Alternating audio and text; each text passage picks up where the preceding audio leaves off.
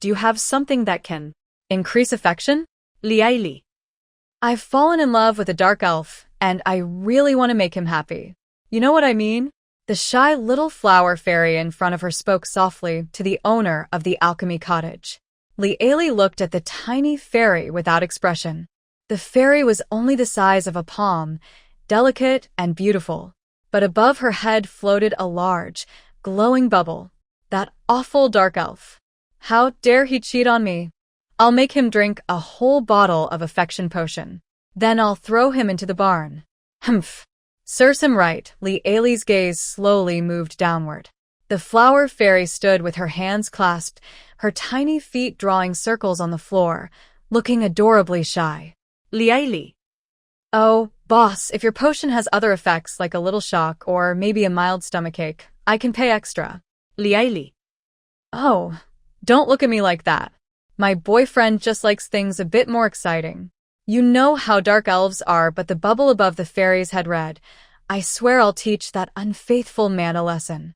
277 gold coins. No bargaining, Li said, placing a pomegranate-colored potion on the counter. Hearing the price, the flower fairy gasped. Why don't you just rob me instead? Li replied calmly, all those extra effects cost money. If you only want the basic affection potion, it's 157 gold coins. In the end, the flower fairy fluttered her tiny wings, hugged a reagent bottle almost as big as herself, and left the alchemy house at the end of the black market alley in the Chaos District, muttering under her breath. 274, 275.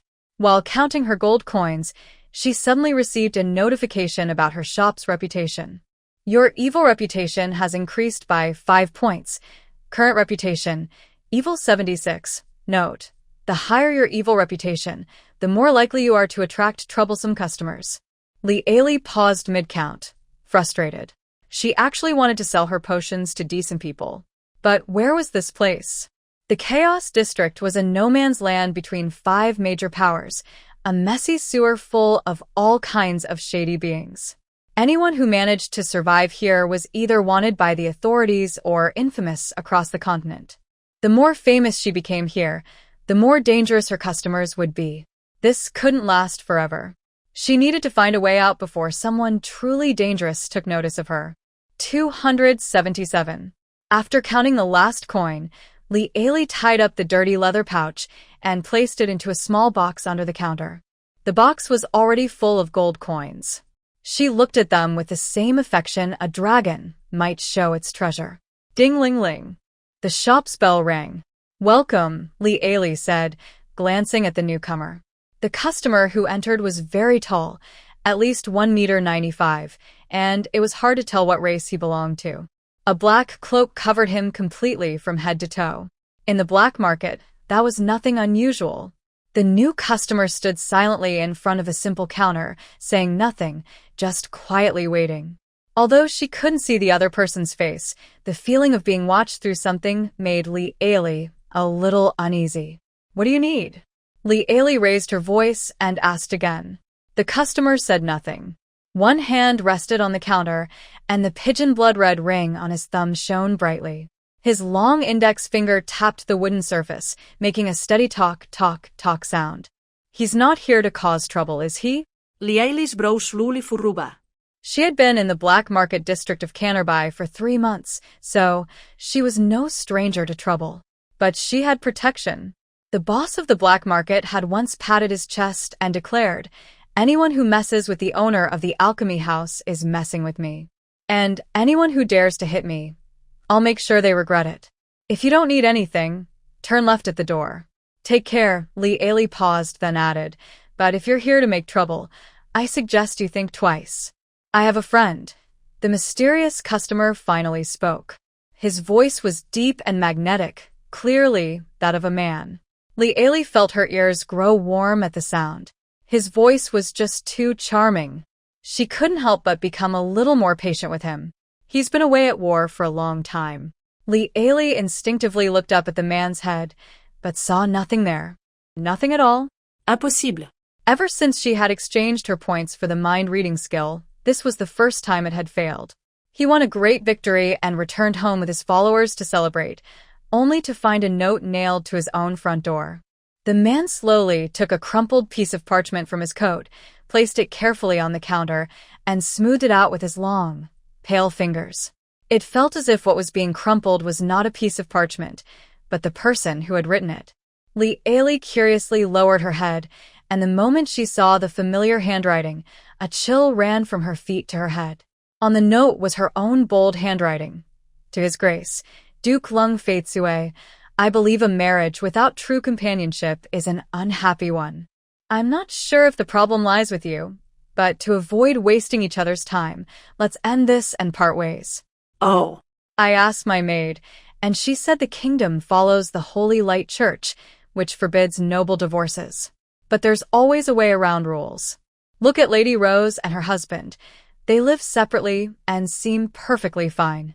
So, even without official papers, if we both agree, living our own lives is no different from being divorced. From now on, our paths will no longer cross. I also wish you a quick recovery and hope you find someone who truly suits you. Your wife, no, your former wife, Li Ailey. Li Ailey. Tell me, the man, no, Duke Lung Faitsue, Arthur Lung Faitsue, asked in his usual calm tone, what should my friend do with this woman? But that calmness was even more terrifying. Li Ailey forced a stiff smile, her feet slowly edging backward. Then, when the man wasn't looking, she dashed toward the back door of the shop faster than she ever had in her life. The mysterious guest, the Duke, stood motionless, as if certain his prey could not escape. Li Ailey burst out of her little shop, only to freeze in shock. The once dirty and chaotic Black Market Street was now surrounded by knights in black armor. The knights raised their dark blue banners high, each embroidered with a crest of a shield, a sword, and a wolf's head. Anyone from the Kingdom of Clark who saw that flag would instantly lose their courage. The people in the black market were terrified, trembling like frightened animals with no will to resist. They looked like a group of groundhogs driven out of their burrows. The boss of this street, the man known as Thomason the Ripper, who was also Li Ailey's biggest supporter, was now lying on the ground, pretending to be dead. He collapsed at a knight's feet, looking exactly like a corpse. Li Ailey. Big brother, is this what you meant by standing together through thick and thin? Where exactly is your loyalty now? Two knights from the Cold Jade Order stepped forward. They were clad in full dark mithril armor, with only a narrow slit in their helmets revealing their cold, sharp eyes. On their chests was the crest of the Duke of Cold Jade, showing that they were knights sworn to serve him with absolute loyalty. Without a word, the two made a polite gesture, inviting her to follow. Li Ailey. She had no choice but to return to the small shop.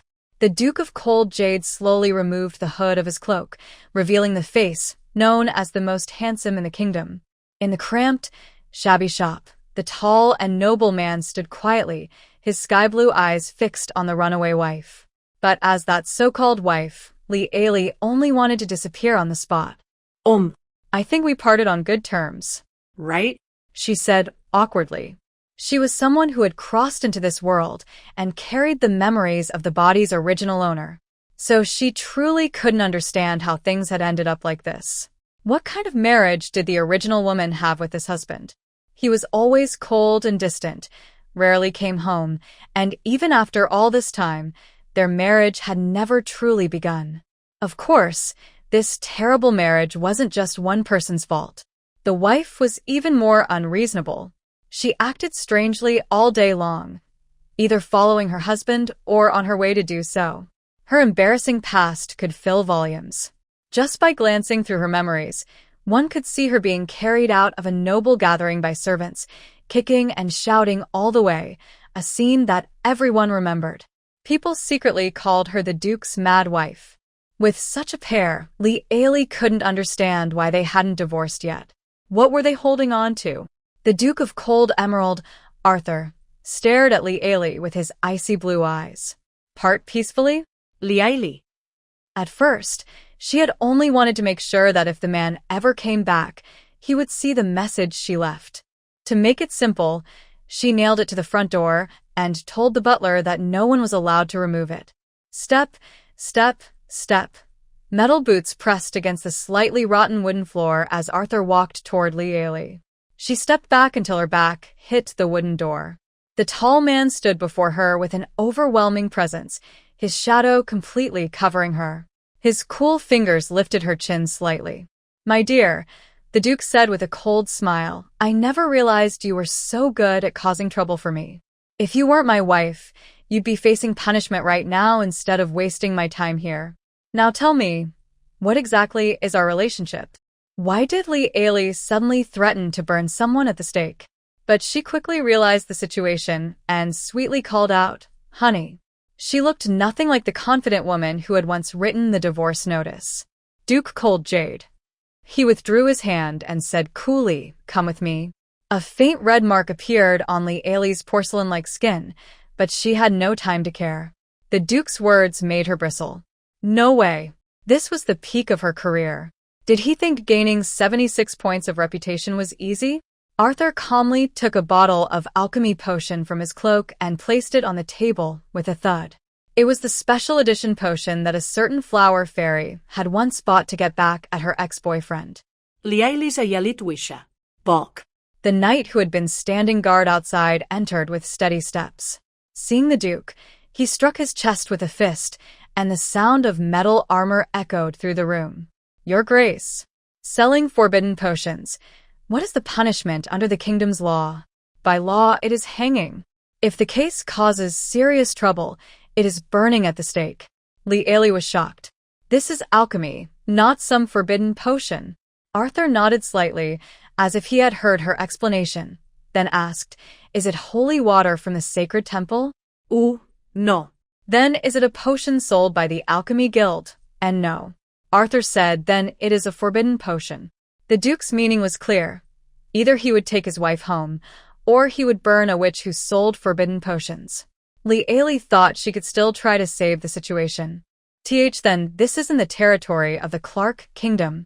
Why should I be punished under its laws?" Knight Balk replied honestly, "Madam, this land has already been taken by the Cold Jade Knights. According to the Continental Treaty, it now belongs to His Grace, the Duke." Liali. "Good afternoon, Duchess."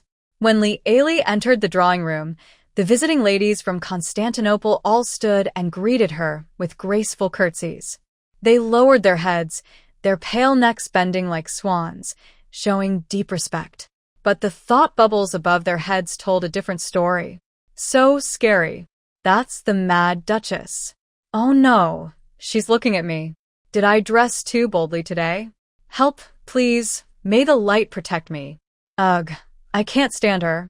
If not for her, Balk would have come home long ago instead of following the Duke around because of this strange woman. Poor Balk, he should have seen the new nightgown I made 2 weeks ago. Liali.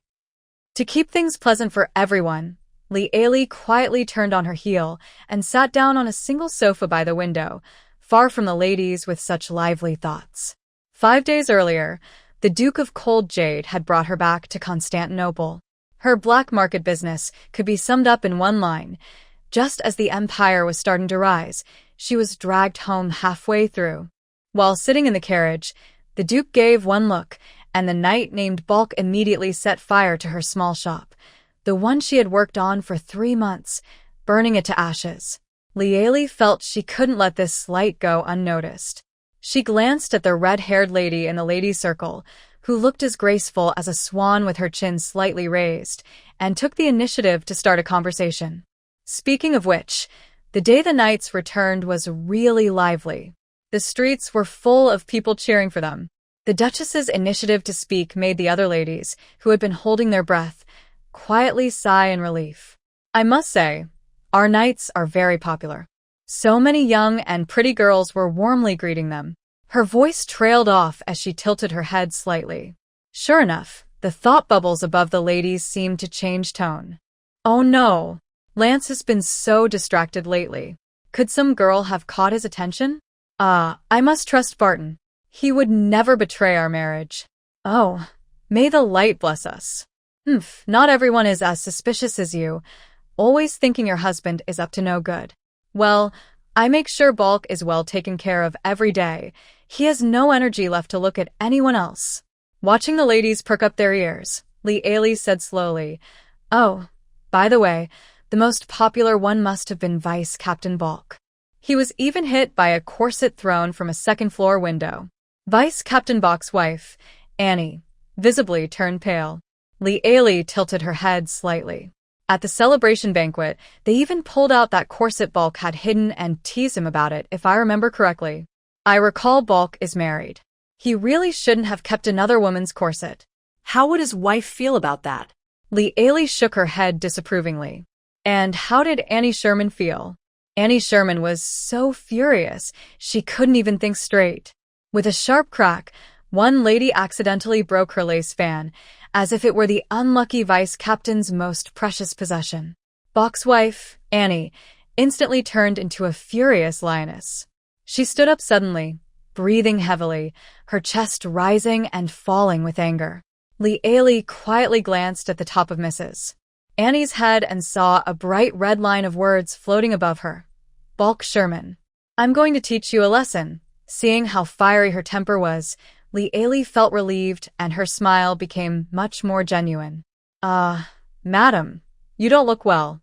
Are you feeling unwell? Would you like to go home and rest first?" Li asked kindly. Annie, eager to go home and deal with her troublesome husband, skipped the formalities and said directly, "Then I'll take my leave." Watching the red-haired beauty storm out, Li silently prayed for the vice captain. "O light above, please protect Knight Bulk. Just don't let his punishment be too easy." Li showed a sincere smile, which made several ladies secretly watching her blush. My goodness, the mad lady is so beautiful. It's hard to believe that such a lovely woman is the same one rumored to have embarrassed the Duke. After Mrs. Annie charged home, the living room once again fell into an awkward silence. Li looked at the group of ladies speechlessly, truly unable to understand why they had come. "I mean, if you're all so afraid of me, why come here to suffer?" she asked. "Because our husbands drew lots," one of them replied. "The knights who drew the red lots, their ladies will enter Constantinople today to accompany you," one lady answered without hesitation. The other ladies fell silent. Li watched as the delicate faces around her turned pale, once again realizing how infamous her reputation was. Lily, you're getting funnier every day. What a joke. You're so humorous." Li gave the lady who tried to smooth things over a single glance, and the woman immediately trembled like a frightened bird, her thoughts practically screaming in panic. Like a startled hen. Meanwhile, Lady Lily blinked her large, confused eyes. "But I'm not joking. George told me so himself. He even apologized to me. Vice Captain Bulk drew the lots, and he got the red one. That's why Lady Annie came, isn't it?" The lady who had tried to cover up the situation nearly fainted. Fortunately, cheers from outside broke the tense silence in the room. The ladies rushed to the window, eager to look out.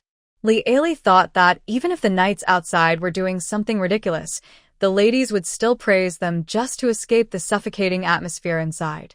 Oh! Another loud cheer erupted, and even Li turned her head to look. On the sunlit field, men rode their war horses bare-chested, swinging long-handled mallets. 3 or 4 horses collided as their riders fought for a flying enchanted ball. As Li watched, the memories of her body's former owner stirred. This was the nightly sport of Fenin Polo, a game highly popular among the nobility. Its popularity was probably as high as the World Cup in Li's previous life. The handsome Duke, with black hair and blue eyes, made a perfect strike.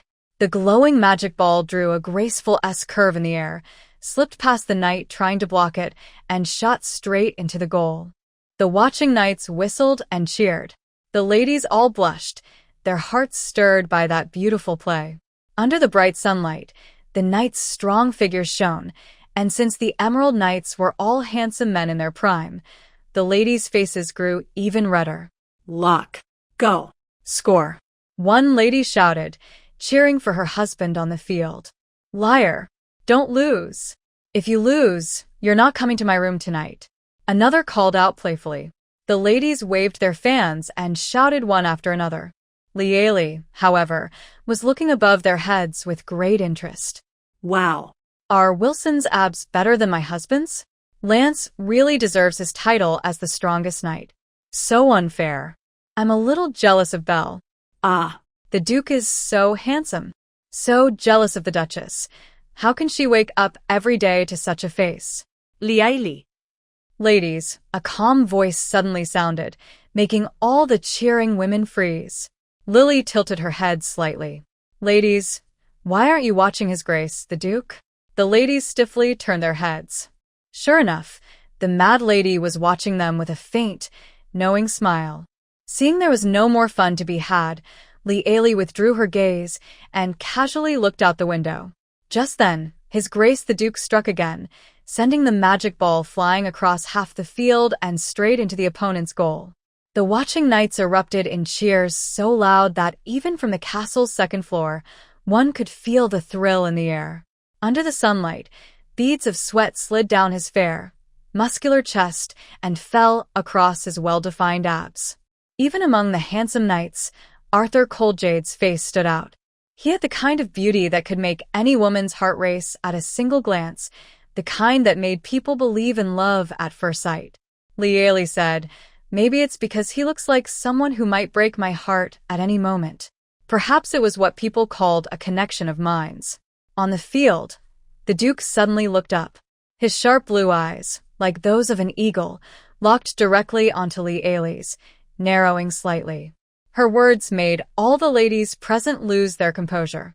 They could no longer handle such a pleasant afternoon tea, and one by one, they pretended to feel unwell and left early. Seeing everyone leave, Lily followed their example. Before going, the lively young woman dared to speak to Lieli. Madam, I think you're not quite like the rumors say. Lieli looked at the petite woman with freckles across her nose and raised an eyebrow slightly. Lily waved cheerfully and hopped away like a little bird. Now unexpectedly alone, Lieli took the chance to lock the small sitting room door before her maid returned. After locking it, she turned the golden ring on her finger. The space around her began to twist, and an ancient, carved door appeared out of thin air. She reached out, pushed it open, and stepped through. With just one door between them, she entered another world. After entering the alchemy house space, Lieli felt her whole body relax. On the grassy field stood a 2-story stone building, the center of the space, the alchemy house. Lieli walked around the house and headed straight for the back garden. The moment she stepped into the garden, she froze. Because the Campbell Black Market shop was destroyed, your evil reputation has suffered a major loss and dropped to 0. Your current evil reputation, 0. Your current good reputation, 0. Only a few magical plants are growing in the back garden. Please harvest them before sunset to prevent them from withering. When her evil reputation was 76, she could collect more than 50 magical plants a day for making alchemy potions. But today, after searching the entire garden, she found only 1 water flower and 1 taro root. From a wealthy young lady to someone nearly broke, what caused this? Answer: a man named Arthur Coldjade. Holding the 2 magical plants, Lieli thought about how she once disliked having 76 evil reputation points. Darn it! She was so angry she could hardly breathe. She had to find a way to get rid of Arthur Coldjade. Lieli brought the 2 magical plants into the alchemy house. The first floor contained only a large crafting table. The paths leading to the basement and the second floor were blocked by dark barriers. On the table sat an old copper cauldron, a stone mortar, a bellows for the fire beneath the cauldron, and a long-handled copper ladle for adding water. Lieli casually placed 2 magical plants into the mortar, solving the problem of the potion's power fading away. This was a small bug in the alchemy room. Any magical plant placed in the mortar would have its properties preserved. However, the mortar was small and could only hold a few more stems before it was full. Clearly, this trick was not a long-term solution. Inside Constantinople, Lieli didn't dare stay in the alchemy room for too long. Just as she stepped out, the living room door was suddenly kicked open with a loud bang, startling her so much that her heart nearly jumped out of her chest. Arthur Coldjade's icy blue eyes swept across the small living room. his black boots pressed into the soft handmade carpet. The Duke's dark hair clung to his pale forehead with sweat. He had clearly just been training, and his presence was intense and commanding. Li instinctively took a step back, then steadied herself and asked cautiously, "What are you doing?" Arthur Cold Jade moved closer, step by step. Li retreated until her back hit the wall. The Duke raised one hand and braced it against the wall, trapping her between himself and the wall. "I told you not to cause trouble under my watch." The tall, handsome man lowered his head slightly. "Did you forget, or do you just not understand?" Li pushed against his chest with her hand. "I don't know what you're talking about." The Duke didn't move. His expression remained cold as he caught her wrist. His icy blue eyes lingered on her pale wrist for a moment before he let go and pushed her hand aside. "This is your last warning. Don't let me catch you again." With that, Duke Cold Jade turned and left. Li felt uneasy. Was it just her imagination, or could that man actually sense that she had entered the alchemy house? The next morning, Li stretched lazily by the window. Today's maid seemed a bit strange. She followed closely behind, never leaving her side, which made Li feel uncomfortable. Outside, the knights were training on the green field. Nightbok's face looked absolutely terrible, covered with handprints and scratches. It resembled a scratching post after a cat had gone wild. Yet, he still managed to keep a straight face while watching the knights train. From a distance, Li admired Lady Annie's masterpiece with great satisfaction. She quietly made a sign of light over her chest, thanking the god of light for his blessing. Oh, then she saw Arthur Cold Jade walk out of the castle and get into a carriage. A group of knights broke off from training to escort the carriage away. Seizing the chance, Li slipped into the alchemy house. But before she could celebrate, she received terrible news. Because no alchemy potions had been sold, her reputation for the day was still an awful zero. As a result, her back garden had once again reduced its production. Today's harvest was only one fire bellflower. At this rate, by tomorrow, her garden might not produce even a single magical plant. The situation was dire. No reputation equals no materials for potions equals no alchemy potions equals the alchemy house might soon become useless. She took stock of her total assets: one water bloom, one Terra root, one fire bellflower. And that was it. That was all. Earning fame by relying on these 3 magical plants? But what if she chose the wrong potion and couldn't sell it in the end? Wouldn't that mean losing everything? Then the alchemy house, her greatest advantage, would be useless. Thinking of this, she broke out in a cold sweat. After leaving the alchemy house, Li paced anxiously around the room. What should she do? What kind of potion should she make? And who should she sell it to in order to gain the most reputation? Just as she was worrying, her maid knocked carefully on the door. Li scratched her hair in frustration. She was sure that the maid's cautious behavior must have something to do with that Duke. "Madam, the wives of the knights have arrived. They are waiting for you in the small sitting room on the south side of the 2nd floor." After the war and the victory banquet, it was time to comfort the families of the knights who had been injured or lost their lives. This was also the Duchess's duty.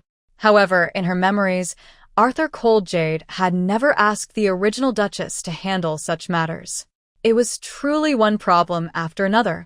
The crisis with the alchemy house wasn't solved yet, and now that strange Duke seemed to have his eyes on her again. What should she do? When the slightly dazed Li entered the sitting room, the waiting ladies all stood and greeted her politely. "Good afternoon, madam." Unlike the confident ladies who had visited yesterday, today's guests looked sorrowful. Even their carefully applied makeup couldn't hide their sadness. Li instinctively glanced at the tops of their heads. Edward. While I was away, would he have done something foolish? Why did they have to attack Lord Kellen's lands? If the knights hadn't taken so much of Lord Kellen's territory, the Holy Church wouldn't have refused Edward's treatment. If not for that, Edward wouldn't have lost hope. What should I do? Without Edward, I don't want to go on living either. Fortunately, we don't have any children yet.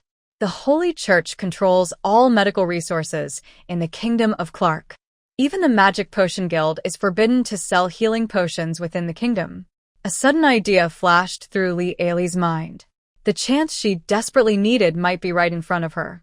"Excuse me," Li Ailey said decisively, walking up to the lady. "Would you like to take a walk with me in the garden?" Everyone's eyes turned toward them. Why is the mad lady talking to Joanna? Poor Joanna. I heard her husband, Sir Edward Martin, the Grand Knight Commander, might not survive. The ladies around Joanna exchanged uneasy glances. "Duchess, perhaps I could accompany you instead," one kind lady offered timidly. Li Ailey looked at Joanna, whose eyes were filled with emptiness, and said, "There's a special flower in the back garden. When all the other flowers are in full bloom, it withers. But just when you think it's dying, the roots bloom with the most beautiful flower of all. I found it fascinating, so I named it Hope. Would you like to come see it with me?" After hearing this, Joanna stood up almost without thinking. "Madam, I'd love to see such a wonderful flower." Li Ailey politely declined the other lady's company and walked with Joanna toward the back garden. On the way, she asked casually, "Did the church refuse to treat the injured knight this time?" Joanna's body trembled slightly. "Yes, madam. I know Edward is loyal to the Duke, but as his wife, it's hard not to blame the Duke for his stubbornness. There are so many noble territories in the kingdom. Why is he determined to attack the lands of the Karan family? You know, the Karan family's young lady has a special status. She might be chosen by the Holy Church of Light as a candidate for the next Saint of Light. Could it be that the Duke plans to go to war with the Church of Light?" Li Ailey calmly withdrew her gaze, secretly amazed by the important information she had just overheard. Arthur Coldjade's eagerness to bring her back might indeed hide some deeper plan. But for now, that didn't matter. Li Ailey stopped before a field of white flowers. This is the place. The flowers were truly unusual. Countless tiny white blossoms bloomed on yellow-green branches. The leaves had all turned yellow and fallen, becoming nourishment for the soil. Yesterday, the maids told me these are called phoenix flowers, but I think a life this strong and resilient should be called hope instead. What do you think, Joanna? Joanna crouched down and gently held a branch full of small white flowers. "She's beautiful. I'd like to take one back and give it to my husband. May I, madam?" Li Ailey also bent down, her hair falling forward, hiding the quiet conversation between the two ladies. "What if I told you I have a special potion that might heal your husband? Would you want it, Joanna?" Li Ailey said seriously, "If you wish to hold on to hope, come find me in Constantinople tomorrow." While the rather strange Duke was still away, Li Ailey dismissed her maids, slipped into the washroom, locked the door behind her, and entered the alchemy room once again. 3 magical plants were still stuck in the mortar, caught in a strange glitch. Li Ailey quickly pulled out the fire bell and the root of Terra, placing them on a clear spot nearby.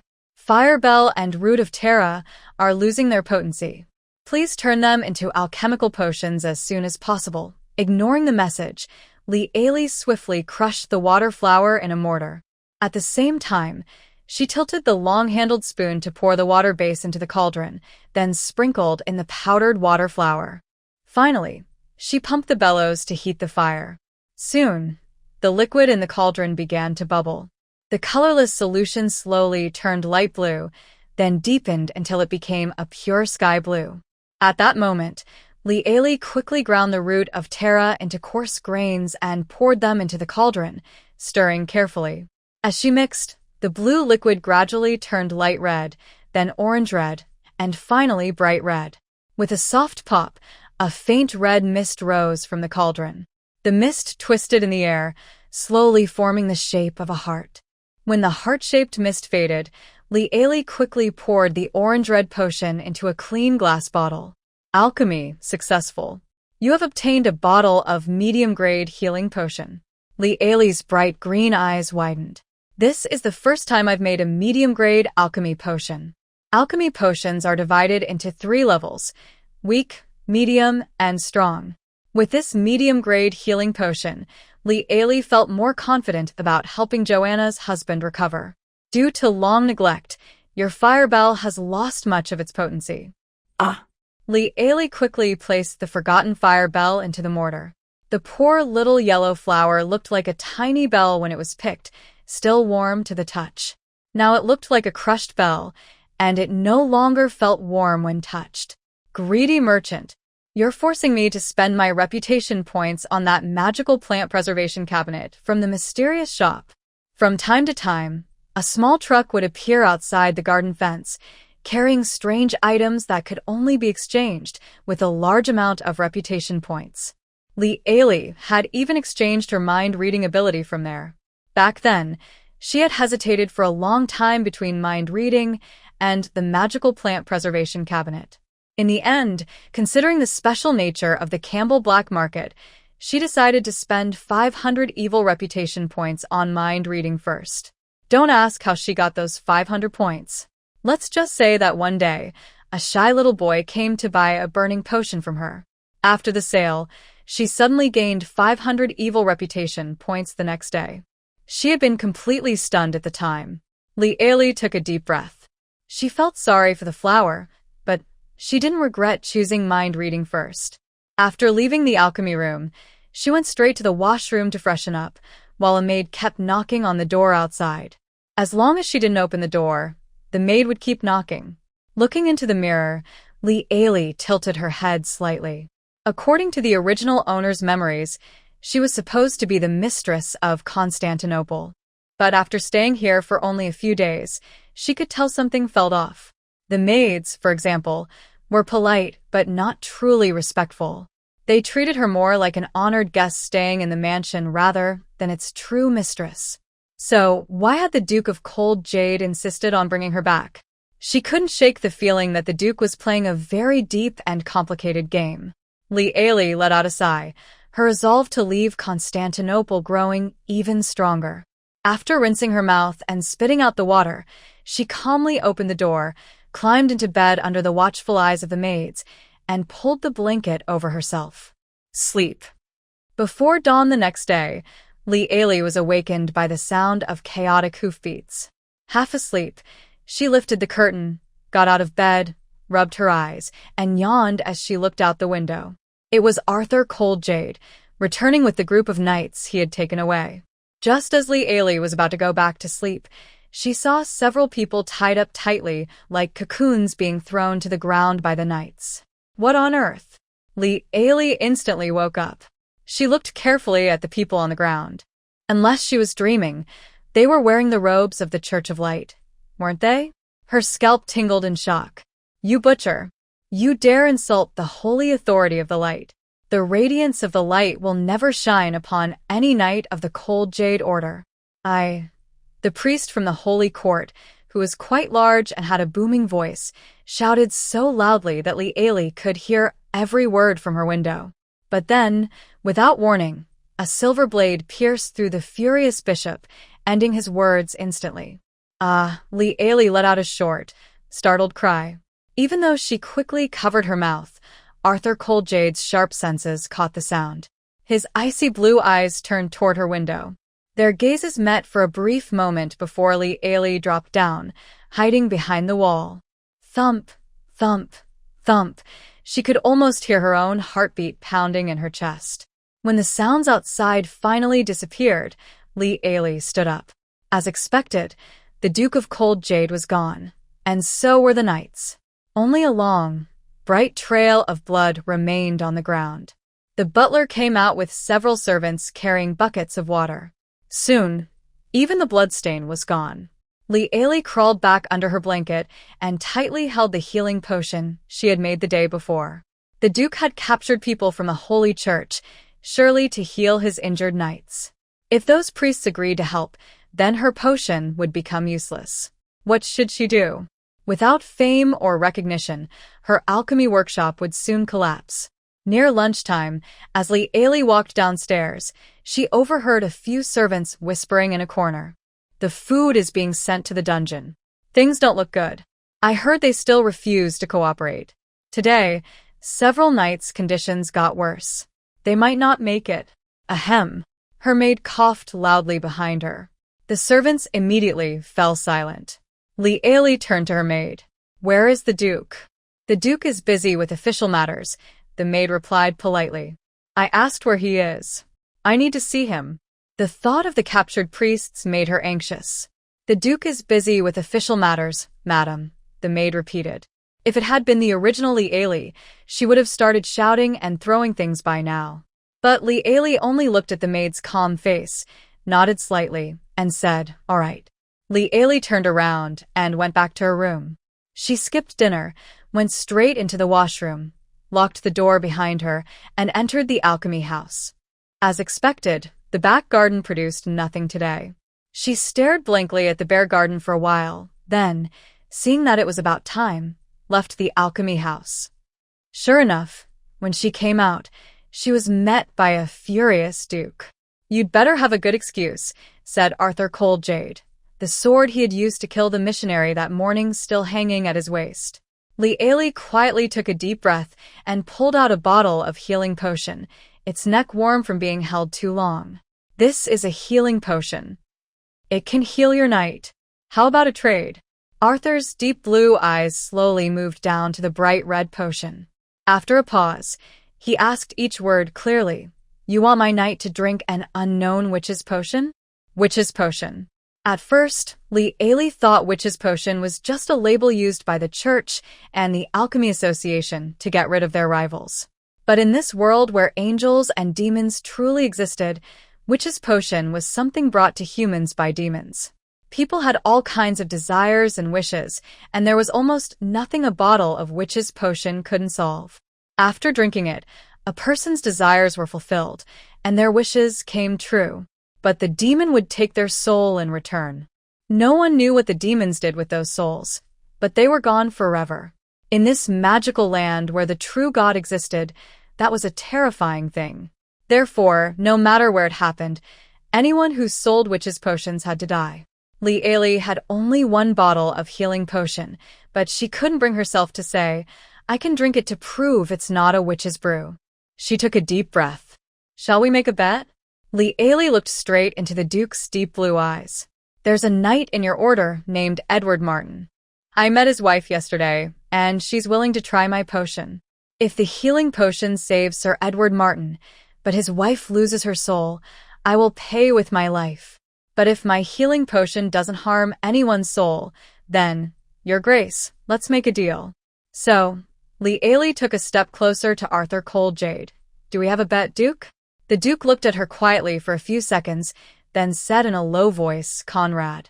A gray-haired butler in a black tailcoat entered and bowed respectfully. "Yes, sir. Prepare the carriage. We're going to the Martin estate."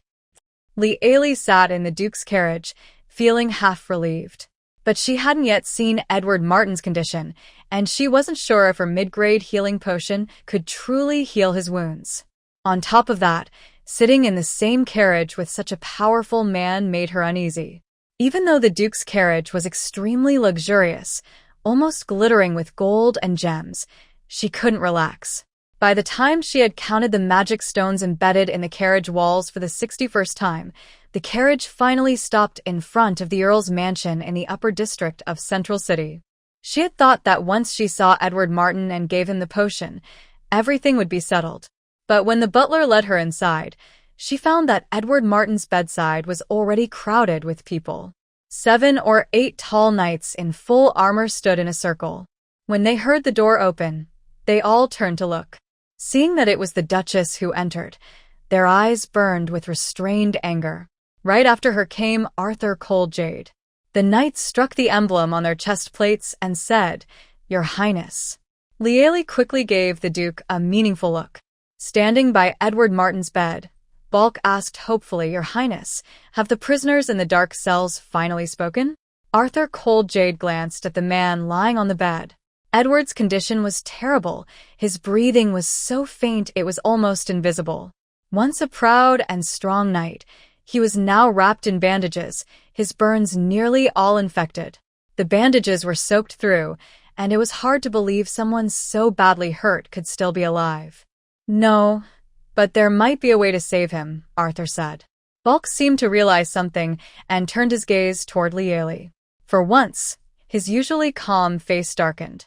"Forgive me for speaking plainly, Your Highness. Lady Lieli misled Edward's wife. If we hadn't arrived in time today, who knows what might have happened. Lieli had been wondering why Edward's condition had suddenly worsened and why his wife hadn't come to her for help. Hearing this, she finally understood. These knights had kept her away. Arthur Coldjade said nothing. Behind Bulk, a brown-haired knight could no longer hold back his anger. Your Highness, that was forbidden magic. If Edward wakes and learns that Joanna gave up her own spirit to save him, he would rather have died himself. Lieli couldn't hold back any longer and spoke out, "This is not witch medicine." The knights looked at her with cold, sharp eyes. She quickly added, "I made a bet with His Highness. If this is witch medicine, I'll pay with my life." The knights were even more stubborn than she expected. Several of them stood firmly in front of Edward's bed, refusing to move, though a few began to hesitate. Seeing Edward's life fading away, Lieli grew anxious. Duke. If we delay any longer, even a medium-grade healing potion might not save him. The air in the room grew tense. The silent Duke of Cold Jade finally looked up at the worried Lieli and gave an order. "Bulk, step aside." Bulk stared at the Duke in disbelief. Arthur Coldjade spoke slowly and clearly, "If what she gives Edward Martin is witch medicine, I will personally take her life." Bulk's eyes turned red, but the two senior knights beside him exchanged a glance, then pulled him aside, clearing the way for Lieli. When Lieli took out the healing potion, she realized her hands were trembling slightly. Seeing the potion's bright red color, Bulk immediately panicked. This is witch medicine. Even the two silver-ranked knights couldn't hold him back. With a sharp sound, he drew his sword. Lieli felt a chill sweep past her as Bulk, eyes blazing, pressed the blade against her neck. Instinctively, she turned to look at Arthur Coldjade. For a moment, she thought she was seeing things. His icy blue eyes seemed to change, the pupils narrowing into the slitted shape of a serpent or a lizard. Then, the knight's sword slipped lightly from his hand, leaving only a faint red mark on her neck. Bulk suddenly fell to his knees, clutching his head in pain. Arthur Coldjade walked forward step by step. With a flick of his foot, the fallen sword flew into his hand. Resting both hands on the sword's hilt, he said in a deep voice to the stunned Lieli, "What are you waiting for?" Lieli dared not think about why he was standing behind her like that. She reached out, pried open Edward's jaw, and poured the potion down his throat. Gulp, gulp. The red potion flowed into Edward Martin's stomach. The knights instinctively held their breath, watching him closely. When the bottle was empty, Lieli also held her breath, carefully observing Edward's condition. Arthur Coldjade raised the shining knight's sword. Lieli closed her eyes, without thinking. A cool breeze brushed her cheek. When she opened her eyes again, she saw that the bandages on Edward Martin's hand had been cut away. The hand that had been badly burned was now completely healed. The soft, new skin looked as smooth as a baby's, leaving the knights in the room wide-eyed with shock. This is a miracle," one of the senior knights murmured. "Go check if his wife's soul has been taken by the devil," Arthur Coldjade said calmly. A senior knight hurried out. Lieli's heart pounded like a drum. Thump, thump, thump. "You have healed Edward Martin, the senior knight of the Coldjade Order, in front of everyone. You gained 26 points of kindness reputation. It worked." Lieli finally let out a long breath, her heartbeat slowly calming down. Joanna was safe and sound. When she rushed into the bedroom, Edward Martin was just sitting up in confusion. Like a swallow returning to its nest, Joanna threw herself into her husband's arms and burst into tears. Understanding the situation, Lieli quietly left the room and got into the carriage heading back to the Duke's mansion. She couldn't help feeling anxious to see the back garden of the alchemy house. Her heart was restless, and she wished she could teleport straight to Constantinople. Inside the carriage, Arthur Coldjade sat across from her, watching her the whole time. When they finally arrived, Lieli hurried to get out and almost missed a step. Fortunately, a pair of strong hands caught her arm and gently pulled her back. She stumbled slightly and bumped into the Duke's firm chest. At that moment, she caught the scent of marigolds and a calm, Deep voice spoke beside her ear. Be careful, my dear. Liaili. After making sure she was steady, the man slowly released her hand. May I have the honor of sharing dinner with the lovely lady? Then, the Duke's tone changed slightly. Let's talk about the deal you mentioned earlier. There were 6 or 7 banquet halls in Constantinople. Usually, Liaili dined in the small dining room on the south side of the 3rd floor, but today she was invited to the Duke's residence on the north side, 2nd floor. The entire hall was lit by magical lamps, and the long banquet table was covered with blooming flowers. Male attendants in black tailcoats stood neatly on both sides of the table. One of them stepped forward respectfully and pulled out a chair for Liaili. As soon as she sat down, the tall and handsome Duke entered the room. Arthur Coldjade wore a deep red velvet cloak draped over his shoulders and a royal blue sash decorated with gem-studded medals. He possessed both the most striking looks and the kind of charm that could easily win any woman's heart. This was the first time Liaili had dinner with the Duke of Coldjade since their marriage. The servants began to serve the dishes. The appetizers were cold plates, slices of sausage, some salad, and pickled vegetables with a sweet and sour taste. Sitting at the other end of the long table, the Duke waved his hand, and the servants quietly left the hall. I need you to give me that red potion. What do you want in return? The food on the Duke's side was clearly much better than what was served in the southern wing. Liaili had been eating roasted and smoked meat for days, and was already tired of it. Now, she picked up a piece of cold sausage with her fork. It was mixed with chopped spices and covered in a sauce of tomatoes and onions. The smell was quite nice. Curious, she took a small bite and chewed slowly, like a little hamster. Arthur Coldjade rested his chin on one hand, quietly watching her finish the entire plate of sausage. As for my conditions, I've thought of 3 so far. Can you agree to them? Liaili wiped her mouth gracefully with a napkin and looked straight at him, calm and confident. Without hiding her boldness, she gave her Duke husband a sweet smile. Dear, don't you think that's a bit much? The Duke lifted his wine glass and gently swirled the dark red liquid inside. Tell me, dear. First, I want a divorce. The Duke's hand froze. Drops of red wine spilled onto the embroidered tablecloth, leaving small crimson stains. No. Liaili shrugged and lowered her head to deal with the salad in front of her. It was a special dish created by a noble from the Fernan Empire and named after himself. Arthur, the Coldjade, watched as Liaili finished a small plate of salad. His long fingers began to tap the table casually. You know, the Holy Light Court doesn't allow nobles, especially high nobles, to get divorced. Liaili snaratinwarli. If you had said that before, I might have believed it. Duke Coldjade dared to openly imprison members of the Holy Light Church in the dungeon. No one would believe he's afraid to divorce, not even a dog. Arthur, the Coldjade, looked at her for a while and slowly said, But I need at least a year. After a year, we will divorce. Liaili couldn't help but bargain. 3 months. Arthur, the Coldjade, said expressionlessly, Then don't divorce. Liaili changed her tone. I think a year is very good. Arthur, the Coldjade, was silent. He picked up a bell and asked the servants to bring the next dish, a creamy soup.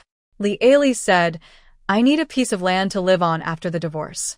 Just be honest, if you give me a piece of land, I want to be a lord. Her secret was too important. Being on someone else's land was always unsafe, and it was inconvenient to be dependent on others.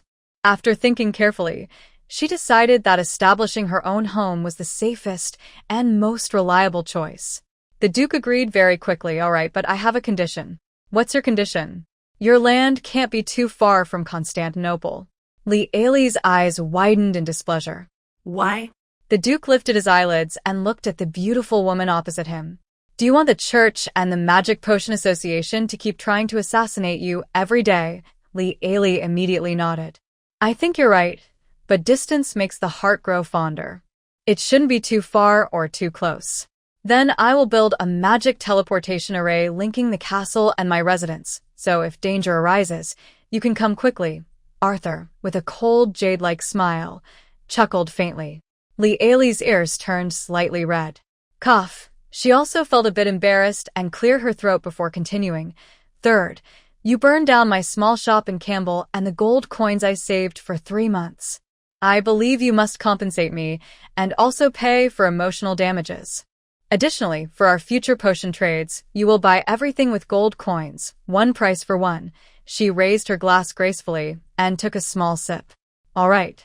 When can you give me the potions? First, give me 1,000 bottles. Suddenly, Li Ailey's red wine sprayed out in surprise. She had only collected 33 rare plants today, and only about 20 of the ingredients needed for healing potions. Fortunately, water flowers and taro roots are basic materials. With tomorrow's harvest from the garden, she could at most produce 10 bottles of healing potion. Li Ailey took a deep breath. Your Grace, do you think I can conjure these things out of thin air? Arthur, with a calm expression, finished a bowl of creamy soup, put down a silver spoon, and looked up at her. What do you mean? It means that I can only give you, at most, 10 bottles of healing potion tomorrow, Li Ailey replied. This amount is more than enough to treat the severely injured knights in the Night Order. The Duke's face visibly darkened, and Li Ailey quickly thought of a sneaky plan. Actually, I have an idea. If the grandeur of Constantinople rivaled that of the royal city's Platinum Palace, then its underground prison was as terrible as a hellish abyss. Tick-tock, tick-tock. Water seeped through cracks in the rocks, dripping into a dirty, broken bowl. Clad in ragged clothes, Bishop Hillman crouched on the ground, staring fiercely at the broken bowl. When he saw the water nearly fill the gap, he greedily lifted it and drank it all. Gulp, gulp. The swallowing sounds echoed loudly in the silent, dark cell. Darn it! Who's stealing food? The robed bishop, whose white robes were barely visible, crawled out of a rat's nest of rotten grass, cursing. Save your breath, Lowell, an old man with a hoarse voice said weakly, curled up in the straw pile. I can't take it anymore. Maybe we should negotiate. We could heal a few nights, but only if that cursed Arthur Cold Jade kneels and apologizes to the light god. The bishop named Lowell lay back in the straw, still muttering. Hold on, Lowell. They won't kill us. Look, besides offending the archbishop earlier, we're doing fine. Not a single one of us has been harmed. The old man, with a head full of silver hair, tightened his stinky, light god robe. Don't worry. Keep holding on. Even if we don't save a single knight, they won't dare do anything to us. After all, we're missing in the Duke's territory. The light god will protect his earthly representatives. As he finished speaking, a creaking sound was heard, followed by a blinding flash of light illuminating the dark prison. A knight carried a torch and walked down a narrow staircase, lighting all the torches along the wall. The sudden bright light made the priests inside the cage close their eyes. Old Bishop Solomon, with silver hair, tried to open one eye slightly to see what was happening outside. He saw the knights bring down a person. It was a badly injured knight, with a stomach wound that was already infected. Soon, without help, he would pass away. Solomon, calm and composed, lay back on a pile of rotten straw pretending to sleep, but he was secretly watching with half-closed eyes. Do you really think there is no other way besides you and the Magic Potion Society? The knight who had been threatening them for days sneered. He took out a strange red potion. Today, I will show you a real miracle. The potion was poured into the injured knight's mouth. The terrible wound on his stomach visibly healed. That's impossible. Solomon suddenly sat up, eyes wide with shock. Seeing his injured comrade recover, the knight suppressed his excitement and gave a cold smile to the stunned priests inside the cage. Brothers, bring them out and kill them all. Your Highness, we followed your orders and used the miracle potion to heal the bronze knight Edson. The dirty priests accused us of using witchcraft. We executed the 6 priests who slandered the miracle potion. Archbishop Hillman, Bishop Solomon, and Bishop Rowell are willing to use the light healing spell to help the remaining injured knights. A knight dressed in dark mithril armor excitedly reported to Duke Cold Jade. The Duke, sitting behind his desk, listened and then looked at Lily, who was sitting nearby listening in. Your method worked well, Lily. Wait, was that her idea? She only suggested showing the healing potion to the missionaries. When did she say to kill everyone who disobeyed? Because of your potion, Night Cold Jade ruthlessly persecuted 6 innocent missionaries. You gained 691 points of evil reputation. Lily. She felt her vision darken. What does it mean to drop a black pot from the sky? However, Arthur Cold Jade was very pleased with the result.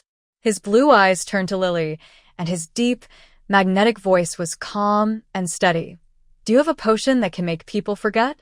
Lily. She took a deep breath. No, I don't. The Duke didn't press her further. He subtly looked at his knight. That's a pity. Lily suspected that if she couldn't make the amnesia potion, the 3 bishops might be sacrificed after being questioned. No, I mean this potion needs to be customized. Arthur Cold Jade patiently waited for her to continue. That it will cost more money, Lily said expressionlessly. Duke Cold Jade. The knight. After finishing their serious talk, Lily left the study. Before closing the door, she faintly heard the Duke say, if we have alchemical support, we could launch another attack during this year's harvest. The Cullen family will definitely make a move soon, so we need to act before that. Lily became more convinced that Arthur Cold Jade was planning something. No matter what, this will undoubtedly turn Constantinople into a center of chaos. Showing off the magic of alchemy potions has undoubtedly saved her fragile alchemy space. However, it also makes leaving Arthur's Cold Jade more difficult. Thinking of this, she returned to her bedroom in the south part of the castle. After healing Edward Martin with an alchemy potion, the housekeeper, acting on behalf of the Duke, asked her if she wanted to move to the north side of the castle. Liali guessed that this was probably the Duke's idea. For whatever reason, she refused. After dismissing the maid, Liali locked her door and used her ring to enter the alchemy room. You currently have 26 points of good reputation. You currently have 691 points of evil reputation. A few harmless, magical plants have grown in the backyard garden. A large number of troublesome, magical plants have grown in the backyard garden. Please harvest before sunset to prevent the magical plants from dying. Liali immediately ran to the backyard garden. The scene before her was a true bumper harvest.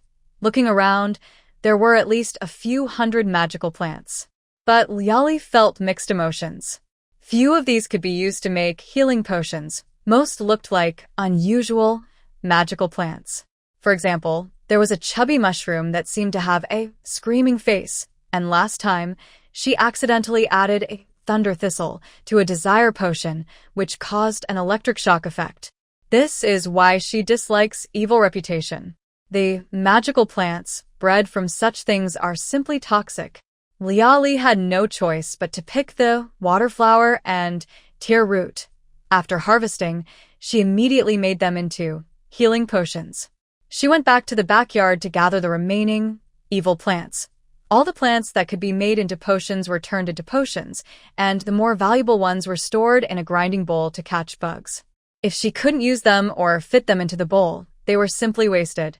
As she stepped outside, she saw a mysterious little truck parked outside the backyard fence, something she hadn't seen in a long time. Liali hurried over to check the goods on the truck. Among the packed items, she immediately spotted the magical plant preservation cabinet. Would you like to spend 500 kind/evil reputation points to exchange for the magical plant preservation cabinet? Yes. Instantly, 500 evil reputation points were deducted, leaving her with 191 points. She looked at the other items, all costing 500 reputation points each.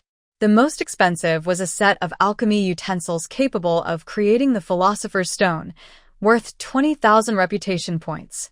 That was a heartbreaking number. Liali reluctantly looked away. When she returned to the alchemy hut, the preservation cabinet had already been placed in the corner. It was about the size of a freezer, but when she opened it, she found the inside was as large as a cellar. You could even climb down with a ladder. The excited woman quickly collected all the evil, magical plants from the garden and sorted them into the preservation cabinet. Holding 9 bottles of healing potions she had made, she was about to leave when she suddenly remembered she needed to make amnesia potions for the Duke. This involved gold coins, so she couldn't forget. Fortunately, she had received many evil, magical plants this time, enough for her to do some research. As Liali left the alchemy hut, She realized she had missed lunchtime in the south. She called her maid and asked, "Is there anything to eat in the kitchen?" She wanted to find something simple to eat. The maid replied, "Your Highness, there is no meal prepared. You might as well go to the north side and dine with your Highness." Li Ailey didn't think much of it. Anyway, her potions were already ready, and she had to deliver them to the Duke. Confidently, Li Ailey went to the study and knocked on the door. "Come in." When she pushed the door open, she saw a group of tall, strong knights inside. The Duke and Vice Captain Bulk, along with 8 senior knights, all turned to look at her. Seeing Li Ailey enter, Vice Captain Bulk bowed very respectfully. "Madam, I am here to deliver the alchemy potions. Also, my maid said I could come here to eat." A senior knight took the potions from her hands very reverently. Because Constantinople was very large, there was a kitchen in both the north and south parts of the castle.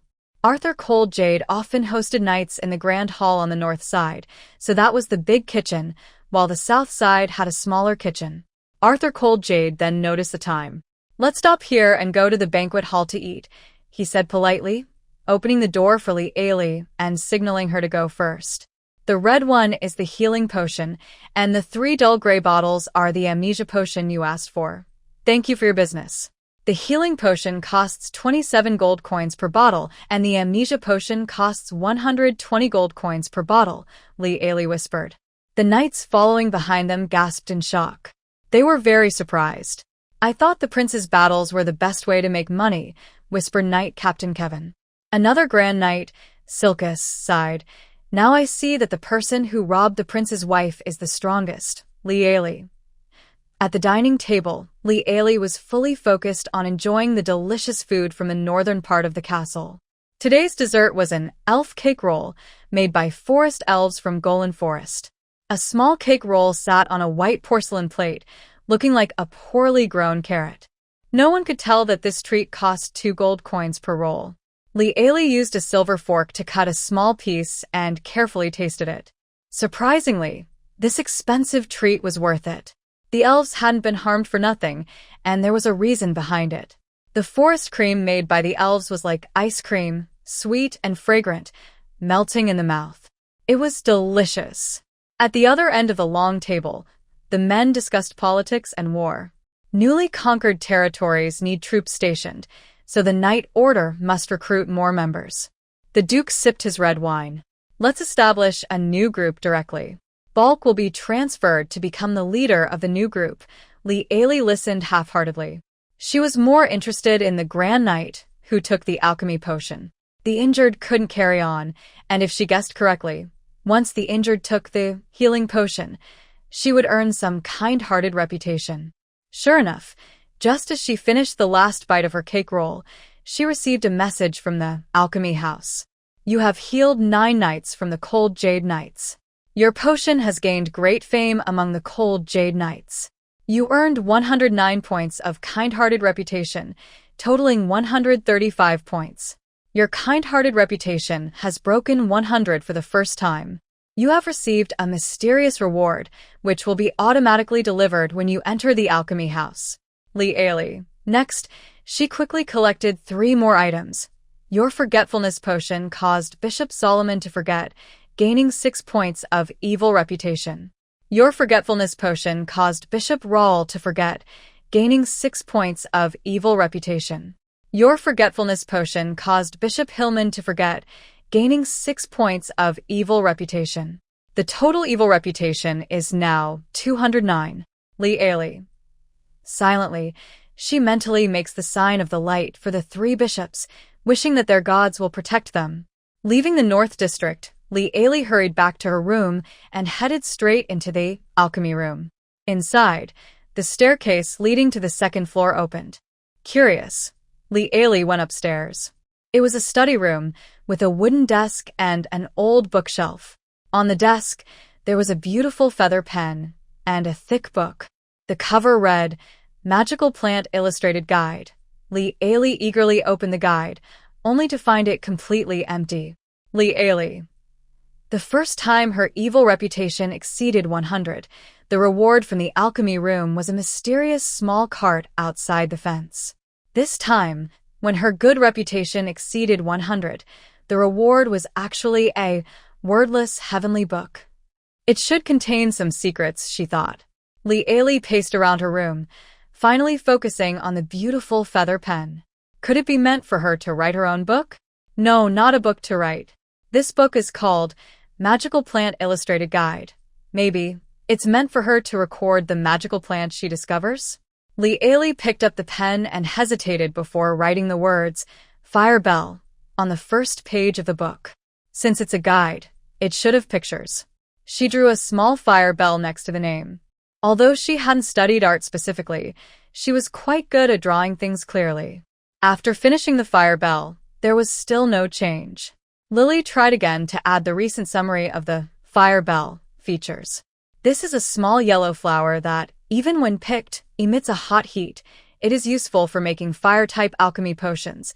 After finishing, she received feedback. Successfully added to the Magical Plant Encyclopedia, Fire Bell. Beginner Herbalist title, 1/200. Lily blinked her eyes in surprise. Then she quickly added all the familiar, magical plants into the encyclopedia, drawing and writing them down. Water flower, taro root, thunder thistle. Constant message notifications kept popping up. After finishing the last entry, stinky mushroom, the alchemy hut prompted, successfully added to the Magical Plant Encyclopedia, stinky mushroom. Beginner herbalist title, 199/200. Today's collection of magical plants was complete. New plants would have to wait until tomorrow. But now she was just one new plant short. This really was driving her obsessive-compulsive side crazy. Fortunately, her good and evil reputation points combined totaled over 300. Tomorrow's backyard garden would surely be a big harvest. But relying only on garden materials wasn't enough. The Duke of Cold Jade casually mentioned 1,000 bottles of healing potion with ease. No, she had to think of a way to improve her material collection channels. There are so many extraordinary creatures in this world. Could magical plants also be quietly growing somewhere nearby? Lily decided to leave a water flower and a taro root tomorrow to give to the Duke, so he could look for them. Leaving the alchemy house, the sky outside had already turned dark. When Lily walked out of the room, the waiting maid immediately approached her. Master Kalmbach just sent over a box, saying it was given to you by His Highness. We placed it in the small study. Would you like to go see it now? Lily was a bit curious. She tiptoed and headed to her small study. On the desk in the study, there was a rather large wooden box. Lily casually opened it. Inside, shiny gold coins filled the box completely. The sight surprised her, and her maid gasped, "My shining god." Lily's heart skipped a beat. She quickly closed the box. "Is there anything else?"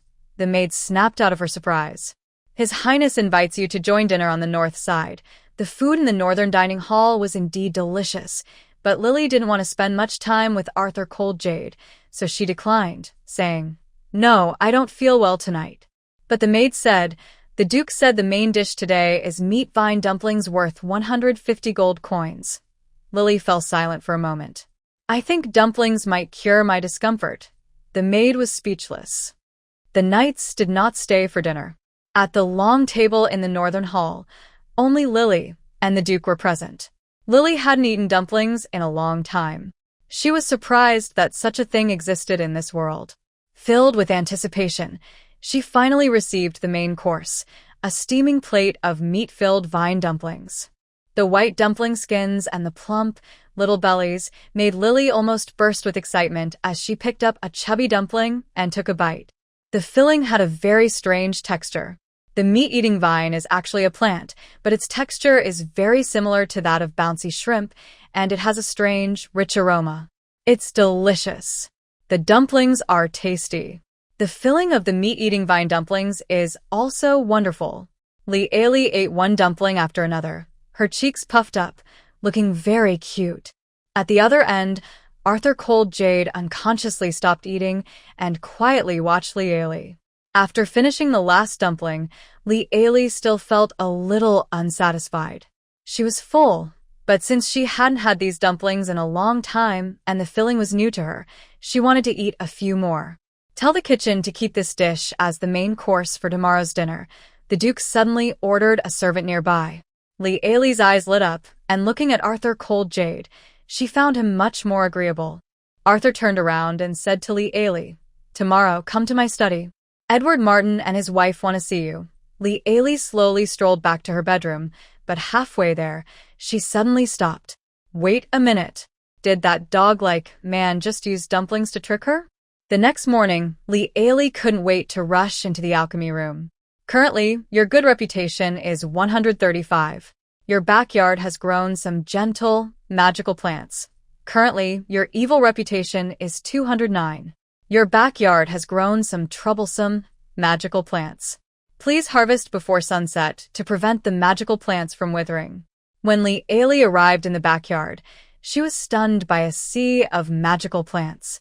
The last time she saw this magnificent scene, she accidentally sold a bottle of flame potion to a mischievous kid. After collecting all the magical plants and carefully storing them in the preservation cabinet, Lily discovered two new types she had never seen before. One looked like a sensitive plant, but its leaves were icy and covered with a layer of frost. When Lily touched the leaves, her finger was briefly frozen by the frost. The frost melted when her finger warmed it. Your improper action caused the frost leaf to lose a small amount of its medicinal effect. Actually, this is a bug in the alchemy workshop. When she harvests new plants, Lily intentionally damages them to trigger the alchemy workshop's notification, which helps her learn the names of new plants. The other new plant looked like a blue dragon fruit, but it had tiny spikes on its surface and felt cold to the touch, like holding a small ice block. She forcefully plucked a tiny spike from it, and the alchemy workshop immediately sent a notification. Your improper action caused the ice fruit to lose a small amount of its flavor. Flavor? Is this meant to be eaten? It's probably a fruit with alchemy medicinal properties. Right now, it's clear that both plants are useful for making ice elemental alchemy potions. In alchemy, if the fire attribute is too strong, adding a little of these plants can help balance the effect. Lily took all the frost leaves and ice fruits into the alchemy room. First, she tried making a potion using only the frost leaves, but it failed.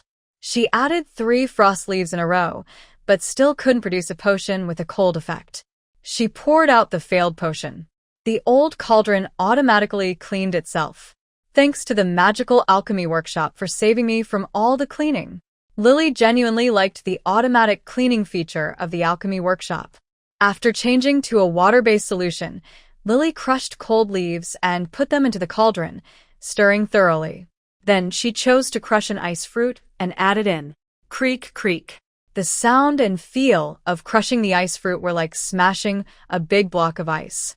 She was quite curious. What kind of creature would like to eat this? After adding the ice fruit to the cauldron, she stirred a few times, then heard a loud bang. The new potion was successfully made. You have successfully created a cold ice potion. Lily immediately went upstairs and added 2 new magical plants to the magical plant encyclopedia. Name of the magical plant: Cold Leaf. Features: small, icy green grass with a layer of frost on the leaves. Do not damage it, as it will affect the potion's effectiveness. Uses: making cold-based potions, such as the cold ice potion. Also used in alchemy to neutralize excess fire elements. Successfully added to the magical plant encyclopedia. Cold Leaf, beginner herbalist title. 200/200. You have earned the title of beginner herbalist. Your professional certificate has been issued. Please check inside the alchemy room. Lily also added the ice fruit to the encyclopedia. Successfully added to the magical plant encyclopedia. Ice fruit, intermediate herbalist title. 201/1000 on the bookshelf upstairs. There was an open green-covered certificate. It read, Beginner Herbalist Certificate of Profession. In the lower left corner, 2 signatures danced across the page. Lily carefully examined the certificate and recognized the signatures as Head of the Alchemy School, Merlin Professor of the Herbology Institute. Michelle, while happy about receiving the certificate, Lily also realized there was a problem. This alchemy house Seems to be more complicated than she thought. But anyway, the alchemy house is her main support for surviving in this dangerous, strange world. After putting down her certificate, Lily turned around to study the newly made ice potion. The potion bottles provided by the alchemy house are made of special materials, so she can't feel the temperature of the icy blue liquid through them. When Lily was at a loss, she suddenly remembered a troublesome question. If she asked the Duke to help find the herbs and they found some, how could she keep the herbs' medicinal properties during transportation? So Lily took out a sample from the fridge. The water flower and taro root start losing their medicinal properties once they leave the fridge. Lily immediately poured the ice potion over them. She saw the deep blue liquid freeze the herbs into 2 large ice blocks upon contact. Successfully preserved the water flower's medicinal properties. Successfully preserved the taro root's medicinal properties. Excited, Lily left the alchemy house with a box of healing potions and a large ice block, heading to the Duke's study. Edward Martin and his wife, Joanna Martin, were already waiting there. Seeing them, Lily remembered that the Duke had mentioned yesterday that they wanted to see her. Feeling refreshed, Lily was a bit disappointed not to see the tall figure of the Duke. "Where is the Duke? He's probably busy establishing a new night order," Edward replied hesitantly. The healed Edward Martin is tall and handsome, completely unrecognizable from the 2 days ago when he was badly burned all over and lying in bed waiting to die. Right now, both the couple have huge bubbles floating above their heads. I have never spoken to the lady before and feel a bit nervous. How should I say it? I want to become a knight loyal to her. I'm so nervous. How should I tell the lady that I want to become her personal attendant? Leali was surprised by what these two people were thinking.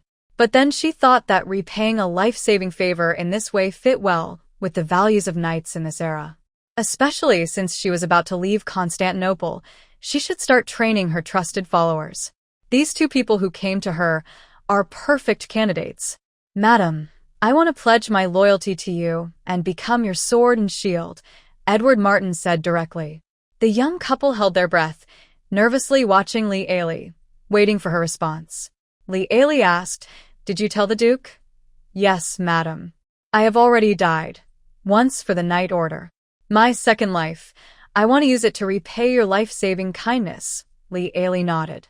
"All right, I agree. Knight, you may now declare your loyalty to me."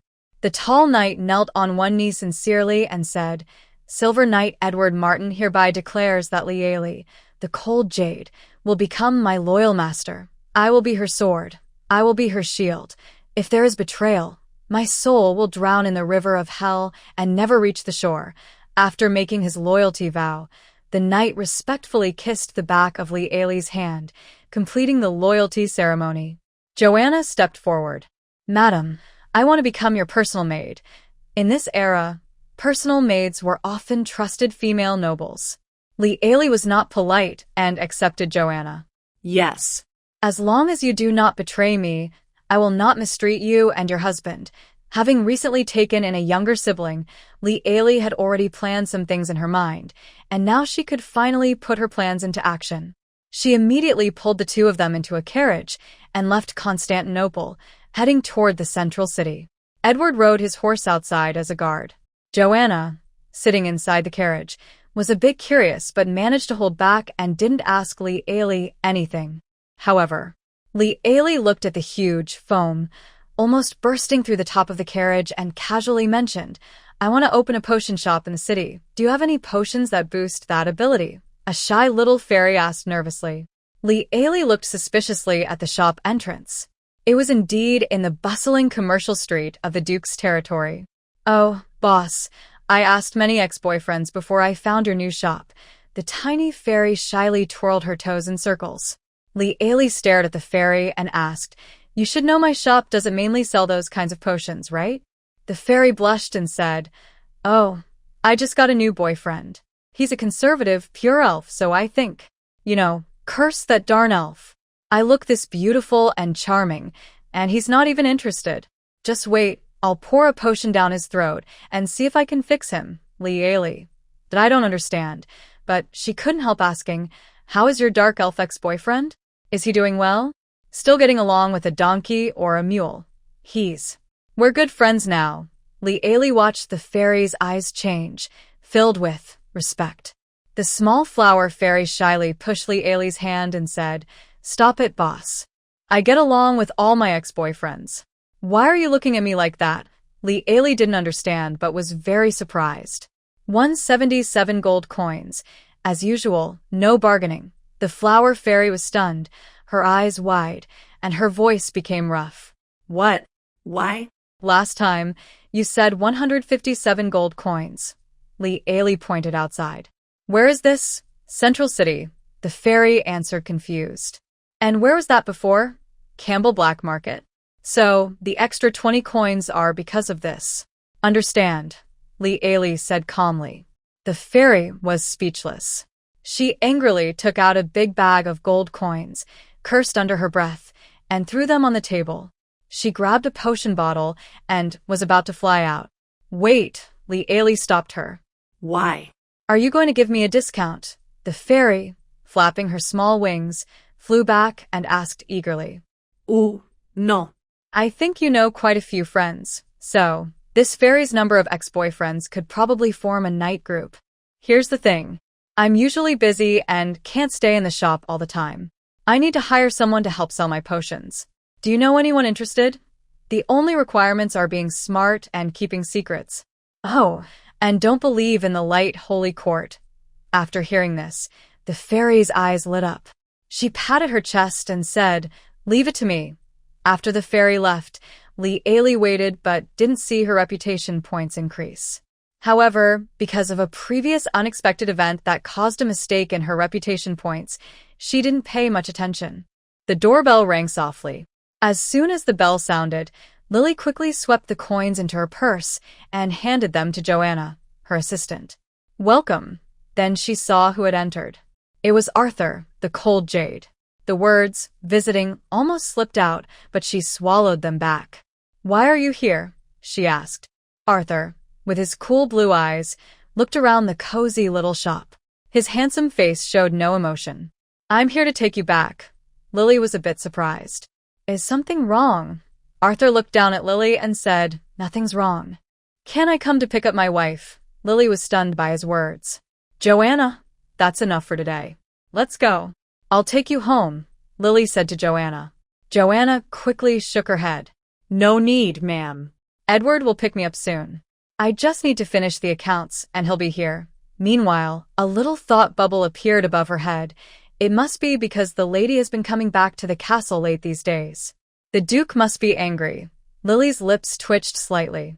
After getting into the carriage back to Constantinople, Lily asked, "So, what's really going on?" The carriage was lit by a gentle glow from magic stones. Maybe she was tired from busying herself with the new night order these days, because the Duke was resting his eyes. "Tomorrow, the Marquis of the Caron family will visit Constantinople," he suddenly said. "Really? Who is that?" Lily asked. The Duke suddenly opened his bright blue eyes and stared at Lily sharply. Lily was startled and realized she had spoken out of turn. "Oh, I must be so busy I forgot." "Ah, the Marquis of the Caron family. What else did they say?" The Duke slowly spoke. "Yes, he is the brother of the king's lover, Charles Colin." Lily let out a breath. "Oh, do I need to prepare anything for tomorrow?" Arthur, with his cold emerald eyes, silently stared at her. His gaze made Lily feel a bit nervous. The Duke withdrew his eyes and said in a neutral tone, not a friendly guest, "Don't open your shop these days." The coachman steadily stopped the carriage. After the Duke got out, he turned and reached out to help Lily. "That was just a slip of the tongue," he said calmly. "Charles Colin is actually Lady Vivian's younger brother." Lily's foot froze mid-step. When she finally snapped out of it, she saw the crimson velvet cloak disappear inside the castle gates. As the wind blew, Lily, frozen in front of the carriage, realized she was covered in cold sweat. The current head of the Colin family is Foss Colin, an 80-something noble marquis. Old Marquis Colin had only one son, Charles Colin. Charles married into the Nice Marquis family, and in their first year of marriage, they had an heir, Almond Colin. Unfortunately, The Ni's Marquis family was the same family as Lily's original family. To be precise, her aunt married into that family and Almond Colin was Lily's cousin. Lily recalled this forgotten part of her memory, and cold sweats suddenly broke out. She thought she might still have a chance to save herself. At dinner, Lily took a small bite of food and secretly glanced at the Duke. The Duke across from her was holding a newspaper in one hand and a wine glass in the other. "If I say, I just forgot earlier, do you believe it?" Lily casually mentioned, pretending it was unintentional. Arthur Coldjade put down the Clark Capital Weekly and showed a playful smile on his handsome face. "I have a mirror in my study, a magical item made by elves. It has a fun feature. It answers me one question each day." He asked, "What if I ask it whether Lily Elsie Ness is alive or dead? What would its answer be, Lily Elsie?" The Duke saw that his wife was silent and picked up the newspaper again. His lips curled into a quick smile, but soon faded. Lily Elsie drifted back to her room, feeling very confused and upset. She had no mood for alchemy and just paced around the room. Suddenly, there was a knock, knock, knock. "Who is it?" She was startled by the sudden knocking. "Madam, it's me, Conrad. The master asked me to bring you some things," came the voice of the butler outside. Lily Elsie quickly sat at her dressing table. "Come in." Conrad pushed open the door and placed a thick stack of handwritten sheepskin scrolls in front of her. Lily Elsie's beautiful eyes widened. "What is this?" Conrad said. "The master said to look at these tonight. You might need them tomorrow." The original cousin, Almond Karan, lost his mother to a sudden illness when he was 10. That same year, Charles Karan married a mistress. The next year, Almond Karan was badly injured while hunting a monster. The old Marquis personally took his eldest grandson to care for him. After that, Almond Karan often stayed at the Marquis's house. A few words made Lily Elsie think deeply and feel very uneasy. The church does not allow high nobles to divorce, but it does not say they cannot lose their wives. Liali thought that her original aunt's sudden death from an unexpected illness was enough to make people hesitant to think too much. However, just a year after the mistress entered the family, the legitimate heir nearly fell into danger. Keep reading. Charlie Colin's sister, Vivian Colin, is actually the most important person in this family. In the year 919 of the Kai Long calendar, the current king had an affair with Vivian Colin. The following year, the unmarried Vivian Colin gave birth to a baby girl. As soon as the girl was born, King Harry declared her Marina Lady Marquis. She was never made a duchess, probably to keep some face for the current empress's family. The remaining information relates to the war. At the beginning of this year, in January 938 of the Kai Long calendar, Duke Lung Jade launched a war against the Colin family. As a result, the Colin family was devastated by the iron hooves of the Lung Jade Knights. Charlie Colin's second wife's son was captured and had to pay a large ransom to be released. Despite all this, Charlie Colin still dared to visit Constantinople. TSK, he was probably relying on his sister having given the king a Lady Marquis, which made him reckless. But Arthur Lung Jade was clearly not someone who followed normal rules. Thinking of this, Liali lay on the soft big bed and fell into a sweet dream. The next morning, Joanna arrived early in Constantinople and pulled the sleepy Liali out of her cozy bed. What time is it?" "Madam, today the Viscount will visit. You need a bath, a hairdo, makeup, and to change clothes." Joanna counted on her fingers, calculating the time. "No matter what, you need to wear a corset. You must wear it today. If you don't want the Duke of the Capital to spread rumors that your waist is as thick as a water bucket after a month." Liali nervously lifts her clothes and looks at her small waist, which is barely enough to hold in her hand. "Say that again here," Joanna helplessly says, "but wearing a corset will make it look even thinner." Joanna personally testifies, "Trust me, men will go crazy for it." Liali wants to argue but is cruelly pulled into the washroom. Still not fully awake, she finds a toothbrush shoved into her hand. While helping her comb her hair, Joanna keeps talking. "I can imagine her returning to the capital, eagerly hosting all kinds of banquets, secretly mocking you, Liali." So, she was like a big doll all morning. Finally, Looking at herself in the mirror, a woman as beautiful as an angel, Joanna gasps in amazement, covering her mouth. God, you are truly beautiful. Lee also looks at herself in the mirror, applying a little makeup. Her face becomes as lovely as a morning angel. Her eyes, like emeralds, are moist and bright, seeming to hold a galaxy within.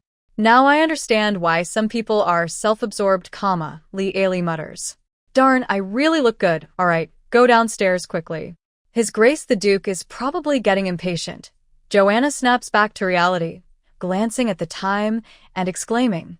In the main hall on the first floor of the castle, the Duke frowns slightly. Connard, ask how much longer it will take. Sir, rushing a lady who is getting ready is not very gentlemanly, Connard replies with a smile. Just as he finishes speaking, the sound of footsteps, clack clack, comes from the stairs. The two look in that direction. Lee carried her cake dress hem, stepping carefully down each step with difficulty. It seemed like many eyes were on her. She looked up and met the gaze of the Duke. The cold jade Duke's eyes slowly moved down from her dress to her waist. After lingering on her slim waist, tightly cinched by a belt, his gaze moved back up, tracing her neck to her beautiful face. His deep blue eyes looked even more mysterious, making her feel a little uncomfortable. Is there anything wrong with how I'm dressed? Lee froze in place. The man's black hair was tied back, highlighting his handsome face. His blue eyes fixed on her face like a curious big cat. Arthur Cold Jade gave a vague usually. For alchemy work, Lee didn't wear a corset or makeup, and she didn't bother with fancy hair accessories. She thought her outfit was a bit too much, especially with the pearl-studded hairpiece that made moving her head inconvenient. But hearing Arthur Cold Jade criticize her directly, she felt a little stubborn. She was clearly very beautiful. Lee kept a blank expression and asked on purpose, should I go back and change now? The Duke nodded. Angrily, Lee wanted to rush over and scratch him, asking if he knew how to appreciate beauty. She grabbed her dress and turned to leave. Whatever. I don't care. I'll just go serve elsewhere. Let him go meet those silly lords himself. Suddenly, a sweating servant ran in. Your Highness, Lord Karan's carriage has arrived, but he refuses to get out. The Duke's blue eyes darkened almost instantly. He snorted softly and turned to Lee, who was stomping upstairs in anger, saying, It's too late now. Cheap Charlie Colin's eyes. Lee kept climbing upstairs, brushing past others. Suddenly, the tall Duke took 3 steps at a time and caught up with her. He then grabbed her waist and lifted her up forcefully. Ah, Lee exclaimed in surprise. The castle servants all lowered their heads, blushing and afraid to look. The Duke carried the angry Lee on his shoulder, her small feet kicking repeatedly. Darling, don't you want to see your uncle? The word uncle was said with a heavy tone, reminding everyone of yesterday's dinner and an unpleasant conversation. Put me down. I can walk by myself, she stubbornly insisted. Today, the Duke seemed to be in a strange mood and insisted on showing affection in public. He even offered his arm for Lee to hold. Even a cat under the eaves has to bow its head. Lee pinched her nose and endured it, reluctantly holding onto the Duke's strong arm. But the space between them was so wide that someone could fit in with Joanna. Arthur, the Cold Jade, looked at the gap between them and almost laughed out loud. He took his arm back and instead put it around Lee's shoulders. His slightly calloused hand gently pulled her into his embrace. So, my wife prefers a closer touch. Lee kept smiling and secretly tried to break free, but the Duke held her tighter. From afar, it looked like a delicate, lovely wife resting tenderly in her tall, handsome husband's arms. In the distant royal carriage, Lady Countess, using a small telescope, watched this scene with a twisted face of jealousy. She angrily dipped her feather pen in ink and jotted down in her little notebook, Lily Annis is extremely good at charming men. Her words and actions are very unfit for a noble, and she's actually flirting with her husband in broad daylight. Oh, my shining god, is that Lily Annis? She looks even prettier than when she was a child. She's truly a... Seeing Lady Countess, the lord suddenly leaned against the window, greedily watching the young girl being held in the arms of a tall, handsome duke. A beauty. Charles Corrin greedily licked his lips like a fat sausage. When Lily Anna saw Charles Corrin's carriage, she understood why he dared to act so boldly. The carriage of the lord was carved with the royal crest of Clark, and there were 16 golden knights riding royal griffins as guards. No wonder this former uncle was so arrogant. He had found backup, but Arthur Cold Jade saw the prominent royal crest on the carriage and only sneered slightly. Lily Annis noticed this, and her heartbeat quickened a little. Maybe Arthur Cold Jade's ambitions are bigger than she thought. The two of them approached the carriage, but Charles Corrin inside was not planning to get out. Arthur Cold Jade suddenly drew his sword from his knight escort. Seeing this scene, it was clear Lily Annis was not the only one alarmed. Inside the carriage, a huge bubble appeared. The bubble was filled with terrified awe. The royal knights guarding the carriage also had a colorful, dazzling appearance. Good grief, what is Cold Jade doing? Is the fool from the Quran family crazy? Why provoke this madman for no reason?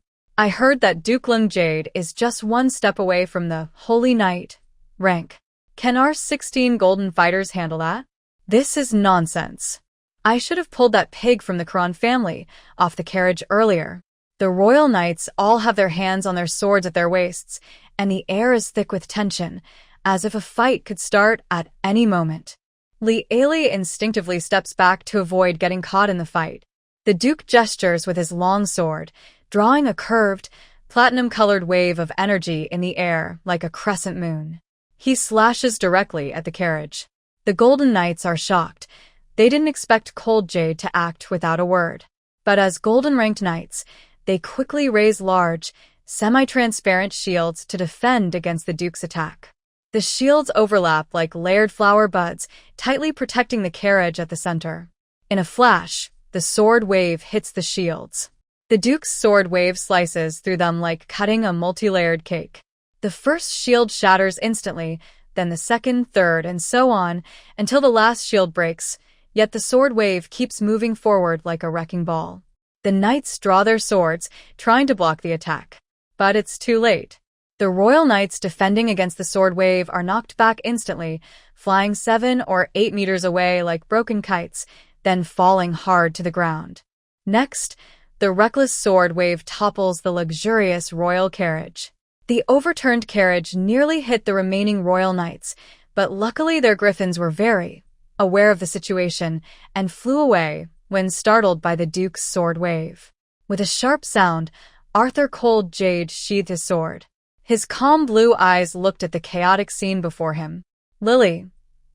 He's kind of handsome. The carriage door was awkwardly pushed open and Charlie Colin, with his wig askew, struggled to climb out of the carriage. Lily finally saw her long-lost former uncle-in-law. The middle-aged man had sunken eye bags, dark circles under his eyes, and a face full of flesh. His wig was also crooked, revealing his bald spot underneath. In the original memory, Charlie Colin was not as handsome as the Duke, but he was still quite good-looking. Even after so many years, he should have been a charming older man. But the man in front of her looked very different. Time seemed to have been unkind to him. Next was Lady Colin, a noble woman who loved the cake skirt style, which made her look quite awkward. Finally, a clumsy golden knight hurriedly helped her out of the carriage. The Duke looked at the group from the capital and said, "I don't mind teaching you."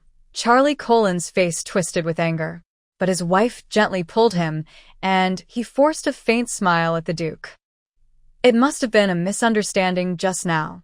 Even without mind reading, Lily could tell there was some secret between the couple. Sure enough, their heads started to bubble with gossip. Huh. Arthur Cold Jade, you jerk. How arrogant you are now, just wait. I'll make you kneel in front of everyone, darn it. The way I acted just now was seen by the little girl from the Nis family. Darn it. How come their little girl always manages to marry a good man? Haha. It's okay. Her good days are about to end. Li Ali's eyebrows furrowed more and more, and her feelings toward these two people dropped to the lowest point. Out of respect for the nobility, even if the Duke disliked it, He had to host the visitors from the capital within Constantinople. The royal knights stayed close to the Lord at all times, although they themselves doubted whether they could protect Lord Chiron from the Cold Jade Duke. Arthur Cold Jade sat with Lee Ailey on a two-person sofa. The handsome man lazily rested one hand on the back of the sofa behind Lee Ailey, not bothering to look at the couple sitting opposite. Vice Captain Bulk and several senior knights were also present. At this time, they became the Duke's spokespeople, responsible for talking with the visitors from the capital. Duke Cold Jade listened casually. Lord Chiron tried to speak to the Duke several times, but received no response. Lee Ailey watched as the man's face gradually turned a dark purple from anger. By the way, it's that graduation season at the Magic Academy again. I wonder how many mages the Duke's territory has recruited this year? Lord Chiron asked with a strange smile. Bok's face visibly darkened. A huge blood-red bubble appeared above his head. Darn. Is this fool tired of living? Sure enough, the Duke, who had been unresponsive, slowly lifted his eyes. His cold blue gaze fixed on Charlie Chiron. Lee Ailey had never seen a man's expression like this before. It was as if he were a dragon about to breathe fire. Charlie Chiron's forehead suddenly broke out in sweat, but it didn't stop him from bravely continuing his reckless behavior. Hey, I'm just a humble baron, with only a few high-level mages in my territory. But with my few mages level 4 fireballs, your knights suffered quite a lot this time, didn't they? Well, without the church's healing or magic potions, I suppose those injured knights have already returned to the embrace of the light god, Charlie Chiron said with a satisfied smile. By the way, our king is truly kind. He was very angry when he heard about the unjust war happening in my territory. That's why he lent me a master of the magic tower, who works for the royal family, Jupes, the Lord of the Red Tower. Charlie Chiron sneered and looked at the cold Emerald Duke. Your Grace, would you like to meet this distinguished guest? Lily didn't need to look to imagine the expression on the man's face. I'm curious, who's stronger, a platinum-ranked knight or a master of the magic tower mage? He finally couldn't hold back and grinned menacingly. As he spoke, he twisted a ring embedded with a magic stone. Suddenly, the magic stone released a complex magic circle, and a magic portal appeared out of nowhere before everyone's eyes. Bulk and the others immediately stood up, their hands resting on their swords. In the next second, an impatient, old voice came from the magic portal. Oh, darn it, darn it. How many times do I have to tell you? Don't bother me when I'm in the bathroom. Wait until I come out to talk, got it? The old voice shouted angrily. Charlie Chiron's sinister smile froze on his face, looking just like a clown seriously performing at a tavern. Poof! Lily considered herself a professional and wouldn't laugh in such a serious situation. Unless she couldn't hold it in.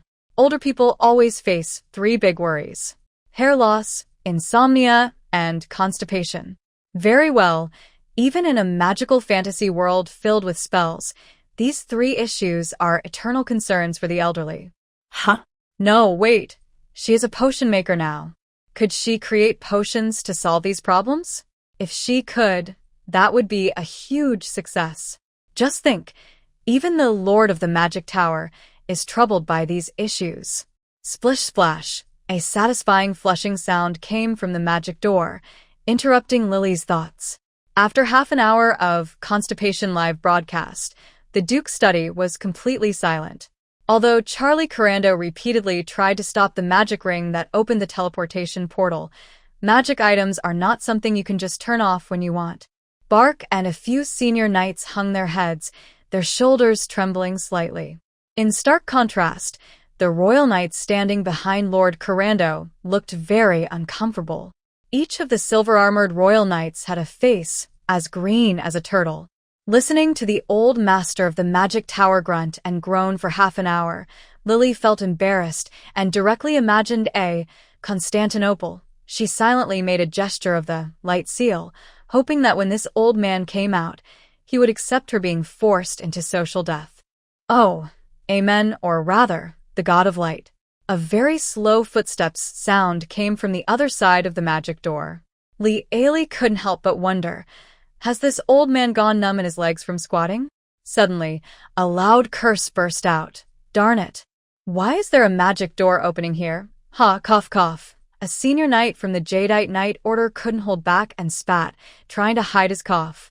Then, a wrinkled old face cautiously peeked out from the other side of the magic door. This, master of the magic tower, was caught off guard and found himself face to face with more than 10 pairs of eyes in the study. The old man looked around silently, his gaze finally locking tightly on Charlie Karan. Li felt that, in that moment, the old man seemed ready to cast a forbidden spell to send everyone in the room to the afterlife. But in the adult world, things are always harsh and realistic. 10 minutes later, the old man sat expressionlessly on a single sofa in the study. He wore a deep red mage's robe, had wise silver hair, and a beard that reached his chest. He looked like a famous headmaster from a well-known magic story. Yes, an old headmaster with constipation. Li lowered her head, sipping tea quietly, pretending not to see the full screen of curse words above the old man's head. Charlie Karan, who had previously acted recklessly, now flattered the gloomy master of the magic tower. Li silently removed the flattery from her mind and summarized quietly, "Sorry to bother your constipation, but since you're done now, would you mind performing a magic trick to scare the foolish Duke's fox?" Li thought that with his talent for language, he had lived this long only because his sister could make King Clark of the Kingdom of Clark fall head over heels for her. Li couldn't help but look at the so-called master of the magic tower to see how he reacted to this. Darn it! I could turn you into a pile of poop right now. She wanted to laugh, so she quickly lowered her head, pretending to drink tea. But she couldn't hold back and blew a bunch of bubbles into her cup. Gurgle, gurgle. The Duke sitting beside her noticed the strange sound, looked sideways, and then fell silent. The master of the magic tower, named Jupies, was silent for 10 seconds before he finally spat out a curse at Charlie Karan. He coldly looked at the pale Jade Duke, his nearly white eyebrows furrowing. "Are you Arthur Palejade? I've heard a little about you." But the bubbles above his head showed. Unfortunately, the god of magic has issued a divine decree forbidding mages from pledging loyalty to him. Otherwise, he would be a better ally to run to than Harry Clark. This information was quite a lot to take in. Li's emerald eyes widened in surprise. How could it involve gods? She secretly glanced at the Duke's head, still blank. So, here's the question. If her mind-reading ability could see through even the master of the magic tower, why couldn't she see through the Duke? Charlie Karan was really good at flattery. He turned his eyes and said, "The royal city is bathed in your magical glow, but Duke Palejade's territory doesn't even have a magic apprentice. Why not let the light of magic shine on the Baron Duke Palejade?" Li was stunned as she looked at her former uncle, Charlie Karan, who seemed to be endlessly seeking trouble. However, Lord Karan's words deeply touched Jupies' heart. 10 minutes later, Jupies, the master of the Crimson Tower, appeared on the training ground of the Cold Jade Knight Order. Not far away, a newly formed knight group was practicing. When they saw a man in a mage's robe appear, everyone gathered around to watch the show. Right in front of everyone's eyes, Jupies, the master of the Crimson Tower, cast a level 8 fire magic spell. Suddenly, a 7-meter-high wall of fire rose up on the training field. The heat wave spread out, instantly raising the temperature above 50 degrees Celsius. The knights looked at the scene in shock, and the newly recruited knights looked even more frightened. Box had suddenly appeared with a big exclamation mark, then turned into bold, blood-red text. Not good. Li realized that magic was definitely a counter to close combat. Because of unknown reasons, the Duke's territory was not favored by the magic experts, and the new knight group had not yet built strong bonds of friendship.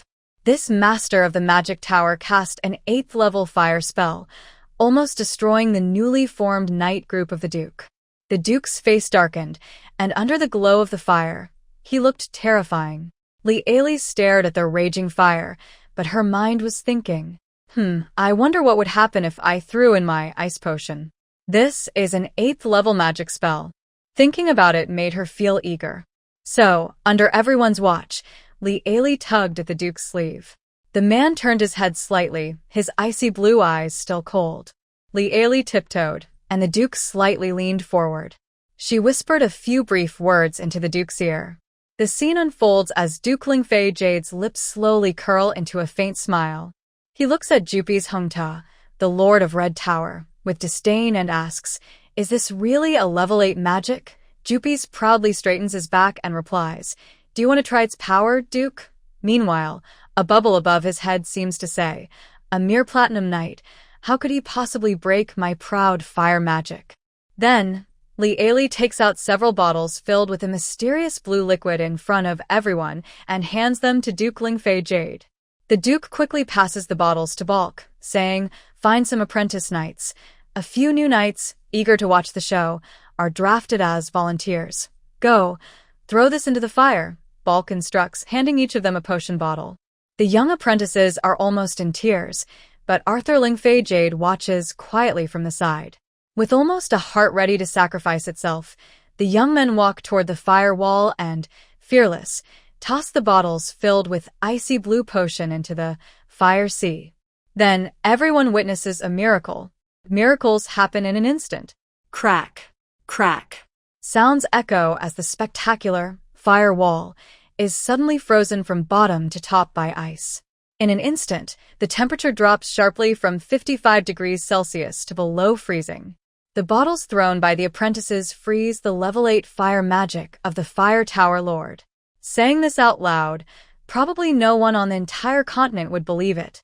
But a miracle unfolds right before their eyes. Everyone's pupils tremble continuously, and no one can believe what they see. You have demonstrated the power of the ice potion in front of everyone, gaining 100 points of kindness reputation.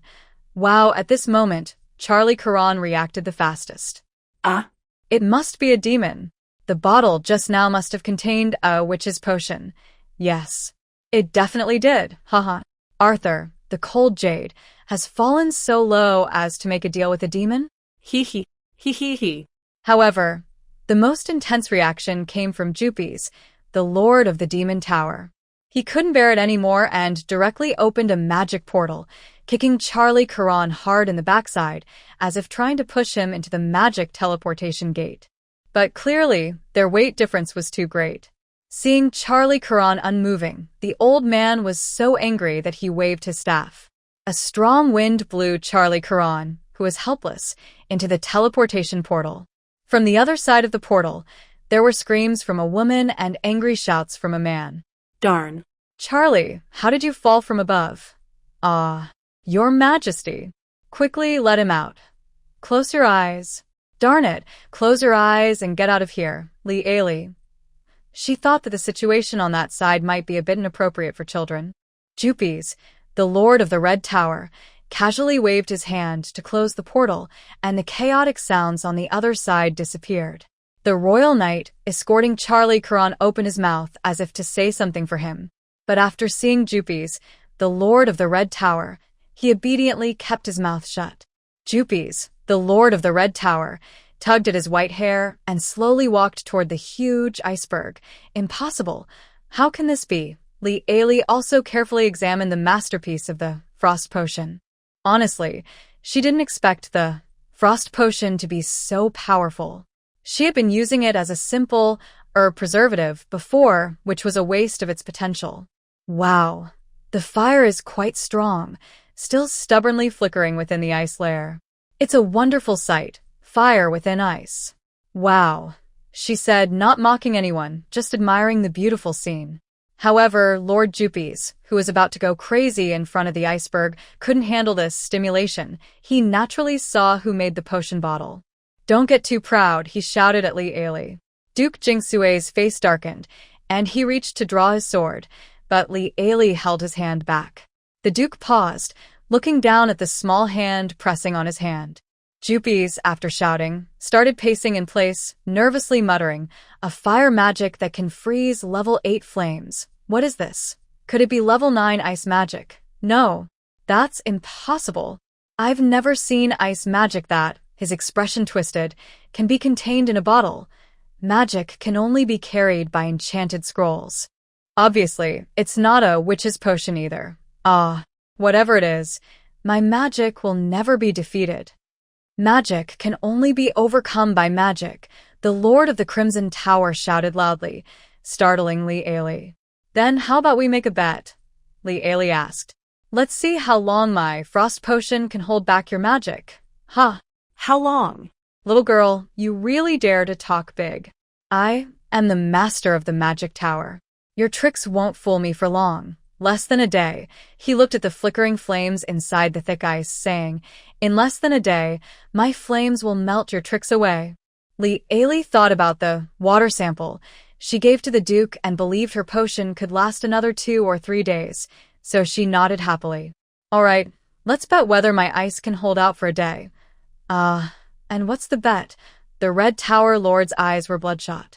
If you lose, you have to tell me how the liquid in that bottle works. Hearing this, the Duke's knights were angry. A magician's magic is not taught to anyone outside apprentices. So does that mean the Duke lady's miracle bottle can be shared freely? The Duke's pupils slowly elongated into a slit, coldly staring at the old master of the magic tower. Li Ailey asked curiously, I have to make such a big bet, but what about you? What are you willing to give if you lose? The Red Tower Lord's face twisted just thinking about the result. If I lose, I will teach you the level 8 fire magic. Li Ailey shook her head. If I win, it proves my thing is more powerful than your magic. That means the cost I pay in the bet is higher than yours, which isn't fair. You should change it. What are you saying? Jupi's almost lost his voice. Do you know how many great magicians are begging me to take them as apprentices? Do you know what it means for a master of the magic tower to create a level 8 magic? Li Ailey looked a bit troubled. But if you lose, then this magic isn't more powerful than my ice potion, so it wouldn't be a fair bet. What do you think? How would the Red Tower Lord respond? The Red Tower Lord was so angry, he was trembling. Li Ailey was afraid he might faint from anger. She quickly said, please don't be angry. We are just. Jupiter shouted angrily, I can't lose. If I lose, I will become your apprentice. Li Ailey hurriedly waved her hands. No. I'm not a mage. If you make me your apprentice, it would be betraying your beliefs. Jupiter replied, no, that's exactly it. If I lose, I am willing to become your apprentice. The royal knights from the capital looked pale. They couldn't imagine what the king would do if Lord Jupiter lost the bet. They worried about what would happen to the kingdom. They had to stop this. Your Excellency, But the cool Emerald Duke made a gesture, and the Grand Knights of the Emerald Knight Order surrounded them. The Royal Golden Knight, forced to stay silent, looked on. Bark immediately took out a piece of parchment, and the Duke used a feather pen to write down their verbal bet on paper. The old master of the Red Tower didn't hesitate and signed his name on the document. Li Ailey smiled shyly, but she signed quickly. After signing, she started to leave.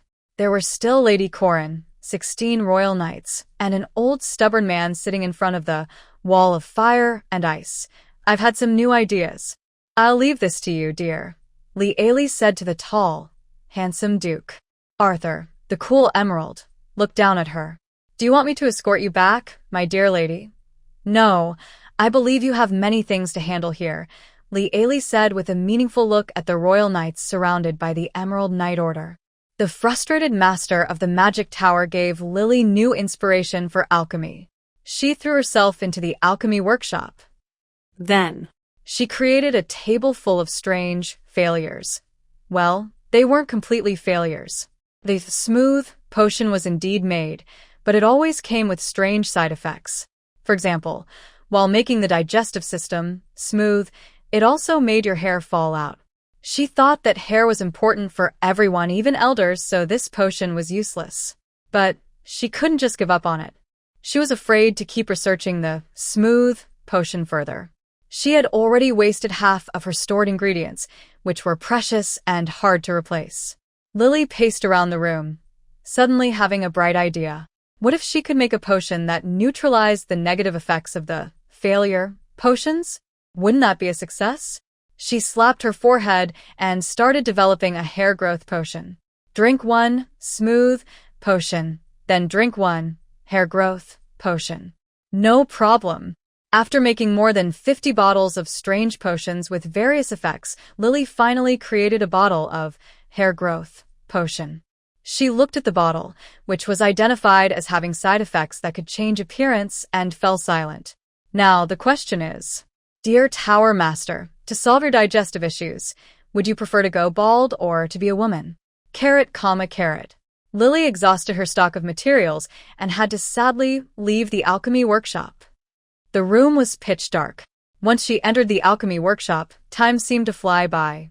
She suddenly realized she was hungry, and her stomach made a loud growling noise in protest. The magic stone lamp on the bedside table suddenly lit up, startling Lily. Duke Cold Emerald sat slightly frowning on her bedroom's single sofa. Why you're here? You scared me, Lily said, covering her chest. Then she saw a plate of cold food on the small round table beside the sofa. The Duke must have been sleeping earlier. Now he pinched his forehead and said, I'll ask the chef to make you a new one. Lily quickly rushed toward the food. Oh, no need. This can be eaten once it's warmed up. Then she took out an orange potion. She threw the potion into the fireplace, which suddenly burst into bright flames, even though there was no wood inside. Lily placed the plate in front of the fire to warm it. That's better. I want to buy a blue potion that can freeze fire and a red one that can burn, Lily said. No problem.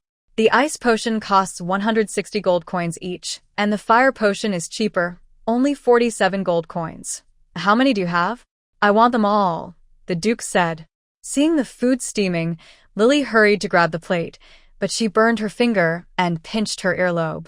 The Duke stood up and carefully took the hot plate to the small table, making room on the sofa.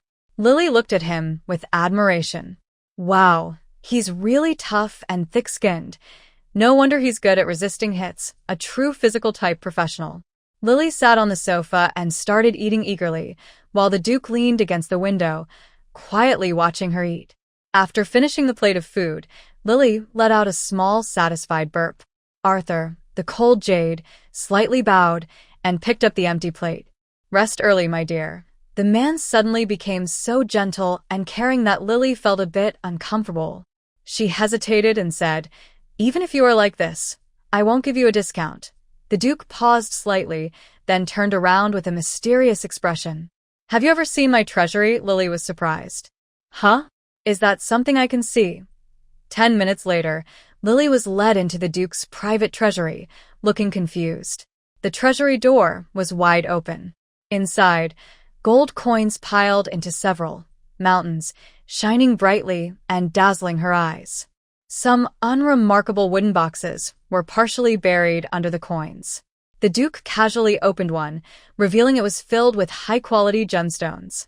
He opened another, showing large magic stones about the size of a fist. Arthur, the cold jade, looked at Lily with lowered eyes. What do you think? Some people spend all night researching new potions and become very poor, while others use gold coins to build mountains at home. Lily sighed sadly. I sold my potions too cheaply. Arthur, the cold jade, remained silent. The treasury door slammed shut in front of her. Lily looked at the suddenly unfriendly man with confusion. Isn't it like a needle in the sea of his heart? Maybe because she was a bit overwhelmed before sleeping, Lily dreamed she was sitting on a mountain of gold coins, counting them all night. The next morning, Joanna hurried to the castle. While brushing Lily's hair, she chattered nonstop. That ice wall still hasn't melted. Early this morning, Edward went to find the master of the magic tower. Lily looked puzzled. What is he doing looking for the old man? Joanna, try to talk to him. In the mirror, Lily sees Joanna's bubble above her head. My kind Edward is worried that the elderly might not accept the change, so he decided to set an example and explain the reason to him. Imagine that scene. Lily falls silent. She thinks Edward might be more likely to upset people. Feeling tired, Lily gets up to have breakfast and then check on that old man named Jupiter or Jupies. Madam, you will dine in the northern dining hall from now on, a maid says. Lily is confused. Why? The maid awkwardly smiles and can't answer. Her head is empty, and Lily begins to doubt everything. It seems she can't read the minds of the servants in Constantinople either. Helpless, Lily runs to the northern dining hall. She finds the Duke already sitting at the main table, casually reading a newspaper. When Lily arrives, he folds the newspaper and sets it aside, then gently rings the small bell on the table. Soon, male servants come in one after another to serve food. Arthur, with his emerald hair, takes a sip of milk. "Why aren't you wearing makeup today, Lily? Men, you're really hard to understand, you know." Maybe because she hasn't eaten in the northern area for a long time, Lily feels today's breakfast is unusually rich. After carefully eating the last honey apple pie, the elegant Conrad walks over, bends down, and softly says, "Madam, a Minotaur has come to the castle, holding a letter. He says he's here to apply for a job with you." Lily looks confused. What Minotaur? What kind of person? The butler directly presented a tray, which held a letter and a letter opener. Lee opened the letter and immediately smelled a pleasant floral scent. "Dear Alchemy Workshop owner, I have completed your request. The person I am bringing to you is called Bakin Nyo Tizi. He is my very former boyfriend. He is very good at making deals crossed out, and he is excellent at doing business. Oh, and about the payment. Next time I visit, remember to give me a discount, your loyal customer, Flower Fairy Alice." Lee. Conrad, the butler, asked, "Would you like me to politely invite him out?" It's no wonder the butler said that. The orc race is really quite troublesome. Lee waved her hand in frustration. Even though she was a bit taken aback when she heard about the orc, she still insisted on meeting the person she sent for, even if it meant kneeling and then politely declining. "Dunno, I still need to see him. Bring him to the reception room." Thinking about the orc's average height of 3 meters, Lee paused silently and cautiously said, "Bring him to a room that can fit him." Conrad smiled gently. "You need not worry about that. Mr. Bakin Nyo Tizi is very special. Orcs are a typical underground race. When humans first discovered orcs living on the surface, they were initially very wary because of their fierce appearance. But later, they found orcs to be quite appealing. Of course, this isn't some strange story. Humans think orcs are really charming because of their simple personalities, straightforward minds, and the enormous strength that is completely opposite to their gentle appearance.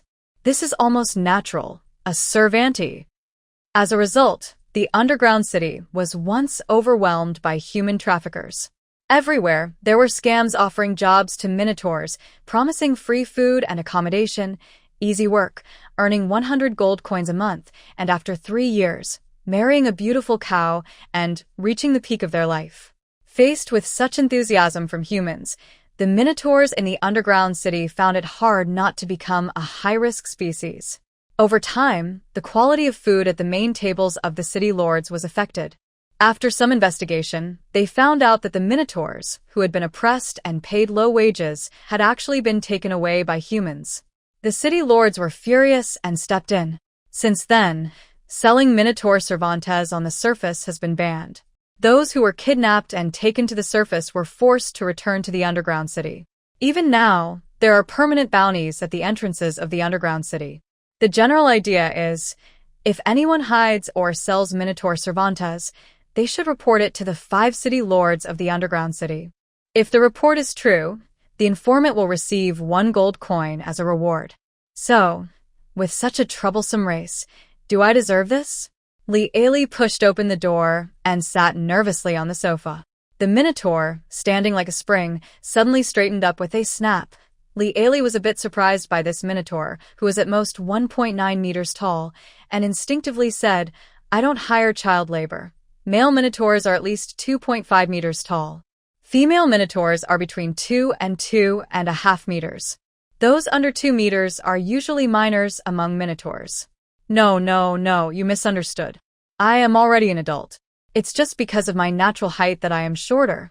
I see. Then, please introduce yourself. Lee spoke as she chose a sofa to sit on. "Dear Duchess, my name is Bakin Nyo Tizi. I come from a small village in the underground city to seek my fortune." A bubble appeared above his head. "I just don't understand. What's wrong with tricking the villagers into doing work for me using my brains? The village chief actually exiled me." Lee. Then I once traveled to the Great Sulphur City, where I used my skills to become a small officer directly under the city lord. But I was permanently banished from the underground city for secretly selling the city lord's minerals for personal profit. Lee Ailey. Finally, I arrived on the surface world, eager to show my talent and change everyone's view of minotaurs through my own efforts. People on the surface are even more foolish than the villagers in the underground city. As soon as they see I am a minotaur, they believe anything I say. Oh, a few days ago, I sold fake goods to Alice's new boyfriend. He looks like someone who's not easy to mess with, so I need to stay cautious. Lee Ailey. She listened silently and couldn't help but ask, "Are you really a minotaur?" The minotaur in front of her smiled foolishly, scratching the back of his head with his hoof, looking both simple and silly. "Yes, ma'am." "Ha, another big fool who judges by appearance." Lee Big Fool Ailey smiled and stood up. "You've passed the preliminary test. I'll go get your exam questions. If you do well, you'll be hired." After saying that, Lee Ailey left the living room. Soon after, she ordered her maid to bring in over 100 bottles of failed potions, all leftovers from yesterday's attempts to make smoothness potions and hair growth potions. Many of these items looked like they couldn't be sold, such as the Mad Laughter Potion, which causes people to laugh uncontrollably for 3 days when they drink it. Lee Ailey decided to teach this two-faced person a lesson. She said, "All you need to do today is sell all these potions before sunset. If you do that, you'll keep this job. Of course, the selling price can't be lower than the cost price, which I've written on each bottle. Oh, and you can read, right?" The Minotaur nodded honestly and curiously picked up a bottle to read the label carefully. Lee Ailey simply stood up and left, forgetting about it. Anyway, those were just trash. Even if the Minotaur stole them all, she would just see it as disposing of waste. After dealing with the Minotaur introduced by the Flower Fairy, Lee Ailey hurried to the training ground of the Cold Jade Knights. What she saw there was quite a peaceful scene. In front of the wall of ice and fire, Julius Red Tower sat stiffly, like a statue, unmoving. The sun was shining brightly. Edward Martin thoughtfully brought a sunshade for the old man. Lee Ailey and Joanna sat silently in the carriage, watching the scene. Joanna blushed and said, "Edward is such a caring and good man." Lee Ailey nodded slowly. "But I'm more worried about my great disciple. Maybe we should bring him back to the castle first, let him rest a bit." Joanna shook her head. "It's useless. Edward tried this morning. Whenever he tries to leave here, he acts like he's gone crazy. Climb back here and keep watching, Lily." Is the Demon Tower Lord easy to take care of?" "Joanna, what do you mean?" Lily had to be more direct. "I mean, are these great mages easy to die?" Joanna wasn't sure. "I've heard the Demon Tower Lord has a lifespan of 300 years. I think they probably don't die easily." Lily felt relieved. "All right, then let's leave it here for now. Just have Sir Edward feed the water every day. People are bound to face big setbacks in life. You need to give them time to recover on their own." So, Lily returned to Constantinople, went into the alchemy room, and harvested the magical plants that grew in the backyard today. She found 3 new types of magical plants.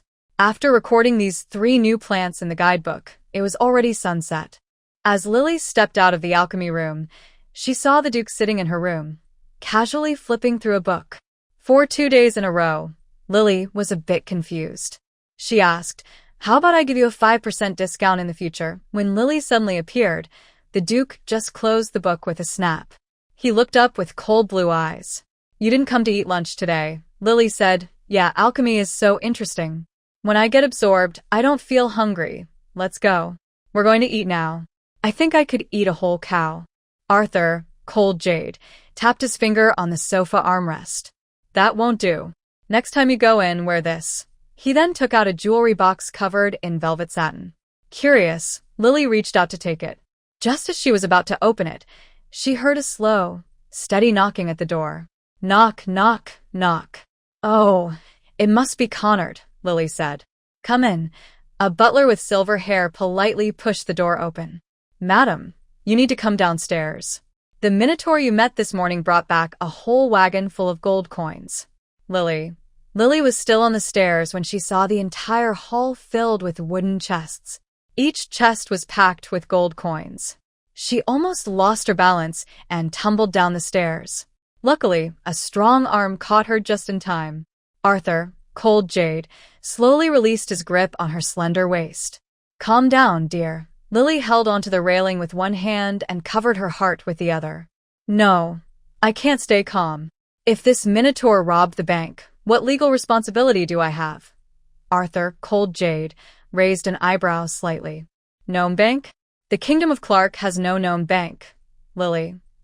Thanks, I feel a bit better now. Lily held onto the staircase handrail and stepped down carefully, still trembling, worried the minotaur might surprise her with a big move. Madam, your potion is amazing, the minotaur, Bakeen, exclaimed excitedly, almost grinning from ear to ear as he looked at Lily. Lily looked confused. What? These are all your potions? Oh my goodness. They are really making a lot of money.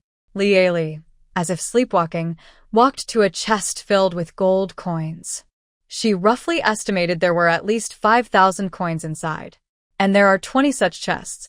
10. Lieli was stunned. She had worked hard for days making healing potions to sell to the Duke, earning only 16,200 gold in a month. She thought the compensation for her shop being burned down was generous, so she boldly asked the Duke for 50,000 gold coins. Altogether, she only had about 66,560 gold coins, and she still considered herself a little wealthy. But what is this minotaur? He sold all her junk in one day, and even managed to sell trash for a sky-high price of 100,000 gold coins. Lieli couldn't hold back and asked, "Can you tell me how you did that?" The minotaur chuckled, showing a big row of white teeth. That's a long story. Duke Jingchui looked at the time and said calmly, "Let's talk about it at the dining table." Bajin, the minotaur, froze for a moment, nervously tugging at his old, slightly faded clothes. I'm just a lowly minotaur in a dungeon. Can I really have the honor to dine with noble lords and ladies? Hey, we've seen many fake nobles. Don't be the ones eating while we stand by and drool. Lieli slightly twitched her lips. Do you have any food restrictions? Like not eating certain meats? For example, beef carrot. Bajin, the minotaur, smiled more sincerely. I don't picky. I eat everything. So, today at the long banquet table, there were 3 people, 2 others, and 1 minotaur. Lieli sat at the main seat at one end of the long table, while Duke Bakjin Yotz sat on his left. After sitting down, Bakjin kept talking non-stop about his experience selling medicine. Bakjin said, "First, we want to ask a fellow from the Duke's territory who is doing pretty well. There's a wealthy merchant in Upper City who has a problem. He has very thick body hair. Because of this, he's too shy to use the public bath. Every time he wants to get into the pool without clothes, the bathhouse staff stop him and make him take off his sweater and pants first." Lieli. What a coincidence. I think your clear passage potion would be perfect for this guy. Lieli was briefly shocked. Wait. My potion is for treating that. A lady shouldn't talk openly about bathroom matters at the dinner table. Bakjin Yotz shyly speared a big piece of steak with his fork, then loudly chewed and swallowed it quickly. He looked honest and said, "But doesn't it work better for hair removal, Lieli?" She realized she was narrow-minded. She paused silently, then quickly accepted the reality. So, how do you explain the side effects of the product to your customers? For example, the hair removal potion you sell actually helps with digestion. Arthur Lung Faitsue across the table looked at Lieli with a complicated expression. Bakjin called the servant behind him quietly. "Hey, buddy, that steak was great. Can I have another one?" The servant immediately went to get more steak. Bajin, turning around, continued talking. "Hey, before I bought the medicine, I asked him if it could have some small side effects like diarrhea." Lung Faitsue threw his fork aside, wiped his hands with a napkin, and ended tonight's dinner early. "The old man asked me whether it was more painful to get full body wax every 7 days or not. Hey, compared to that, diarrhea isn't a big deal, right? Don't you think so, Lieli? Full body wax every 7 days? I'm even more curious about what kind of person this customer really is." While waiting for his steak, Bajin, the cow hoof, was not idle. He picked up a bowl of Campanile seafood mixed noodles and started eating loudly. With slurping sounds, The Minotaur happily slurped his noodles, still telling his legendary sales stories. Oh. And your hair growth potion, although I don't understand why it turns men into women after drinking it. I wouldn't dare try it myself, but the old man who got his hair removed said your medicine works really well. He was completely bald, with no hair on his body. I thought, your medicine must be good too. Hey, such a good medicine just needs a magical customer. Li Ailey carefully thought about the words, magical customer, then fell silent. It's another one of my fellow villagers. When I told him the situation, he immediately recommended a client to me. You won't believe it. At the hottest small tavern in the city center, the resident dancer is actually a man. Li Ailey. This customer dreams of becoming a woman. I heard there's a painless way to become a woman, and he directly gave me all his savings. Of course, since I'm honest, I only took half of the money. Li Ailey hesitated for a moment but couldn't help asking, how much? Not much, really not much. About 30,000 gold coins. Li Ailey. Bajin's second steak arrived. Later, that dancer took some medicine and your hair growth effect was really impressive. I watched as a very beautiful person turned into a hairball in no time. Well, roughly twice as much hair as a bald man. Has the first customer become a kind of measurement unit? Bajin sighed. Hey, I was really worried she would change her mind. We didn't have any medicine to turn her back.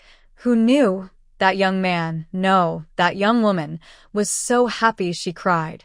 She even told me she was willing to wax her whole body once a day to match her current gender. Li Ailey. Did you introduce her to the hair removal specialist from the first customer? Bajin slammed his hoof on the table with a loud duong. Yes, that's exactly what we did. She was so happy she even gave me an extra 10 gold coins as a tip. Li Ailey. Then, the dancer became Bajin's golden ticket to success. Thus, all those failed items that made Li Ailey worry about losing her hair were sold off.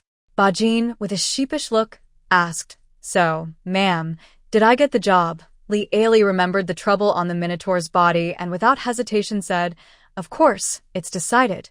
You're the one, Pikachu. Bajin's head tilted in confusion. Li Ailey cleared her throat. I mean, work 7 days a week, rest 2 days, with a base salary of 10 gold coins per week plus sales commissions. Do you agree? Bajin was stunned. Oh my goodness. Is this real? Am I about to encounter the common scams that fellow locals often face? Li Ailey.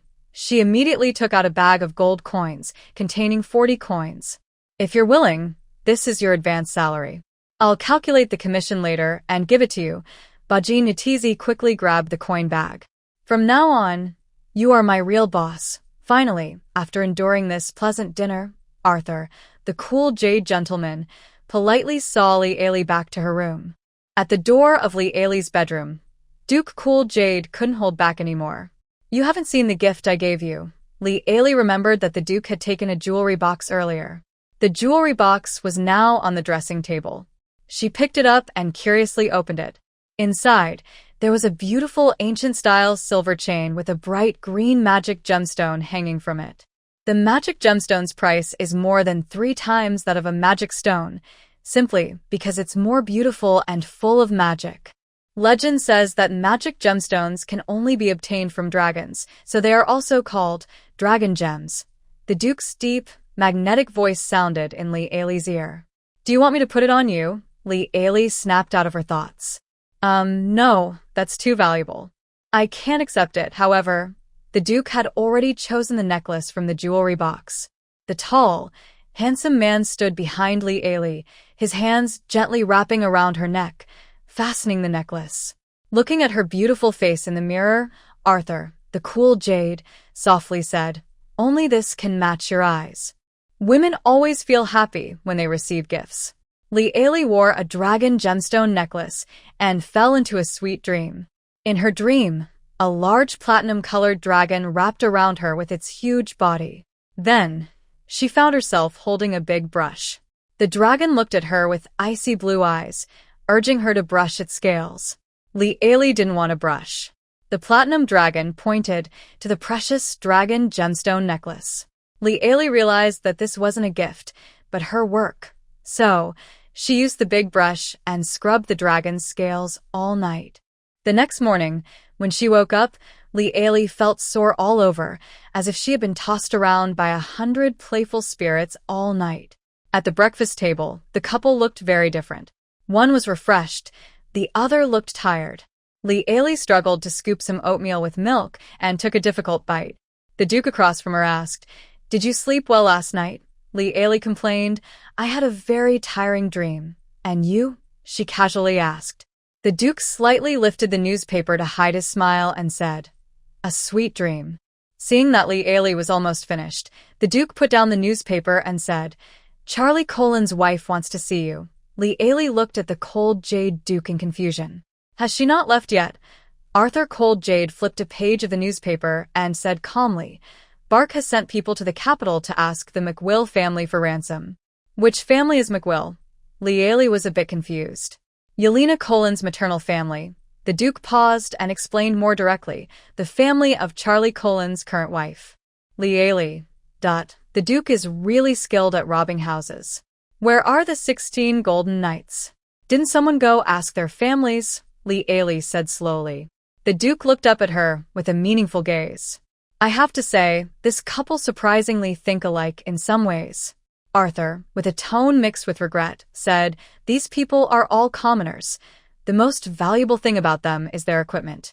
Li blinka. "Hey, can't the king pay their ransom?" The Duke took a sip of hot red tea and said, "I think that's why he boldly sent these people here." Li understood. No money, only their lives. It's clear that the Duke of Cold Jade wouldn't kill the knights. Hearing this, Li's heart started to stir with plans. Yesterday, she unexpectedly made a lot of money, which she could use for the initial development of her future territory. Now that she has money, as long as she divorces, she can quickly get the territory the Duke promised. What does her future life still lack? Answer: people. Those are 16 golden knights. If she could recruit them. Oh. Can I get in touch with them? The king is really a good person. He always gives people what they need. The Duke looked at her with a cold expression, put down the newspaper, and left the dining room without saying a word. Li. What just happened? After dinner, Li went to the alchemy room to gather today's magical plants. Seeing the fridge stocked again, she finally felt a bit more at ease. After leaving the alchemy house, she felt a bit bored. Usually, at this time, she would go to the central city's alchemy shop to browse. Besides supplying the cold jade knight core with some strategic potions, she would sell the remaining strange or more everyday alchemy potions at small shops in the city. But now, the small shops are fully managed by the Minotaur. Li had nothing to do. She was thinking about whether to visit the old man still struggling with a wall of ice and fire when there was a knock on the door. "Come in." Connard, the old butler, entered the room and respectfully bowed to Li. "Madam. Is there something you need, Connard?" "It's like this. The lady of the house wants to see you." The Duke's meaning is to see what you think. Li was a bit curious. "Yelena Corlin? I don't think I have much contact with her." "Then I will go and decline on your behalf." "No, I have nothing to do, so I might as well go and see her." Connard smiled slightly. "The roses in the backyard are blooming. Setting up a table for afternoon tea there to entertain the lady of the house might be a good idea. What do you think?" "Just do as you say." Li was already used to the butler's way of speaking. Joanna was worried about Bakine, the Minotaur, and went to the city center. So, Li let herself go. Holding a delicate lace fan, she casually chose a yellow, waist-cinched dress in the Chloro style. She didn't wear makeup, but looked stunningly beautiful. She appeared in front of Yelena Corlin like this. The moment Yelena saw her, her face twisted in surprise. Li saw a blood-red bubble appear above her head. The fox spirit of the Nisi family indeed only has one face to look at. Look at how thick her waist has become. No wonder Duke Lung Jade was so cold to her before. Li. I'm relieved to see you look so good, Li said sincerely. After hearing this morning that Bulk went to your family to ask for ransom, I was really worried about you. The Duchess, who had been cursing Li in her mind, was stunned. Then, her face quickly lost its color. She clutched her chest, gasping desperately as if she might faint at any moment. Li Ailey gracefully picked up her teacup and took a sip of hot black tea.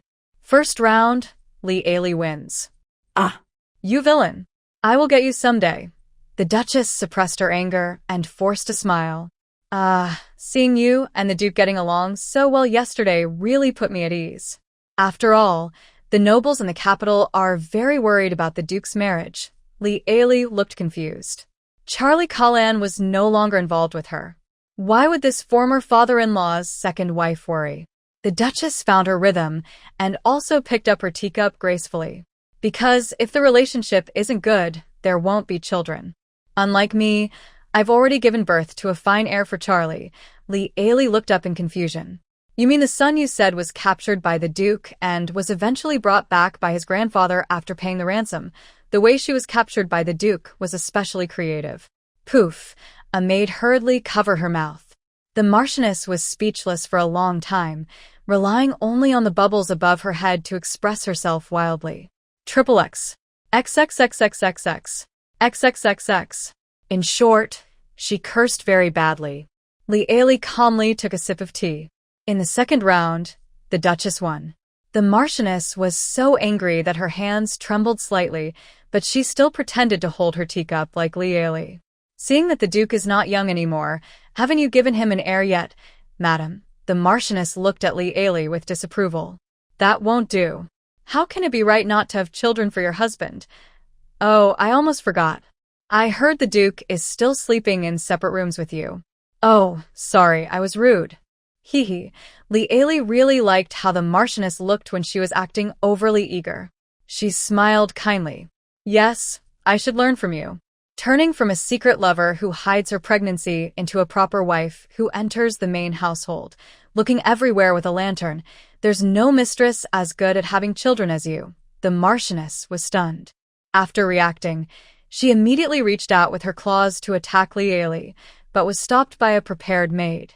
She looked like a ghost, with bright red nails pointing at Li Ailey's nose.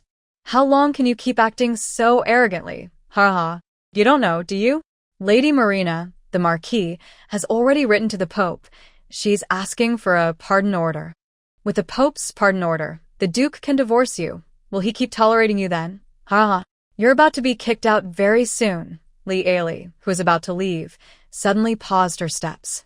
She turned around with bright green eyes shining and asked, Is what you said true? Yelena Corlin thought she had hit a sore spot and sneered cruelly. Of course. Just wait and see. The Countess believed she had finally gained the upper hand. That's really great news. Li Ailey's eyes lit up suddenly, and she exclaimed happily. Yelena Corlin looked confused and said nothing. In the study, a maid who had been serving in the backyard whispered a few words to the Duke. Several senior knights were still arguing about whether to attack Count Raphael's territory or Marquis Solis. After hearing the maid's words, Arthur, the Cold Jade, stood up and planted the Cold Jade battle flag on the chessboard in an unexpected place. On the territory of Earl McWilliam. The Countess's words didn't bother Li Ailey much. Honestly, if that Lady Marina could single-handedly make her divorce early and take over the land, she would thank her in advance. During dinner, the Duke suddenly said out of nowhere, I have nothing to do with Lady Marina. Li Ailey paused while cutting her butterfly lamb chop and looked confused at the other end of the long banquet table. Duke Linghui picked up his red wine and took a sip, his expression unreadable. It's nothing. Li Ailey lowered her head and continued eating seriously. Tonight's main dish from the North Kitchen was Creek dwarf stew, served with cream bread from the Elven Forest. Absolutely delicious. Dwarfs are experts in making stew. The roses in the backyard are blooming. The scenery is nice, the Duke suddenly said again. Li Ailey ate her fill and leaned back in her high-backed chair, thinking about how to digest her meal. When she heard the Duke speak, she immediately sat up. Oh, I think I'll take a walk in the backyard. However, she thought her walk would be alone under the moon. But the reality was, a tall, handsome man was walking beside her. Under the moonlight, their shadows overlapped a bit, as if they were holding hands. If it's inconvenient to live in the South District, you can move to the North District, the Duke said softly, looking at the sea of roses. Li Ailey was originally admiring the roses under the night sky, but she was startled almost to explode when she heard this sudden remark. No, no, no. I live very well in the South District. Arthur, the cold jade. Oh, it's so late now. I should go back to sleep. Good night. Then she quickly ran away, lifting her skirt. Over the next 2 days, they played hide and seek in the large castle. Before breakfast, Li Ailey would sneak into the alchemy room.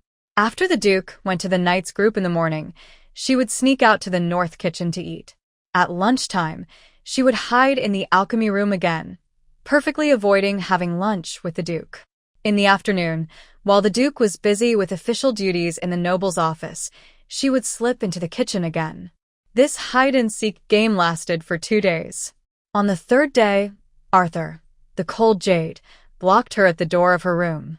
The tall, handsome man in full armor stood there, trapping Li Ailey, the little cat, tightly.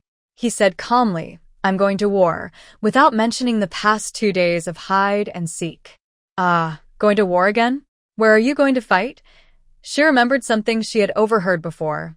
Before the harvest, the knights of the Duke's territory wanted to start another war. Upon hearing this, the man smirked in a slightly creepy way. Count McWilliam, Li Ailey hesitated. Is it really okay to fight again after paying the ransom? The two looked at each other silently for a few seconds. Finally, Arthur, with his cold emerald eyes, turned and walked away without saying a word. Li Ailey ran to the window and watched the armored Duke mount his horse. A group of knights held banners and stood on either side of him. At that moment, Li Ailey felt like they belonged to 2 completely different worlds. One was full of iron and fire, and the other longed for peaceful countryside life.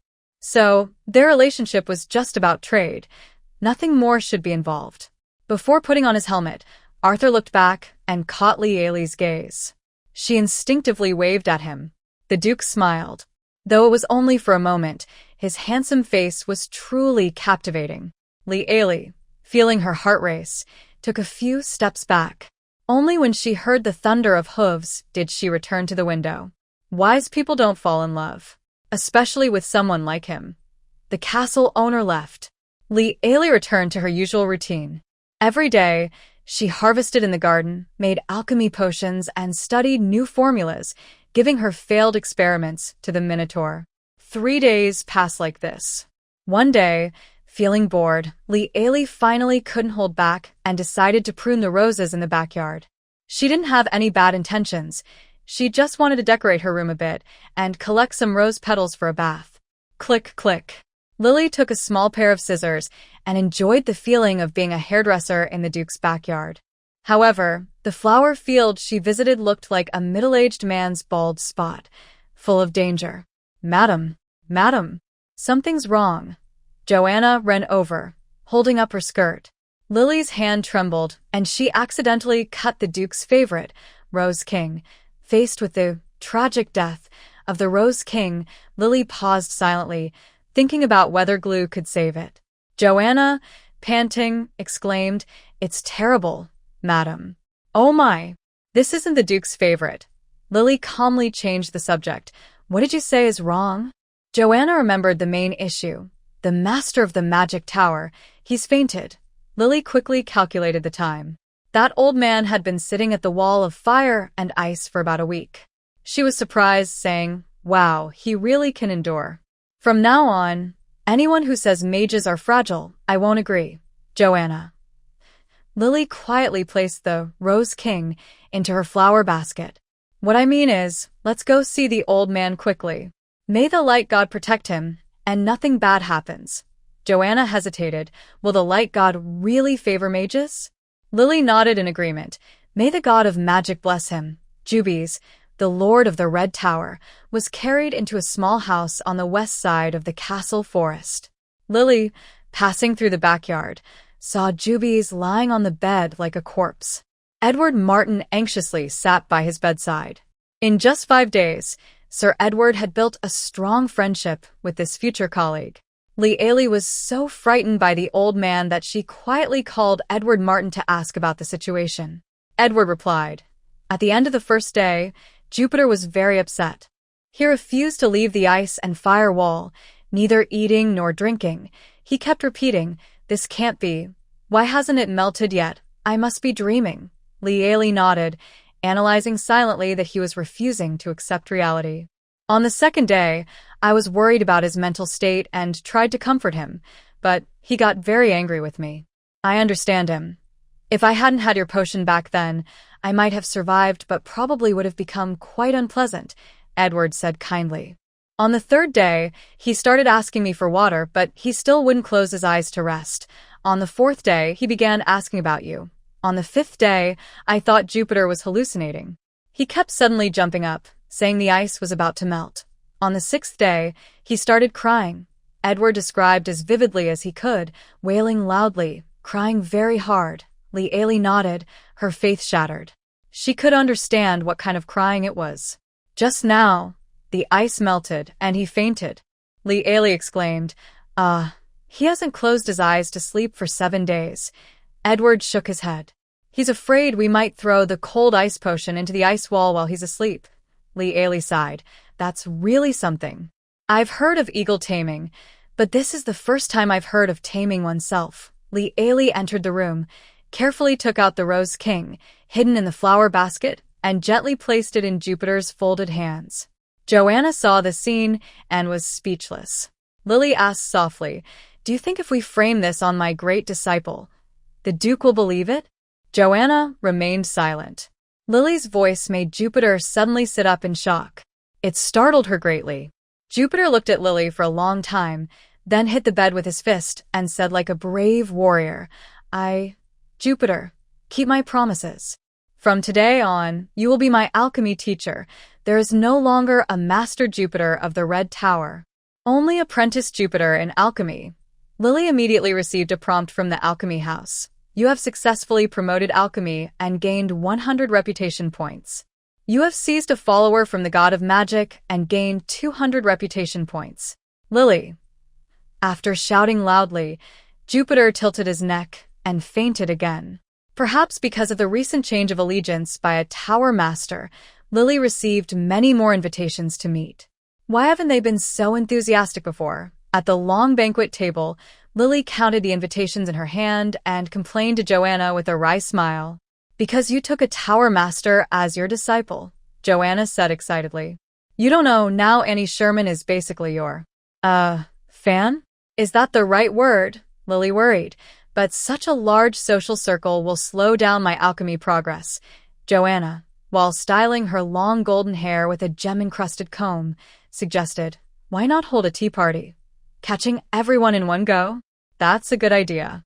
All right, I'll leave it to you.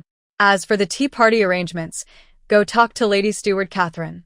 Lady Steward Catherine, the castle's housekeeper, is someone I remember from my previous life as being very difficult to get along with. Since I came here, I have actively avoided her. Any issues are always discussed with the kind and elegant butler, Conrad. Even now, I still prefer not to interact much with Lady Catherine. However, her professional skills are undeniable. In the afternoon, after coming out of the alchemy room, I was informed that the tea party was ready and the guests had arrived. As the lady of the castle, arriving a little late is considered good manners. But when I appeared before the knights' wives in my elegant olive green dress and flowing golden hair, my goodness, I thought a fairy had entered the castle. The Duchess is so beautiful. When will I become as beautiful as her? It was my fault before. I shouldn't have believed such outrageous rumors. Such a wise and beautiful lady deserves our Duke. No, you misunderstood. The original owner was indeed a bit obsessed and a stalker. I sat down with a complicated expression. Then I noticed a deep red bubble. Go away, stinky woman. I frowned slightly and looked at the person with this bubble above her head. The woman smiling slightly looked quite ordinary, and her style of dress seemed a bit familiar. When she noticed my gaze, her eyes sparkled with stars, and she looked at me with admiration. Her blood-red bubbles turned into, "What are you looking at, you worthless person?" Lieli calmly withdrew her gaze. "Good afternoon, everyone." Everyone chattered politely, exchanging greetings. After a few rounds of tiring social talk, someone finally couldn't hold back. Madam, could you tell us about alchemy? What kind of magical art is it? Silly Cindy. It's not magic, it's alchemy. Joanna told us about it. Lee Ailey remembered her professional reputation that day. So, she eagerly began explaining the basics of alchemy, herbal medicine. When she finished explaining the fire bell, half of the ladies kept nodding. They looked just like students in college pulling an all-nighter before a morning class. Lee Ailey fell silent. She started to reflect. She thought her approach might be wrong. Then, she enthusiastically began talking about fascinating magical plants, like the screaming mushroom. After her talk, nearly 88% of the ladies fell asleep. They looked just like Sleeping Beauty in fairy tales. Lee Ailey had to put down her teacup and make some noise to politely wake them up. One by one, these ladies fluttered awake like startled sparrows. After a brief confusion, someone led the applause and the room erupted in thunderous clapping. Lee Ailey. The remaining ladies, who were barely holding on and hadn't fallen asleep, looked awkward. It was very embarrassing.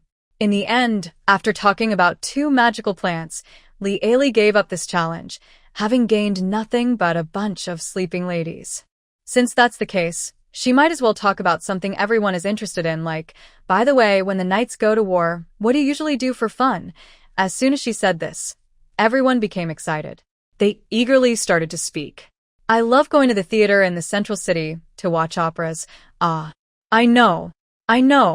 That new male actor is so handsome. I adore the prince he played. Ah, If only Lance could be as romantic with me, I would be willing to die for that. Huh? Is Sir Lance also, as knightly as that? Lee Ailey, who was listening to the gossip with great interest, was stunned. What do you mean by also so knightly? Wow, knight isn't just a job title. Could it also be an adjective? A few ladies exchanged glances and asked playfully, Hey, does the Duke secretly not knight? Lee Ailey thought of Arthur, the cold jade. The handsome face flashed in her mind, making her ears slightly warm. But soon, she shook her head and quickly pushed the image of the man out of her mind. Unexpectedly, this led the ladies to misunderstand. Oh, I knew it. A man like the Duke must be perfect. Before she finished speaking, one of the ladies nearby interrupted her. Her face immediately lost its color, and she carefully watched Lee Ailey's reaction. Lee Ailey. She helplessly accepted the role her original self had forced on her and changed the subject. So, what exactly does knightly mean? A familiar voice said, Just talking about my George. I'd rather he remember our wedding anniversary than give me strange gifts every day. For example, he took the military flag of someone from the battlefield. Lee Ailey looked in the direction of the voice. A clever little woman sat alone in a corner, speaking slowly and clearly, explaining to Lee Ailey. Lee Ailey remembered her. She seemed to be called Lily, the straightforward lady who told her about the knights, drawing lots. Of course, she also understood what the ladies meant by knights. I get it. You mean like straight guys? The ladies looked confused when they heard the unfamiliar term. Guys who don't understand women's feelings and often judge your preferences based on their own views. A group of ladies nodded wildly. Yes. That's exactly it. I hope my Locke can be like the hero in the opera. Don't mention it. I tried to train Hardy. Every time he came back, I dragged him to see the opera and kept hinting to him. But what happened? He lied and pretended to be sick, preferring to go drinking with Lance and the others rather than watch the opera with me. My Reiner is the same. well, Sometimes I even feel jealous of the friendship between men. I think Ponson and Locke are closer than I am with Ponson. Yes. They even cover for each other. I don't let Vincent drink, but he always sneaks drinks behind my back, saying he's going to see Locke. I asked Locke if they drank alcohol, and he told me they were playing Fen and Nightball. Ridiculous. Unless they were playing in a barrel of wine, Lee Ailey. She just wanted to change the subject, but the conversation was getting more and more strange. The ladies kept complaining about their husbands non-stop. After being forced to listen for an hour, Lee Ailey fell back into her old habits. Her heart, which usually only cared about her favorite couples, started to feel curious. By the way, I think Nightlock and Night Phillip are the closest friends. Lieli, oh wow. Nightlock sounds like a social butterfly. Oh, I should remember that. Next time, I'll see what he really looks like. No way. He's obviously closer to Lance, Lieli. Oh wow. I remember Lance, the famous flirt in the Knights group. Flirt and social butterfly. Yum yum. But she got so caught up in her excitement that she didn't notice her expression. Ma'am, what are you laughing at? Lieli was snapped out of her thoughts, quickly hiding her amused smile. She saw a bunch of curious faces looking at her, and her desire to share her secret grew stronger. Well, She couldn't hold back anymore. Hey, have you heard of shipping couples? The group of noble women looked at her with big question marks over their heads. After Lieli shared the idea of shipping couples with a simple and honest night women, it was like a storm sweeping through their social circle. At first, everyone was very surprised, but after thinking about it, they found it quite interesting.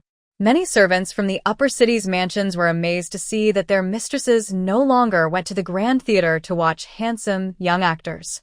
Instead, they suddenly stayed at home, often sitting at their desks, writing furiously. And sometimes, while writing, they would show a strange, mischievous smile. A new, niche genre of male literature became popular among the upper city's nobles. And the tastes of the nobles always set the trend for merchants. After the Grand Theater's income hit a new low, owner Melt Huilon finally couldn't bear it anymore. He went to the black market and posted a reward task. Investigation of what the ladies in the central city have been obsessed with lately. Reward: 100 gold coins in this world. There are always some people willing to risk their lives just for gold. The group of ruthless people who took on this task spent days and nights hiding in the trash bins of luxury homes in the upper city. They did this just to gather the most fresh information every day. And it worked very well. 2 weeks later, Mr. Melt Huilon received a report from the investigation. Ladies are obsessed with scandalous gossip about men. Details as follows. Mr. Melt was shocked after reading it, his worldview shattered. But as a good businessman, he quickly saw a big business opportunity. He immediately called all the actors and held an emergency meeting. The next day, a famous opera called The Duke and the Knight was hastily performed. Nervously, Melt Huilon sent the program to the ladies living in the upper city. Until the tickets went on sale, he was praying very sincerely to the god of wealth. And then, all the tickets sold out. Melt Huilon was overjoyed, almost smiling from ear to ear, if not for his 2 ears blocking the view. But the good news didn't stop there. When the audience started to enter, a carriage that couldn't be kept low-key parked right at the theater entrance. The emblem on the carriage, unique to Constantinople, stunned the passers-by. The noble and beautiful Duchess Lady Ellie Cold Jade stepped out of the car excitedly. Mert Hullen ran out immediately after hearing the news. When he saw Lady Ellie, he was so excited that his brain almost stopped working. Quick, he supported the attendant beside him. Slap me. Let's see if I'm dreaming. Before he finished saying dream, a sharp, clear slap landed on his chubby face. The attendant worriedly lowered his voice. The mad lady might not be here to support us. Just from the word Duchess, I think she might be here to cause trouble. Mert Hullen woke up from his dream of sudden wealth and shivered immediately. But it was too late. Lady Ellie heard the slap and looked over curiously. Then she saw a slightly overweight middle-aged man with a half-red face, smiling at her with a look worse than crying. Lady Ellie. Your noble Duchess, what wind brought you here? Lady Ellie looked at the trembling bubbles above the theater owner's head with interest, deliberately pointing at the big sign outside the theater. Maybe it's forbidden love, or the Duke and the Knight's true love, that brought me here. Lady Ellie quoted the advertisement on the sign. She was thinking, this owner knows how to stir up a romantic rivalry. The owner was almost scared to tears. But his show was ready. If he dared to cancel now, the wealthy ladies who bought tickets would definitely tear him apart. Seeing the honest man about to be scared to death, Lady Ellie cleared her throat. All right, no more jokes. I was also invited to enjoy your theater's new production. After she finished speaking, she took out the ticket. It was like a moment of hell and a moment of heaven. probably how Melt Welland was feeling right now. After the ladies took their seats, the show officially began. Maybe because news of the Duchess coming to watch the play spread, the two male actors on stage looked like peacocks spreading their feathers. When people let go of some, well, boundaries, they tend to emit a kind of bold beauty. The two handsome actors on stage put aside their usual backstage scheming and carefully performed the script written overnight by the boss. They held back feelings of wanting to slap each other with their shoes, reciting cheesy lines that lovers find hard to say out loud, which made the noble ladies in the box scream wildly. The performance was a huge success. When they left the stage, they were almost overwhelmed by the roses thrown at them. They staggered to the backstage, feeling like everything was just a dream. As for the ladies, they were even more excited. They had only been into niche literature for a few days, and today was their first time seeing a real-life romantic drama adaptation. How could they handle this excitement? They almost fainted from lack of oxygen, especially after secretly imagining the handsome lead as the Duke's face. One lady walking out of the theater suddenly felt her nose heat up, and a nosebleed streamed down, frightening her maid nearby. The next day, at Lady Lee's tea party, actually it should now be called the Literary Exchange, there were already more than 10 different pairing ideas. Duke should be with Lance. No, dear. You don't understand pairings. The Duke and Locke are the perfect match. Nonsense. You don't understand the beauty of pairings. Ha ha ha. Who really doesn't appreciate good pairing? The two ladies, who had been arguing loudly, almost pulled each other's hair. Lee Ailey watched with great interest. Suddenly, both women fell silent and looked at Lee Ailey at the same time. Madam, they said in unison. Who do you think the Duke is most suited with? Lee Ailey hesitated, her mind racing with many possible pairings. Then she cleared her throat and said, Don't you think the Duke is actually most compatible with Conrad? Conrad, the old butler who was about to come in to deliver a message, silently withdrew his hand from the door. The ladies looked at each other, momentarily confused. Is there a knight named Conrad in the Knight Order? One lady remembered something and said with a strange expression, Conrad, could it be?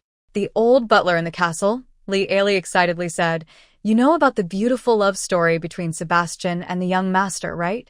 The ladies all fell silent and then said together, A cult. Lee Ailey. At this moment, the heavy knocking on the door sounded again. Knock, knock, knock. Each knock seemed to silently tell the story of the knocker's deep feelings. Please come in. Conrad, walking with very heavy steps, slowly approached the ladies. Countless scrutinizing gazes, like sharp arrows, examined the old butler from top to bottom as he experienced a storm of emotions inside. The ladies exchanged glances. Lee Ailey was the first to notice how uniformly the bubbles above their heads reacted. Sure enough, a cult. Lee Ailey. Conrad took a deep breath, trying to keep his composure. Madam, the lady has sent a letter. Lee Ailey couldn't see the bubbles above Conrad's head, but she still felt a little guilty and smiled. She picked up a letter opener and opened the letter. Sisters, good news. They won the battle, and it's expected they will return in early December. This time, no one was hurt in the fight. Dear ladies, you can rest assured. Young men, brighten your armor. We will reach the central city soon. Especially the single men who are not married. Hey, carefully shine your armor.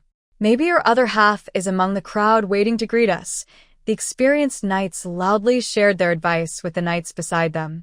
Commander, will we really find a girl like this? An old knight chuckled. Silly boy.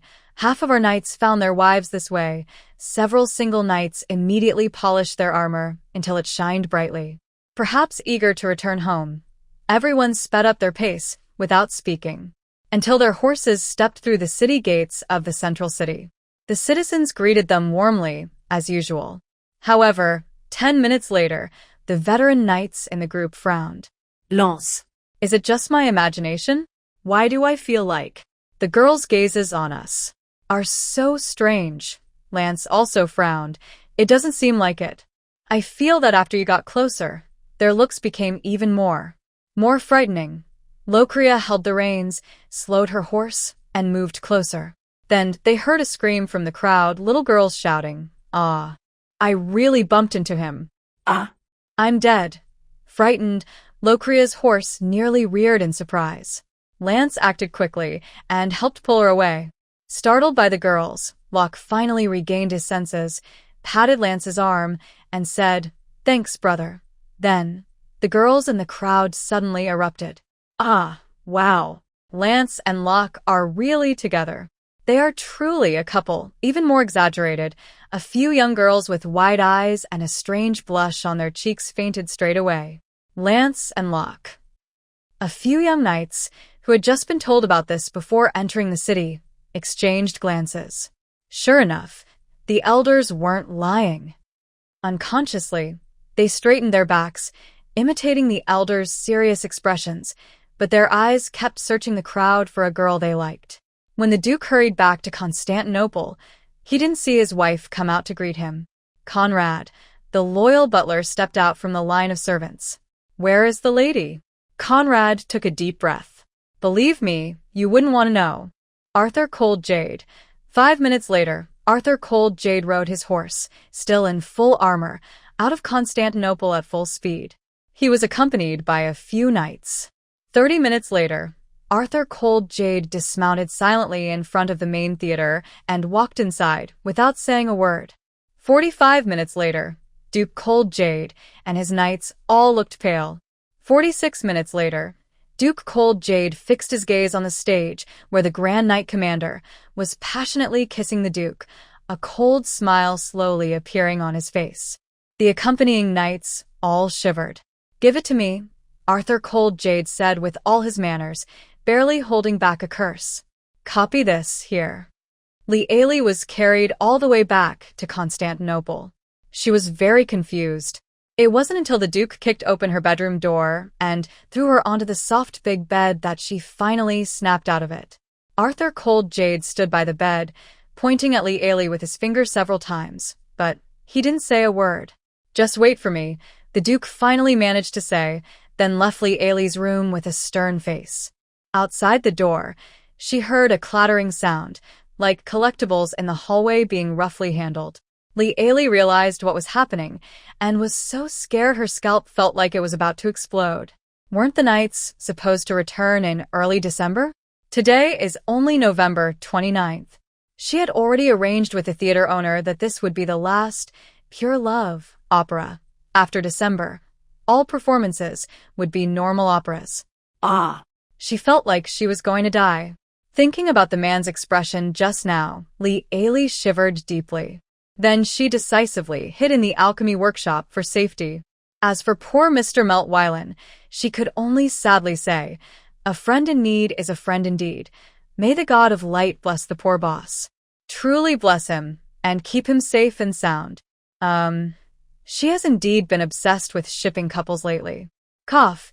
She's definitely not reflecting so deeply because of her true feelings. Girls liking sweet stories, is that a sin? Of course not. She Hopes the other ladies are doing well. her conscience hurts.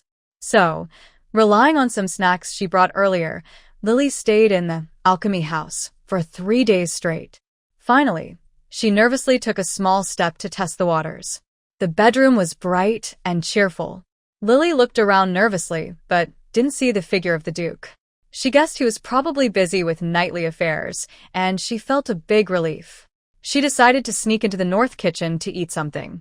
She had been eating the elf-made Ivazan yellow butter cookies for 3 days and was almost tired of them. But when she opened the door, the handsome Duke was sitting in the middle of the corridor like a waiting predator, quietly watching her with half-closed eyes. Lily was speechless. Really, was it necessary? Was it really necessary? The man looked at her for a while, then chuckled softly. "Haha, 3 days." Lily was silent.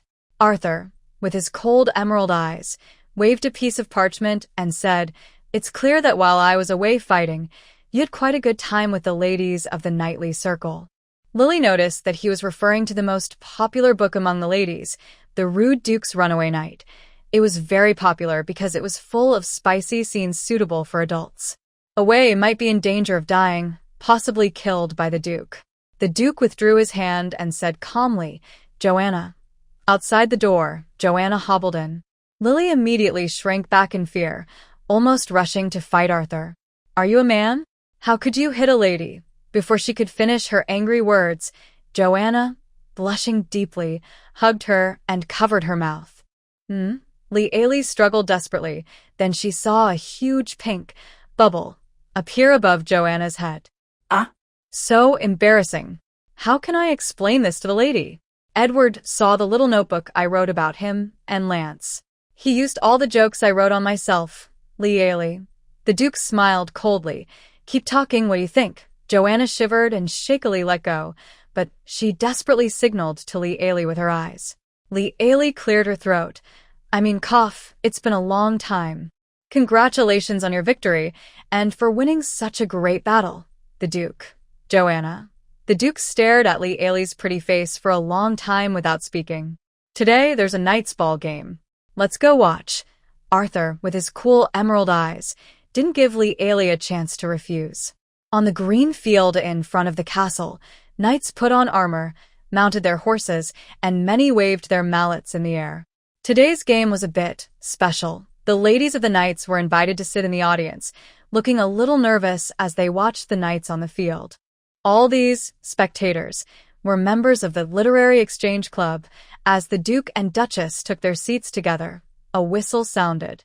The exciting knight's ball game began.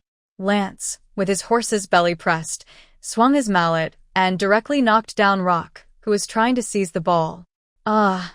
A gasp came from the audience. Rock's wife, with red eyes, stood up. Lee felt a strange premonition in her heart. Lady Lance, feeling guilty, tried to hold Lady Rock's hand, but was pushed away forcefully. Lily. It seemed she heard a loud crashing sound. What was that noise? Oh, it was the end of Lance and Rock's relationship. Also, the friendship between two knight ladies has fallen apart. Lily's pupils trembled as she sat in the audience. The Duke rested his chin on one hand, his mood shifting from gloomy to bright. He watched Lily's expression and gently said, "Enjoy it. Today's game is specially dedicated to you." The knights on the field went wild. They weren't playing with the ball, but with each other. Lance folkt rock. Rock folkt pensant. Pensant folkt lance. Boom. The ladies in the stands all shed tears of despair. Their house was completely destroyed. The literary exchange meeting suffered a big blow.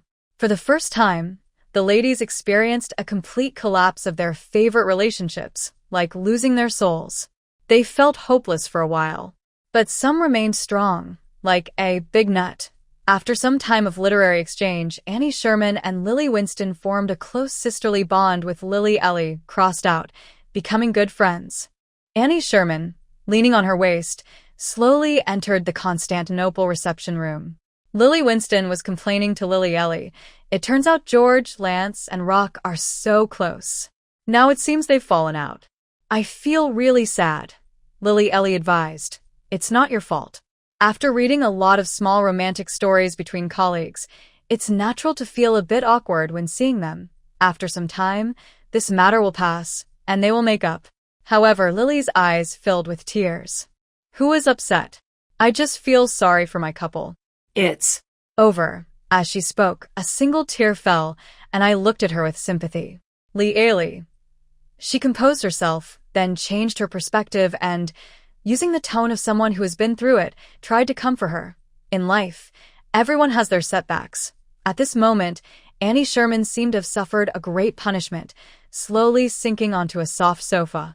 Oh, Commander Balk let you out? Lee asked with a mix of sympathy and concern. This time, Annie Sherman had the worst mishap. Annie Sherman rolled her eyes. If he doesn't let me out soon, I might just die in bed.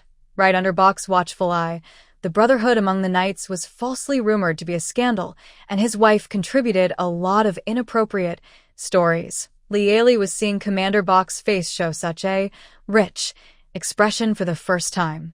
Then, Annie Sherman was carried back home. Commander Balk also volunteered to stay at home and accept punishment. Lee was so scared she almost thought Annie would be subjected to domestic violence. But then, she sent Bajin, the horns guy, to check on Sherman's residence.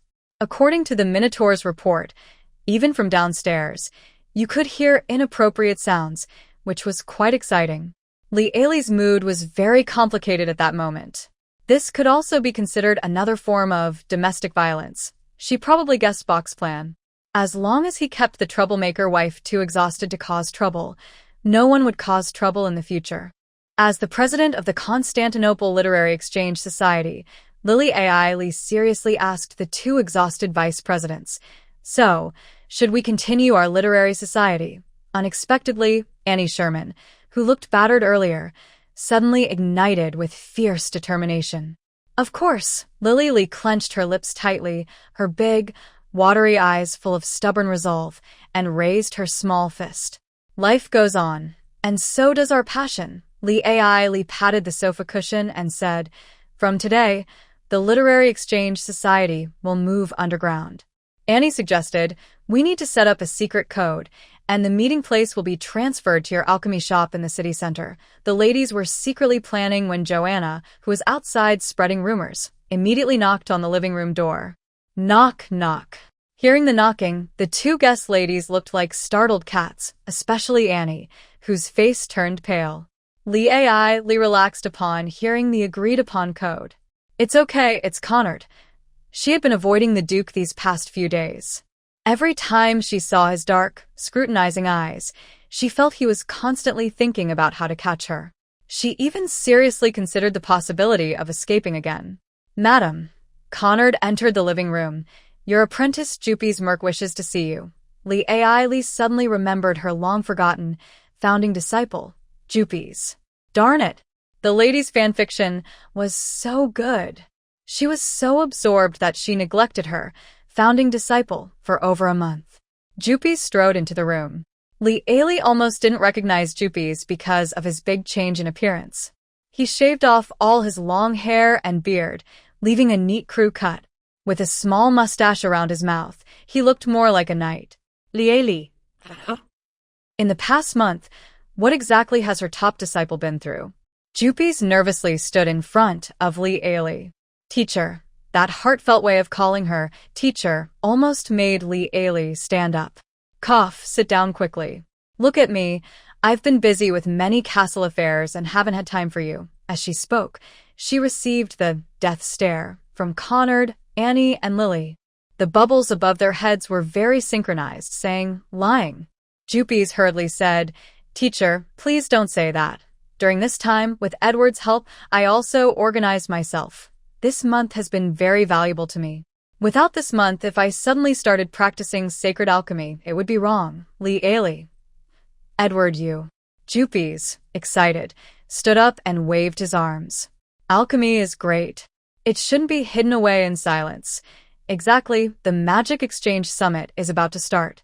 I decided to bring the great ice potion and let the little-known magicians see the wonders of alchemy." As he spoke, a huge blood-red bubble appeared above his head.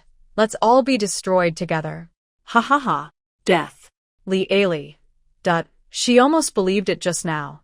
The Duchess stood up, deeply moved, and patted her rebellious, big disciple, who weighed about 800 pounds. "I will go now to get the medicine for you." Then, Jupy's, holding 10 bottles of cold ice potion, with a strange smile on his face, left Constantinople. Annie Sherman frowned slightly. "I heard Bulk say that the blue, miracle water is very expensive. The knights need to exchange battle merits for it. Even so, the Grand Knights are all complaining that these magical potions are not enough. Ellie, you trust this former magic tower master too much." Annie disliked magicians. Seeing Li Ailey give that old man 10 bottles of the miraculous cold ice potion, she felt very jealous. Li Ailey remembered the long revenge list that appeared above Jupy's head when he left. After a brief silence, she patted Annie's shoulder and comforted her. "Trust me, he is going to use magic to defeat magic, Annie." Lily said. George also said it would be better if there were more potions. Both women looked at Li Ailey with hope. In the eyes of the ladies, the potions are equal to the safety of their husbands. When there are enough potions, their husbands can return home safely. Li Ailey also felt worried. She originally thought that a few hundred reputation points and the daily output from the backyard garden were enough to supply the Duke's knight group. But the truth is, war really consumes resources. When fighting, her daily output isn't enough to cover the needs of even one small knight squad. Increasing resources is necessary. By the way, the Duke previously asked the Adventurers Guild to find Waterflower and Tara Root. Considering the time, there should be results soon. At that time, she could try to find some talented ladies among the ladies-in-waiting and teach them how to make the red potion. Madam, the Duke requests your presence in the study, Conrad said as he returned after seeing off Jupies. News came from the royal capital that the king awarded the 16 golden knights the bravery medal, and then they were sent off to feed the horses. When Li Ailey entered, she overheard this. Oh, what a tragedy. Those were 16 golden knights. Li Ailey felt very regretful. Seeing her come in, all the knights in the study immediately stood up. They all bowed to her respectfully. Suddenly, there was a loud bang, which startled Li Ailey. Madam, without your healing potion, we wouldn't have survived this battle. On behalf of the lives you saved, we pay you our highest respect. The knights all lowered their heads and saluted. Li Ailey quickly waved her hands. oh, no, no, no. The potions were bought with gold coins by the Duke. You should thank him. Unexpectedly, the Duke also stood up and gently tapped his chest. No, without your alchemy potions, no amount of gold could save the knights' lives. The handsome Duke's blue eyes were unusually gentle. So, can the healing potion really be increased in production? George Winston, who replaced Bulk as the vice leader of the Cold Jade Knights, asked. Li Ailey looked troubled. Unless we can find a large number of waterflowers and tara roots, has there been any reply from the Adventure Guild? The Duke asked with a frown. Bulk awkwardly rubbed his nose. Actually, we received news the day before yesterday. I was busy taking care of Annie and forgot about this matter. Li Ailey, well, you really are something. On the sensitive day before yesterday, the men in the house remembered the ladies' literary works. Many of them had tense veins bulging on their foreheads, especially the Duke, who single-handedly caused trouble in various literary stories involving the entire Knight Order. He looked at Li Ailey with a blank expression, his hand back showing prominent veins.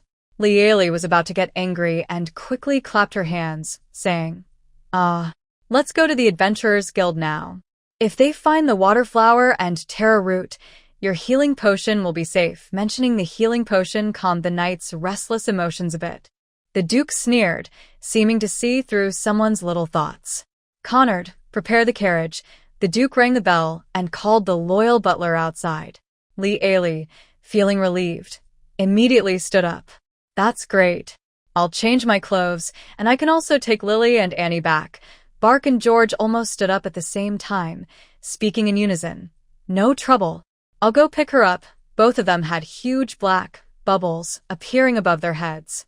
If Annie hadn't threatened to sleep separately, I really wouldn't want her to associate with the Duchess anymore. If Lily hadn't insisted, I really wouldn't want her to come to Constantinople. Li Ailey. The first article of the Underground Literature Club, and you two are the sacrificial flags. Seeing Li Ailey angrily lifting her skirt and leaving, Arthur Cold Jade couldn't help but smile slightly. Li Ailey changed into a style inspired by Chloro, casually pinning her smooth, golden hair with a gemstone hairpin. The Duke was already waiting in the hall on the first floor. Seeing Li Ailey like a happy little bird, bouncing down the stairs, a hint of disappointment flickered in his deep blue eyes. In the carriage, they sat side by side. Li Ailey leaned against the window, humming a song as she looked outside. Suddenly, she saw the Duke's reflection. The handsome man tilted his head, resting his chin on his hand, quietly watching her. Li Ailey froze instantly. She slowly turned around. May I ask, what are you looking at? Arthur, the Cold Jade, calmly withdrew his gaze. Nothing. The carriage stopped at the Adventurers Guild entrance. When the branch leader heard that the Duke was coming, he ran out at full speed to greet him, just in time at the door. Your Highness, what wind brought you here? The Duke extended his hand toward the carriage. The branch leader was curious about who could make this notorious Duke treat so politely. Suddenly, a delicate, fair hand reached out from the luxurious carriage and gently rested on the Duke's hand. Glenn Spire, the branch leader of the Adventurers Guild, saw a stunningly beautiful woman slowly step down from the carriage. Her appearance was breathtaking. Glenn was stunned until he received a warning look from the Duke. That cold blue gaze simply gave a slight glance, and as a silver hunter, Glenn broke out in cold sweat. Hastily, Glenn looked away and stared at his toes. The cold-faced Duke took off his crimson cloak and draped it over Lee Ailey's head. Then he took her hand and walked into the Adventurers Guild's office. Upon entering, Lily immediately pulled her cloak over the Duke's chest. Am I really that untrustworthy? Her nose was filled with the cool scent of a man, and her delicate ears blushed bright white. The Duke caught his cloak and casually hung it on a nearby hook, speaking slowly. No, you are too trustworthy, Lily. Is that a yes or no? Glenn followed in, carefully managing his gaze, so he didn't look at Lily too much. Earlier, Bulk issued a mission in the name of Constantinople. I came by to see if there was any news about the mission. Glenn's eyes showed surprise. Then he quickly said, yes, there is. The branch leader immediately stood up and hurried outside to give some instructions to his secretary. Soon, the secretary brought in a wooden box. This is the mission item brought back by the Green Hat Adventure team. Lily felt she had heard an incredible name. But when the branch leader opened the box, she saw a whole box of frozen water flowers and taro roots, which immediately caught her attention. The adventure team used her potion, so the magical plant's properties were well preserved. Her heart started pounding faster and faster. This world really has magical plants. There were at least 100 water flowers and even more taro roots in the box. Lily quickly closed the box and nodded at the Duke. The cool Jade Duke spoke calmly. Call over the adventure team that completed this mission. Glenn said, just now they came to ask about the mission results. I'll call them in right away. This time, Glenn personally went to invite them. Lee Ailey couldn't help but feel excited as she paced back and forth in front of Arthur, the cold Jade. This is so great. Do you know what this means? The Duke slightly raised his eyebrows and looked at her with interest. Maybe I can ask adventurers to find all the alchemy materials I need. What has always limited her potion-making development?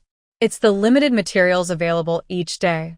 If she can solve this problem, her progress in alchemy will really take off. The healing potions will increase in production, and the Duke's mood is also very good. Tonight, we can celebrate. Tell Bulk and the others to hold a banquet at the castle. Lee Ailey happily nodded in agreement. The man slowly curled his lips into a smile.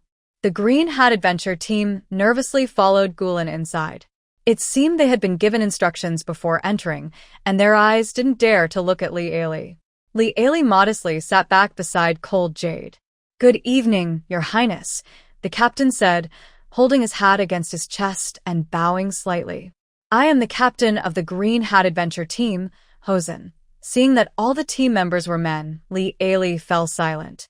Their team name was really quite fortunate. May I ask a question? Lee Ailey couldn't hold back. Why did you choose this team name? The captain's eyes were fixed on the floor. He remembered the leader's warning that important people in the room didn't like others to look at his wife. It's because of goblins. Goblins' foot soldiers always wear green helmets. We chose this name as a joke back then. Our small adventure team is like the common soldiers wearing green hats among the goblins. Lee Ailey felt a bit disappointed after hearing the answer. No one in this world understood her joke. Where did you find these flowers and plant roots? In the Waterpot Forest. Are there many of these plants there? The leader of the Green Hat Squad honestly replied, Yes, quite a few. They grow near the lake in the center of the forest, with many small blue flowers. But there are many water-type magical beasts guarding them, and they like to eat these flowers. As for the roots, they usually grow around the big trees in the center. But the tree spirits don't like us to take these roots. We fought hard with them and managed to steal some. The Duke nodded.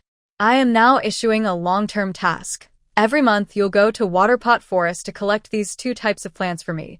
Lee Ailey added, pick them in moderation, without damaging the environment. We need sustainable development. After leaving the Adventurers Guild, the carriage did not turn back. Huh? Are we not going back? Where are we going?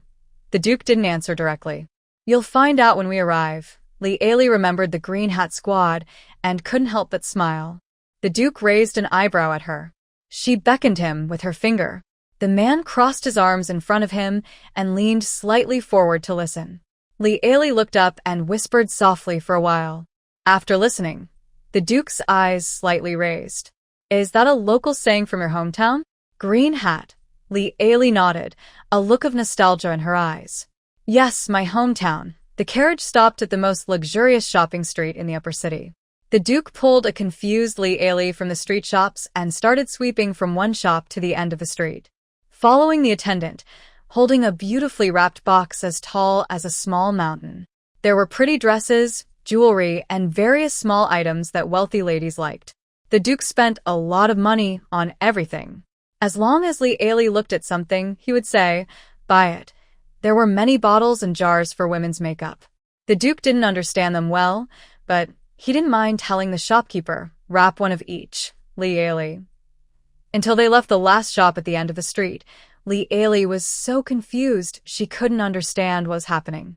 The carriage headed back to Constantinople.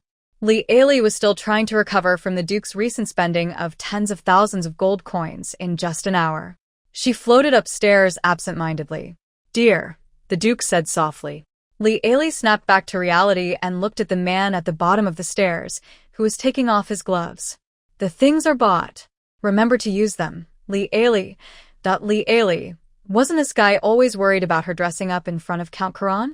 On this magical continent, there are many different kinds of creatures and professions.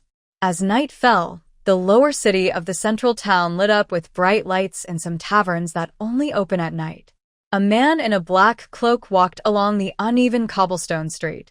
He reached a modest tavern without a sign. Carefully looking around, he then curled his finger and knocked rhythmically. Knock, knock, knock, knock, knock, knock, knock. The cat's eye in the door opened, and a cold gaze looked out at the person outside. "I want to order a batch of wine." "It's an urgent job." The main door suddenly slammed open. The man standing behind the door had no left foot and only his right hand, with a face covered in fierce scars. After the black cloak hurried inside, the door closed with a loud bang. The tavern was dimly lit, and everyone drinking there kept their faces hidden under cloaks. The scarred man limped as he led someone to the back kitchen, then lifted a wooden board to reveal a secret passage behind it. The black cloak immediately slipped inside. At the end of the passage was an old wooden door, with a small round table in front of it. On the table were a piece of sheepskin paper and an ink pen. He stood in front of the door and spoke in a deliberately changed voice. "My master urgently needs a batch of good wine." A voice came from behind the door. "Are there any reliable wine delivery people you trust?" The black cloak replied, "I want the best wine delivery person." There was a brief silence on the other side. "Are you talking about the best wine delivery person or the most outstanding one we have?" The black cloak hesitated, thinking carefully. Then he repeated his request. "I want the best wine delivery person." "That's what you said," the other side replied firmly. "Write down the delivery address, delivery time, and the recipient's name on a piece of paper, and pin it to the door along with the payment." The black cloak sighed in relief, took out an ink pen, and quickly wrote a line on the sheepskin paper. "Constantinople. Tonight, Li Ailey, Cold Jade." Tonight, Constantinople is preparing for a grand celebration dinner. The Cold Jade Knights and the newly formed Blue Agate Knights are both on the invitation list. Li Ailey carried the box she retrieved from the Adventurers Guild and went straight into the alchemy room. She placed the water flower and taro root into the preservation storage. Then she looked around to select a few attentive members from the ladies' group to try teaching them alchemy and potion making. "Where's the lady?" Annie Sherman's frantic voice came from outside the door. "Her rival is about to come knocking." "What is she doing?" Just after leaving the alchemy room, Li Ailey heard such a stimulating comment. She immediately opened the door with a curious expression and asked, "Rival? What rival?" Annie Sherman, furious, was puffing her chest and shaking like an angry bull. She stormed into the ladies' bedroom and started spinning in place. Li Ailey found it strange. The last time she saw Annie like this was when she told Bulk Sherman's dark secrets. Take a look yourself. Annie Sherman then slapped a crumpled letter onto the table. Curious, Lee Ailey picked up the letter. To the most admired and beloved Duke of Emerald Ice, Lee Ailey. She instinctively looked at the signature, which was written in elegant cursive handwriting, from the Marquise Marina, who has secretly admired you since she was 15. Oh, that's fine then. Ignoring the unimportant, flirtatious nonsense at the beginning, Lee Ailey started reading from the middle of the letter. Yes, this king's illegitimate daughter used half a sheet of paper to flirt with the married Arthur Emerald Ice. Lee Ailey couldn't help but marvel at her broad education. This is not like your wife at all. Sorry to be blunt, but she seems a bit shallow. Smiling might upset you, but I just honestly share my opinion because I truly care about you. Lee Ailey. She puts down the letter. Joanna and Annie look at her worriedly. Are you okay? Calm down. Wait. Annie starts to speak, but is interrupted by Lee Ailey. Infine. I just choked on the tea. She skips over some of the tea talk and continues reading. I have obtained the Pope's pardon order, hoping to become another ruler of Constantinople, thinking about the Duke's promise to give her land. As a landowner, wouldn't it be better to sell alchemy to the handsome man and make money? Yes, it would. So, I sincerely wish this elegant young countess can succeed in her plans. Finally, I will visit your Constantinople soon. After reading, Lee Ailey calmly sets down the letter. Joanna clenches her small fist. Madam, let me dress you. I will make you look beautiful tonight. Lee Ailey rolls her eyes. Dress up? What a waste, showing off to that handsome man. Annie narrows her eyes slightly. So, did the Duke cheat or not? Lee Ailey shooks indifferently. Who knows? They are not really married, after all. And who can be sure about such things? A young, beautiful princess, the king's illegitimate daughter, was made a countess just for speaking out. The letter says she secretly liked the handsome man at age 15. TSK. Annie suddenly grabs Lee Ailey's wrist and drags her to the dressing table. Makeup. You must put on makeup. The prettiest makeup, then go charm those younger, more passionate knights. He is also looking for you. Lee Ailey. Sister, with you saying that, the situation is now clear. Joanna softly said, but the Knights of the Night Order aren't as handsome as the Duke. Lee Ailey and Annie said in unison. Shut up. 2 hours later, the dressed-up Duke waited in the main hall on the first floor for the dazzling Lee Ailey. He was almost stunned by her beauty. Arthur, the cold jade, stepped forward and reached out his hand to his wife, who was walking down from the altar with her skirt. However, the woman ignored him. Lee Ailey lifted her skirt and brushed past the Duke's outstretched hand. The Duke helplessly caught up with her. Darling, did I do something to make you angry today? Lee Ailey casually said. No, you're very nice. Arthur, the cold jade, humbly asked. Then, what is this about? I just think I should prepare in advance for my future life after divorce. The Duke's face darkened, but he quickly recovered and asked casually, like what? The two walked side by side into the castle's largest banquet hall. The hall could hold over 1,000 people, with 10 long banquet tables arranged side by side, seating about 200 people in total, like the main tables in a famous magical school story. The main seat was at the center of the long table. After sitting down, Lee Ailey lowered her voice and said into the Duke's ear, for example, scouting for the next husband in advance, Arthur, the cold jade. He politely helped Lee Ailey take her seat. Under the magic crystal chandelier, his expression was somewhat dark and unclear. That definitely needs to be looked into carefully, he said meaningfully. Lee Ailey felt a bit uncomfortable from his warm breath and instinctively moved away. Then, something interesting happened at the party. Lee Ailey looked at a knight, and he would immediately turn pale, break out in cold sweat, and tremble like a leaf. At first, she didn't pay much attention, but after several times, even she, being slow, realized someone was playing tricks.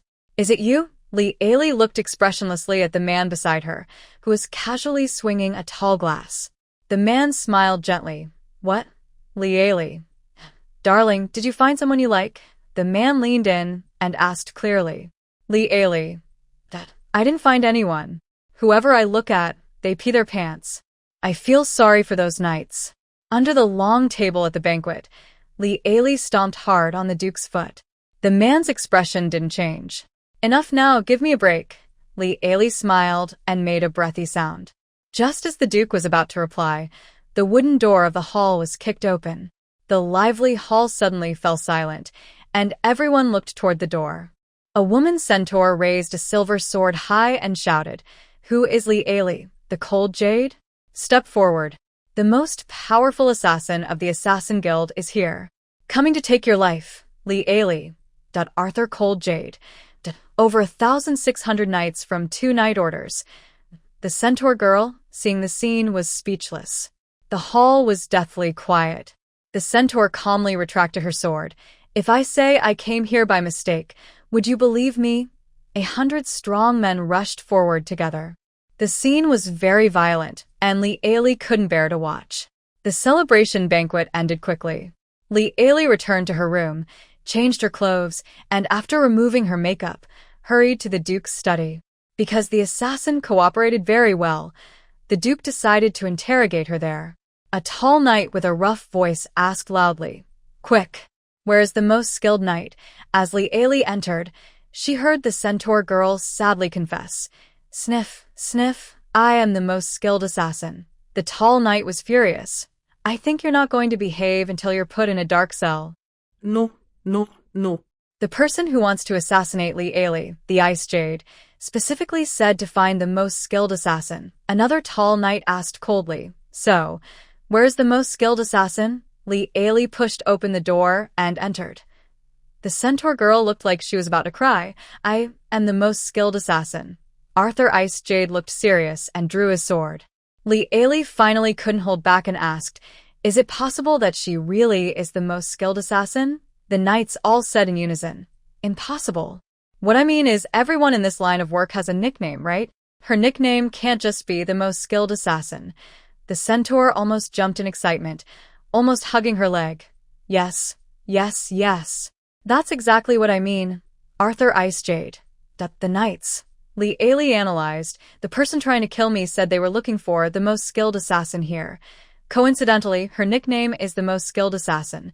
Miss Centaur nodded wildly. "Yes, yes, that's right. Our manager said the other side specifically ordered my team." Under the guidance of the kind-hearted centaur girl, the Duke quickly destroyed the Assassin Guild's base in the city center. The branch leader of the Assassin Guild fought fiercely, but in front of Duke Bingjing, he was beheaded with a single sword. A knight covered in bloodstains hung over 100 bloody heads in the main square to warn others. Even so, the furious Duke showed no sign of stopping. Every household in the city center kept their doors locked, while Constantinople remained peaceful, just more heavily guarded. Every day, Li Ailey watched the knights patrolling back and forth. She felt very safe. Because the person behind hiring the assassins was still unknown, Li Ailey couldn't go to the city center for now. Bajin Natizi was happy to visit Constantinople every day to report on his work. Of course, the bubbles above his head showed Li Ailey that he loved the chef's cooking even more. By the way, today I saw the Duke bringing a group of knights back with a nearly unconscious person.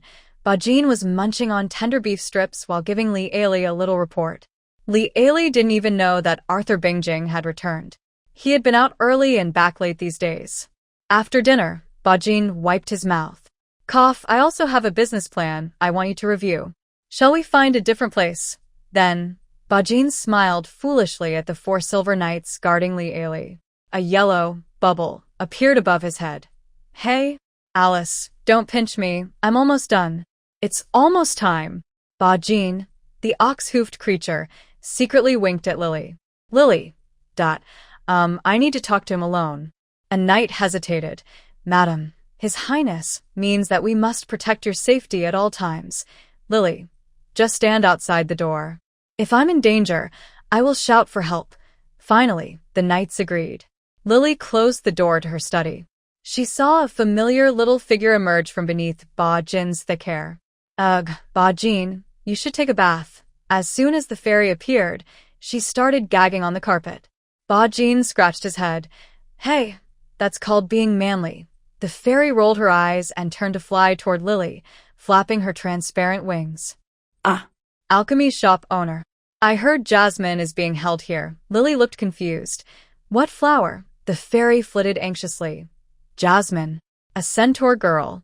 Her name is Jasmine. Her brother was my very first boyfriend, Lily. Girl, do you realize that your type of boyfriend is a bit too broad in scope? Is she here? oh my. Don't tell me she's gone. The fairy was so worried, she almost fainted. There's only one centaur in the castle. Lily slightly twitched her lips. She's alive, don't worry. But she's locked in the castle's underground cell. The fairy flew into her arms. Help me rescue Jasmine. I am your half-sister, Lily. No need to bother. She has a bit of a strange mind, but the Duke was quite angry about this incident. I can only try to help you speak to him. Whether it will work depends on you. Li Ailey stood up and led Bajin Nyo Tz out of the study. Where is the Duke? She asked the knight guarding the door. The others exchanged glances. He's dealing with some matters. If it's urgent, we can pass on a message for you. Liaili understood.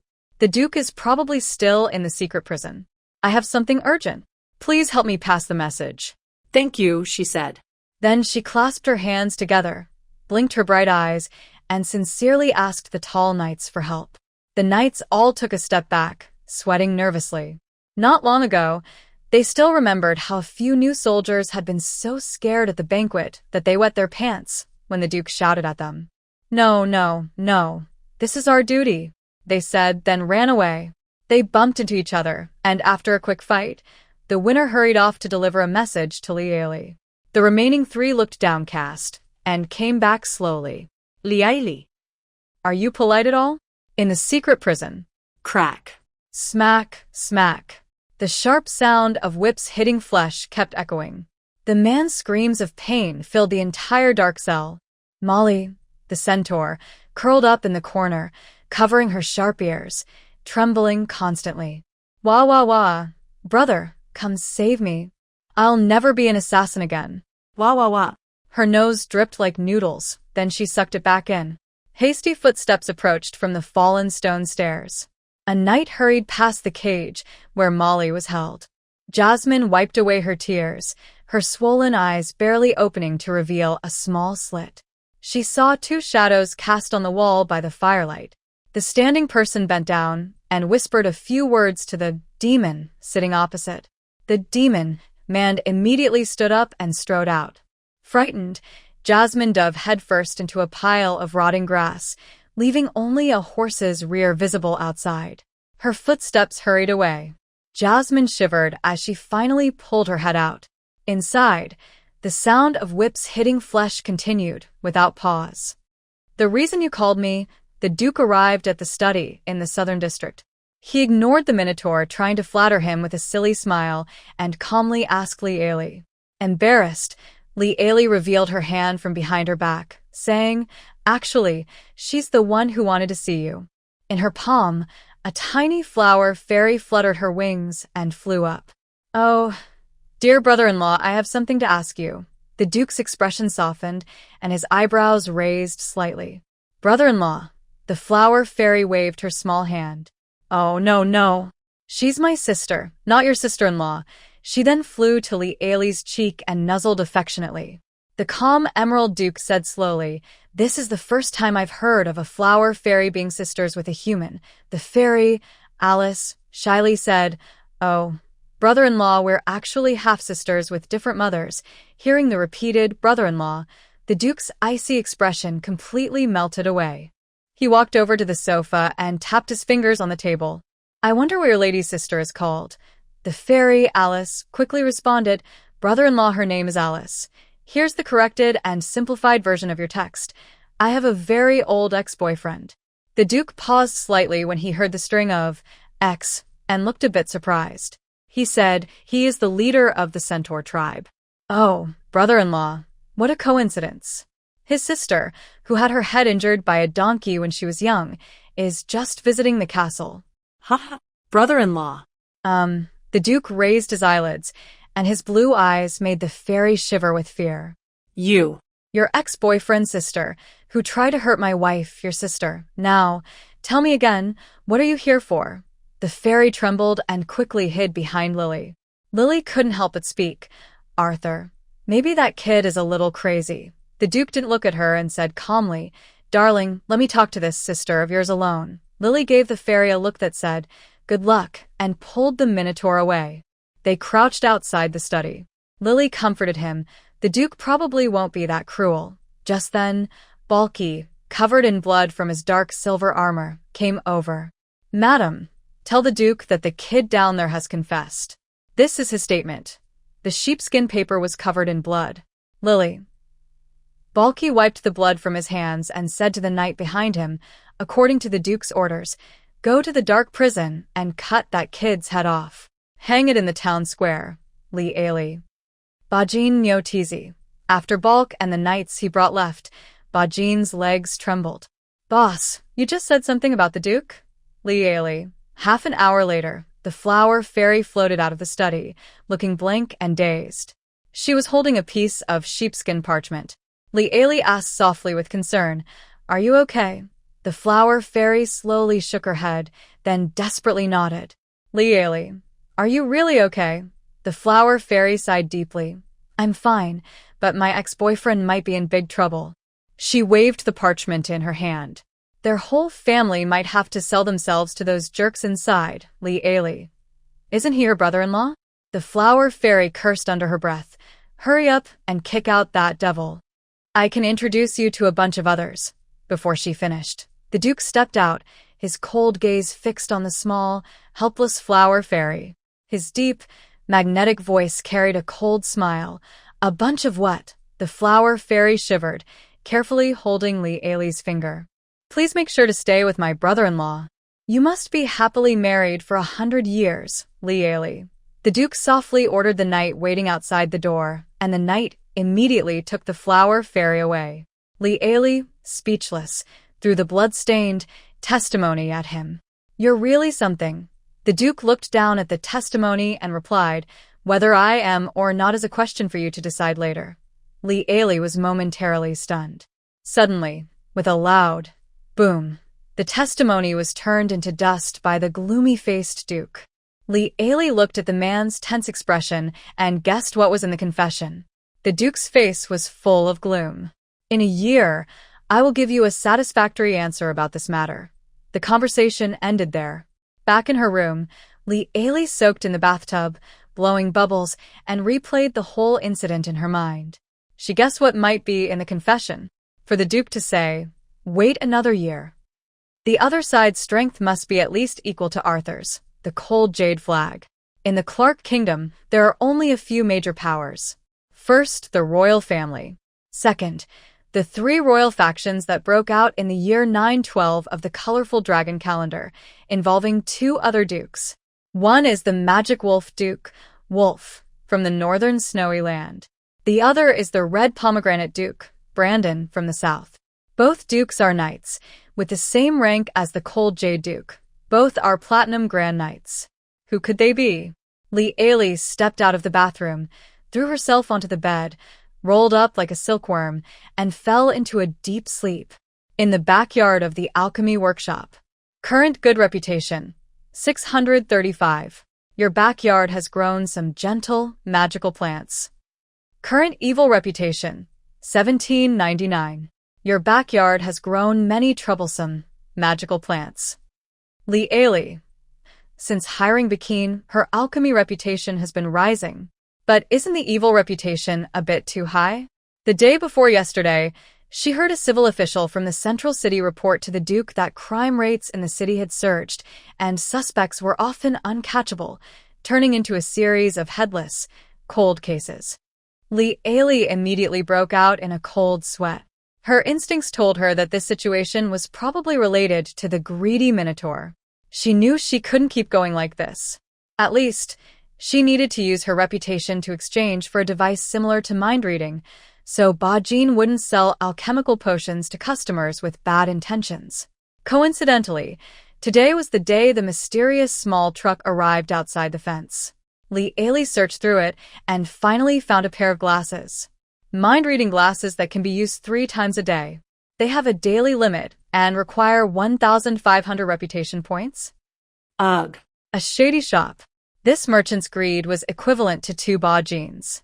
But Li Ailey still bought them, just to lower her evil reputation a bit.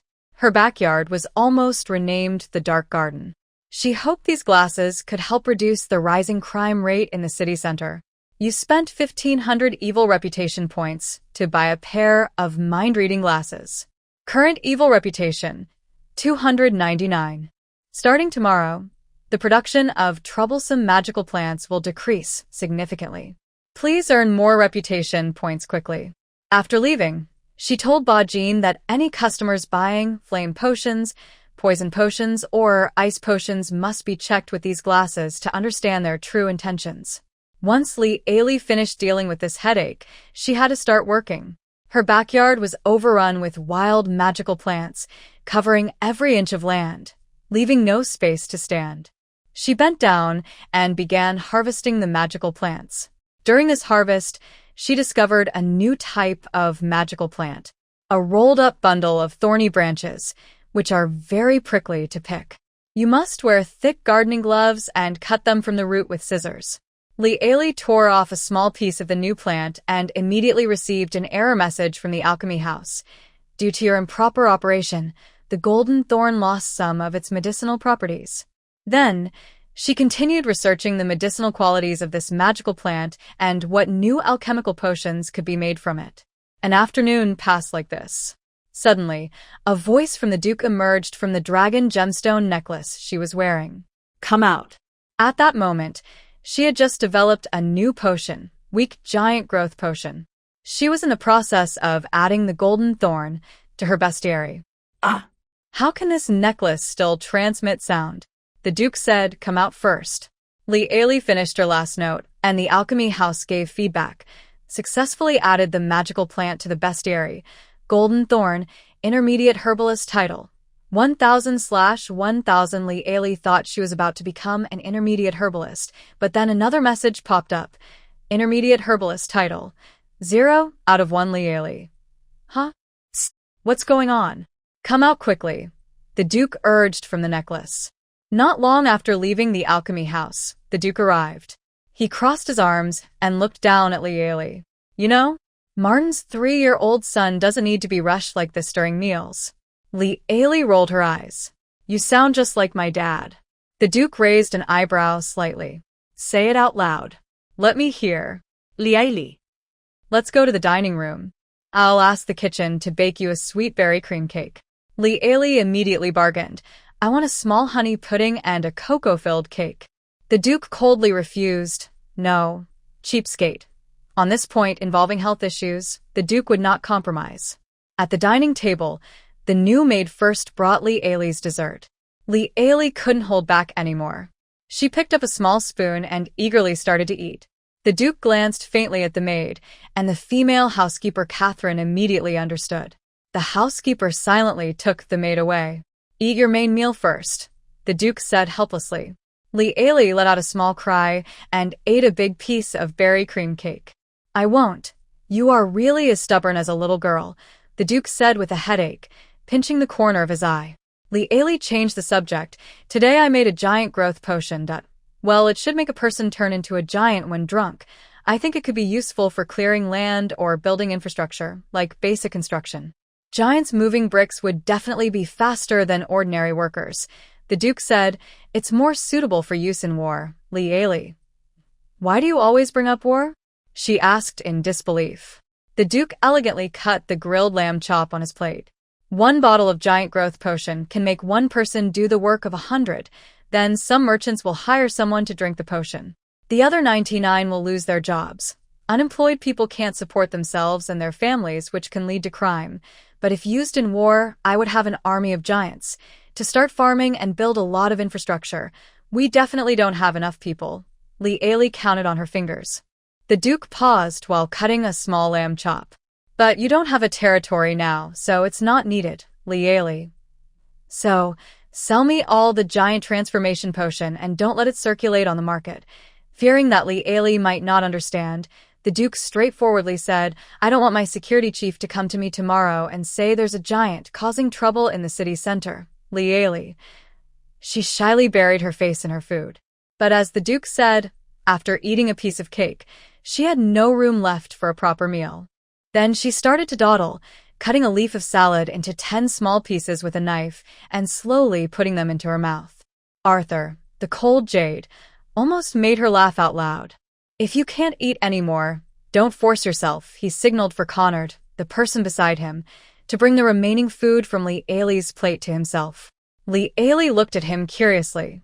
"I thought nobles wouldn't eat leftover food from others." The Duke raised an eyebrow and looked at her. "That's true." He finished speaking without further explanation. Li. Arthur, the cold jade, ate very quietly and gracefully. With his handsome appearance, just watching him eat was a pleasure. Bored, Li started talking about alchemy. She briefly explained the promotion of herbalist titles, skipping the details. The Duke had just finished the last bite of food on his plate. "There must be some conditions, but it's likely related to herbs. You can try starting from that." Li had arranged a meeting with the wives of the knights. During the meal, Joanna had already gathered the maids from the southern district and copied dozens of copies of the Magical Plant Guide.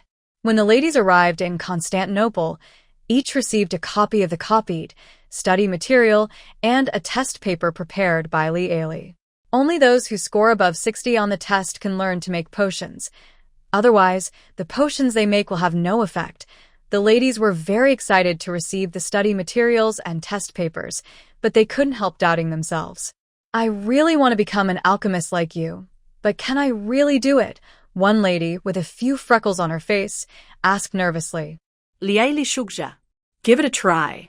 "No matter the result, it's better than giving up without trying. Don't you think?" The hesitant lady immediately nodded firmly. "As long as we can produce 3 alchemists here, the output of the healing potion can triple. Come on, sisters. Let's do our best. Let's go." The enthusiastic ladies put their hands together to encourage each other. A few days later, Li received the test papers submitted by the knight ladies. There were dozens of them, a thick stack in her hands. At a ratio of 10 to 1, she thought she could pick out 4 or 5 good ones. So she couldn't wait to grade the papers.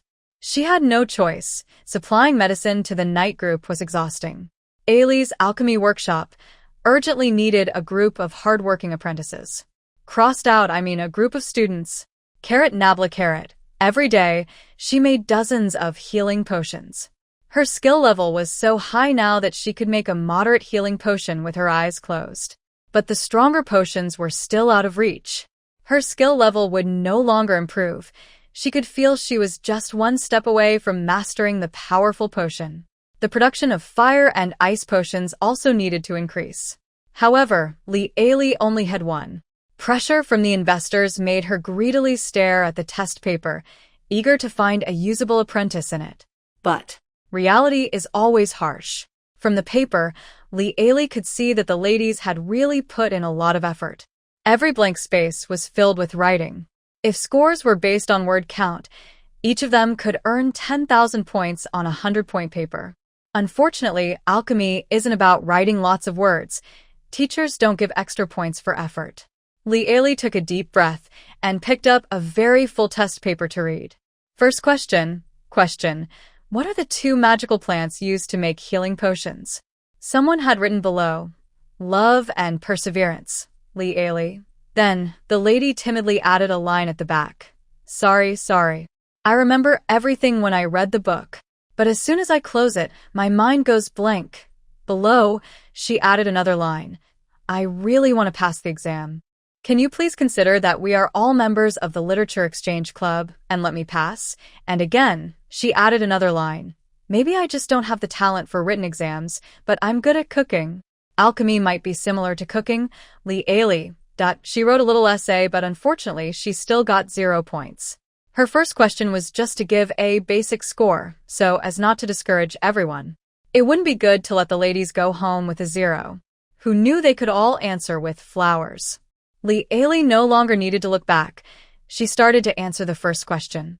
After reviewing it once, she found only one correct answer. And that one was very honest. She noted next to the answer. I glanced at the textbook, but I closed it immediately, Li. Well, at least she answered correctly without looking further. Was there any need to continue reading? She felt very tired and finally wrote a standard answer, then handed the grading work over to Joanna.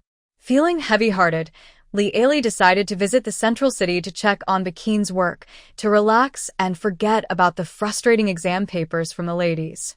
Not long after she left the castle, the Duke received a secret report. Marina, the Countess, is about to enter the central city. It seems she has learned the ladies' whereabouts through some channels and is heading to the alchemy shop in the lower city. Arthur, the cold jade, suddenly stood up sharply, his blue eyes full of fierce intent. Prepare the horses.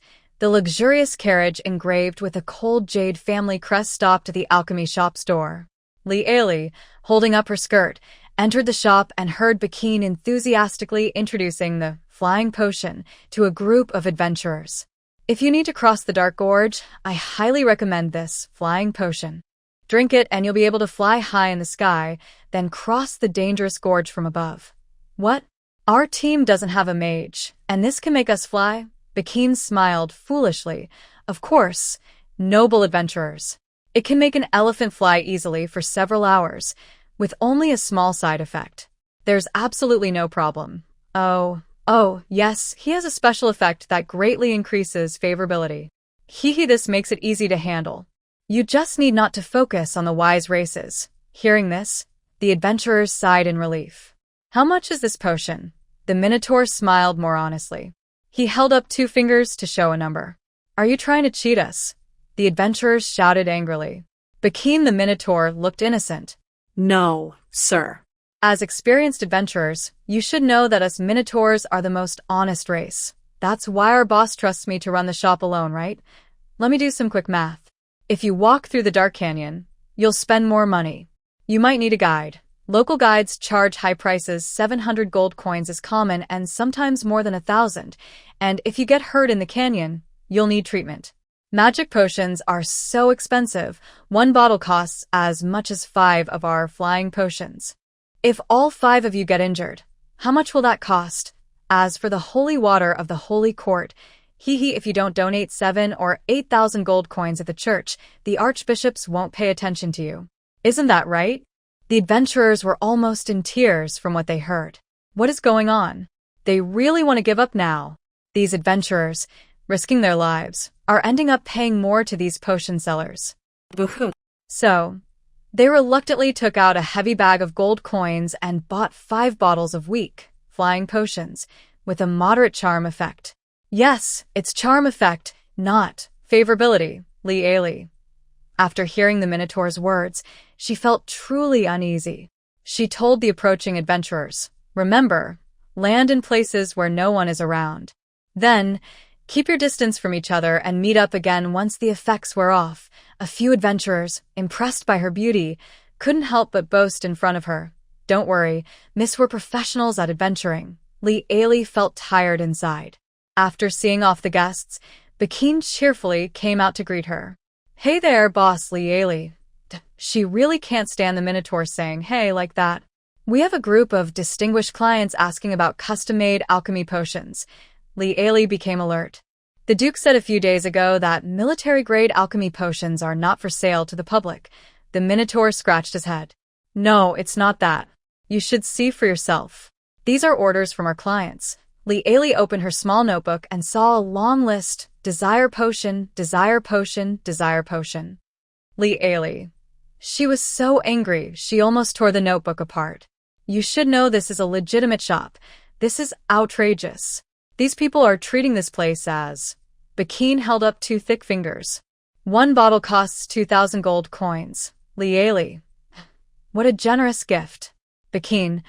Boss, are we really not going to do this deal? Li clenched her teeth. No, people can come openly. She cleared her throat and lowered her voice. Sell secretly. Bakin immediately gave a knowing look. Don't worry, I'm an expert in this area. Li was about to ask if the glasses she gave him a few days ago worked well, when suddenly the doorbell rang with a ding-ding-ding sound. Both of them looked up at the same time and saw an elegant, noble girl walk in. The girl had long, blonde hair. Her outfit was somewhat simple, but it couldn't hide Ba Jin's sharp, golden eyes. Suddenly, a big bubble appeared above his head. Wow, big fat sheep. Li Ali looked at Ba Jin's face again, and his eyes looked like shiny gold coins. Li Ali.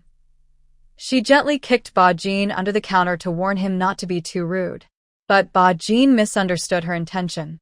A bubble immediately appeared above the Minotaur's head. Leave it to me. Let her leave wearing only her underwear. That's my mistake. Then, with a silly smile that looked both innocent and foolish, he faced the curious girl. Miss, is there anything I can do to help you? Our shop sells all kinds of alchemy potions. Whatever you ask for, we have it here. The girl shyly looked at the Minotaur. Really? But a tea-green bubble appeared above her head. This Minotaur probably thinks I'm a fool and is trying to trick me. Li Ali, who had planned to go over and stop them, was silent. The Minotaur rubbed his hands nervously. Of course, of course. You see, you probably don't believe me, but look at me. I am a Minotaur. Is there any other wise race on the continent that doesn't value Minotaur's noble qualities? We are the most honest, we never lie. A huge bubble appeared above Ba Jin's head. Unless it's for making money. The girl, who called herself a princess, covered her mouth and smiled beautifully like a first love. Oh, really? You must let me see then. Could it be that the secret behind Lady Li Ai Li's change in attitude is here? Lady Li Ai Li. Who is this? The Knights of the Cold Jade Knight Order have been a bit irritable lately. The reason is some strange literature in the city center that keeps appearing despite bans. After training, it used to be nice to relax with a little beer at the tavern with comrades, eating some special snacks made by the owner. But now, after training, the knights are distracted. The cause is their wives' recent silent and mysterious love for this literature, which makes them cold and distant. To eliminate this obstacle to their marriage, the knights decided that if they wanted to talk, they had to do so from at least 3 meters apart. If they got closer by even a centimeter, they knew they would soon find themselves appearing together in the strange literature. The biggest change was with the former easygoing, now charming Knight Locke. Once a social butterfly, he suddenly became shy and anxious. Lance, used to being patted on the shoulder by Lance, was so startled he nearly jumped onto the ceiling. In the locker room, Lance thought there were no women around, so he habitually traced Locke's neck, which scared Locke into a shoulder throw. He was thrown flat on his back. Lance. Darn. Locke was about to cry.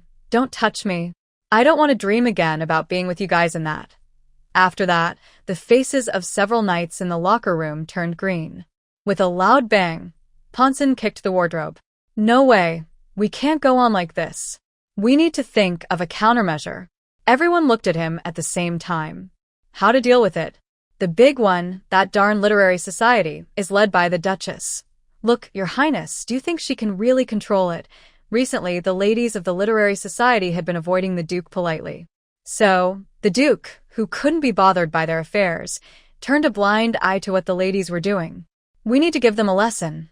Are you talking about breaking down their house? Lance, who had learned a new phrase from his wife, shook his head. That won't work. If you break one, they'll rebuild 20 more in no time. I don't want to fight like last time during Sir Farland's ball. It really hurt, and I had to rub medicine on it for a long time afterward. No, I mean, we should do this. Ponson snapped his fingers, and the men huddled together, whispering. Afterward, their faces looked strange. Is it possible? I think it's worth a try. Darn. I have a business to run. I'll handle it. Li Ali was not very happy with the recent contributions from the ladies at the Literary Society. Also, she was concerned about everyone's mood. All the ladies looked worried, making it hard for her to pretend she didn't notice. So, she clapped her hands softly, and the maid respectfully stepped back. With the door of the Tea Blossom Hall closed, she said, All right, time for a secret chat. Come on, let's talk about things we shouldn't. I'll start. I'm secretly shipping the Duke and the Pope. Ladies, you're really not afraid of death. Annie, if the Duke finds out, he might really punish you, Ellie. Lily, should I prepare a soft cushion for Ellie in advance? When the husband is rough, it really helps, Ellie. Thank you all. Lady Ponson said, I don't know if I should say this. She smiled sadly. I suspect Ponson has been unfaithful. Annie was the first to stand up and say, I'll send Balk to teach him a lesson. Lieli quickly stopped her. No, no, no. Don't jump to conclusions yet. Also, don't get involved too soon, or it might ruin your friendship. Then she looked gently at Lady Ponson. Tell us what really happened. The sisters gathered around her, offering tea, comforting her, and even sharing their special small blanket. Lady Ponson looked much better now, with red eyes, and said, Thank you. She began to speak slowly. I noticed the problem started a few days ago. He hasn't gone out at night for a long time. Usually he would go drinking with the knights. But since, she paused, he hasn't been doing that for a while. Lieli, that. Then not long ago, he came back smelling of perfume. When I asked him, he hesitated. I once followed him and found out he went to that kind of place, sob, sob, sob. After finishing, she couldn't hold back anymore and broke down crying. Was I wrong? Wah, wah, wah. If I didn't interfere with the couples, he would still go drinking with his good friends instead of cheating with women. Wah, wah, wah. The room was deathly silent. Then Locke's wife, with a pale face, said, Actually, Locke is also involved. Lance is too. Jonathan is as well. Rains is too. Lily. She squinted slightly, thinking about gathering a group to investigate. She could sense the smell of a conspiracy. Ponson's wife wiped away tears and said, Actually, I've been thinking for days. I believe that marriage is more important than my hobbies. I want to save my marriage. Annie stood up angrily and scolded. Are you crazy? If the man cheats, it's his problem. It has nothing to do with you. Lily quickly stopped Annie and shook her head. Ponson's wife, with a pale face, stood up and gave Lily a polite lady's bow. Madam, I want to leave the literary club. Because of this, the literary club ended on a sour note. Even though many didn't say anything, Lily could tell they were all considering quitting. Actually, whether the ladies join or not doesn't matter to her. Since no one is producing content, she can just fantasize on her own. Who can control her thoughts anyway? But she just can't swallow this insult. Lily sneaked into the alchemy room, sneering. Knights, don't let me find any evidence of you causing trouble. Or, she began preparing a gender transformation potion, her eyes cold. You might end up dying a little painfully. Next week, it was time for the ladies' literary gathering again. But this time, only 4 or 5 people were in the room. Compared to their peak, the group of married knights' wives is now much smaller. Annie trembled with anger. Humph. Fire them all. Cut ties. Lily calmly analyzed. Everyone is feeling guilty. If we really caused Ponson to cheat because of our sweets, we might feel a little bad. Annie slammed the table. Is it because people don't give us food? No. I'm just angry that they can't see this clearly. Ellie, give your opinion. Ellie smiled slightly and placed 3 bottles of potion on the table. Want a drink? A gender-swapping potion. Annie and Lily looked at each other silently. Stay calm. Lielia shuklat shufli. What are you thinking? It's not permanent. Even if it were, just drink another bottle and you'll change back. The two hesitated. What are you planning? Ellie narrowed her emerald eyes. That place women probably aren't allowed, right? This kind of thing shouldn't be spread around only trusted friends. Since we know Ponson and the others, there's a risk of leaks. So, why don't we investigate ourselves? The 3 exchanged glances and simultaneously picked up the gender-swapping potions. They lightly clinked the bottles. Cheers. Then, they drank them all at once. Miss Lieli, do you come here often? Asked a girl with ash-colored hair. I came here because I heard about it, but Jean's big, honest eyes rolled around and he smiled more sincerely. Of course, I do. Exactly. Darn it. That stubborn woman must be hiding some secret in the shop. This is a beauty and skincare potion. Women love it. The Minotaur took the opportunity to promote. But I'm only 16. Marina looked confused. Oh my goodness. You're already 16.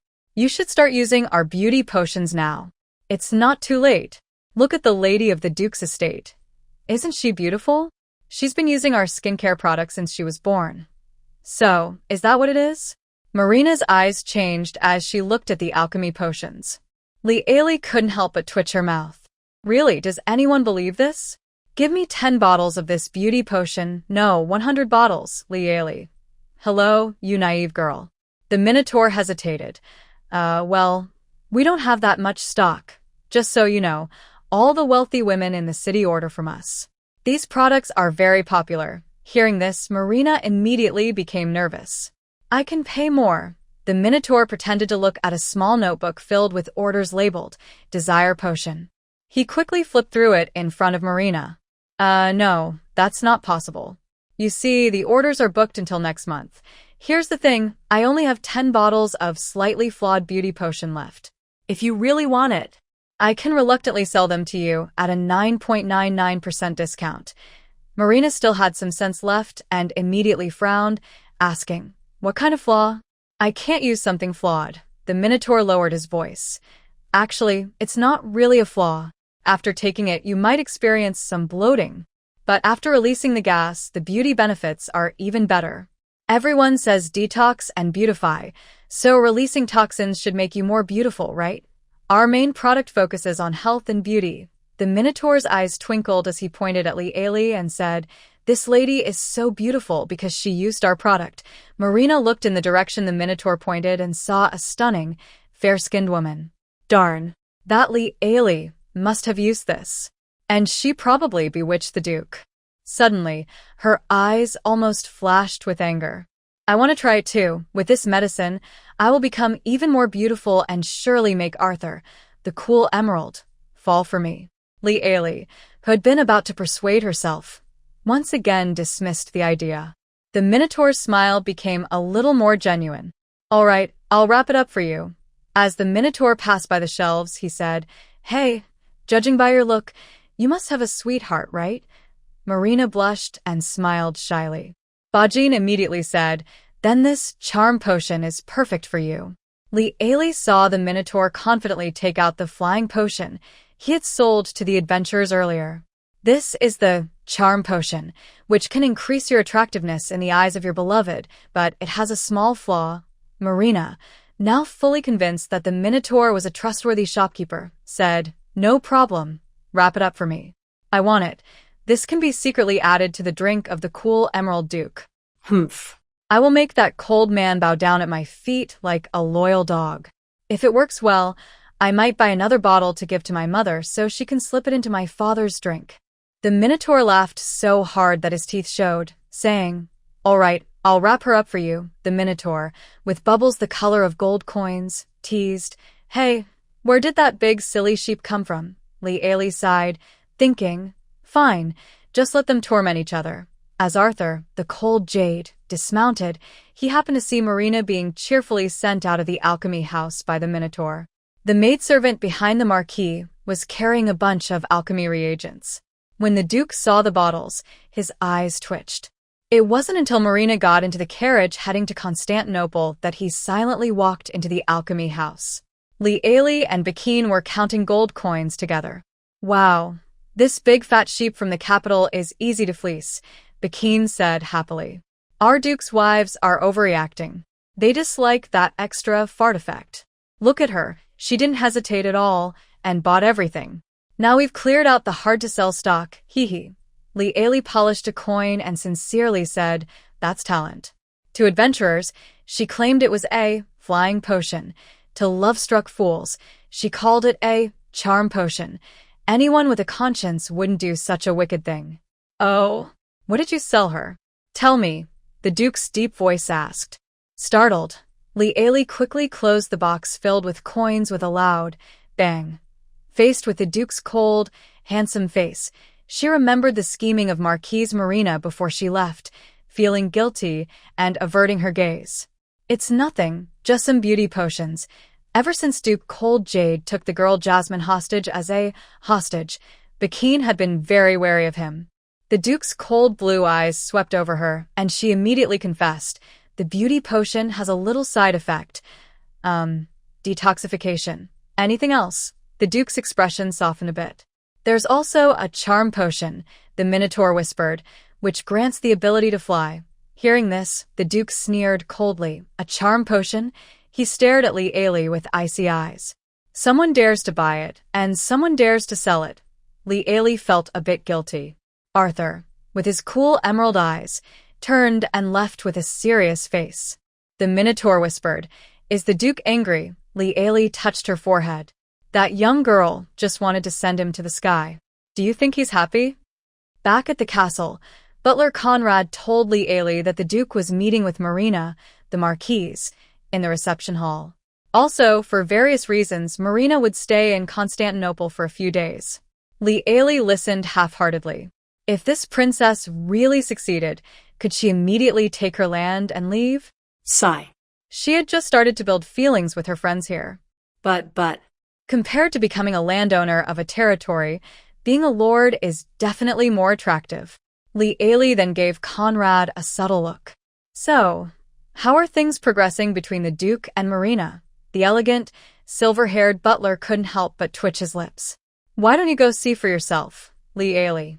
"No, that would be too disruptive. I need to do something." She stood up and paced around her bedroom.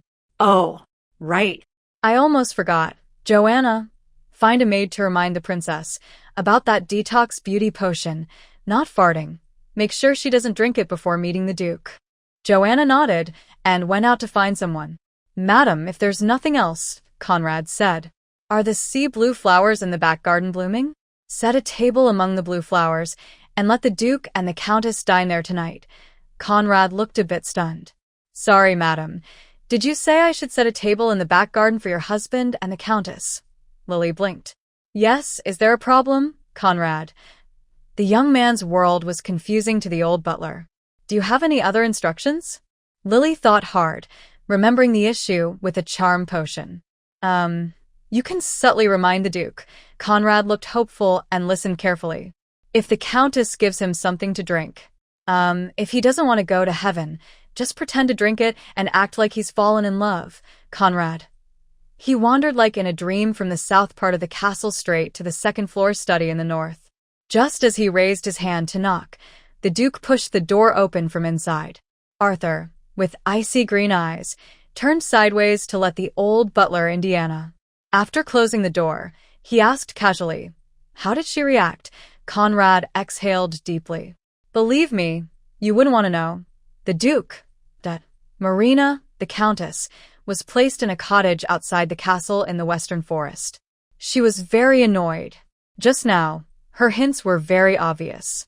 Yet, the cold and ruthless Duke of Jade still arranged for her to stay in such a remote place." Her maid knocked on the door. Marina quickly composed herself and sat gracefully on the soft cushion. "Come in." The maid hurried in. "Earlier, the maid in the castle told me to pass on a message. If you go to see the Duke, do not drink the beauty potion you bought today." Marina asked, "How does she know I bought that alchemy potion?" She immediately relaxed her expression, trying to hide her anger. Marina coughed softly to cover her earlier reaction. "I mean, did you find out who sent the message?" The maid replied. The person didn't hide it. She said it was the Duchess who asked her to deliver the message. Marina paused, thinking quickly. Finally, she suppressed her smile and said, "Bring me 1 bottle. No, 2 bottles. Before dinner with the Duke, I want to drink 2 bottles."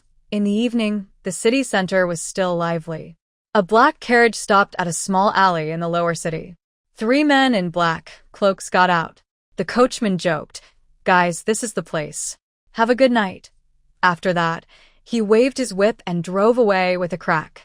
As soon as they opened their mouths, they made deep male voices, and Lily let out a startled cry. Annie, very used to her new gender, rolled her eyes. "Yeah? Look at your courage." Lily was silent. "It's right here." Mrs. Malia, Locke's wife, said so. Annie frowned deeply. Soon after, a small door in the alley opened. A bald, muscular man looked around and, seeing no one, signaled inside. A few drunken men staggered out, some leaning on each other. But as soon as they left the house, they loosened their grips and kept more than 2 meters apart, maintaining a safe social distance. "Darn. That's Eddie and Myhawk from the night group. Darn. These trash." Annie was furious and wanted to fight them. But Li and Lily held her tightly from both sides. "Why are you pulling me back? I want to teach them a lesson." Li lowered her voice. "Patience now. Don't rush into trouble." Lily was less gentle. "Are you sure you want to attack 2 bronze knights?" She said slowly. you're a man now. If you rush to attack them, they'll just use one hand each and beat you into a pig's head. Annie, Lee, quick, hide. They're coming. But it was too late. Mihawk and Eddie left the alley and saw the three sneaky figures. Immediately, they sounded the alarm. Stop. The three froze in place. Eddie and Mihawk exchanged a glance, then carefully stepped forward, quickly lifting the hoods of the three. They saw three very different handsome young boys. Suddenly, both of them shouted in alarm and jumped back 4 meters. With their looks, they needed to be at least 4 meters away to be considered safe social distance. The three. Who are you?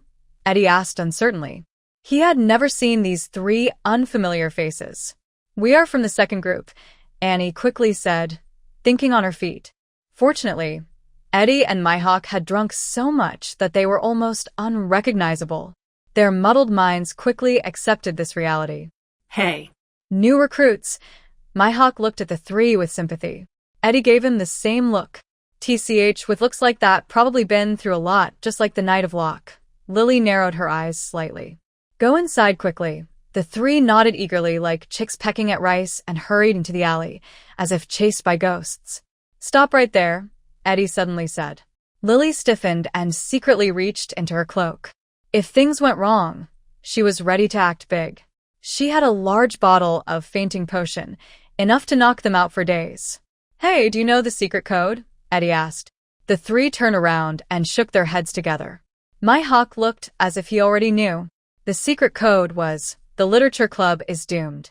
Lily, Annie, and Lily. All right, go ahead, poor new recruits. After saying that, they flagged down a taxi. Lily watched expressionlessly as the taxi drove away. The three walked with serious faces to the door of that kind of place. Annie raised her hand and knocked loudly. The secret code. A muffled voice came from inside. The literature club is doomed. The three replied in unison. The big door creaked open.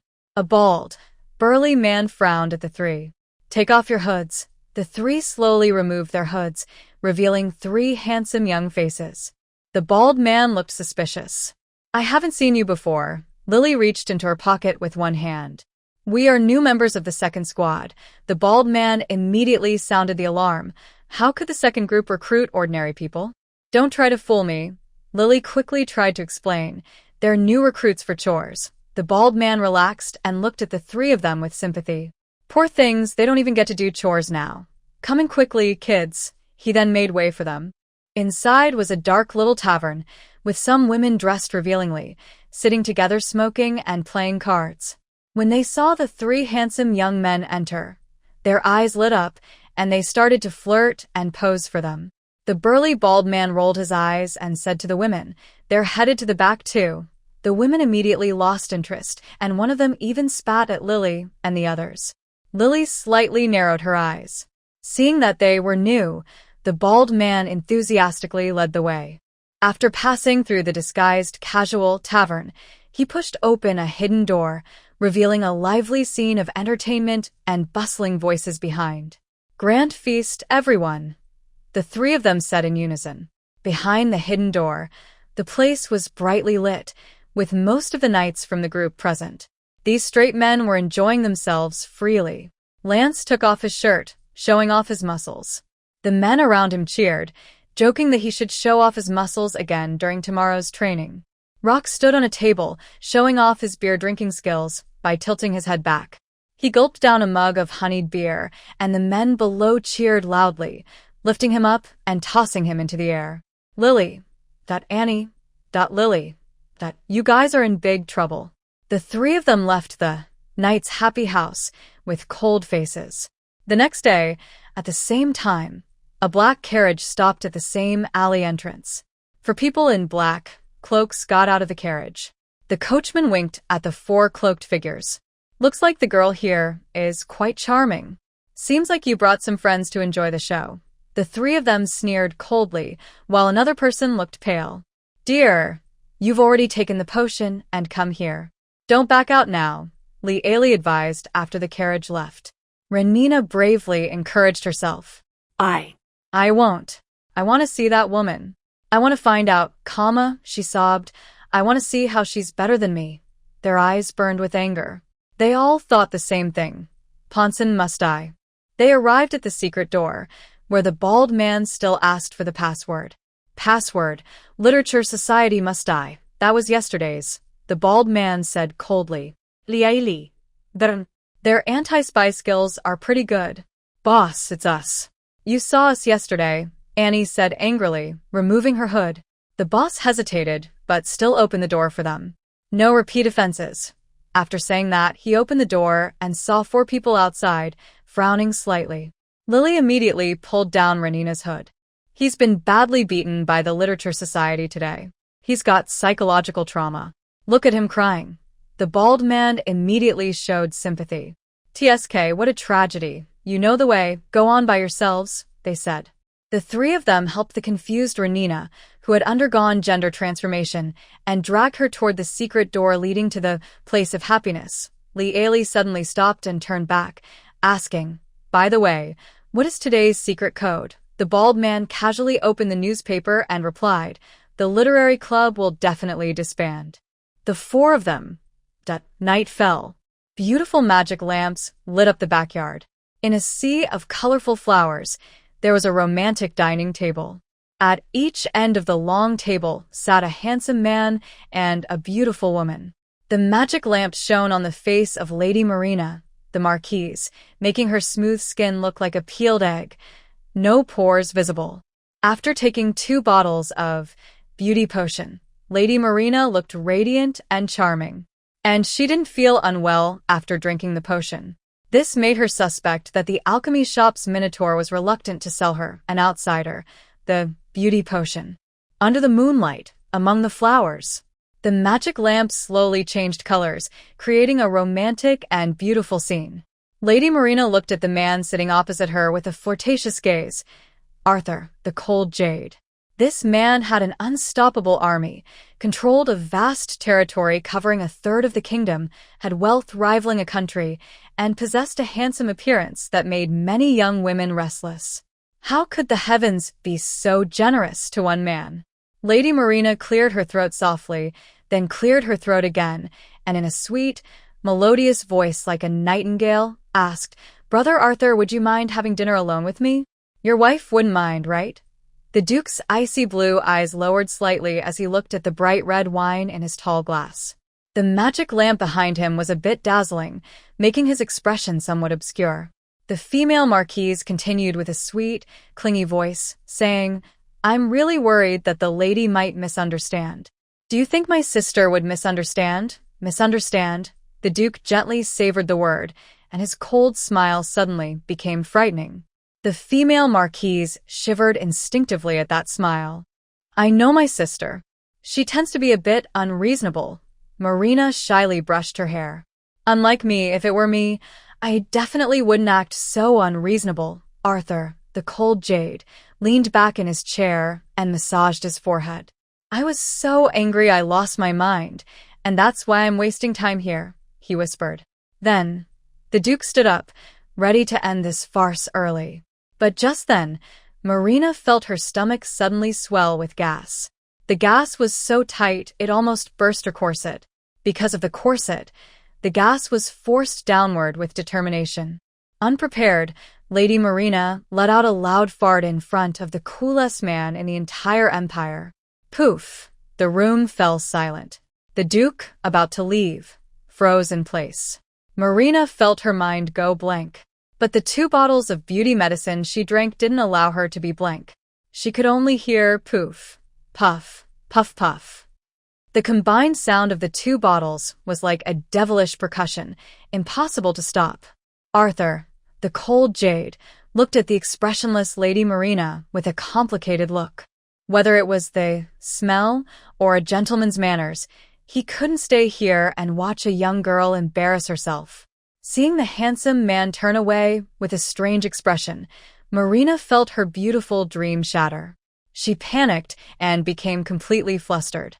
In her blank mind, a sudden idea flashed. Charm potion. Yes. As long as I have the charm potion, I can make the Duke change his mind. Even if he has seen me do something embarrassing, he will still love me wholeheartedly. But in her panic, she forgot who exactly should drink the charm potion. So, her personal maid watched as her mistress took out the potion meant for the Duke, hurriedly tilted her head back, and drank it all in one gulp. Maid. The first thing the female marquis saw after drinking the potion was the back of the cold emerald Duke. At that moment, she was completely fallen in love. Her eyes only saw this man, nothing else. Then the other effect of the alchemy potion began to work. The princess's feet slowly lifted off the ground. With a loud pop, she shot up into the air like a rocket accelerating into space. The servants in Constantinople, their frightened shouts made the Duke turn around. He saw the female marquis, tears streaming down her face, flying erratically as the potion changed her flight path, like a deflated balloon being punctured. Wildly flailing in the sky. Arthur, the cold emerald Duke. This couldn't even be considered a black mark in her life. It was more like a mudslide. Arthur pinched his brow. Ever since he caught his Duchess back, he seemed to do this often. But the man turning to leave couldn't help but smile slightly. Inside the castle, Lily was deep in thought while looking at a table full of delicious food. In front of her was a bowl containing a blue-purple, strange mixture of solid and liquid. "You just said, what is this dish called?" Lily asked the servant who was bringing the food. The servant respectfully replied, "This dish is a traditional delicacy of the magic lizard people, called magic lizard stew." Lily silently pushed the bowl away a little. She didn't want to see a whole magic lizard floating in the soup later. Then she looked at the second dish in front of her. On an expensive porcelain plate, there were a few thin slices of raw meat. The servant carefully explained, "This is cave python sashimi." Lily, did those meat slices just twitch? She immediately asked the servant to take the plate away. She decided she wouldn't eat any more tonight. Finally, the servant placed her main course in front of her. A basket of white bread and a small plate of sad-looking pickles. Lily took a deep breath. "What about dessert?" "What's the dessert?" The servant said. "There is no dessert today." "No dessert." "No dessert at all." This made Lily furious. She stood up and slammed her hand on the table. "This is just too unfair." Angrily, Lily stormed out of the North District dining hall, ready to roll up her sleeves and confront the man she was on a date with. She had planned a romantic dinner for him, and this is how he repaid her. Tonight, she was determined to find out why there was no dessert. Then she bumped into Arthur, the tall man who was walking quickly toward her. Behind him was the kind-looking old butler, Conrad. Connor is holding a large forest fruit jam cake that smells very sweet and tempting. Liali swallowed her saliva, unable to resist. "Where are you going?" The Duke looks at his playful and cute wife. Liali, like a cat attracted to dried fish, stares at the cake with her beautiful green eyes, not moving at all. "Oh, are you finished your date with the Countess so quickly?" The Duke chuckles softly. Thanks to someone, the Countess is still in the sky, enjoying the fun of flying. Liali, whose mind is full of cake, finally realizes something is wrong. She looks at the Duke with a confused face. "What?" "She's flying in the sky." Winky face. "What is going on? Did Countess Marina drink the charm potion herself? That stuff only works when someone drinks it." Liali instinctively looks outside the window. The restaurant in the Northern District happens to have a view of the garden. She sees a figure flying in the air. Several royal griffin knights are chasing after her on griffins, trying to rescue the princess who is experiencing the joy of flying. However, for some reason, the princess, flying steadily south, suddenly makes a sharp turn and sharply heads east. As a result, the griffin knights coming from the north and south crash into each other. Both fall from the sky. Liali. Why is the king's illegitimate princess flying in the sky? Because she drank a problematic flying potion. Why did she misunderstand how to use the flying potion? Oh, right. She didn't listen to the instructions when she left. Degree, while she was staring in shock, the Duke signaled the servants to quietly remove the delicious food from the table. When Lily sat back at the dining table with a dazed expression, a hearty meal suitable for a normal person was already set before her. There was shiny, mouth-watering roast chicken, a colorful, fragrant cold appetizer, tempting meat-filled dumplings, and a sweet forest fruit jam cake. This is true delicious food. Lily eagerly took a big bite of the cake. The sweet cake fueled her, helping her brain start working again. Lily frowned slightly. If the princess took the wrong medicine, shouldn't the Duke have heroically saved her? Why did she come back? Hesitating, Lily asked cautiously, is anything happening tonight? The Duke sipped his creamy soup calmly and said, aside from the Countess showing off a special skill in front of me, everything is normal, dear. Curious, Lily asked, what special skill? The Duke looked at her gently and said politely, that bottle of beauty potion you have, it has a very strong other effect, dear Lily. Pushing open the secret door, the brightly lit night squad happy bass erupted with thunderous applause like a roaring wave. The knight Ponson, who was thought to have been unfaithful, was lifted high into the air by the knights. They cheered Ponson's name loudly, like a group of passionate fans. Ponson, Ponson? Rena with red eyes asked in shock. What is going on? Annie was furious, saying, what could possibly be going on? There's no way anyone was unfaithful. Those jerks secretly set up a hidden bar behind our backs. Huh. Once they step outside that door, they act like they're completely done with us. Darn it, once you go through that door, they're so close they might as well be wearing the same underwear. Renina looked on silently. She couldn't believe her eyes as she stared at her husband, Ponson. Just yesterday they had talked. Ponson said that if she quit the literature club, he would never meet with other women again. Her mind went blank at first, then suddenly a small flame of anger ignited inside her. That tiny spark quickly grew into a blazing fire. Seeing Renina's expression, Lieli thought she looked like she wanted to tear Ponson apart. Meanwhile, Ponson, the brave knight, was unaware of all this. He was standing at the bar, giving a speech like a hero saving the day. Brothers, hang in there a few more days. Tomorrow's victory is ours. The literature club is finished. Only George, Balk, and the Duke's wife are still holding on. They no longer pose a threat to us. Ponson took a big gulp of beer. Starting tomorrow, I'll officially graduate. And the other brothers keep going. After saying that, he jumped off the bar and drunkenly left the small pub.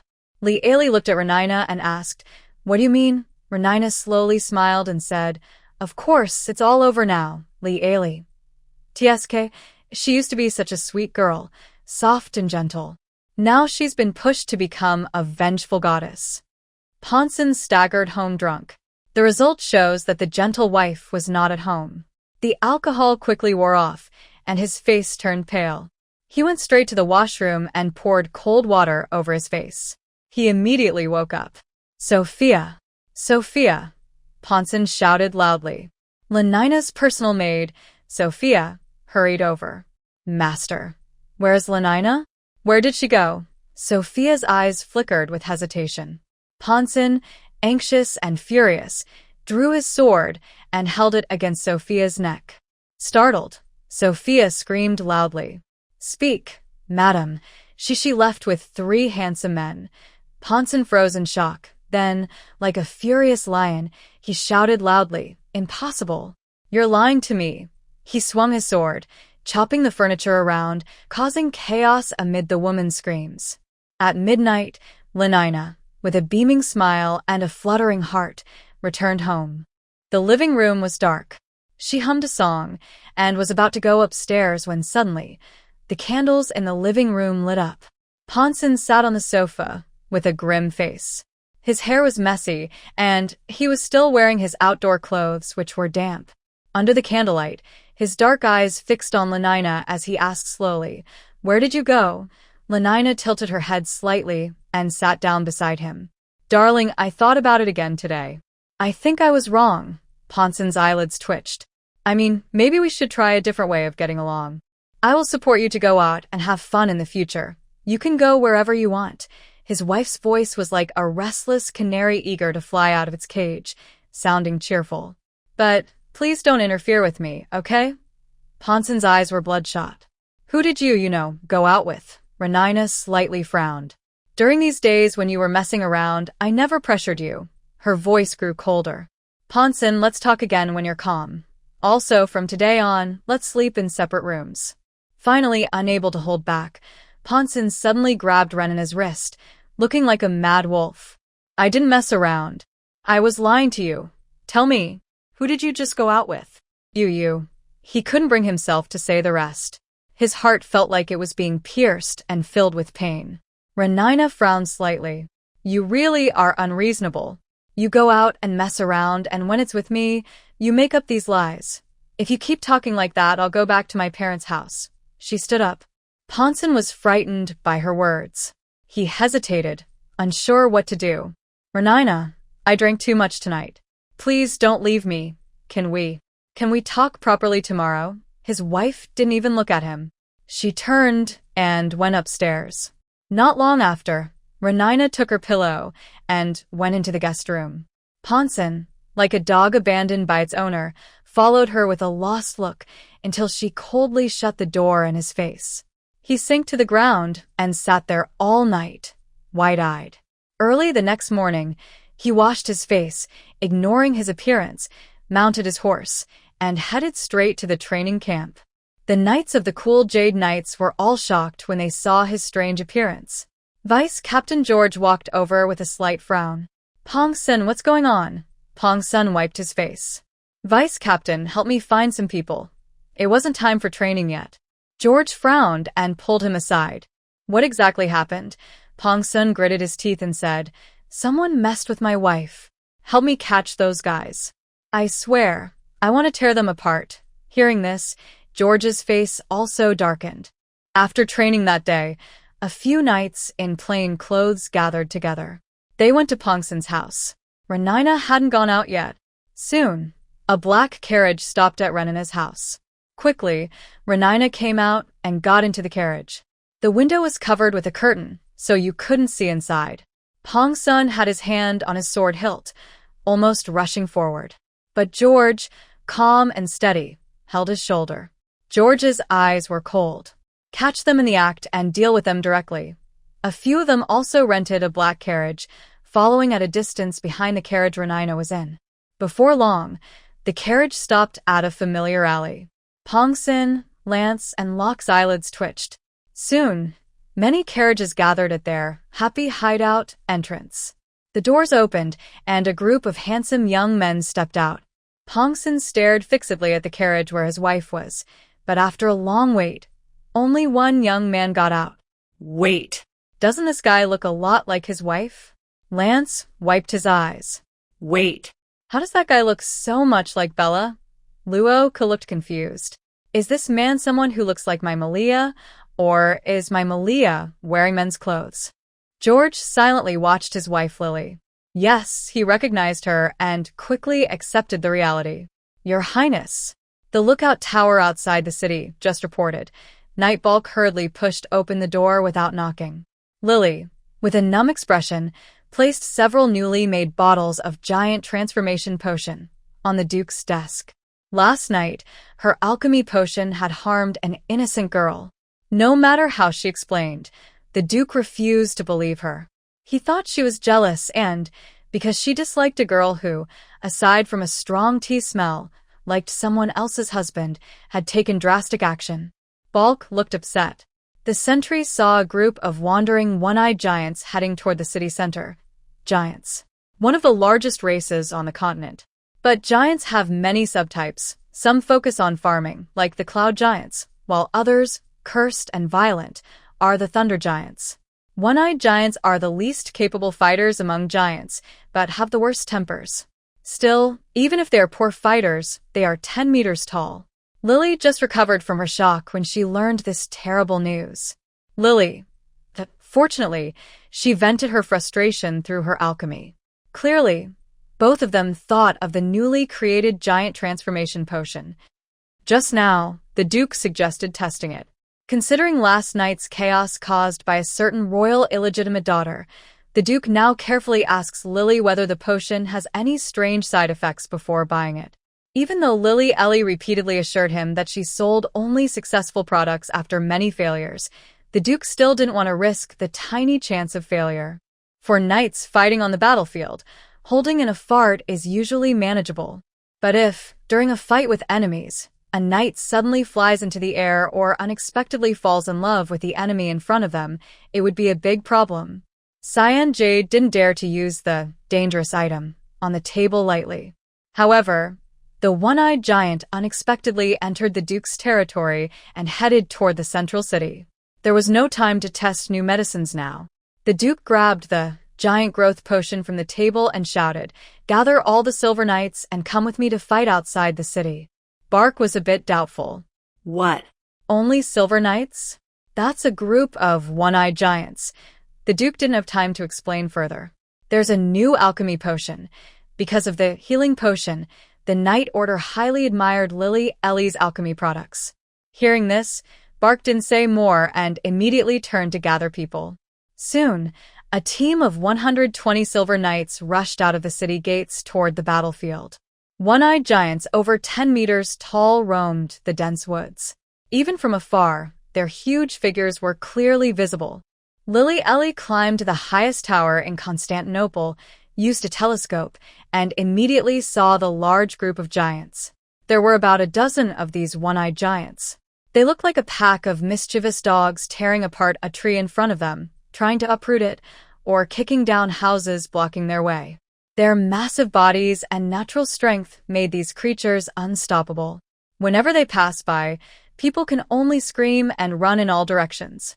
The giants move very quickly. As they get closer to the central city, a figure as tall as the one-eyed giant suddenly appears out of nowhere. Lee Ailey quickly puts away her telescope. It's too shocking to look at. Wait. That person just now, was it the Ponson Knight who drank the potion? Poor Renina. I hope she can calmly accept the harsh reality that her husband was forced to perform the fruit run in front of everyone. Wait. The Duke took away 12 giant-sized potion bottles. Does that mean she might see someone embarrass themselves? Lee Ailey smirks as she opens her telescope again. Then she sees Bok's white backside, Lance's dog-like waist, and Rock's leg hair. But no sign of the Duke. Haha, that dog man. Lee Ailey sneers as she puts away her telescope. The 12 knights forced to perform the fruit run turn their shame into fierce fighting spirit, engaging in a deadly fight with a group of giants who are just wandering around and causing trouble outside someone's house. Bulk suddenly pounces like a fierce tiger and knocks down an one-eyed giant. Lee Ailey is surprised to see that even after growing huge, their bubbles above their heads still don't disappear. Bok's huge bubble reads, "Darn you." Then, riding on the fallen one-eyed giant, he swings his fist as big as a tree crown at his neck. Knight's Punishing Fist. Stop wandering around and causing trouble. Knight's Punishing Fist. Stop causing destruction. Ultimate, Knight's Punishing Fist. TM caused me to lose the lottery and drink that terrible stuff, fruit run. Really? What kind of curse is this that always hits me when I draw the lottery? The giant's limbs twitched as he was struck, and he immediately lost consciousness. But that wasn't the end. Under the bright sun, Bulk started to pull down the giant's shorts. Lee Ailey's face turned green with fear. Lee Ailey, my god of light, even I can't handle such heavy content. I hope Annie didn't see this, or Bok's knight might be kicked out by her. Fortunately, Bulk only wrapped a beast hide around his waist to cover himself. Lee Ailey just let out a sigh of relief. But she relaxed too soon. The remaining 11 fruit boys saw this scene, and their previously dead eyes lit up with a spark of life. They each found their target and then viciously pounced. The scene became quite bizarre. Ugly one-eyed giants were confused as the fruit boys of the night group tackled them. They were thrown to the ground and subjected to a wild attack. After knocking out the target, the light-hearted knights then started to pull down the giant's shorts to reveal their shame. Lee Ailey, the remaining one-eyed giants were terrified.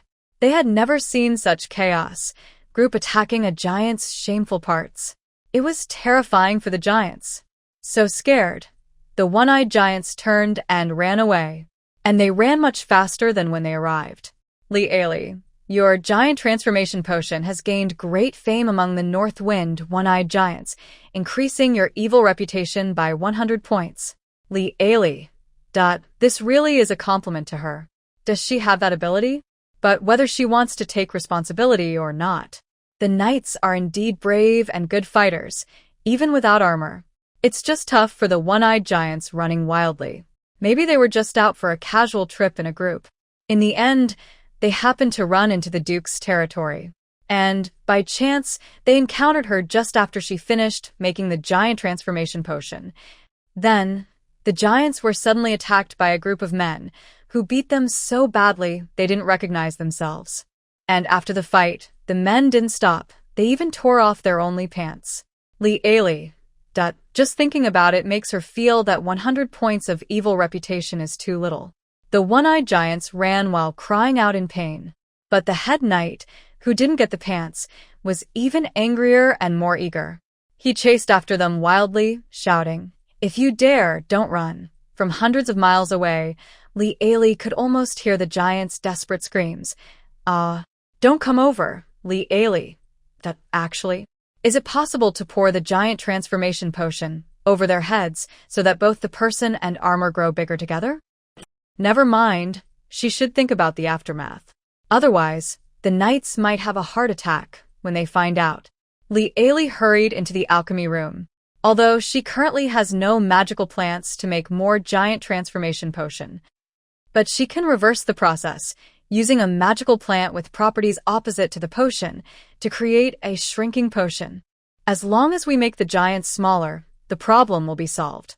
Otherwise, once the effect of the growth potion wears off and the stunned giants open their eyes, there won't be any more growth potion for the knights to use. While preparing the shrink potion, Li sighed. I'm really a clever little girl. With the growth potion in hand, Li quickly developed the shrink potion. Then she took 26 bottles of the prepared shrink potion and got on a carriage, telling the driver to go as fast as possible toward the still large, giant knights. The carriage driver waved the whip quickly. Since the carriage was pulled by 16 purebred horses, which had never been whipped like this before, they all exerted their full strength and galloped wildly. Half an hour later, Li jumped off the carriage. The Duke was about to deal with these one-eyed giants. Hey, don't cut them yet. I have the shrink potion here. But Arthur, the cold Jade Knight, heard her voice and his first reaction was to shout at her. Close your eyes. Don't look. The situation here is a bit special. The stunned giants are bare-bottomed. From below, the enlarged knights are in neutral gear, which looks almost the same as being bare-bottomed. In short, this place is not very suitable for a lady. Li could only lower her head and look at her toes. This is the shrink potion. Li quickly handed over her new shrink potion. A senior knight following the Duke excitedly said, Great. Lance and the others can come back now. Li was speechless at his IQ. They can at most stay another half-day, then they'll recover.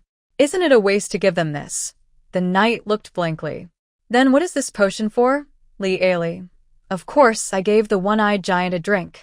Honestly, they just went out as a team-building activity. It's not a crime. Hearing this, the Duke pinched his brow. How long until Bulk and the others recover? Li blinked. About half an hour? Well, I guess it doesn't matter what I say, but don't worry. It won't last as long as the cold ice potion. The Duke.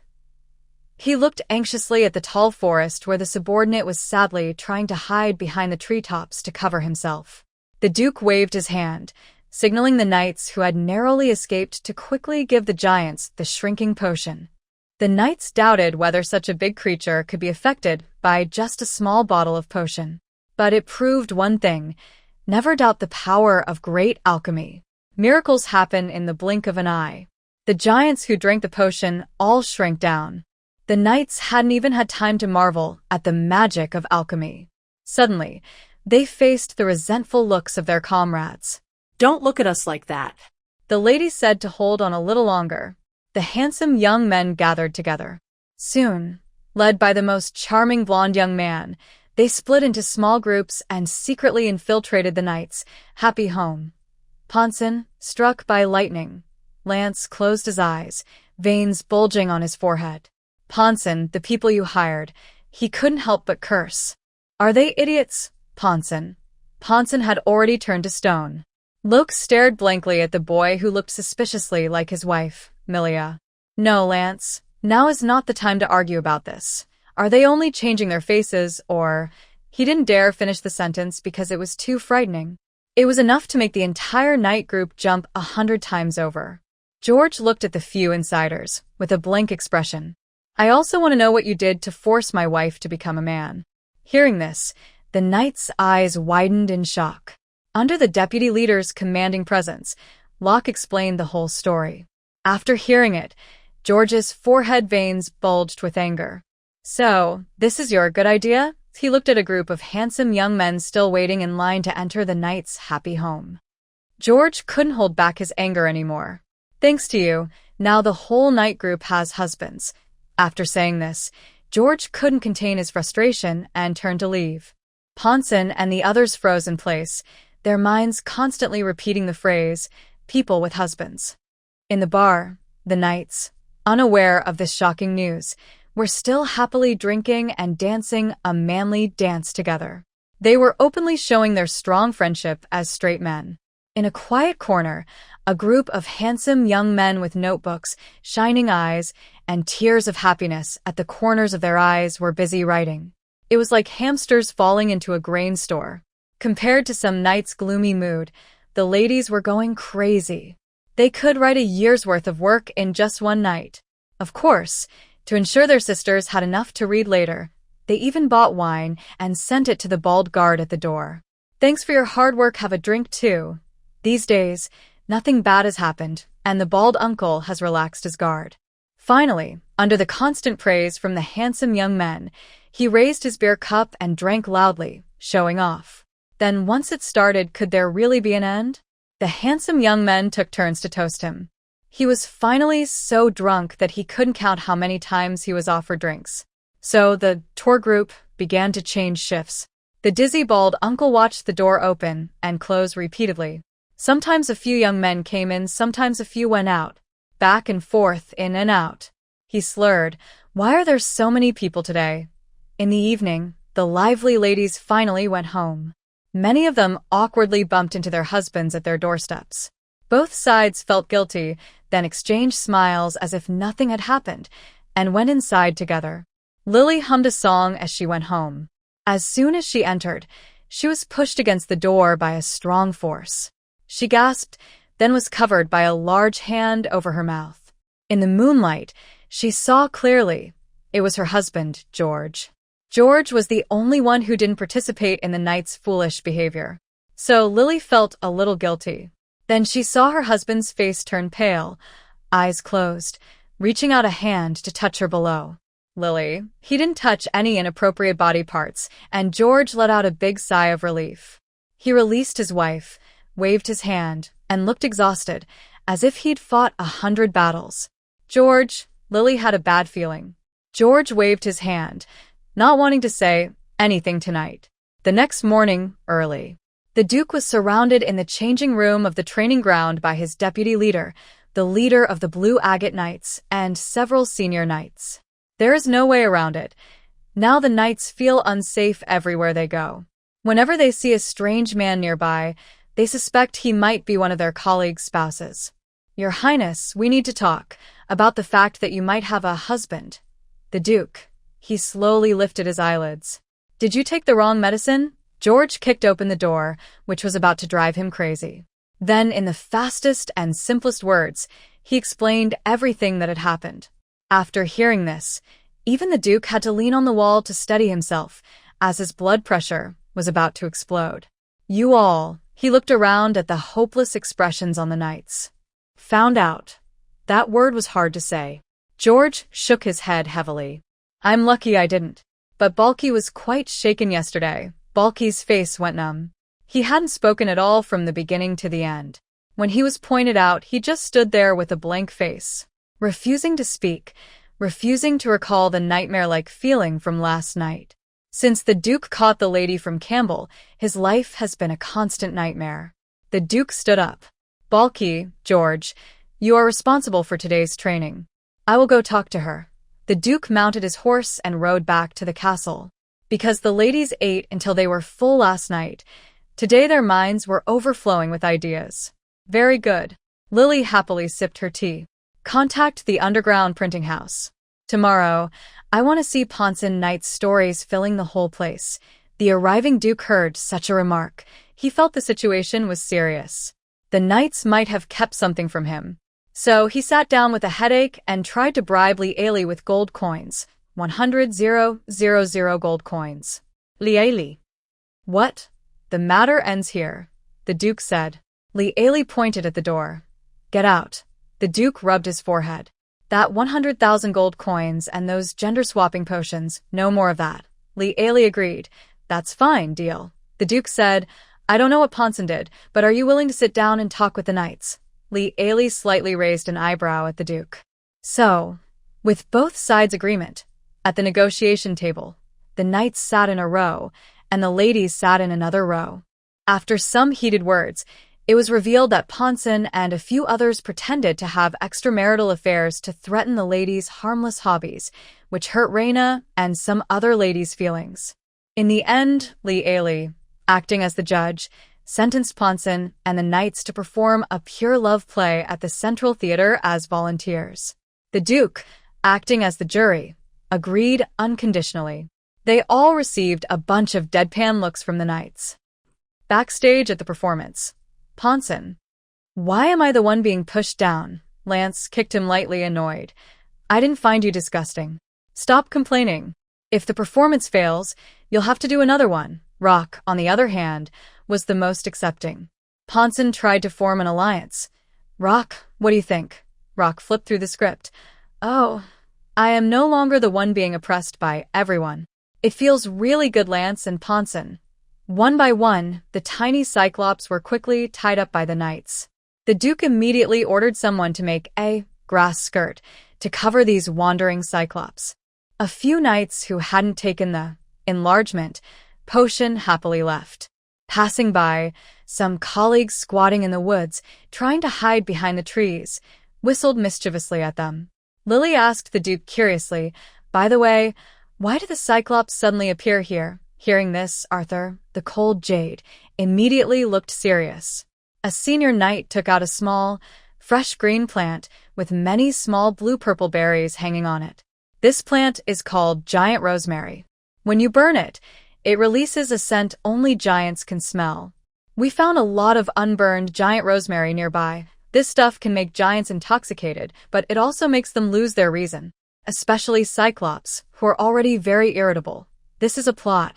Someone wants to use the giants to destroy the central city or target the cold jade knights. Without Lily's giant transformation potion, knights below bronze rank would suffer heavy losses fighting giants. Hearing this, Lily's heart moved slightly. She reached out to take the giant lost fragrance, and suddenly, a message popped up from the alchemy house. Discovered an unrecorded mid-level magical plant. Giant lost fragrance. You have earned the title of Intermediate Herbalist, and your professional certificate has been issued. Please check it inside the alchemy room. Li Ailey exclaimed. It turns out that the condition for advancing to an intermediate herbalist is to find a magical plant that belongs to this world, something the alchemy room has never seen before. This really is a case of losses may turn into gains. Li Ailey couldn't wait to check her professional certificate and the rewards given by the alchemy room after her promotion. Go ahead and do your work. I have something important to handle, said the Duke. He nodded in agreement. They both understood each other about the alchemy space without needing to say more. Arthur, the cold jade, never asked many questions. Li Ailey made an excuse to get on the carriage. The coachman was called away by the Duke. After Li Ailey closed the door, she went straight into the alchemy room. On the display shelf on the second floor, there was a new open professional certificate with a large, bold title at the top, Intermediate Herbalist Certificate. Below, the signatures remained the same. Principal of the Alchemy School, Merlin Professor of the Herbology Institute. Michelle, this time, the reward from the alchemy room was, the backyard has a chance to grow intermediate magical plants. The higher your reputation, the greater the chance for these plants to grow. Li Ailey tried to record the characteristics of the giant rosemary in the Magical Plants Guide.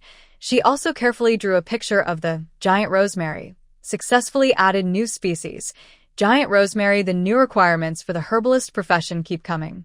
Senior herbalist title, 201/10 000 Liali. She held back her frustration and left the alchemy room. Meanwhile, the one-eyed giants had woken up and couldn't understand why they had suddenly become smaller. They were wearing rough grass skirts around their lower bodies, trembling in a tight group of over a dozen. The Duke clearly had other plans for them. From his cold blue eyes, Liali saw a scheme that meant even waste should be used to its full potential. Nothing more here. I'll go back first. The Duke nodded and sent 2 high-ranking silver knights to escort her. When the carriage arrived at Junstentenberg, Liali was stopped by Joanna as soon as she got off. Annie, Renina. The ladies of those gentlemen have all come. Liali froze in her steps, about to walk into the castle. Did they all see it? Joanna nodded sadly. Liali asked carefully, how are they? You know, about their feelings. Annie is furious, Joanna admitted honestly.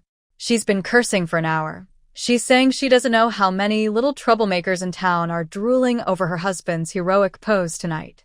Liali took a deep breath. I'll go hide in the backyard. You didn't see me, understand? Joanna nodded. Liali tiptoed and ran to the backyard. The backyard was full of blooming sea holly, a sea of blue and purple flowers that made people feel peaceful. After being forced to see many shocking scenes today, she really needed this beautiful natural view to clear her eyes. But just as she took a deep breath, she heard soft crying coming from the bushes. Wah, wah, wah, wah, wah, wah. Liali followed the sound and pushed aside the dense sea of flowers, then unexpectedly found the royal illegitimate daughter, whose eyes were tear-streaked like walnuts. Liali, Marina, startled and suddenly silent, looked on. Liali had heard a little about the intense date from last night. Anyway, she had said everything she needed to, and she felt no guilt about any bad matchmaking. On the contrary, Marina felt a bit embarrassed, forcing a tough front and sternly said, Who told you to disturb this princess? This Lady Marquis was an illegitimate daughter. Although everyone knew she was illegitimate, the king had never officially acknowledged her as a princess in public. Of course, Liali didn't argue with her self-proclaimed title and simply didn't press her. She kindly loosened her grip, allowing the flowers she had pulled apart to close again. Then she pretended nothing had happened and walked away. The backyard was so big that she could find a quiet spot somewhere. But before she could go far, the angry Marquis called out, Stop! Are you mocking me too? Are you secretly calling me a fool behind my back? Liali. Her conscience ached a little. Girls at this age are often insecure about their background, feeling both proud and very self-conscious. Especially because of the flawed potion she made. She had made a big mistake in front of someone she liked. From her words, it seemed she might also have been mocked behind her back by others nearby. If someone's resilience is a bit weaker, they might even consider giving up. Thinking of this, Liali's heart softened. She simply sat cross-legged on the ground and patted the grass beside her. Come sit here, let's have a talk. There was something magical about Liali. When Marina came back to her senses, she was already sitting next to Liali, and like a spinning lantern, she started telling her about her life. I was diagnosed with a bright talent when I was 5. When I was 6, Archbishop Paul held a baptism ceremony for me. At 12, I became a candidate for sainthood. Liali listened in surprise. Wow, that's impressive. So, why don't you focus on a career in the Holy Court? I mean, work hard. Marina was tugging at the grass next to her, looking like she was about to pull it bald. It's useless. The Holy Court in each country on the continent chooses a candidate for sainthood, also called a backup saint, but only one can actually become a saint in the future. All the past saints came from royal bloodlines of the 6 great empires. I'm just a runner-up, famous only within the kingdom. Marina, the female marquis, looked more and more discouraged. Liali's business mind started to turn. Actually, you still have a good hand. Marina rolled her eyes.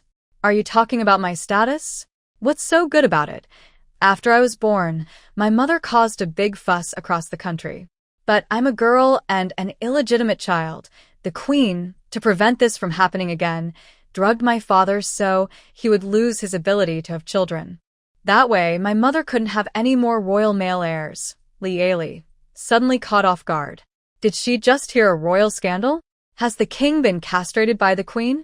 Winky face, I look at the scenery, but the queen's family has caused trouble for me and my mother many times, and there's the queen's son. I know he's been planning to marry me off far away. Li was quick to speak and said to Marina, actually, it's not certain. It mainly depends on how you handle it. Li then plucked a small branch from the side and drew on the ground. First, if you want to be a proper princess, your mother must be the queen. But right now, the official belief of the kingdom is the light holy court. Even the king can't divorce and marry someone else. So, if you want your mother to rise to power, the best way is to change the kingdom's faith. It has to be a faith that allows divorce and can withstand the retaliation of the light holy court. I'm thinking, the dark church sounds good. Free marriage, whether you have multiple wives or husbands, whether your spouse is human or not, as long as you believe in the dark god, the elders there are very easy to talk to. Marina, the young marquise, was already stunned. She had just been hit hard by life's troubles and wanted to die. But suddenly, her mother was almost about to become queen, and she was the kingdom's first princess. Since the king couldn't have children, she was the only legal heir. This.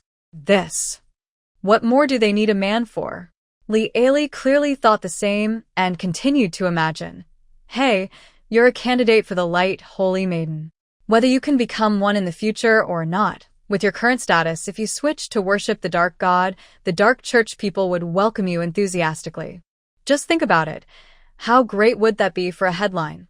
Although you are a reserve member in the dark church, you are practically considered a holy maiden of light. But that's a betrayal of the holy maiden of light. No, I mean she abandoned darkness for light, or rather, abandoned light for darkness. In short, the face of the light church has been badly beaten. See, people tend to seek benefits and avoid harm. You are just a little nobody in the holy light court, ignored by everyone. But if you suddenly change your attitude, wouldn't you be turned into a dark high priestess in no time? The dark church would be eager to parade your name around all day. But don't worry, you don't need to fear retaliation. The dark god would risk his own life to protect you, so you can live long and well. Otherwise, who would dare to follow him in the future? Marina hiccuped softly, looking a bit dazed. Don't believe it. Instead of retaliating against you, the Holy Light Court might as well try to flirt with 2 high priestesses from the dark church and turn them into the next Holy Maiden of Light. Li imagined that scene. TSK, double the face slapping, double the fun. Marina was already numb. Li summarized, so, you see, your life could be much more exciting. Why cling desperately to whether a man loves you or not? Marina. Seeing the light of awakening in her eyes, Li's slight guilt finally disappeared. All right, now it's not her responsibility anymore. It's definitely not because of the side effects of her alchemy potions that the young girl was so distressed she considered ending her life. Li initially thought that Lady Marina, the Marchioness, would recover and continue to linger in Constantinople, then engage in a dramatic chase and escape with the Duke. However, Lady Marina packed her things quickly and left for the capital that very day. Before leaving, she left a note for the Duchess. Joanna handed the note to Li. After reading it, Li fell silent for a long time, then asked uncertainly, "Does Lady Marina not know who I am?" Joanna replied uncertainly, "I'm not sure about the affairs in the capital, but when you married the Duke, she had just entered social circles not long ago. Maybe, probably, she doesn't know me." "What's wrong, ma'am?" Joanna asked.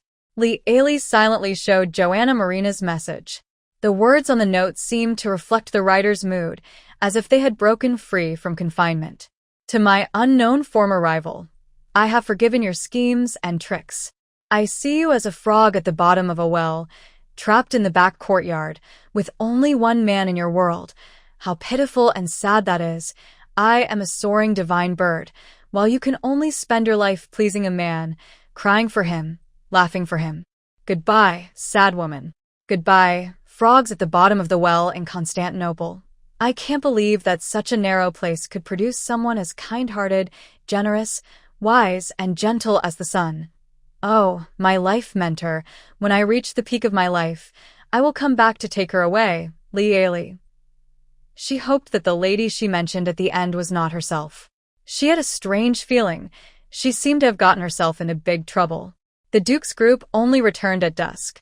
12 brave warriors, who had taken the giant transformation potion and fought naked against the one-eyed giant, also came back to Constantinople. Moreover, these 12 warriors refused to see anyone. After returning, each of them locked themselves in the castle's guest rooms. Servants would leave food at the door, and only after they left would a hand quickly reach out to drag the food inside. The Duke, after hearing the report, waved his hand in frustration. Li, who had caused trouble, was also not behaving well. She crouched nearby, waiting for the Duke to finish dealing with some matters, then hesitated before asking. If I say I caused some trouble, what would you do? The Duke was writing a document with a feather pen. When he heard her, he paused his writing. He put down the pen and, considering that his subordinates, now confined to their rooms and emotionally hurt, might need careful handling, he said, "It depends on how big the trouble is." Li raised her hand, making a small gesture. About this much. The Duke sighed in relief and lazily leaned back in his soft chair. "Oh, what happened? Tell me." Li took out a letter from the princess and handed it to the Duke. The Duke looked a bit confused. "Just this?" Li thought for a moment, but decided to be honest and get it over with quickly. She pointed to the flying divine bird mentioned in the letter and said seriously to the Duke, "Take a good look." The Duke.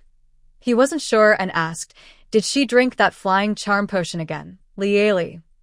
"No, I think she wants to switch to the Dark Church, use it to overthrow the Light Holy Court, then find a new wife for her father, change the kingdom's faith, and maybe even make herself the heir. Of course, if she really becomes the High Priestess of the Dark Temple, I guess she wouldn't care about Clark's territory anymore." The Duke. 10 minutes later, the 12 great knights who had been in seclusion in the castle were all brought out. The Duke asked Li to recount everything exactly as it happened. The study was silent as death. The knights were so shocked that they forgot their own emotional wounds.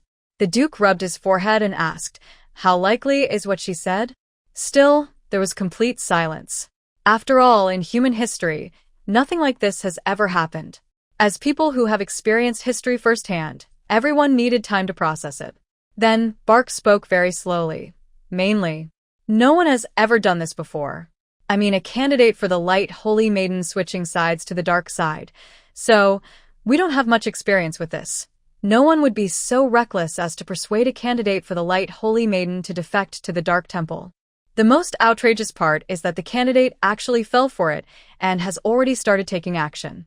The Duke closed his eyes. "What kind of reaction do you think the Dark Temple will have if this really happens?" The knights looked at each other and said in unison, "They'll probably be overjoyed." The Duke. "Call the other Grand Knights here. We need to redraw our future war plans." At night, while Li was sleeping, the Duke was still holding a meeting with the senior knights. The next morning, she woke up to find the door to the study still tightly closed, and she could smell the tobacco smoke wafting out from inside. "Joanna, do you think, if the kingdom truly turns to the Dark Church, would it really have such a big impact?" Li asked nervously as she tiptoed back into her room. Joanna was combing Li's bright golden hair and replied indifferently, "I don't think it's a big deal. Since the Holy Court doesn't protect the Duke's territory, I think changing alliances doesn't matter." Li still felt uneasy. After thinking it over several times, she decided to go to the door of the Duke's study. If her words caused the problem, she should step up and find a way to fix it. Fortunately, she was an alchemist. She could make a bottle of forgetfulness potion to ensure that Lady Marina, the Marquis, would forget all the unpleasant things that happened in Constantinople. While she was thinking, the heavy door of the study suddenly opened. One by one, the senior knights, all with beards and dark circles under their eyes, came out. The senior knight Lance, who was stretching lazily, was caught off guard when he saw Li. She quickly regained her composure, raised her hand to greet everyone, but the knights all took a big step back, creating distance from her. Li. In the end, only Bulk nodded reluctantly at her. Meanwhile, a trembling bubble appeared above his head. I should thank her for sparing my life. Lieli. The knights didn't give her a chance to speak. They pressed against the wall, each one running away like mice seeing a cat. The speed was so fast. Yesterday, the one-eyed giant definitely couldn't run more than 3 meters before they would have knocked him to the ground. Lieli entered the study, where the Duke was leaning back on the sofa, eyes closed, resting. What did you all talk about at the meeting last night? Why do they run as soon as they see me? The Duke patted the cushion beside him, signaling her to sit down. Lieli sat down angrily. The Duke lazily said, "Do you have a grudge against Harry Clark?" Lieli hesitated for a moment, then remembered that Clark was the current king's name. "No," the Duke asked again. "Then do you have a grudge against Queen Milani?" "No." "And what about Crown Prince Herman?" "I haven't even met them." "Why would I have a grudge?" The Duke nodded slowly and said calmly, "That's probably why they are afraid of you." No gracias, no complaints. "You're almost causing trouble for this whole family." Lieli. In fact, the meeting ended an hour ago. The Duke stood up and walked to the window, opening it. "Guess what the knights have been talking about in the last hour?" He sat back beside Lieli. Lieli rolled her eyes at the teasing man. "How should I know?" Arthur, the cool jade, tilted his head lazily and said, "They are trying to remember if they have offended you somewhere." Lieli. The Duke couldn't resist and quickly reached out to ruffle her hair. "They've never been afraid of giants." "Congratulations, my lady." Lieli. She mimicked the Duke's slow and deliberate way of speaking, sarcastically saying, "Then they should be careful." It wasn't a problem before, but now it's hard to say. The two looked at each other and smiled. Their previous conversation had reassured Lieli. Honestly, if the problem is really serious, the forgetfulness potion is enough. "You know what I mean?" Lieli said seriously. The Duke chuckled softly, his eyes burning with a mysterious fire that Lieli couldn't understand. "Why should I save Harry Clark?" Arthur, with cold emerald eyes, looked out the window. Under the sunlight, his pupils seemed to turn into thin snake-like lines. Justice is always late. Suddenly, there was a knock on the door. Knock, knock, knock. This familiar knocking rhythm was definitely Connor. The Duke calmly said, "Come in." Connor entered and said, "Your Highness, a group of people has arrived outside the castle." The race of these people left a deep impression on Lieli. After all, the one who openly threatened to assassinate her in front of 2 knight orders was a talented member of this race.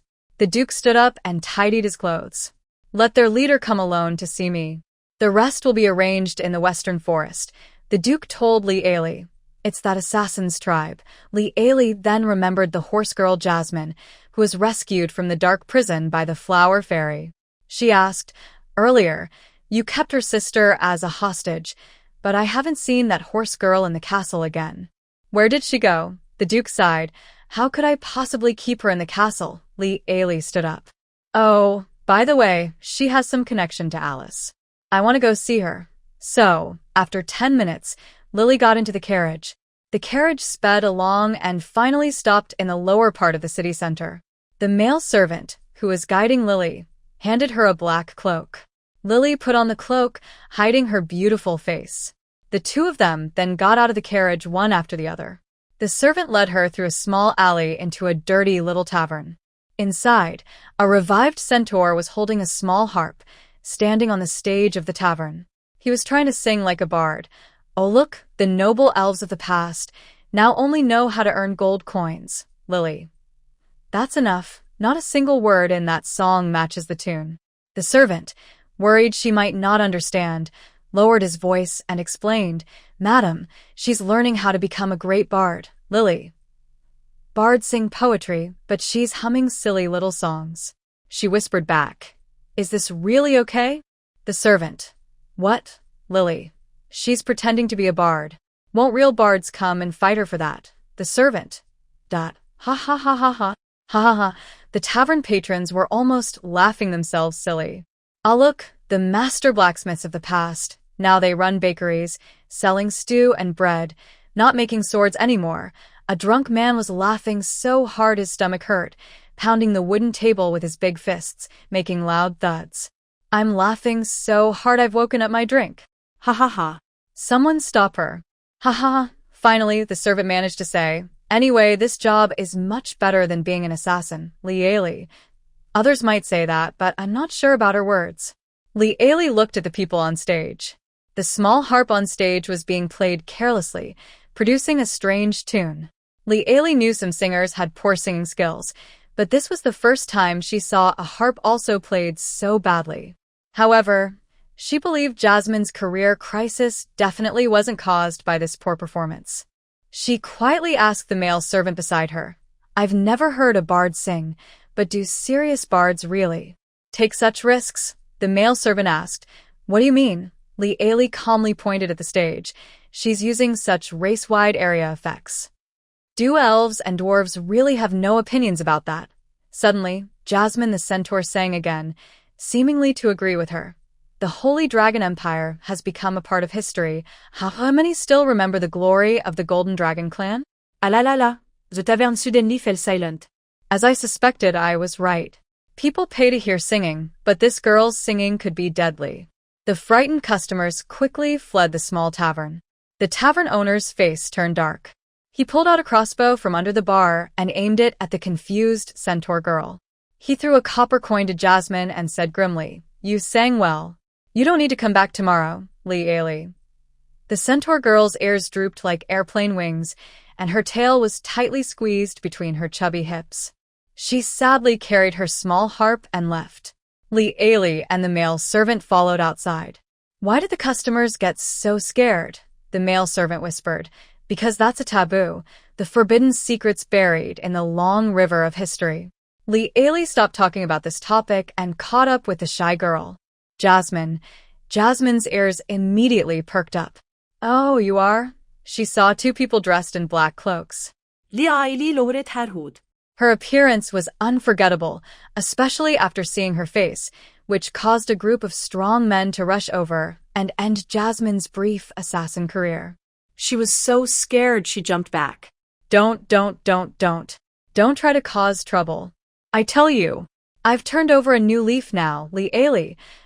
Lieli took the girl to the alchemy shop in the lower city. Although it's in the lower city, the security here is much better than in Jasmine's small tavern. The Minotaur saw Jasmine and casually raised his hand. Hey, girl, your brother Bonewood is here. Did you know? Jasmine shivered and suddenly knelt down, hugging Lieli's leg. Madam, save me. Lieli's mouth twitched slightly. When she was hired earlier, this girl looked like she was saying, Are you trying to trick me? But now, could she kneel any faster? Bajin, didn't you complain about being too busy? From today on, she is a staff member in the shop. The Minotaur picked his nose and said happily, Not bad, if her brother hadn't broken all 4 of her legs, Lieli. The Minotaur flicked a booger and said, Hee hee, I heard that to save her, Bonewood's tribe will serve the Duke for 10 years. Believe me, boss, based on what I know about Bonewood, he's already furious. That hot-tempered centaur brother of ours, when he found out Alice was dating us, he was so angry he challenged us to a duel. Alice, that I almost forgot there was that kind of relationship between you two. Hearing this, Jasmine shivered hard. I said, Let's go. We have to go back and see your brother anyway. Apologize properly. Family doesn't hold grudges overnight. That's what she thought and believed. Then, she took her horse girl back to Constantinople. A tall, strong male centaur just came out of the Duke's study. His human face was very handsome, with a healthy wheat color on his upper body. His horse body was sleek black. His coat was shiny and smooth. He saw Jasmine, who was walking beside Alice. Just as Alice was about to speak, the male centaur galloped over, reared up, and kicked Jasmine, sending her flying 3 or 4 meters away. Alice. That aggressive. The centaur, Bonewood, looked grim, his tail flicking angrily. He stared at his crying sister, saying, Because you are so stupid. Do you know how many tribes are willing to serve a human? After saying that, Bonewood left. It seemed that even looking at his annoying sister a second longer would make him want to kick her to death. Alice helped Jasmine, who was about to faint from crying, and said, Let's go. First, to my room. As they headed south, they ran into a pair of knights. Leading them was the Knight of Luck. Because of some literature, Alice instinctively looked a bit longer at the handsome knights. The knights bowed their heads in greeting. Among them, one person had a dark bubble above his head, which was very noticeable. Darn, the Duke has recruited some people, thought the observer. I need to send this news quickly. And the one-eyed giant from last time has disappeared. What's going on? And how did Baroque and the others become so big? Darn it, I'm not the Grand Knight, so I can't access useful information. Li Ailey looked on silently, surprised. Could this be the legendary 007? Wait, Li Ailey called out to the knights. The knights stopped, and Locke, the tall knight commander, looked a bit nervous around Li Ailey. He stepped back nervously and stammered, "Madam, do you have any instructions?" Li Ailey didn't respond. She stepped past the trembling Locke and approached the tall, handsome 007 knight. "What is your name?" The knights were all stunned. Li Ailey saw the bubble above his head change color from black to a disgusting yellowish-brown. Wow. Is she Li Ailey, the cold jade? She looks much better in person than in rumors. Her face is so pretty. Her figure is also very attractive. She's truly a rare beauty. Ugh. Cold Jade is so lucky, and I have to pretend to be a loyal admirer every night, serving that silly girl from the Colin family. Li Ailey remained silent. "Madam, my name is Mark Duke, the 007, Knight said politely. Unfortunately, the bubble above his head revealed his dirty thoughts inside. I heard that the lady of the noble family might be feeling unsatisfied. Does she want me to become her close companion? Li Ailey. She nodded indifferently to this person, who was full of silly thoughts, and then left without showing any emotion. After she left, Locke nervously asked Mark Duke, "Why did you upset her, Mark Duke?" Back in the house, Li Ailey and Jasmine stared at each other. Seeing the girls still crying, Li Ailey asked with a headache, "Is your brother often so rough with you?" Jasmine pressed her ears flat like airplane ears, only when he's really angry. People living deep in the forest follow a tribal system. Do you often make him so mad? Jasmine. Eep Li Ailey. I shouldn't have asked, she sighed. Forget it, you're also at fault in this. For now, you can stay here. The maids will prepare a bed for you in the castle's guest room. Also, give up on that wandering bard. Maybe others can be bards without trouble, but I think if you keep talking like that, it wouldn't be surprising if you got taken away and punished. The centaur's eyes widened in shock. You mean bards can get punished too? This kid is the type who's bad at everything and always causes trouble. Li Ailey said helplessly, "It's possible, since you're good at creating miracles." The centaur girl suddenly looked shy. "I don't do that anymore, Li Ailey." This unlucky kid. To prevent Jasmine from causing more trouble out of boredom, Li Ailey thought it was necessary to find her something to do. So, the ladies finally had a chance to use the fascinating plant guide.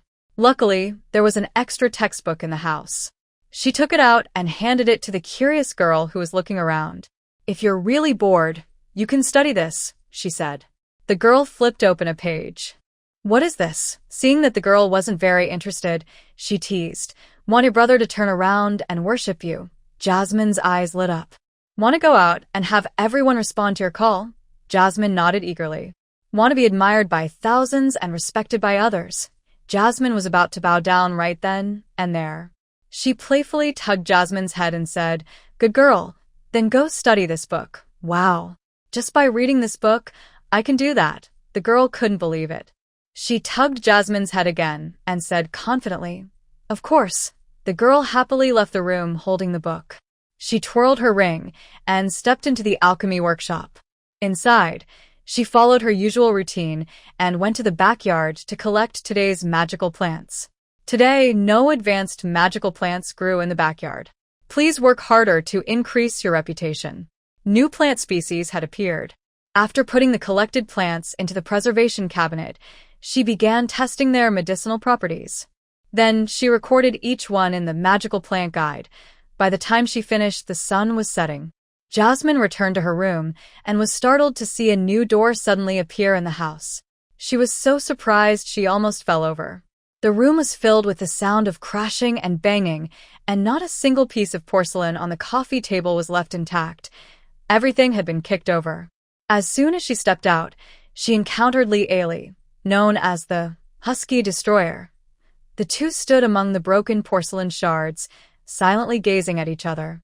"I'm really curious, with your personality, how do you have the courage to be an assassin?" Jasmine Flower replied. I was very brave when I was an assassin," Li Ailey said. "I can tell. Then you got tied up by over 1,600 strong men like a big crab." Jasmine Flower. After complaining, Li Ailey, feeling tired, sat on the sofa. "So, what happened this time? Harvesting magical plants every day is a physical challenge, and now she also has to take care of a husky. It's just too much." "I finished reading the book you gave me. It was very interesting. Do you have more?" Li Ailey was so surprised she nearly fell off the sofa, almost tumbling to the ground. What? "You finished it already?" Li Ailey couldn't believe it. Annie and Lily are already very smart, but they still don't understand alchemy. Can this fool really learn it so quickly? "Go to the bookshelf over there and see if there are any blank questionnaires," Li Ailey instructed. These were extra test papers previously given to the ladies. The centaur found them and looked at them curiously. "If you really understand it, try answering the questions on the paper."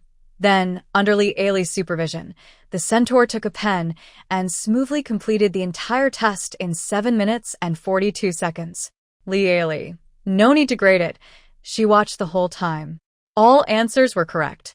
What does it feel like to accidentally find a genius? It's like buying a random lottery ticket for just $2 and winning the jackpot. With this talent, you must be crazy to want to become an assassin, Li Ailey couldn't help but say. Jasmine. Seeing her cute and silly expression, Li Ailey couldn't resist. She ruffled her hair and said, "All right, you've passed the alchemist's trial. Starting today, you are my second apprentice. Learn alchemy with me." The centaur's tail wagged excitedly, spinning like a propeller. Wow, that sounds so impressive. She didn't know what alchemy was, but she knew that the beautiful woman living in this huge castle was a very powerful noble. Such a noble lady. She wanted her to be her teacher.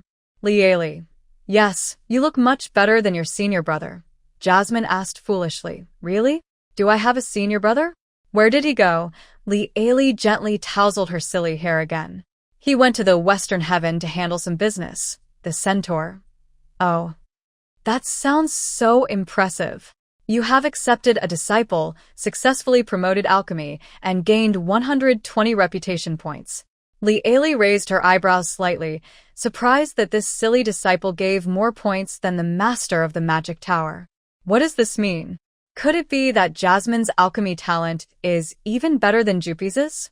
Earlier, to teach the ladies alchemy, Li Ailey temporarily set up an alchemy workshop on the southeast side of the castle. When the butler, Conrad, entered the workshop, she was teaching Centaur Jasmine how to make healing potions. Yes, in just one day, this talented young centaur girl was able to start practicing directly. The lady stayed up late studying but couldn't even make a bottle of mild healing potion. The mermaid girl quickly made her first potion, which turned out to be a medium-strength healing potion. Li Ailey was stunned by this. Although the mermaid usually looks cute and silly, her talent in alchemy is simply unbeatable. Conrad saw that everything was ready and said at the right moment, "Madam, the vice president of the Adventure Guild, Glandspire, requests to see you." Li Ailey's eyes lit up. "Is he here to deliver some magical plants? Did he get more so quickly?" Conrad looked serious. "Sorry, I don't think so. It seems there's a problem in the forest. The master has already gone there." Hearing this, Li Ailey couldn't sit still. She grabbed her skirt and rushed to the reception hall. She pushed the door open and saw that the adventurers from the Green Hat Squad looked worse than each other. One had his arm hanging, another had a leg in a splint, and the one who was least injured had lost 2 front teeth and had a swollen face, talking with a squeaky voice. That's what happens when you mess with the Water Kettle Forest. Glandspire, the vice president, wiped his sweat and said. The Duke looked coldly at Glandspire, the guild leader. He asked, "I sent 3 squads of knights. Can you guarantee you'll bring back what I want?" Li Ailey was very annoyed with how men often resorted to sending soldiers at the slightest disagreement. "Can't you use more peaceful methods?" she asked. Arthur, the cold jade, humbly asked, "Like what?" "For example," asked the centaurs. "Jasmine says that centaurs are natural protectors of the forest. Clearly, they should be better at this than we are, right? If money can solve the problem, why rely on knights? Humans and nature should live in harmony. When it comes to the environment where magical plants grow, it's best not to damage it. Overfishing is not a good idea." Glan stared in shock as the Duchess scolded the fierce and intimidating Duke. The Duke listened quietly, looking completely harmless. It was unbelievable. He actually thought the Jade Green Duke was harmless. After hearing everything, the Duke even called the centaur Bonewood. Glan was stunned. "What's going on?" The Duke managed to make proud centaur submit. "Aren't these centaurs usually disdainful of dealing with humans?" After hearing the story, Bonewood flicked his tail in annoyance. "Tree spirits are very kind. They won't attack humans unless those humans do something to make them very angry." Lily thought for a moment and took out a piece of the root of Terra. "They only took this." Bonewood looked at it and snorted coldly. "Humph. This is the food of the tree spirits. If humans steal their food, the tree spirits won't have enough to feed the young saplings. Anyone would be furious about that. In other words, humans owe a lot, and the tree spirits are being lenient." "Captain of the Green Hat Squad, no. We just arrived and got caught hanging in the air by vines. And then were beaten up." Bonewood completely ignored him. Arguing. Radiomans. Lily's head hurt. Li Ailey. Besides these Terra wood, do they eat anything else? I mean, I want to trade with them. If we trade, there won't be any conflict, right? So, can we exchange other things for Terra wood? Jagumu thought for a moment.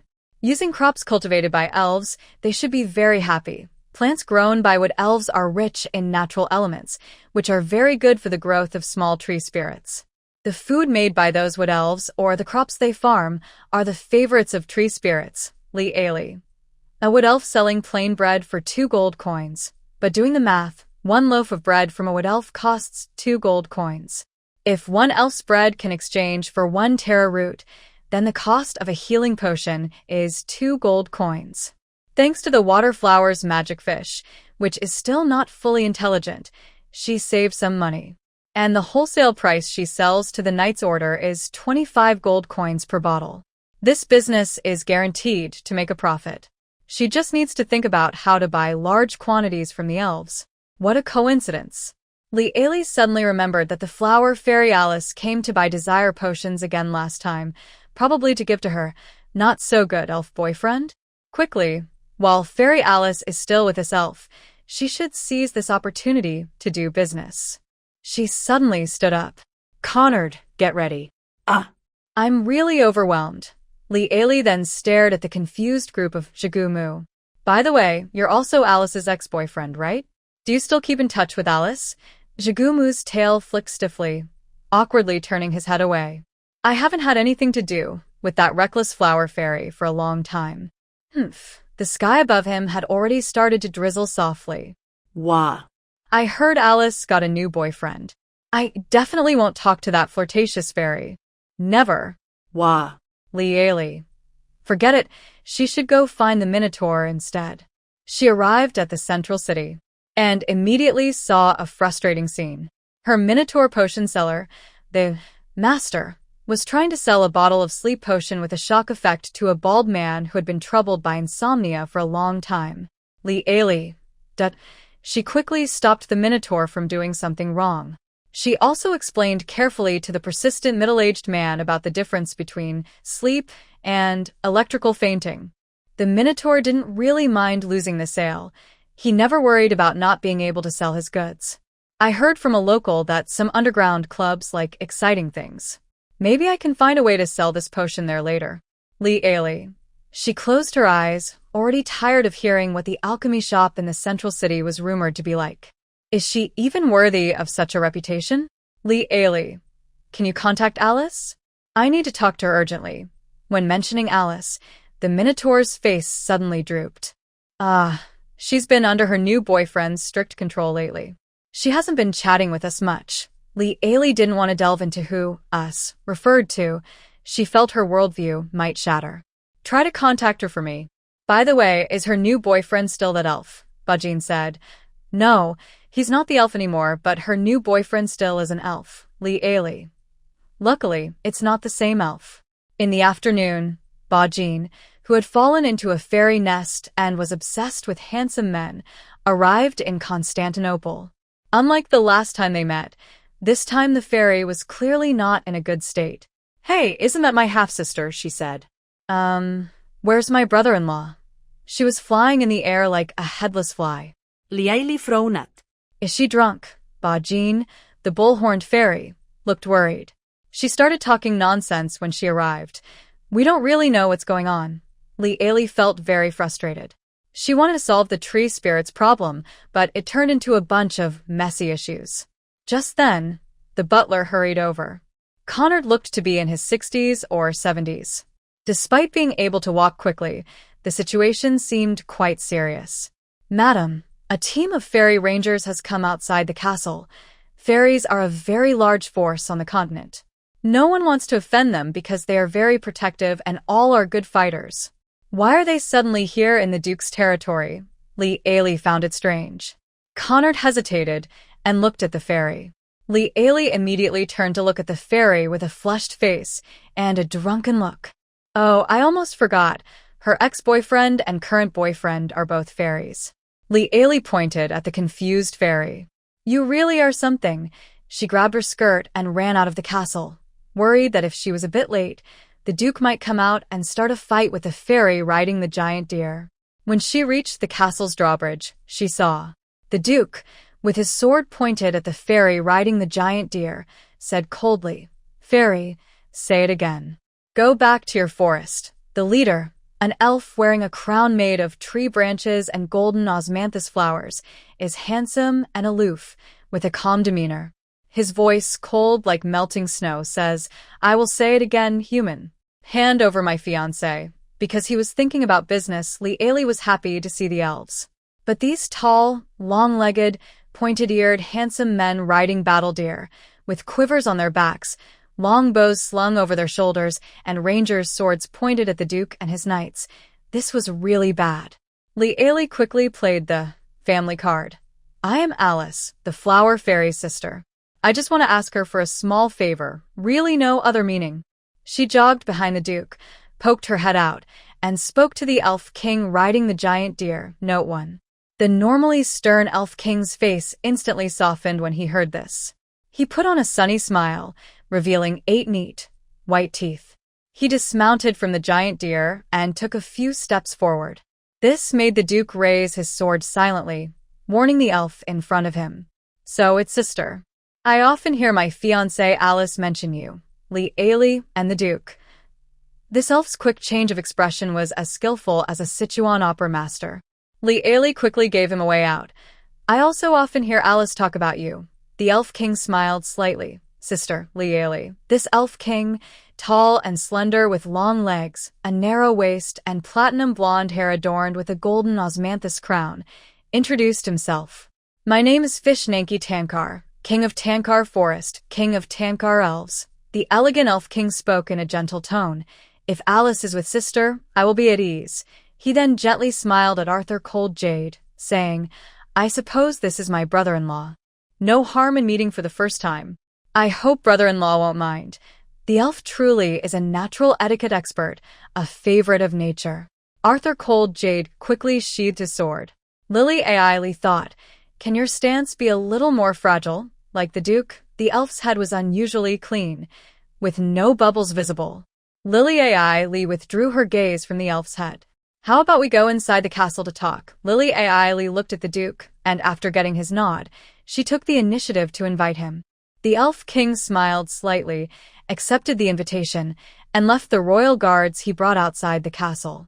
He didn't make his newly acquainted brother-in-law uncomfortable. 10 minutes later, the Elf King Tankar, accompanied by only 2 personal guards, sat in the highest-level reception hall of the castle.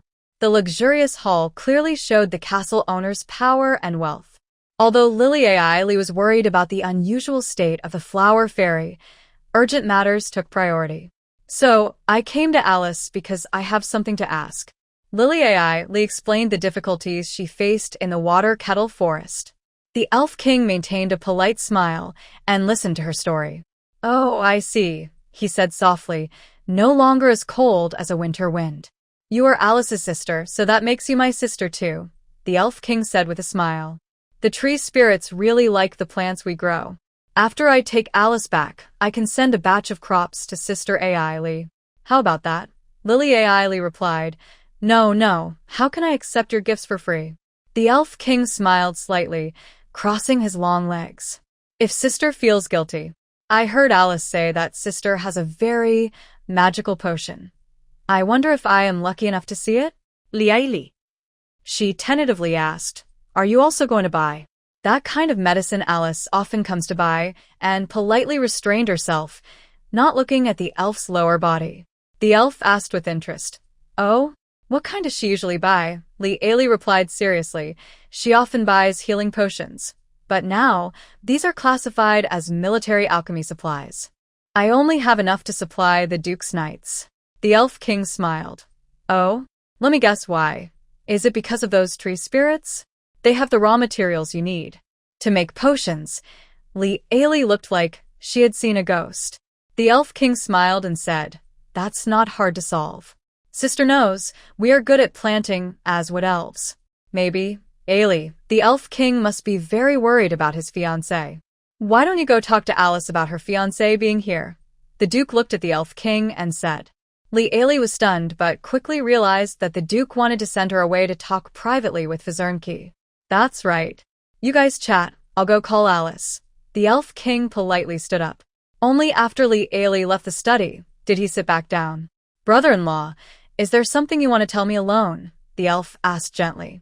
The Duke sneered, still pretending. At this, the handsome elf's smile instantly disappeared completely. The Elf King looked at the human Duke sitting on the main seat with a cold expression. Since that's the case, I will be direct. I want my fiancé back. You set the conditions. Don't interfere with unnecessary matters. Liaili arrived at the room. Alice, is that elf named Fizernanki Tankal really your fiancé? She thought this was very strange. The flower fairy looked like someone who only falls in love and would never settle down in marriage. The news of her engagement was shocking. Bakken, the Minotaur, was already sitting in the corner of the room, almost crying his eyes out. Whoa. You want to be faithful forever? You're no longer the Alice we knew. Boo-hoo, you have no heart, flower fairy, Liaili. Her forehead veins bulged. Take him out for me. The maids rolled up their sleeves. The Minotaur pounded the ground, but two maids easily dragged him out. After the door was closed, his loud crying could still be heard. Liaili massaget her temples. This morning has been so chaotic. So, Alice, what exactly is going on? The flower fairy giggled. Hee sister no. Big sister hick best friend, Liaili. Haha. She couldn't believe she would send such a flower fairy back to the Elf King. That would be crazy. But how could she make the flower fairy normal again? She wondered if the healing potion would work.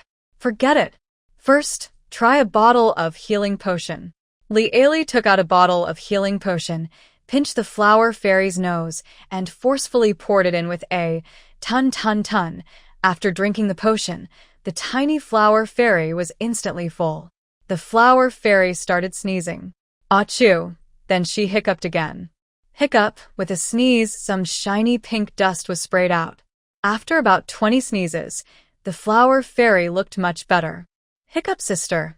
Why am I here? Alice, looking like she was drunk after a hangover, held her stomach. I feel so full. Liaili. She shyly looked away. Maybe, for a tiny flower fairy, she should reduce the amount of medicine she takes? Fishernanki, do you remember this fairy? The flower fairy rubbed her dizzy little head. I remember.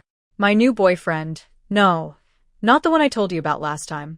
This one is another fairy. He's my ex-boyfriend's cousin, Liaili.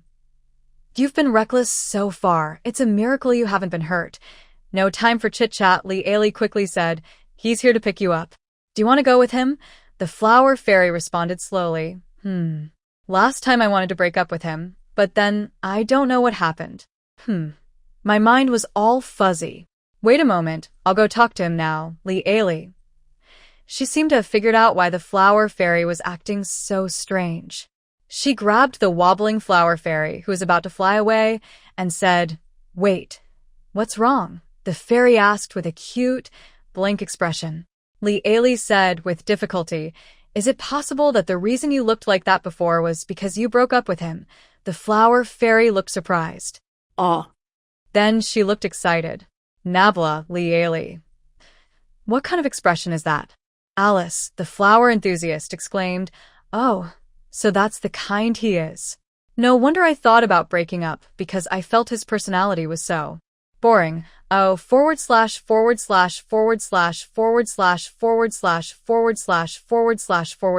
// Oh, Li Ailey." The fairy patted her thigh in regret, saying, "I should have said something earlier. If I had, I wouldn't have broken up, Li Ailey. Never mind, just lock it up." Li Ailey returned to the reception hall with the fairy.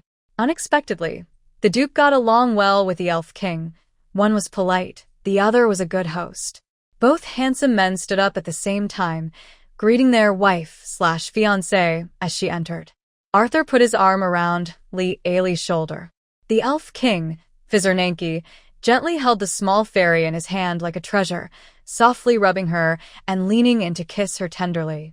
Arthur slowly looked at Li Ailey, his gaze wandering over her face. Li Ailey signaled with her eyes, "Don't even think about it." The fairy, soft as if made of no bones, leaned on the noble Elf King's shoulder, looking like a mischievous fairy causing chaos. "Darling, your sister wants to see you, Li Ailey. Honestly, you two are both immortals. Combined age probably exceeds 1,000 years, right? Doesn't that, sister, title put any pressure on you?" Fizernanki gently touched his beloved's tiny flower crown with his fingertips. "I know. I've already talked with our brother-in-law. From now on, we will work closely together," he said with a meaningful look at the human duke. Arthur, with his cold emerald eyes, nodded slightly. "Yes, darling, do you still have the growth potion and the shrinking potion?" Li Ailey nodded and said, "Yes, there's some." Arthur smiled slightly and said, "Then let's give some to our brother-in-law." Li Ailey.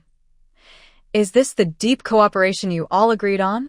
She looked at the silly flower fairy resting on the Elf King's shoulder, sticky and clinging. Then she looked at the innocent-looking Elf King, smiling harmlessly, and finally at the calm Duke beside him. Her conscience kept shifting between good and evil. Arthur calmly said, "Your brother-in-law not only agreed to provide the materials for this transaction with the tree spirit for free, but also promised to help us try growing alchemical plants. Keep in mind the cultivation ability of the wood elves." Li Ailey immediately smiled broadly at the elegant Elf King. "Brother-in-law, how many bottles do you want?"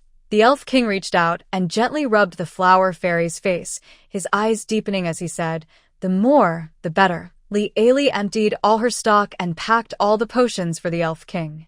What has always protected the flower fairy from disaster? It's her small size. Now, with this bag of potions, Li Ailey felt that this was no longer a risk. The flower fairy might even be in danger of falling from the sky. But thinking of Alice's previous love-struck expression, she felt no guilt at all. The dark red one is the giant transformation potion and the light blue one is the shrinking potion. And here, these are magical plant samples with preserved medicinal properties. This one is a fire potion. When you're ready to start cultivating these plants, use this potion to melt the ice layer. The Elf King personally took the potion, and the guards behind him received the sample box. Fizernanki gently said to Li Ailey, "My sister and brother-in-law are more interesting than I thought. The gates of Tankar Forest are always open to the two of you," the Elf King said meaningfully as he glanced at Arthur, the cold jade. The Duke nodded slightly. "We will not trouble you." The two of them silently agreed to change the subject. The flower fairy propped her chin and said, "Dear, you and brother-in-law get along very well." Fizernanki exchanged a look with Arthur and nodded in agreement. "Of course, we get along very well. The crops for the tree spirit trade will be delivered the day after tomorrow," Fizernanki said as he mounted his giant stag. The Duke gently put his arm around his wife and looked at the flower fairy resting on the elf king's crown, falling silent. After the elf team left, Lily started to pull away the Duke's hand on her shoulder when he casually asked, "How long does the shrinking potion last?" Lily thought for a moment. "Weak effect lasts a day, medium effect a week, but I can't make a strong one." The Duke's eyes flickered slightly, but his hand stayed as if welded to Lily's shoulder, unmoving. "Have you tried it?" Lily felt he was acting strangely today. "No, but I dropped it on the plants in the backyard and did some experiments." The Duke said, "Drop it? Does that work too?" Lily didn't quite understand. "Of course, whether you drink it or apply it, the effect isn't much different." The Duke took a deep breath and said, "Next time, just tell me." Lily was confused. "What?" "The Duke. It's nothing. I think you should test it yourself. Test the difference between taking and applying the potion." Lily. The Duke said, "I have another bottle of the shrinking potion." This hint made it hard for Lily not to understand. Lieli simply replied with 2 words to this man. "Huh." A few days later, a team of elves on patrol escorted several carts of their harvested crops. They brought high-quality golden rice from the wood elves, filling an entire cart. There were also many plants and vegetables that Lieli had never seen before. Once the supplies arrived, the Duke immediately ordered a group of people to escort the goods to trade with the tree spirits in the water jug forest. Lieli was very curious and wanted to go along, but the Duke coldly refused. She stubbornly stayed close to the man, saying, "Let me go. You have no right to restrict my freedom." The Duke raised an eyebrow and used a new word he learned yesterday to reply, "Haha, Lieli." She took a deep breath and decided to make a small sacrifice for this trip. "In that case, I will drink a bottle of mild shrinking potion." The Duke tapped his fingers on the table and said, "Medium effect." "Lieli, don't be too much. If I become so small, who will make alchemy potions for you?" The Duke calmly replied, "I can sacrifice a little, Lieli." To prevent someone from turning hostile after returning from the forest, the Duke even took out a contract scroll. Lieli couldn't help but laugh in anger. But she still pressed her hand to her face and signed the humiliating agreement. Finally, she could go with the patrol to see the tree spirits in the water jug forest. Because Lieli was added at the last minute, the Duke generously funded their use of the underground teleportation portal of the Adventurers Guild for the round trip. The patrol members, being forest dwellers, happily returned to the forest. One by one, they were so excited they kept squatting and jumping around. Lieli was thinking to herself whether she should discuss with the Duke about expanding the western part of the castle's forest area to make the living space more comfortable for the patrol members. "Jasmine didn't cause you any trouble, did she?" A stern male voice came from nearby. Lieli snapped out of her thoughts and saw Jagumu, who had somehow come to her side. "She's fine. I have already accepted her as my disciple." Jagumu raised his hand, naturally plucking a fake vine snake from a branch in front of him, then casually tossing it into the nearby grass. "Really? She's a troublemaker. Your judgment isn't very good." Lieli was almost scared to death by the snake earlier, but tried to stay calm. "You talk so confidently. No wonder Alice broke up with you." The proud centaur leader froze in place. Clearly, he was under a lot of pressure. Soon after, the gloomy leader fell to the back of the group. "Hee, you're really interesting. This is the second time I've seen the leader get embarrassed." Who the first time was as obvious. A centaur female warrior approached. Her horse body was pure white, with white hair and eyelashes, looking even better than Jasmine. By my hui. "I'm Jasmine's good friend." Lieli looked at the strong centaur girl, almost unable to hold back her desire to act impulsively. "Do you want to ride? I can help you. You must be tired from walking," the centaur girl said cheerfully. Lieli's heart raced wildly. "Really? Is that okay?" The centaur girl smiled casually. "I like you. You treat Jasmine well. So, no problem." As she spoke, she casually pulled Lieli onto her horse. "See? "I told you women can't be warriors." "By Meigui, what are you doing? Are you turning her into a beast of burden?" "Ha ha," a group of young men shouted loudly from behind. Lieli stiffened and whispered, "I think I should go down now." White Rose turned her hand to protect her and said casually, "Don't worry. Some people go through a phase in their lives. Li Ailey asked curiously. What kind of phase? White Rose calmly turned around and directly kicked the young man who was laughing and walking ahead, saying, That's the phase where you need a lesson. Then a loud scream echoed, startling many birds in the forest. God. Oh, the God of Light has closed a door for you, but will always open a window. White Rose thought about what this meant and wagged her tail happily. So, the God of Light closed many windows for Jasmine. How many doors should she be given? Li Ailey. It could also be that these doors are stacked together, forming one big door. The two looked at each other silently, then burst into laughter. Soon, the agile centaurs arrived at the center of the water bottle forest. There was a large lake here. It looked like a blue gemstone embedded in the ground. Around the lake, tall and beautiful trees grew. It was late autumn, and red and yellow leaves danced in the wind, making the scene look like a beautiful painting. Li Ailey. Wow, so, she didn't finish saying beautiful. Suddenly, the trees around them moved their branches and leaves, twisting and changing shape. In the blink of an eye, they all turned into men and women holding weapons, with serious faces. The dense leaves became their clothes, and their long green hair looked like thin vines. It's tree spirits, don't panic, White Rose said. But things didn't go as the centaurs expected. The tree spirits slowly gathered around and surrounded them. Li Ailey felt something was wrong. Are you sure you know the tree spirits well? They look like they want to attack us. The centaurs had to group together, standing back to back in a circle. Broke Branch would sense the tension and wagged his tail nervously. My tree spirit friends, we come here without any bad intentions. The tree spirits looked at him coldly. These centaurs brought humans, one tree spirit said angrily. Centaur, get the humans out of here. Get off our territory. White Rose took down the long bow hanging on her chest and lowered her voice to Li Ailey, saying, Something's not right. If a fight breaks out later, hold on tight to me. I'll lead you to escape. Li Ailey looked confused. What's going on? I've never seen tree spirits act like this. White Rose frowned. They are usually very gentle, unless... At this moment, Bonebreaker Tree, with a stern face, shouted at the tree spirits, Humans are never enemies of the tree spirits.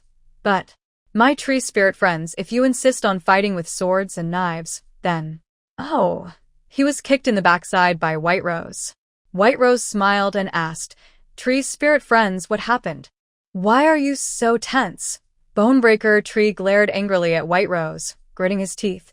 I am the leader. The centaurs are not friends of humans either, but why are you with humans? A male tree spirit asked coldly. White Rose replied, We were sent here by her to trade with our tree spirit friends. Bonebreaker Tree was so angry, he almost lost control. He turned and roared at White Rose. Darn it! I am the leader. White Rose. I am the leader. White Rose remained calm and said, Don't worry. When negotiations break down and fighting starts, I'll let you go first. A tall female tree spirit stepped forward, holding 2 daggers, and looked coldly at Li Ailey on White Rose's back. Centaurs, where is your dignity? How can you serve as mounts for humans? Do you see yourselves as livestock? She asked. White Rose rolled her eyes. I'm just carrying my friend. Why are you all so quick to criticize? Li Ailey's heart was pounding. She roughly counted that there were hundreds of tree spirits surrounding them, but only a few dozen centaurs. Wow. Unless the centaurs could fight 10 against 1, any small mistake in communication would mean they wouldn't make it out alive today.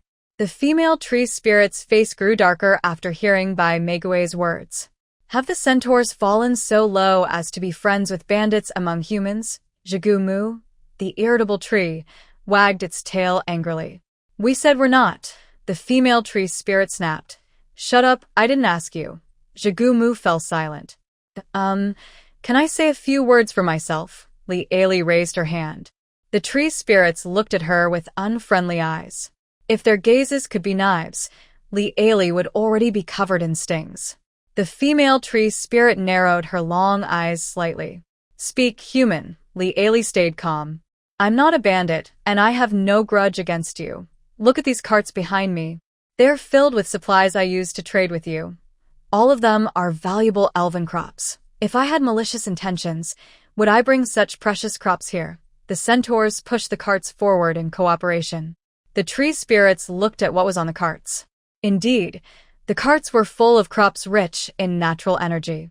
A rustling sound, like leaves in the wind, came from the trees. Bai Meigui's voice came from above. This is the unique way tree spirits communicate. The tall female tree spirit, with a serious face, said to Li Eli, "The first time a human came here, you stole our food. Not long after, humans once again plundered our supplies. This time, they also hurt the precious little saplings." White Rose exclaimed, "The little saplings are the children of the tree spirits. They cherish the saplings very much. No wonder they went crazy." Li Eli looked confused. The Adventurers Guild had only come twice before, and the last time they suffered a terrible defeat. The humans who came the third time were driven away by us, but they still came for our limited food. Now, you can't steal our food anymore, so you come up with such plans, humans. Li Eli hesitated. Wait, something's not right here. But now is not the time to explain. Her mind raced quickly. Did the second group of explorers hurt your children? Have you healed those children yet? The tree spirit's face was serious, almost dripping with water. That was magic cast by spellcasters. We don't have magic potions or holy water from the sacred court. What do you think, humans? Li Eli immediately took out a bottle of healing potion. This can heal your children, but the tree spirit no longer believed what humans said. How can you prove you're not lying? Hearing this, Li Eli didn't hesitate. She drew the dagger from her waist, closed her eyes, and cut her own arm with a deep, wide cut. Suddenly, blood gushed out like a fountain. White Rose opened her mouth, then used her newly learned words, "Sisters, awesome." Li Eli's face turned pale from the pain. The tree spirit was stunned. Li Eli bit her lip, took out the healing potion with one hand, tilted her head back, and drank it all in one go. A miracle happened right before their eyes. The fierce wound slowly healed, and she wiped away the blood on her arm with her sleeve. Her skin was smooth, with no scars visible, but the pain was still there. Li Eli secretly decided to improve the healing potion by adding an anesthetic effect. The air was dead silent. Li Eli endured the lingering pain and said, "Did you see? I didn't lie to you. We are not with the group ahead. Every race has good and bad members. Can you really say that tree spirits are all good?" The tree spirits whispered among themselves. Their voices were quiet, but the humans and horses could hear well. Bai Meigui used a communication device to transmit her voice. They're arguing whether to give the small tree spirit medicine. Many tree spirits still doubt your potion. Oh, they even said that the medicine you gave yourself is good, but the poison you gave their little saplings is bad. Bai Meigui was so angry she kicked dirt with her hoof. Don't worry, that female tree spirit is probably the leader of their group. She hasn't spoken yet. At this moment, a crying female tree spirit rushed over to Li Eli. But she was quickly held back by her companions. The crying female tree spirit argued with her friends. Bai Meigui translated, "Her child is very sick. She wants to try your medicine, but her companions are stopping her. Darn. She says her child is about to die and she can't wait anymore. Everyone is so anxious. Darn it, what are we waiting for? Just fight. These tree spirits are crazy." Li Eli. Seeing the worried mother tree spirit being held down by a few others, Li Eli was so angry she jumped down from Bai Meigui's back. She was unarmed but stepped forward bravely, facing the tree spirit's blades and weapons until she reached the crying female tree spirit and stopped.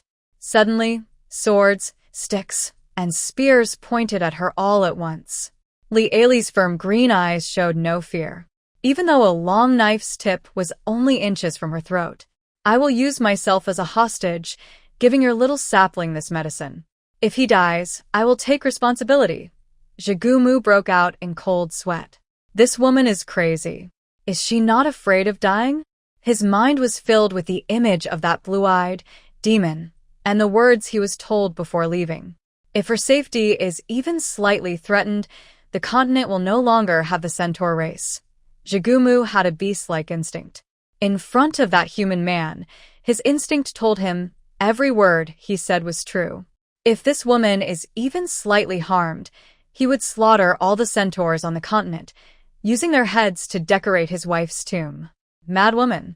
Both of these crazy couples. The female leader of the tree spirits looked directly into Li Ailey's eyes. Her green eyes were clear and firm. The female tree spirit leader slowly said to the crying female tree spirit, "Bring your child here." The female tree spirit gratefully looked at Li Ailey. Soon after, she hurriedly carried over a small tree spirit. The small tree spirit couldn't yet transform into a human form, looking a bit like a character from a certain movie called Little Gru. However, this small tree spirit was in very bad shape. Half of his body was scorched, clearly hit by a fireball spell.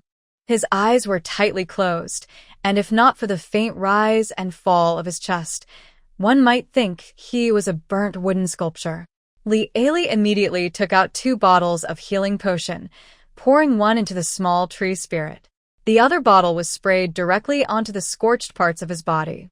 However, the little tree spirit's eyelid just twitched slightly. The little tree spirit's mother exclaimed happily, "His eyelid moved just now." Li Ailey looked serious. "He is too badly hurt. The weak healing potion isn't enough." Right now, she only has a weak healing potion which she can make on the spot using local materials. But the weak potion doesn't work. She needs at least a medium-strength healing potion. In fact, she might need a strong healing potion to save him. The problem is, she has never made a strong healing potion before. Li Ailey looked around and took a deep breath. On the bright side, the tree spirits were caring and gathered around her, watching the little tree spirit closely. On the less bright side, if this child dies, these tree people might attack her immediately. She said firmly, "I need to make a better healing potion." The female tree spirit leader's eyes flashed with anger. "Human, do you want to run away?" "Do," Li Ailey interrupted impatiently. "Run where? You have the materials here. Just give me a cauldron. If not, even a cooking pot will do." She couldn't go into the alchemy room with so many people around. The group of tree spirits looked at each other. "What cauldron? What pot? Great, these tree spirits don't eat cooked food." Luckily, among the group was a young man with a cow-shaped face and a round face, carrying a large black pot on his back. I carry a big pot." "Will this do?" Li Ailey saw a large, round military-style pot and couldn't help but twitch her mouth. Given the current situation, what more could she ask for? She could only make do.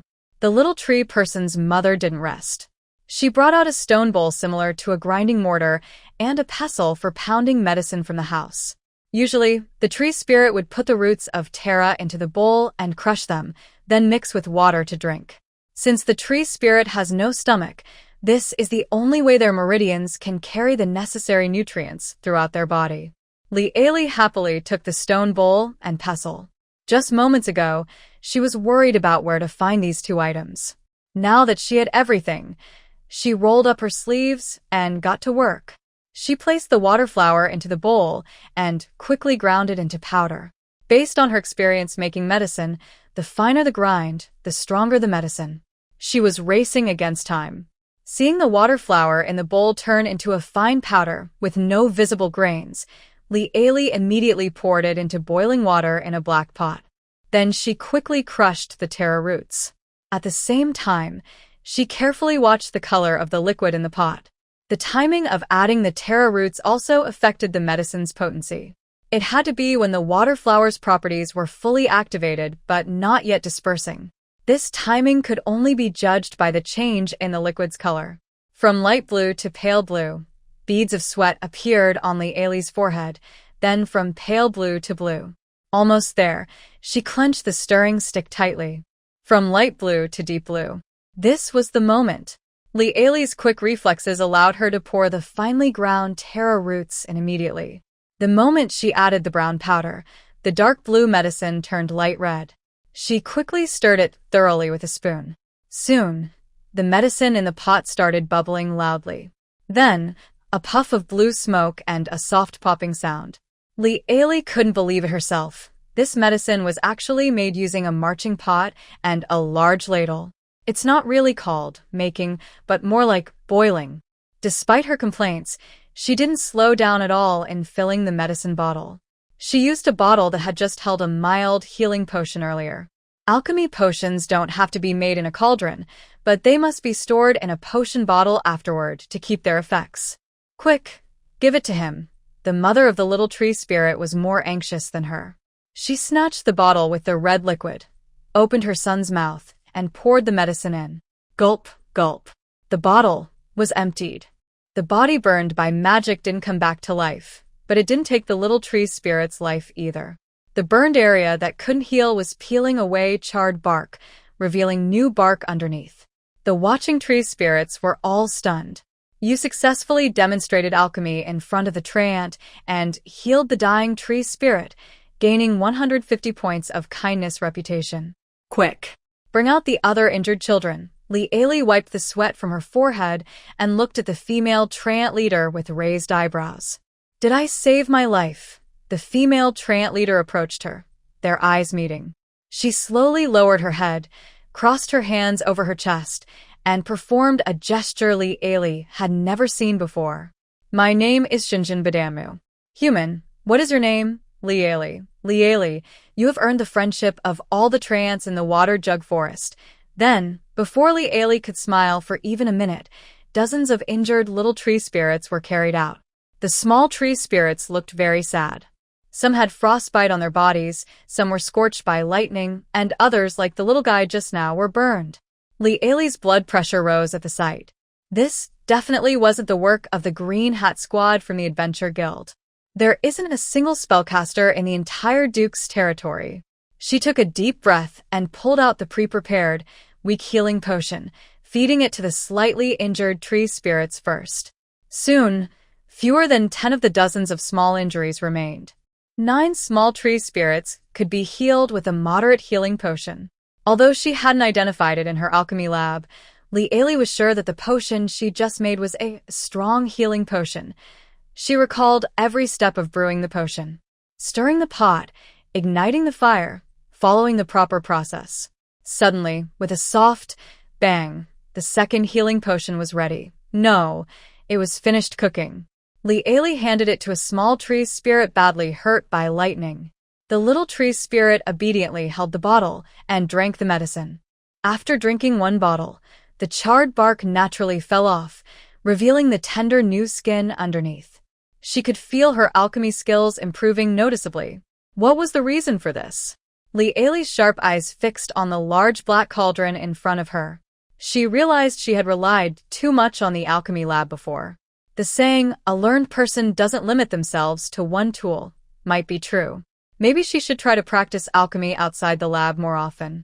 There was also a tree with thick bark that simply turned into a tree and rooted itself next to the big black pot. Its presence was very obvious and proud. Didn't you see its canopy leaning into her pot? Li couldn't hold back anymore. Anyone interested in learning alchemy, come over. The female tree spirit leader hesitated and said, but we don't have gold coins. She added, our tribe members can't be sold to you either. Li waved her hand. Free teaching, no payment needed. Even the tree spirits living deep in the mountains now looked at Li with subtle change in their eyes. Her new friend, Jinjin Badam, patted her shoulders seriously.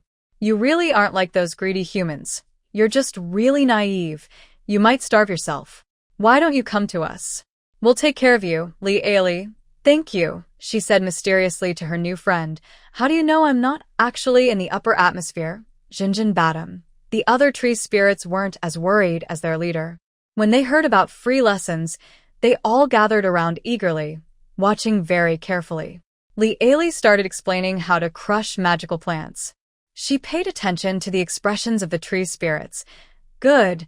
They were all very serious. No one fell asleep. Then she demonstrated the process step by step, explaining how to make healing potions carefully.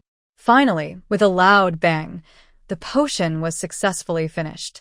The tree spirits all exclaimed cutely, wow, you have successfully spread alchemy.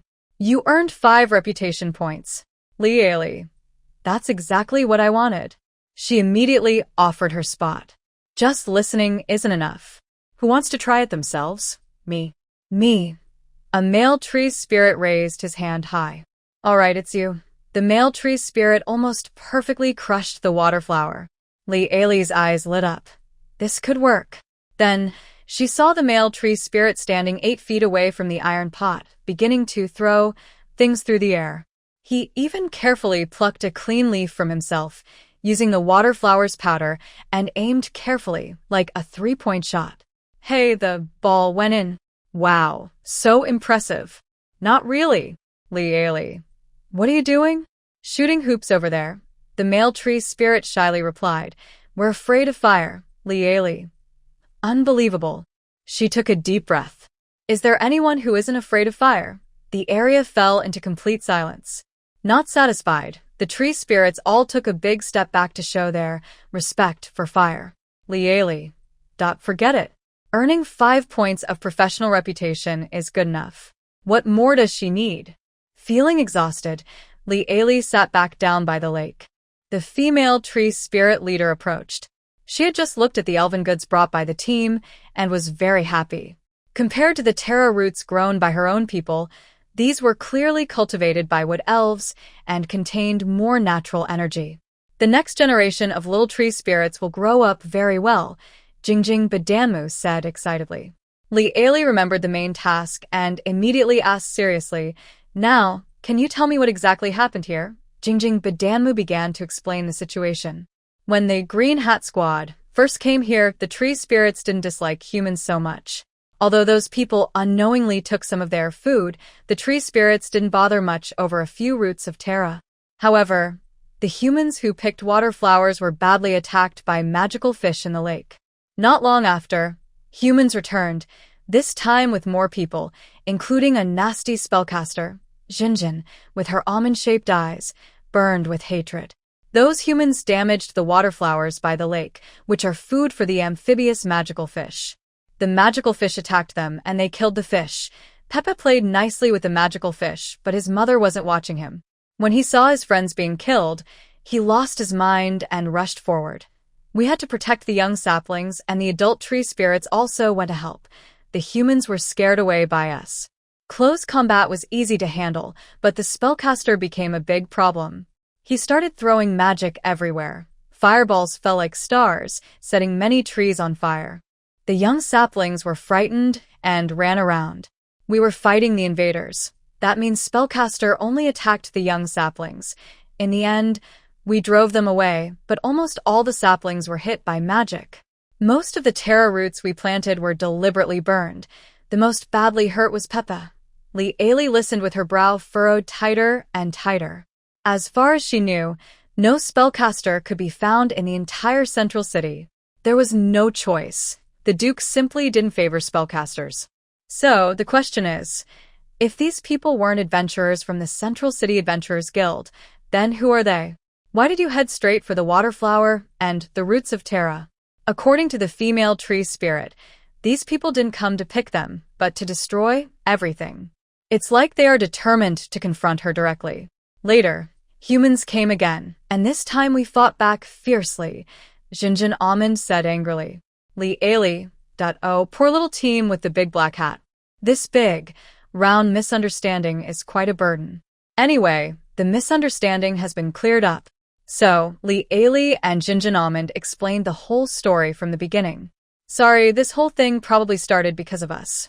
As you saw, these magical potions need raw materials from your area. At first, the exploration team didn't know. We thought these were abandoned items.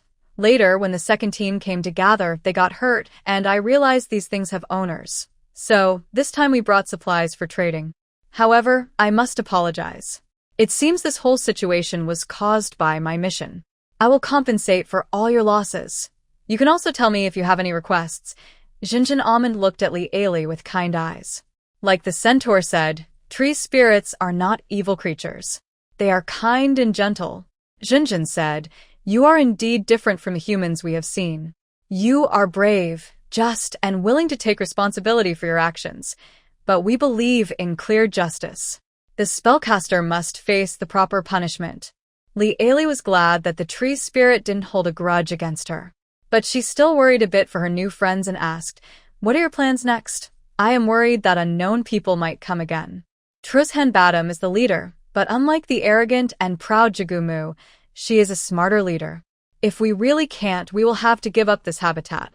We will move to a new forest home. Hearing this, Lieli suddenly had a great idea, a perfect win-win plan. Is it true that your place makes trees grow especially fast? The tree spirit proudly said, that's natural.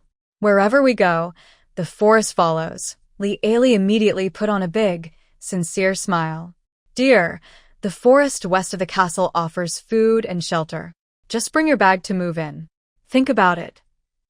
Arthur, the cold jade, thought that after renting the portal, Lieli and the centaurs would be back in 2 days at most. But he waited 5 or 6 days.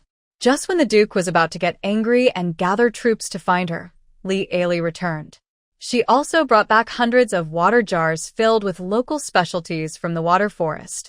Cold Jade sat expressionless behind his big desk in the study. His wife had cleverly taken a shrinking potion earlier, so now she was as small as a flower fairy. She sat at her desk and said sweetly, I just want to put the tree people in the forest to the west. Okay, then the centaurs can live more comfortably in the future. The tree people can also be your free defense force. With them, the western forest will grow even more lush. They are your free protectors, aren't they? Cold Jade listened without expression, then coldly said, 1 more week. Lieli.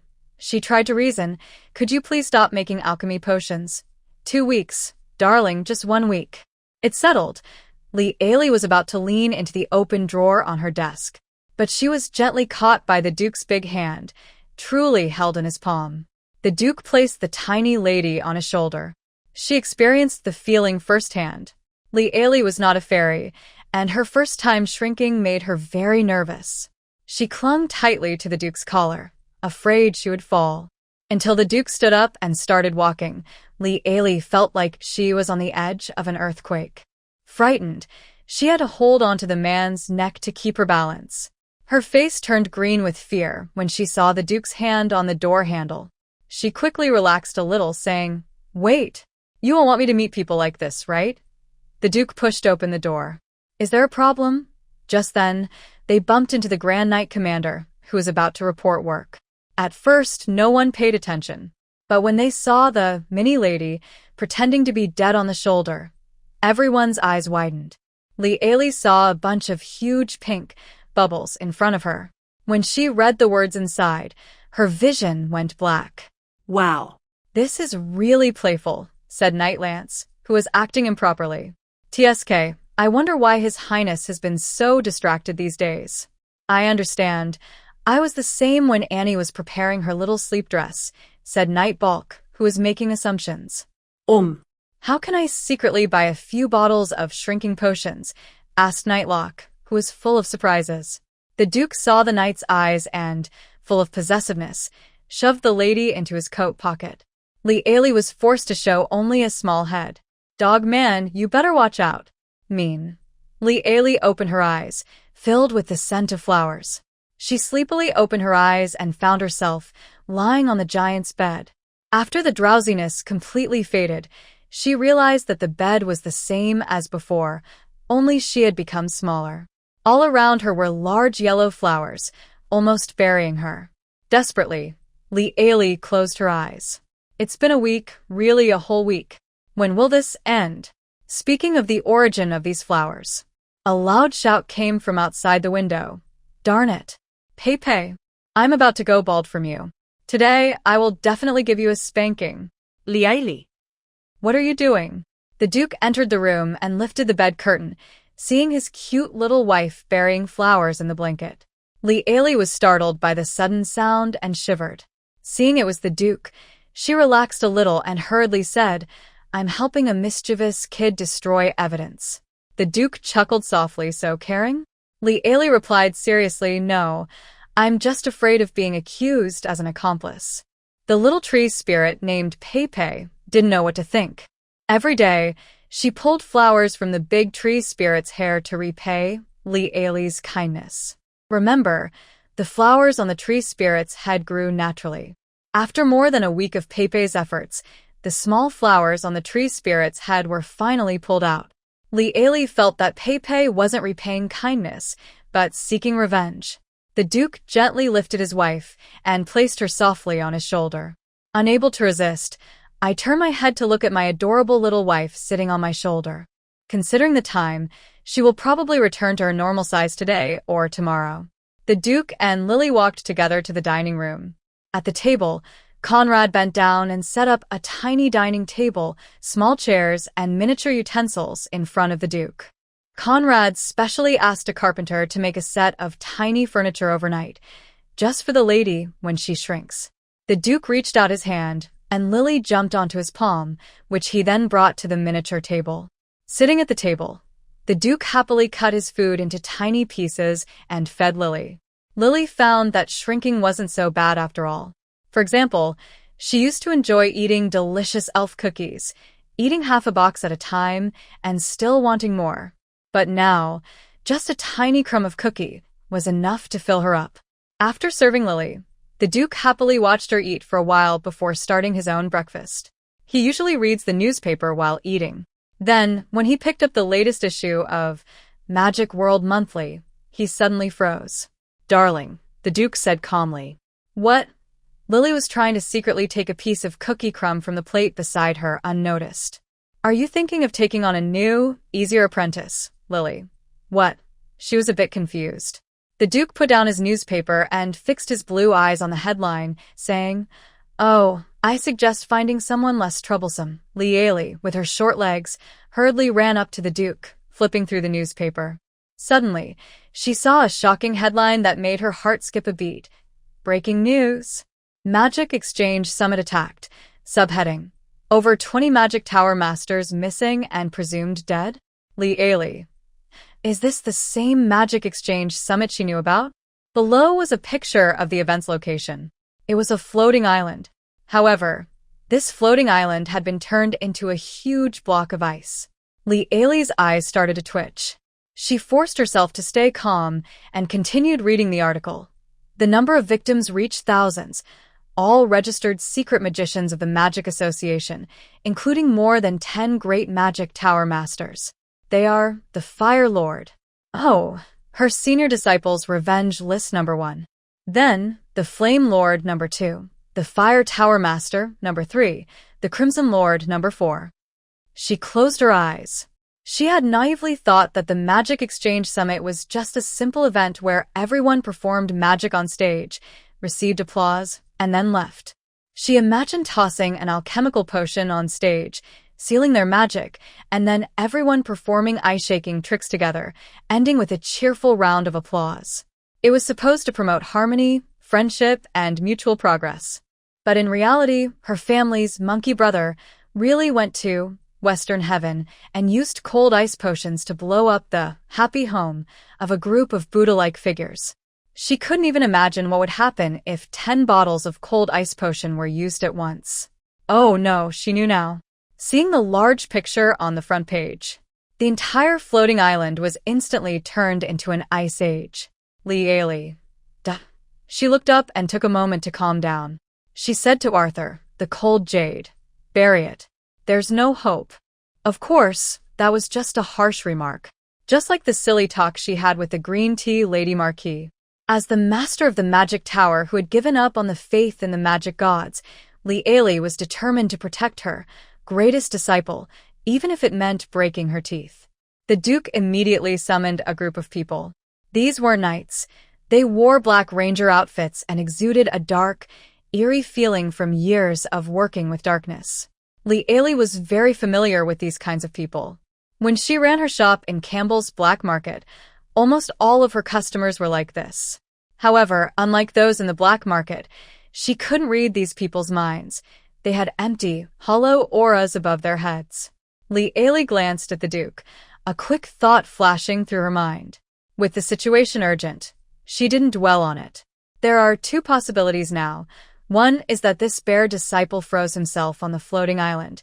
The other is that he ran away. But once the floating island thaws, his great deeds will be known to everyone. The Duke said grimly, "So, your task is to find Jupes before then, no matter what it takes, and secretly bring him back to the territory immediately." Lieli took a deep breath. She believed that bears truly had no sense of age. But as a mentor, she felt it was necessary to give each of her wildly reckless students a lesson they would never forget. So, she smiled sweetly at the Duke's dark followers. Before you leave, please go to the alchemy shop in the lower city.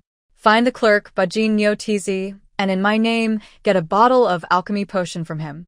Just say you need a bottle of Bar Dancer's Happy Water. The henchman. The Duchess smiled brightly. Once you find Lord Jupes, be sure to give him this bottle of medicine immediately.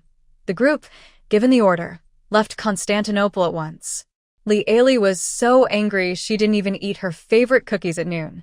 The Duke tried to change the subject to distract her. What do you want to eat for lunch? Tired, Li Ailey replied, braised Jupes. The Duke. What exactly is that potion you had them get? Li Ailey slowly smiled. It's to make him think twice before causing big trouble, reminding him of the good medicine from his school. You, the apprentice, dare to make me worry? I'll make sure you have a black mark in your life that can't be erased. Let's destroy everything together, you little rascal. 4 days after the shadow henchman set out, the frozen floating island finally thawed. The next day, this terrible event made headlines on all major newspapers. At least, dozens of newspapers sent to Constantinople all put this story on the front page. Li Ailey read the newspapers with a blank face. Her senior disciple Jupes, once the leader of the Red Tower, has now truly made a name for himself. With his own strength, he managed to put old enemies and a floating island weighing thousands of tons into a freezer and keep it there for over 10 days. A certain newspaper even gave Jupes a very fitting nickname, the ice-crazed demon Jupes. The Duke saw Lily Ailey calmly close the newspaper across the dining table. Duke. Lily Ailey smiled and said, the matter has happened, just deal with it. She raised a cheerful face. I'm not angry. The newspaper's description of Jupes. What does it have to do with us, Duke? My disciple's name is Julith, haha. Due to the serious negative impact this caused, the Magic Association and the Magic Tower Alliance decided to destroy Jupes' Magic Tower and revoke her title as Red Tower Master forever. At the same time, the Adventurers Guild received a long-standing bounty warrant from the Magic Association. The bounty for the ice-crazed demon Jupes is as high as 500,000 gold coins. To put it in perspective, some small kingdom nobles don't have that much gold. The newspaper didn't mention anything about alchemy, but Lily Ailey's alchemy workshop background isn't so peaceful. Since yesterday, she has been receiving messages about her reputation increasing. Your potion successfully attacked the demon flame lord. You gained 100 evil reputation. Your potion successfully attacked the fire lord. You gained 100 evil reputation. Your potion successfully. Your potion froze the entire St. Versailles floating island, earning you 500 evil reputation.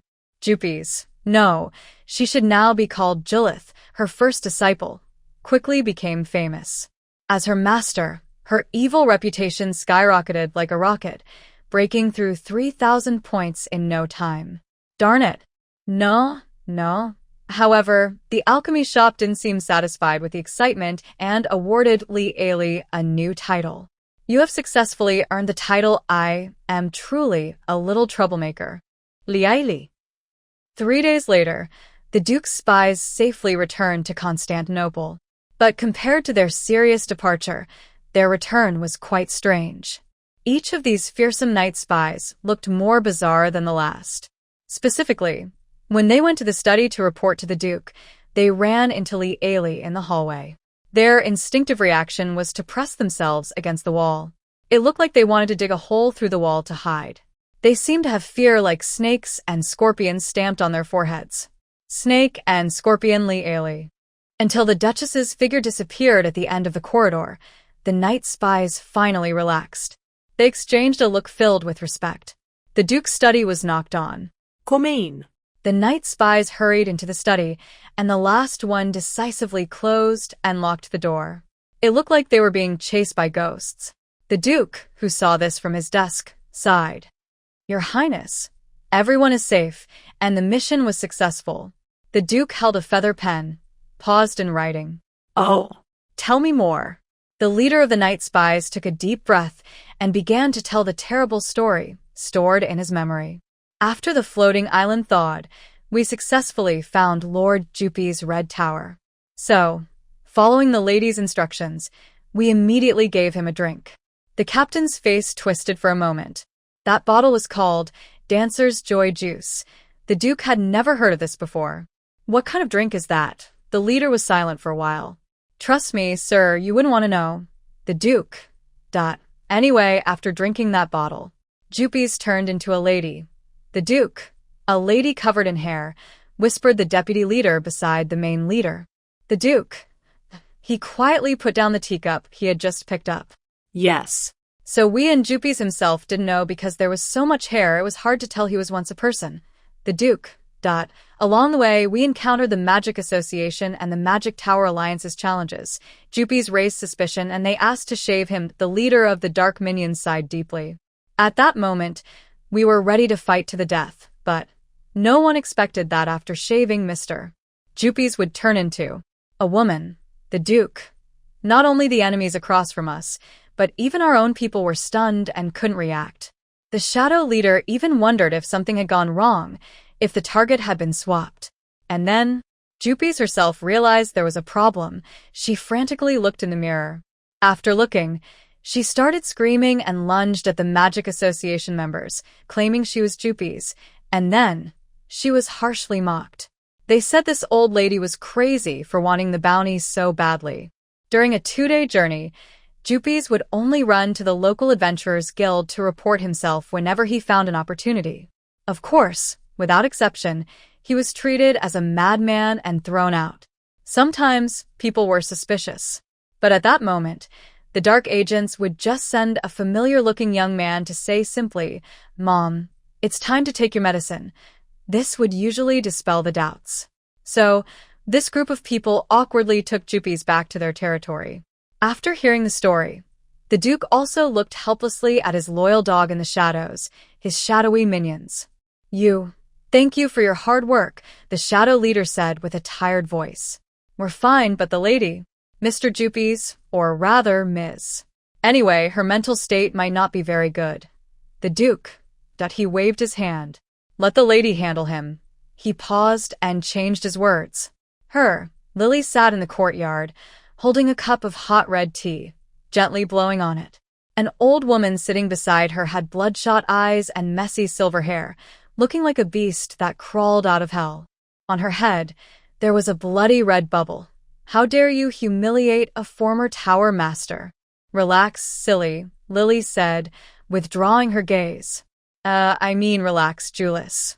My name is Jupi's. The small old woman's eyes nearly popped out, and she gritted her teeth, speaking each word sharply.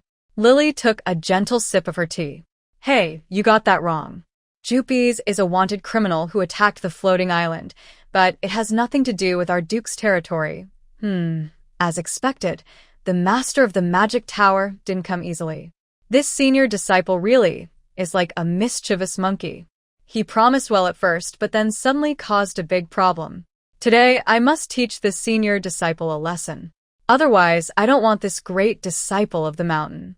Li turned her head, smiling gently at the stiff-faced old lady. You are my senior disciple, so you probably have nothing to do with this, right? Jupi's. Li said in a normal tone. If you are involved, then it's a problem. The magic associations wanted notices are almost everywhere in the world. I don't know what tricks they have. But if you don't want to be my disciple, She placed a bottle of potion on the table. Drink this forgetfulness potion, and you can leave. From now on, life and death are no longer my concern. Jupi's. He spoke with a dry, low voice. Give me the potion to turn me back. Li looked at her in surprise. What are you thinking? You took away my 10 bottles of cold ice potion. Don't you think there's no cost to that? This is nonsense. Nonsense. How could I ever go back to the Magic Guild? They've all seen how terrible I am now, Li smiled gently. So, if you don't want to leave, dear, from now on your name is Julius. Julius Cold Ice. Do you understand? Li took back the potion on the table. Just stay like this for now and lay low, Lady Julius. Maybe the shock was too much. She didn't even have a bubble over her head. Lady Julius stood up sadly. From now on, you will live at the alchemy shop in the lower district. You can only be taught alchemy once Ba Jin Nyo Tz confirms that you truly understand your mistakes. This is the punishment Li Ali has given. Julius sadly left Constantinople. On her way out, she met the Shadow Squad. The squad members greeted her casually. "Mom, where are you going?" Then, both sides fell into a dead silence. The squad member was worried she might get angry, but suddenly, a mysterious power seemed to burst from Julius's heart. No, from Jupiter's heart, and she pinched her fingers like a flower and said to the Shadow Squad, "Hey, you unlucky kids, don't call me Mom so casually. I don't like it." The members of the Shadow Squad all looked shocked. A group of birds flew in from all directions and settled in the forest to the west. Peppa led a group of very irritable female tree spirits who whistled loudly as they rushed past her window. "Good morning, Sister Ellie," the little one called out cheerfully as she ran, looking up to greet her. Li Ellie waved her hand. "Good morning, Peppa. Be careful ahead." But she was too late. Peppa bumped straight into the gardener's tools left on the ground and fell flat on her face. The female tree spirits laughed fiercely, rushing forward to tie Peppa up with vines, turning her into a cocoon with only her little head showing. Then, like carrying a wild boar, they carried the unlucky child back to the western forest. As they passed by Li Ellie's window, they laughed beautifully. "Good morning, Ellie." Li Ellie stiffly waved her hand. "Good morning, everyone." Haha. She absolutely couldn't let the female tree spirits find out about the pile of flowers on her bed. And silently, in her heart, she wished Peppa well, giving him a light seal to protect him, hoping the light god would keep him safe from harm. At breakfast, Li Ellie went to the north dining hall, as usual. When she pushed open the door, she almost didn't recognize it. The grand long banquet table in the hall was gone, replaced by a small, cozy round table. But it was still covered with an expensive cloth woven by elves. The Duke sat calmly in front of the table, reading a newspaper. "What happened to the old table?" The Duke calmly turned a page. "There have been termites in the castle these days. Last night, the table leg broke." Li Ellie, used to the long banquet table where they sat 5 meters apart, she felt very awkward using this small round table. She always thought that if she stretched her legs a little more, she could touch the Duke's long legs. The male servants laid out a hearty breakfast on the table.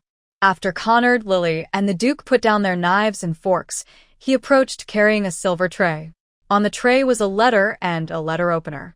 Lily hesitantly asked, "Connard, when will the new dining table arrive?" Connard, "Madam, what do you mean?" Seeing Connard look confused, Lily also felt puzzled. "I mean, the table here was chewed by termites. Didn't you order a new one?"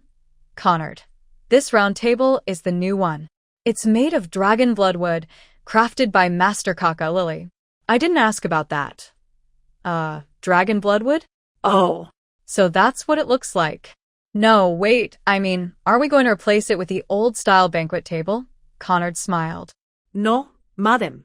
"The castle's termites only chew tables longer than 2 meters, Lily."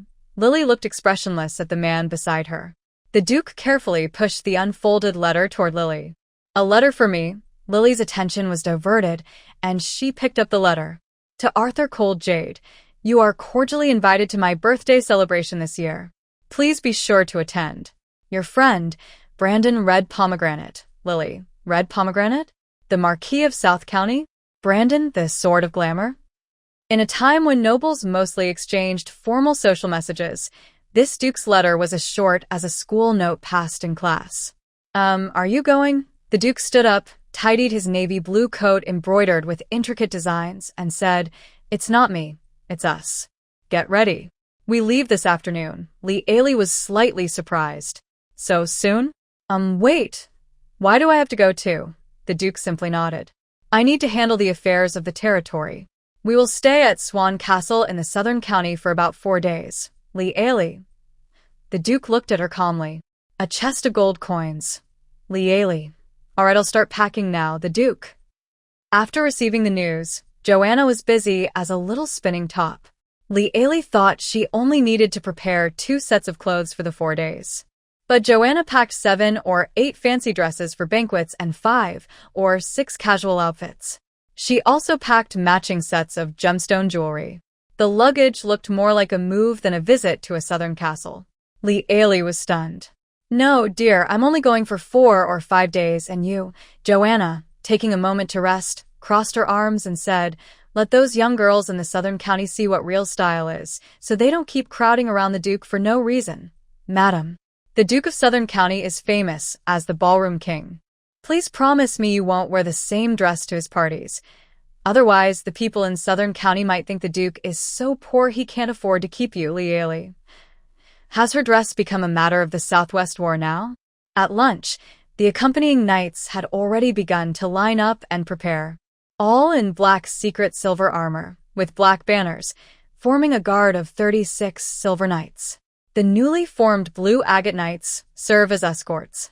Even when traveling with the royal family, such extravagance is unusual. 16 black horses pulling the carriage gallop wildly. Lee Ailey looks out the window at the rapidly receding scenery. South, huh? That's quite far from here. How many days would it take to get there? The Duke is used to handling official matters during his spare time. He puts down a rolled sheepskin scroll. About 4 days.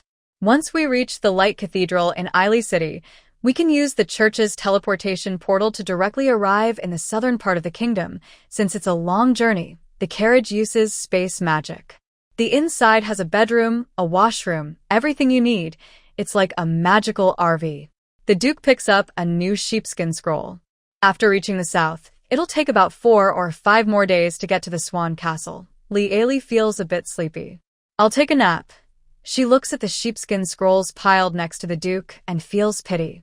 "Keep going. You're doing well." Lee Ailey lies on the soft bed inside the magical foldable carriage, searching through her memories.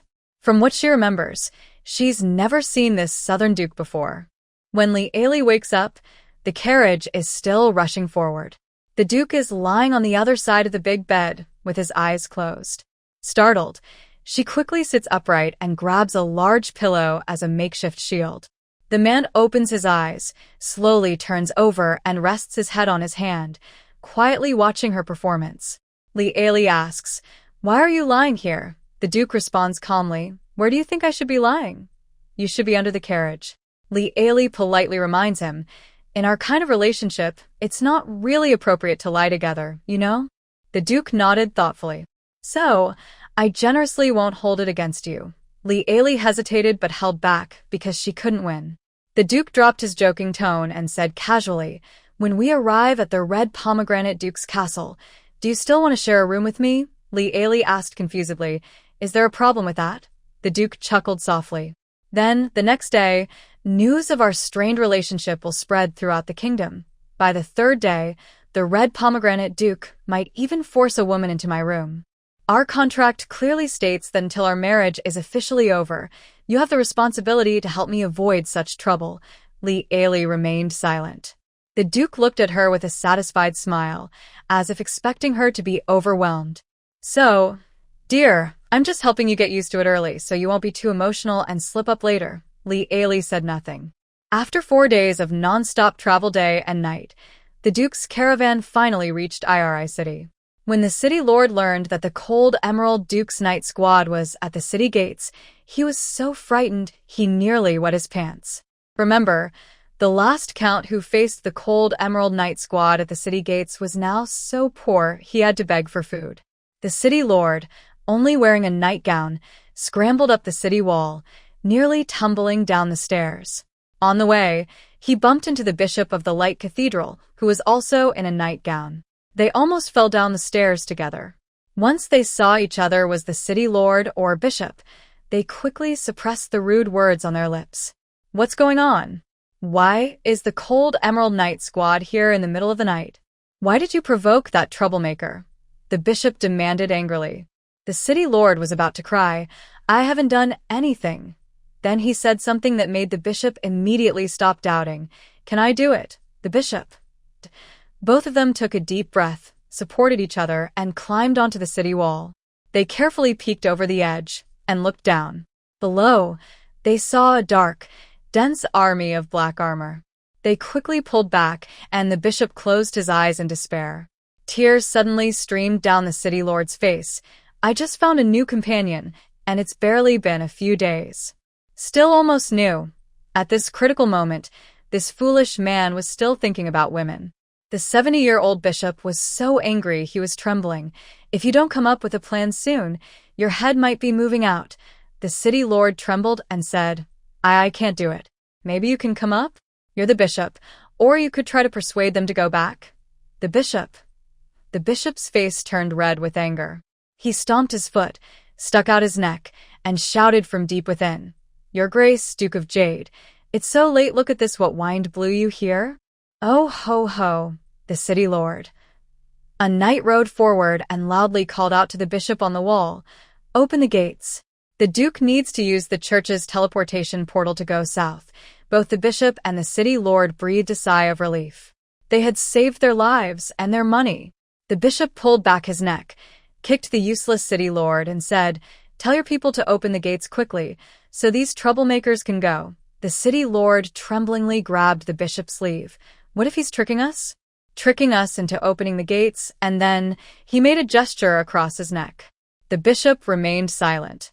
The bishop looked expressionless and said, What you said makes sense. The city lord nodded excitedly. The bishop then said, Now go up and tell the people below that you won't open this door. The city lord hesitated, silent. Impatient, the knight shouted again. The duke has ordered that if the city gate isn't opened within 3 minutes, we will attack. They are so forceful. If you don't open it, I will break it down. Then, it won't just be about using a teleportation portal anymore. Can the city lord of Ely open this door? Of course. The city lord was so scared, he was trembling and even personally went to greet the cold jade duke at the city gate. A dark, intimidating knightly force entered the city, guarding a luxurious black and gold magic carriage. The overwhelming presence made almost everyone lower their heads involuntarily. Compared to the cold jade duke's knights, Ely's city guards looked like scruffy fishermen in armor, messy and unkempt. But as the duke's carriage passed by, the city lord of Ely wore a sunflower-like smile, desperately waving at the window. He looked pitiful, even to cheerleaders. However, the duke had no time to pay attention to him. Lily looked out the window at the chubby-faced city lord pressed against the glass, then turned to the tall, long-legged duke beside her. Looks like he's your fan. Shouldn't you go down and say hello? The duke flipped a page of his book. I'm afraid if I go down, he won't be able to smile anymore, dear. Lily. She looked again at the chubby face outside, and sure enough, she saw a tear in the corner of his eye. Ely. 16 silver knights first passed through the church's teleportation gate. Once they reached the safe area on the other side, 1 silver knight returned by teleportation. Then half of the knight group was teleported over. Next came the duke's carriage, followed by the rest of the knights, and finally the remaining 16 silver knights who stayed behind to cover the rear. Until the last silver knight left, the city lord of Ely City, with a stiff smile on his face, finally collapsed to the ground. Really, they're gone. Thank the god of light. Thank the god of magic. Thank the god of darkness. Thank you. He wiped his face of sweat, looking as if he had been reborn, tears of joy streaming down. The duke's team arrived at the southern region's golden city. Is this place rich in gold? Ely asked, turning her head to look out the window after hearing the knight's report outside.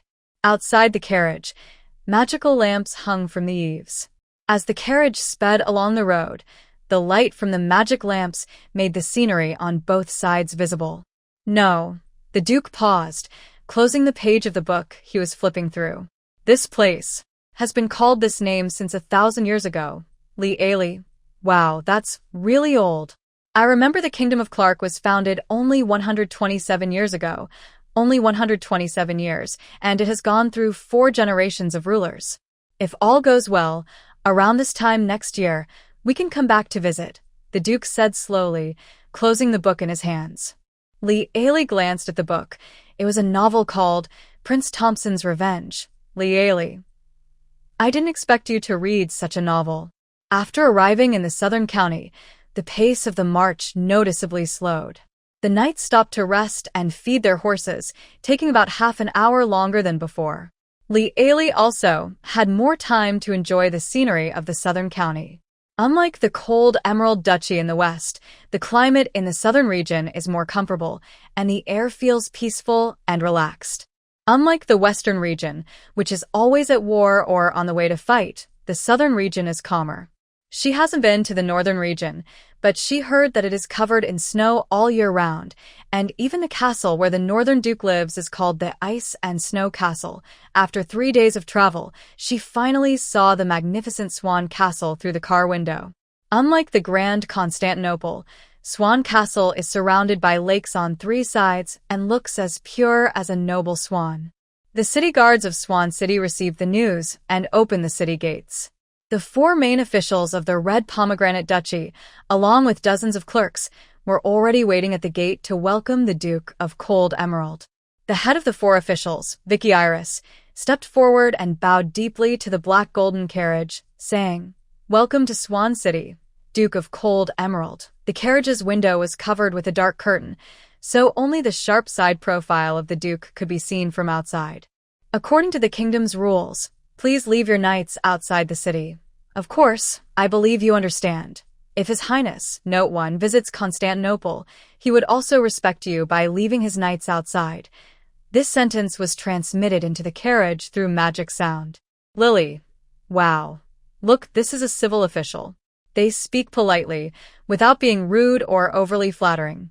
They casually put you in your place. If you don't follow the instructions, it means you're unreasonable, unchivalrous, undignified, or unrefined. And they give an example. If His Highness, the Red Pomegranate, is coming to your place, he definitely wouldn't do that. However, Duke Lingfei didn't care at all. He lightly tapped the carriage. With a crisp sound, dong. Knight Balk led the Blue Agate Knights to understand immediately and made a few gestures.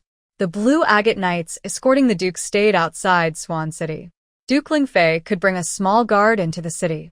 Balk handed over command of the knights to his deputy and personally became the Duke's bodyguard captain.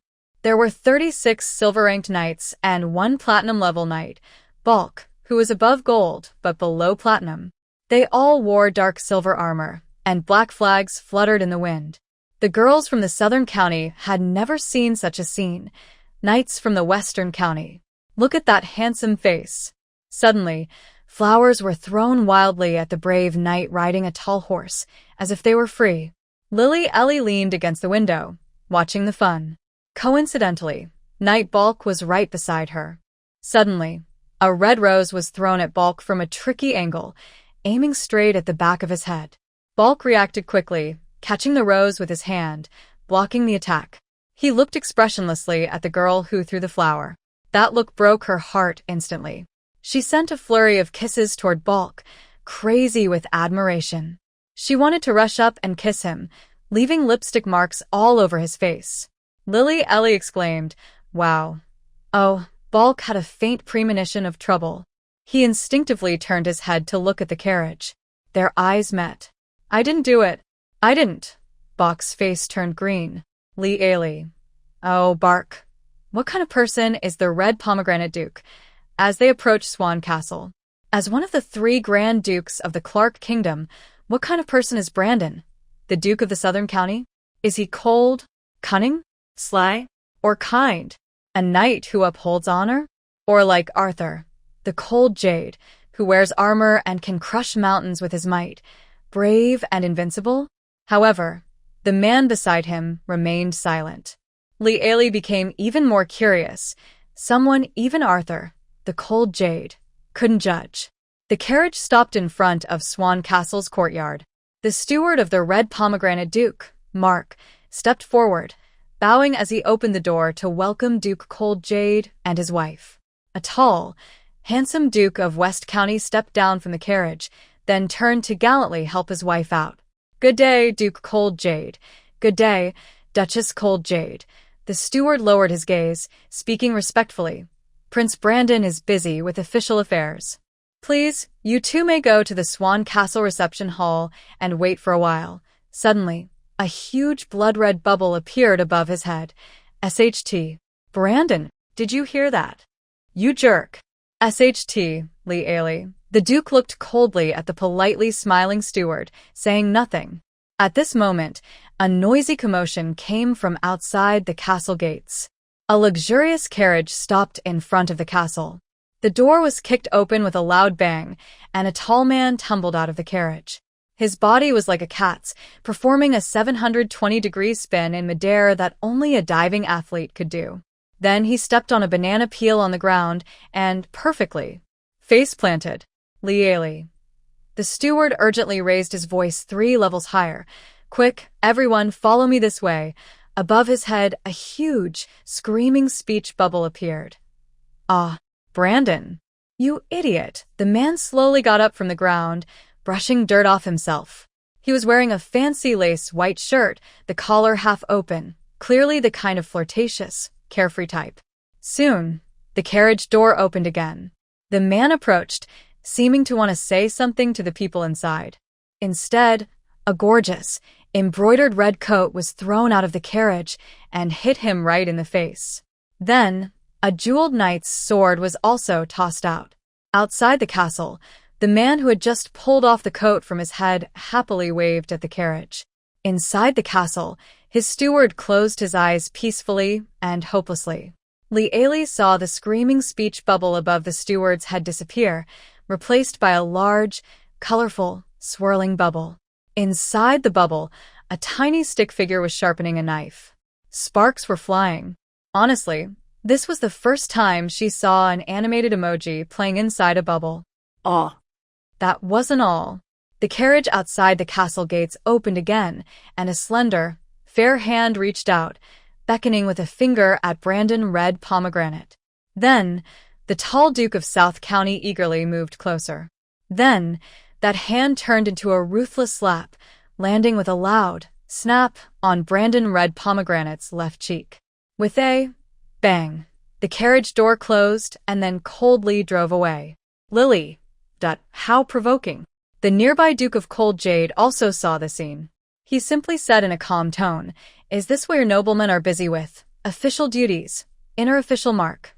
The Duke sarcastically replied, "Your governance in South County really opens people's eyes."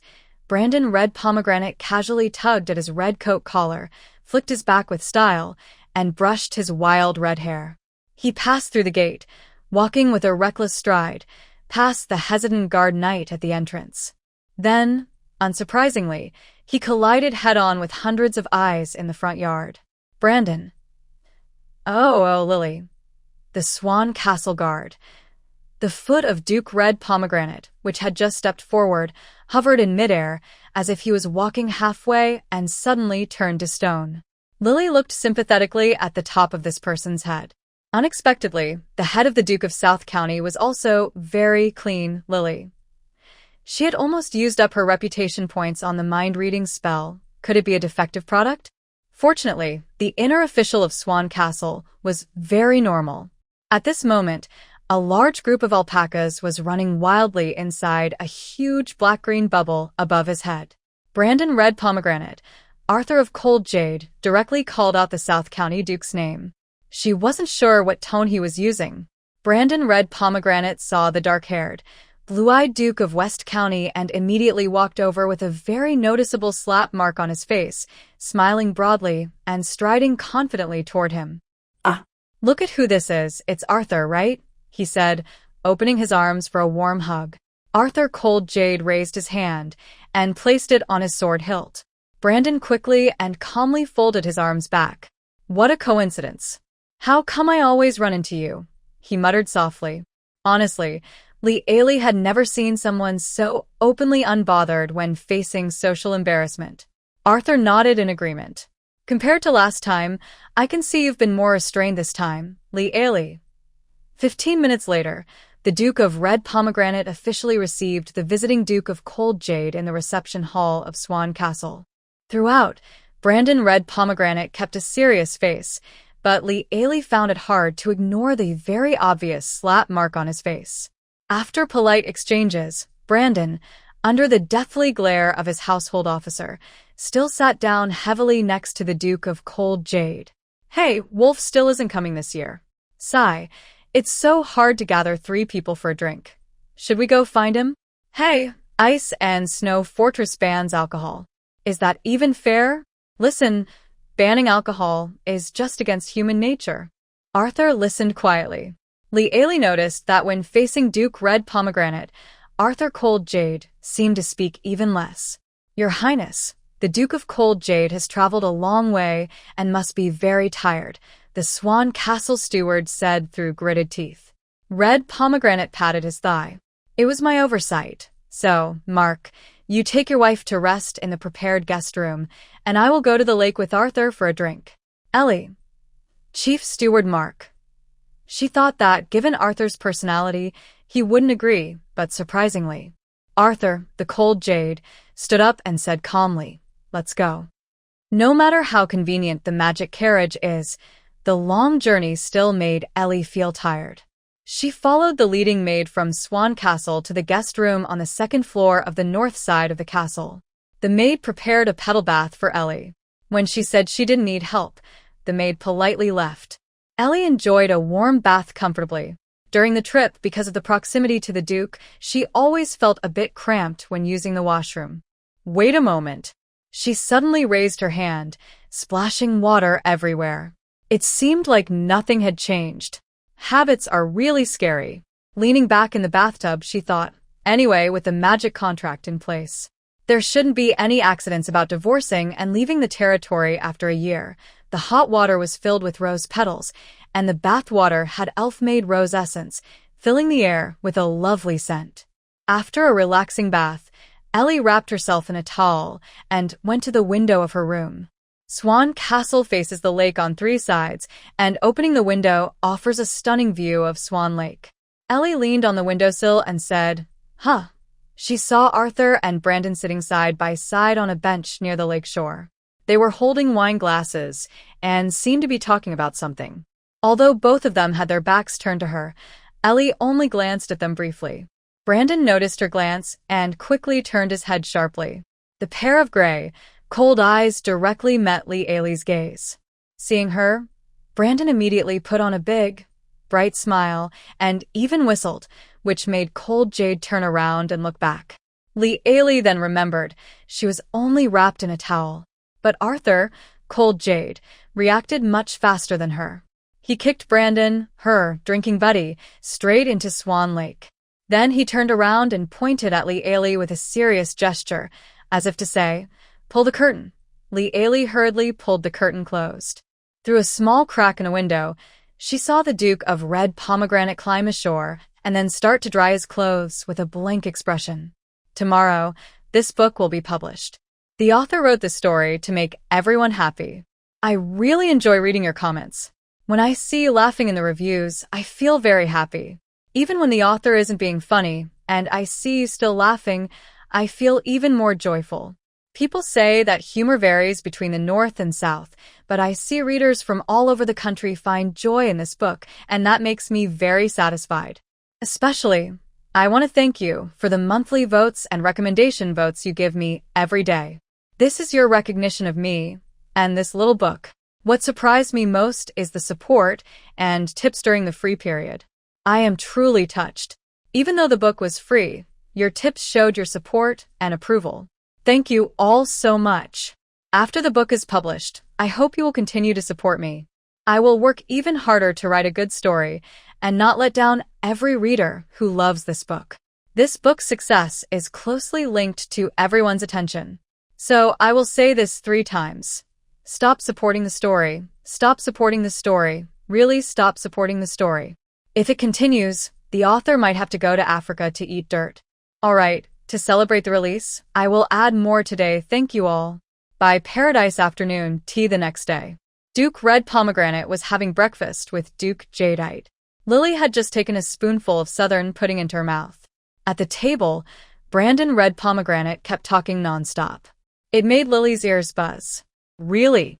People shouldn't judge by appearances. He's a handsome guy, but unfortunately, he talks too much. Suddenly, with a loud bang, the dining room door was pushed open forcefully. Lily was so startled she swallowed her pudding in one go. Luckily, it was pudding. A plump, beautiful woman stormed in, holding up her skirt. Duke South County looked surprised. Oh, my dear. Bella. Why are you here? The stunning woman raised her hand high, and a blood-red bubble appeared above her head. I'm Bella. You little rascal, Lily. With a loud slap, a slap landed squarely on Duke Brandon Red Pomegranate's face. Ha, uffed. The beautiful young woman sneered, spat at Duke South County, and turned to leave. Lily. Brandon, sadly covering his face, said, Oh, my dear Arthur, I need to hide. Otherwise, I might not be able to face anyone. Lieli. I've heard of love's special signals, but why do you have a slap-themed signal? Come on, let's go find a place to have a drink, Brandon said to Arthur. Lieli looked out the window in shock. It's been less than an hour since the sun rose, and they're already drinking? What surprised her even more was that Arthur had surprisingly agreed again. What is going on? After breakfast, Lieli wandered in the front garden, feeling that these two people were acting suspiciously. Hurry up. Everyone move faster. There was a lot of noise ahead. She saw Mr. Mark, the steward, hurriedly leading the knights from the Swan Castle Guard who had hosted them yesterday. Oh? Are more distinguished guests arriving? Lieli asked curiously, turning to her maid. It's the Cardinal of the Holy Light Court, St. Michael of St. Hall, the maid whispered, making a sign of the light seal on her chest. St. Hall. Lieli had never heard of that term before. The maid's face stiffened, and suddenly a shaky, unstable bubble appeared above her head. Oh no! I forgot about Duke Cobalt Emerald expelling the Cardinal St. Paul. What do I do? What do I do? Will this anger Duke Cobalt Emerald? Where is the light god? Will Duke Cobalt Emerald send troops to attack the southern county because of this? Lieli. Expel the Cardinal? Who? Did Arthur Cobalt Emerald do it? Oh, that explains a lot. Right now, in a certain church, there are 3 people who drank the forgetfulness potion and are grateful for Duke Cobalt Emerald's saving grace. No wonder the Holy Light Sanctuary's knights behave so badly towards the cold Jade Knights.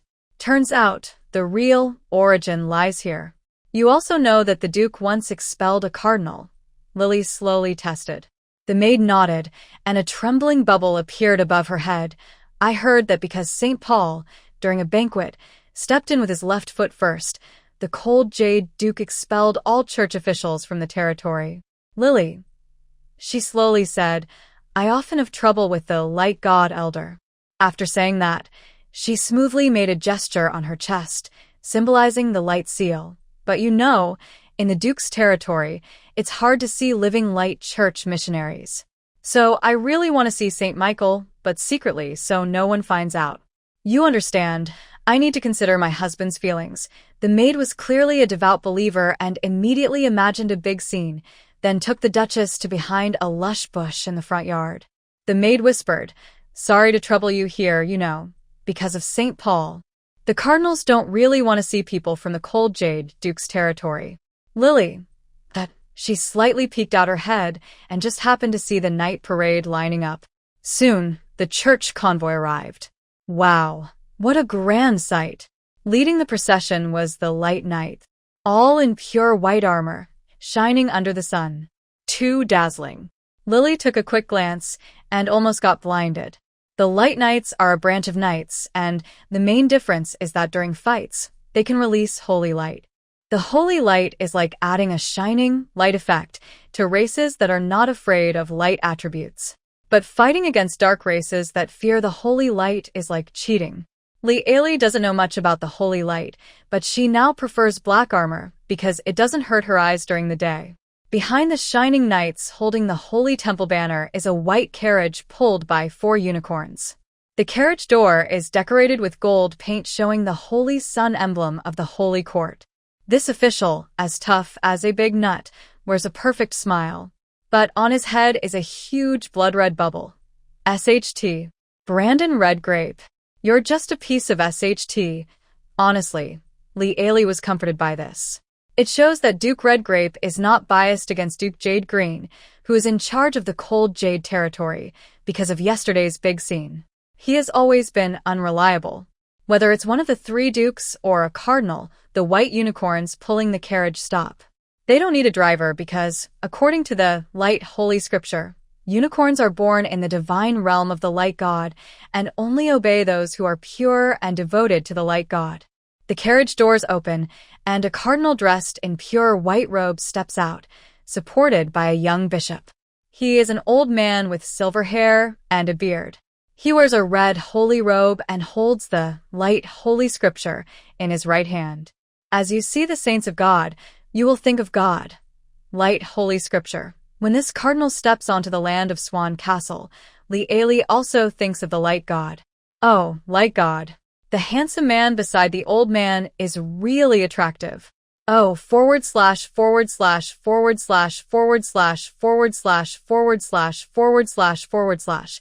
Q. He is supporting Saint Michael, a young and handsome bishop. He has rare light golden eyes, and his white bishop's robe seems to add a sense of restraint. She instinctively raises her hand to cover her nose. The young maiden nearby nervously asks, "Madam?" Li waves her hand. "It's okay, just an old habit." Mr. Steward Mark bows politely, showing a familiar smile, and speaks the usual lines.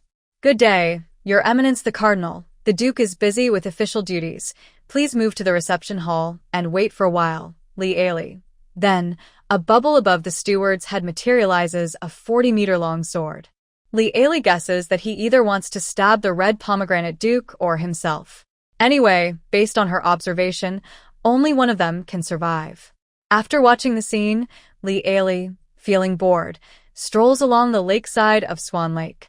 She plans to see the drinking red pomegranate duke and then notify him. But as she walks, she drifts farther away from the Swan Castle. She doesn't see the two people drinking. Unknowingly, the Swan Castle is mostly hidden by lush tree canopies. She gets tired and decides to stop and rest. The clear songs of birds fill her ears, and the scent of forest and lake water mingles at her nose. On the opposite side of the lake, there are two people. One seems to be Arthur, the cold jade. Who is the other person? That person is wearing a black cloak and is tall and strong. He doesn't look like Brandon, the red pomegranate. Li slightly furrows her brow. Since arriving at Neuschwanstein Castle, Arthur Green Jade has become a bit mysterious.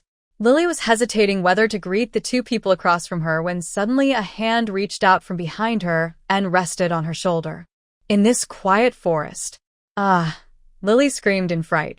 The birds in the forest were startled and flew away. She quickly turned around and saw the red pomegranate duke smiling and waving at her. "Madam, this is a restricted area." Lily covered her rapidly beating heart and said, "Oh really? Sorry, I didn't know. I was just walking along the lake." "Beautiful lady, may I escort you back?" the red-haired duke asked gently but firmly.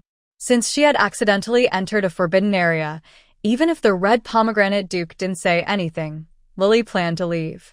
But then she suddenly remembered Arthur across the lake and looked back. But there was no sign of anyone at that spot. "What are you looking at, madam?" Lily replied. "I think I saw Arthur across the lake earlier." "You're probably mistaken. Arthur should be at Neuschwanstein Castle right now." Lily was surprised and then continued, "Oh, maybe I was mistaken." The red pomegranate duke walked beside her with a gentle smile. "This area is off limits because some trees in the forest produce toxic fumes. Breathing it in for a long time might cause hallucinations. It seems, as the rumors say, that you love your husband very much, or you wouldn't even see hallucinations of him." The red pomegranate duke softly said, "Really, such a loving relationship is enviable." His gray eyes were full of tenderness. Li. She glanced at the count of red pomegranate and immediately looked away, but soon she couldn't help but steal another glance. "Is something wrong, madam?" the count of red pomegranate gently asked, noticing her gaze. Li hesitated for a moment, then finally asked out of curiosity, "Do you know there's a cardinal waiting for you in the castle's reception room?" The count of red pomegranate slowly tilted his head. Li continued. "The one attending your birthday banquet is Cardinal Saint Michel from St. Cecile Cathedral." Suddenly, the count of red pomegranate transformed into a famous painting, the scream. "Oh. Is it today?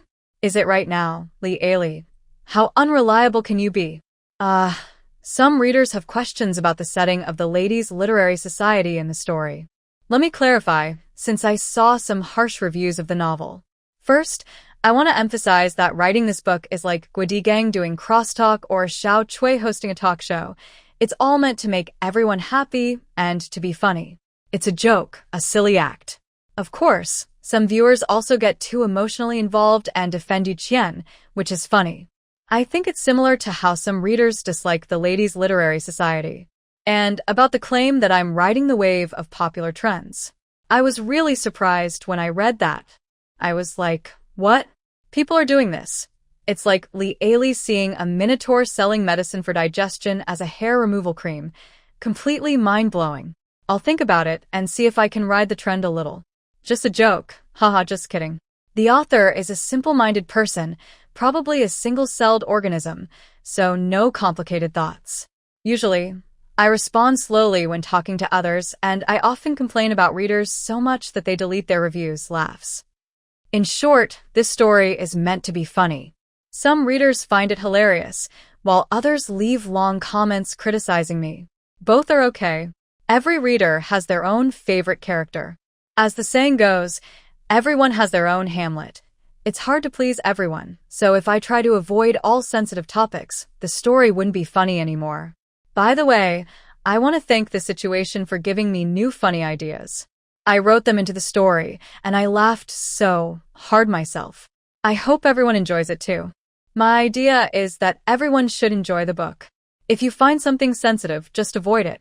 If you can't, then just close the book. Even the greatest authors can't please every reader perfectly, let alone me, a small writer. You agree, right? If my book makes you unhappy, I sincerely apologize. I just hope my next story will make you like it more.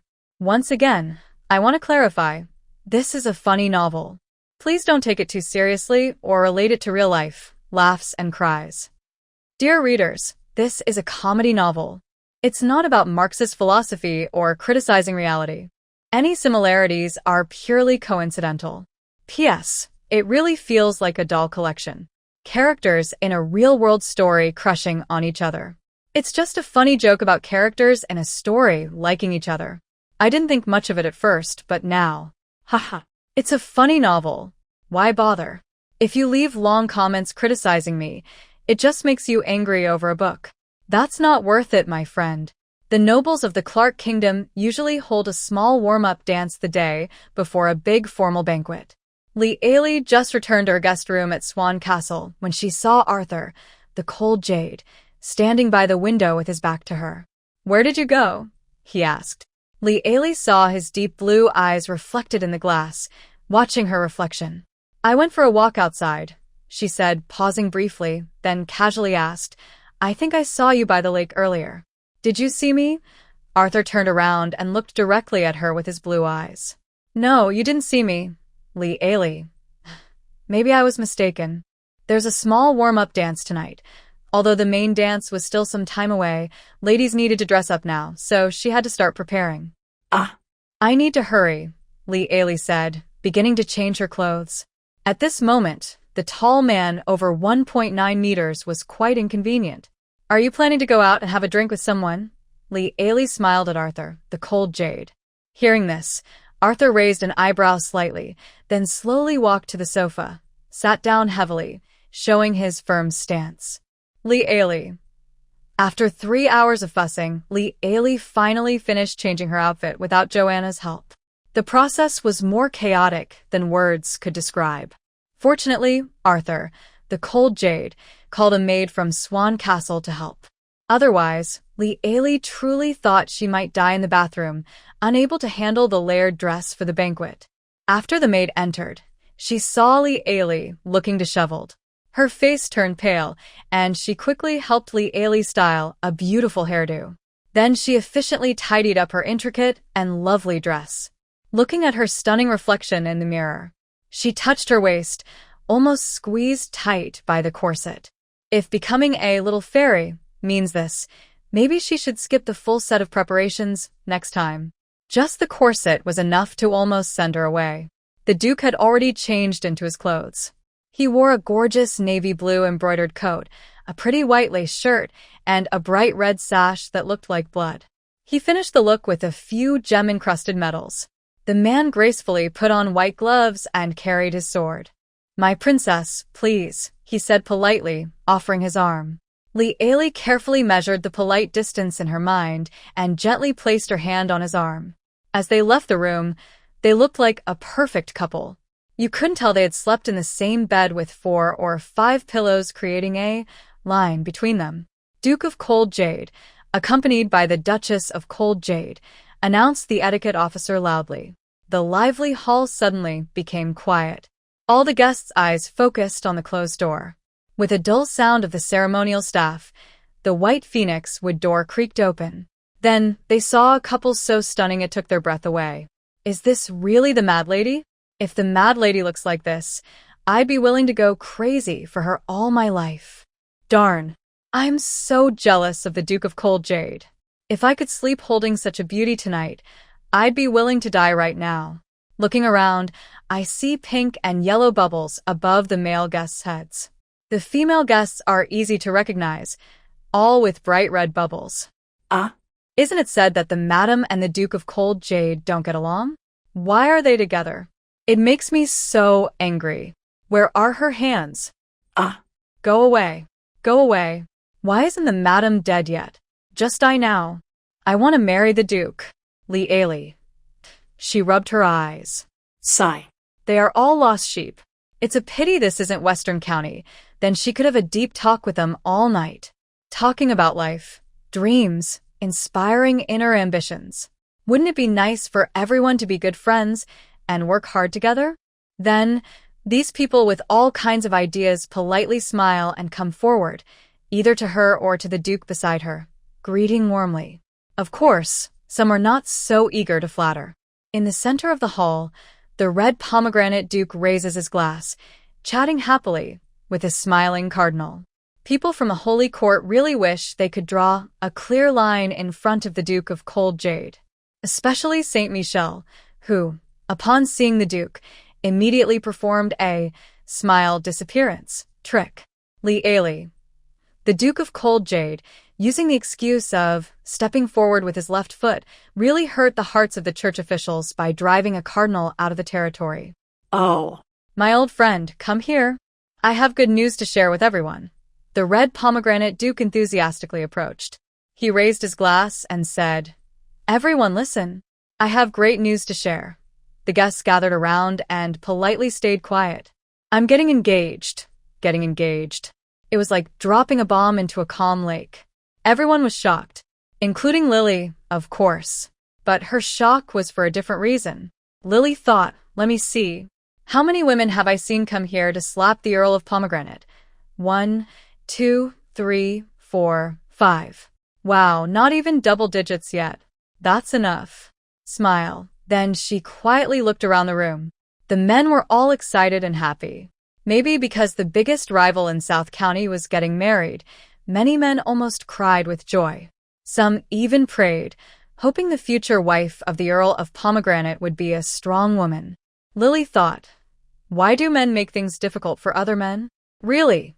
On the women's side, there was more gossip. The older and younger women mostly looked gloomy, like dark clouds overhead. A few looked like thunderstorms.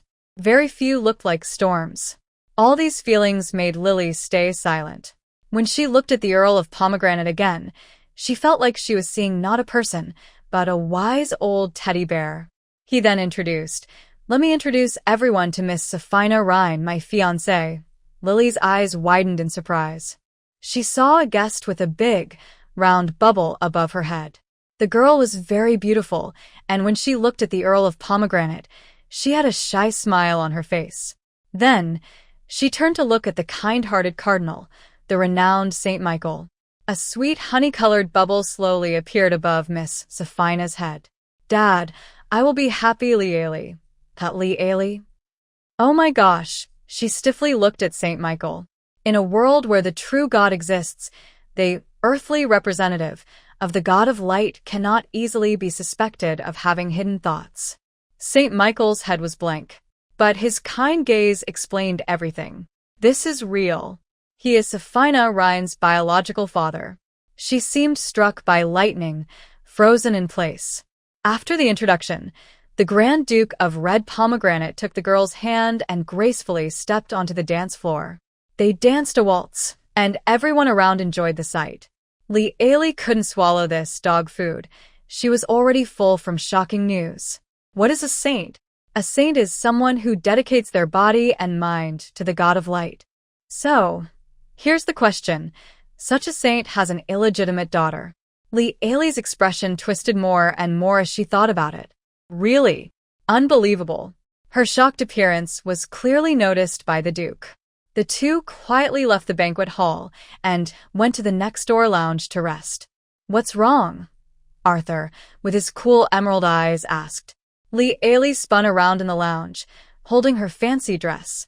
Who are Miss Safina Rhine's parents? The Duke replied calmly. She is an orphan. Her parents tragically died during the Three Kings Rebellion, and she was adopted by Michael. Li.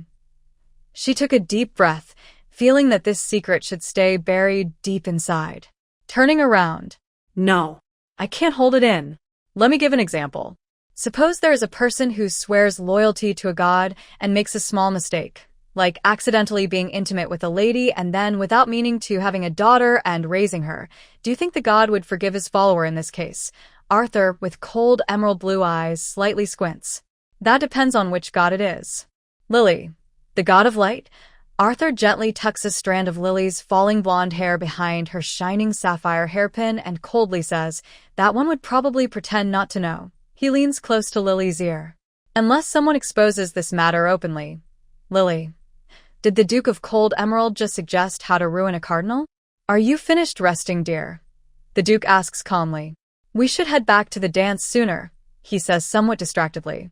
So, the two leave the lounge and return to the increasingly lively dance hall. The Red Pomegranate Duke is dancing with a noble lady. That lady's head seems to be thinking, did you decide to cut ties with me just because of that little troublemaker, Lily? May I have this dance, madam? A handsome nobleman politely asks. He interrupts Lily from gossiping about the Marquis of Nanjun. A pink bubble appears above his head. Hi, pretty lady. Before Lily can answer, his face suddenly turns pale with shock as he looks at the cold emerald Duke staring at him. The Duke stared at him like a lion watching a hyena invade its territory. Where's your territory? The man's face visibly turned from white to green. A pink bubble burst above his head. Saudi. I won't dare again. With that, he turned and ran away. Goodbye. Beautiful one, Li. The man failed to impress the Duke, but he didn't stop the enthusiasm of the female nobles. They looked like bees seeing honey, rushing toward the Duke wildly. A shy girl with blushing cheeks stepped forward gracefully. Your Excellency, may I have the honor to dance with you? The cold emerald eyes grew impatient from being asked to dance repeatedly. Not interested. The girl's rosy smile faded to white, and she glared at Li with annoyance as she left. To avoid such unwanted interruptions, the Duke directly took Li's hand. Dance with me? Li wasn't very interested. No, I prefer to watch. Standing here, watching the bubbles above everyone's heads, isn't that better than dancing awkwardly with you? The chaotic relationships among high-class nobles are truly entertaining. The Duke said, 1 box of gold coins. Li's green eyes widened. What? I am not that kind of person. 1 dance, 1 box of gold coins. Li smiled slightly. I am that kind of person. Let's go. She pulled the Duke into the dance floor. After her head cleared from being dazzled by the gold coins, she realized a serious problem.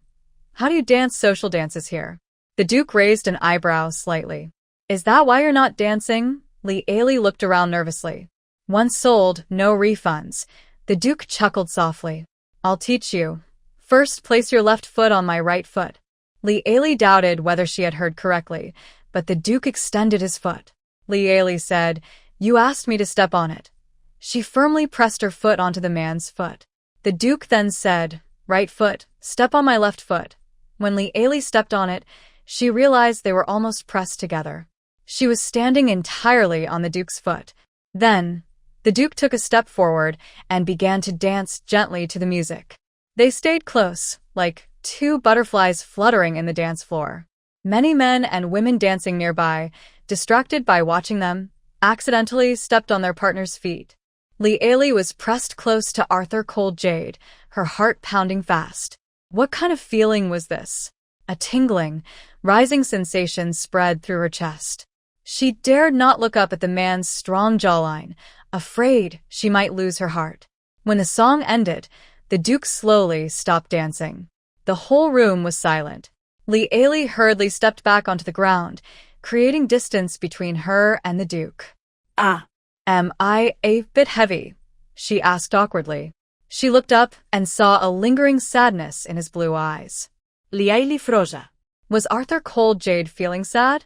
This tough man, could he have such emotions? Then, why did he have that look in his eyes? A flood of cliché romantic thoughts suddenly surfaced, like a bucket of cold water poured over her, instantly cooling her down. Are you still dancing? The Duke asked softly. No, a wise person knows when to stop, she replied with a small, meaningful smile. The Duke frowned slightly, about to say something, when a scream came from the second floor. The band stopped playing, and the guests gathered curiously at the staircase. That's Safina. The red pomegranate Duke's face suddenly darkened. He took 3 steps at a time, quickly rushing up the stairs. When he reached the second floor, he drew his sword. The Duke of South County, who was holding his sword, disappeared around the corner of the staircase. The guests whispered among themselves, guessing what had just happened. Was that Miss Safina's scream just now? I saw the holy patron also went upstairs. Lily quietly looked around the hall, searching for the cardinal's figure. Sure enough, there was no sign of the cardinal here. Her gaze swept over the handsome bishop from the Church of Light. He also frowned and was whispering with a light night colleague. Lily could see the speech bubbles above their heads. Where exactly has the cardinal gone? It seems like something has happened to Miss Safina. Quick, find the holy patron, Lily. Just then, there was movement on the second floor. The Duke of South County ran down with a fierce look on his face. Behind him, Miss Safina, disheveled, chased after him, shouting, No. Brandon, my dear, listen to my explanation. It's really not what you saw. I, and the Godfather are definitely not what you think. Brandon, please believe me. I beg you, trust me. Someone is framing us. She seemed to have lost her mind, shouting, It must be someone framing us. Yes, the Duke of West County. It must be him who is framing the Godfather and… Enough? Brandon roared like an angry lion. You were messing around the day before my birthday banquet, when I announced our engagement. And you even try to slander my friend. You make me sick, Safina Rain. Lialy. This news is hard for many to accept. But it seems there is actually more to the story. Safina is crying like a broken flower, with blood-red bubbles floating above her head. Who is really setting me up? I can't accept breaking off the engagement with Brandon. Think of a way. There must be a way. Wait.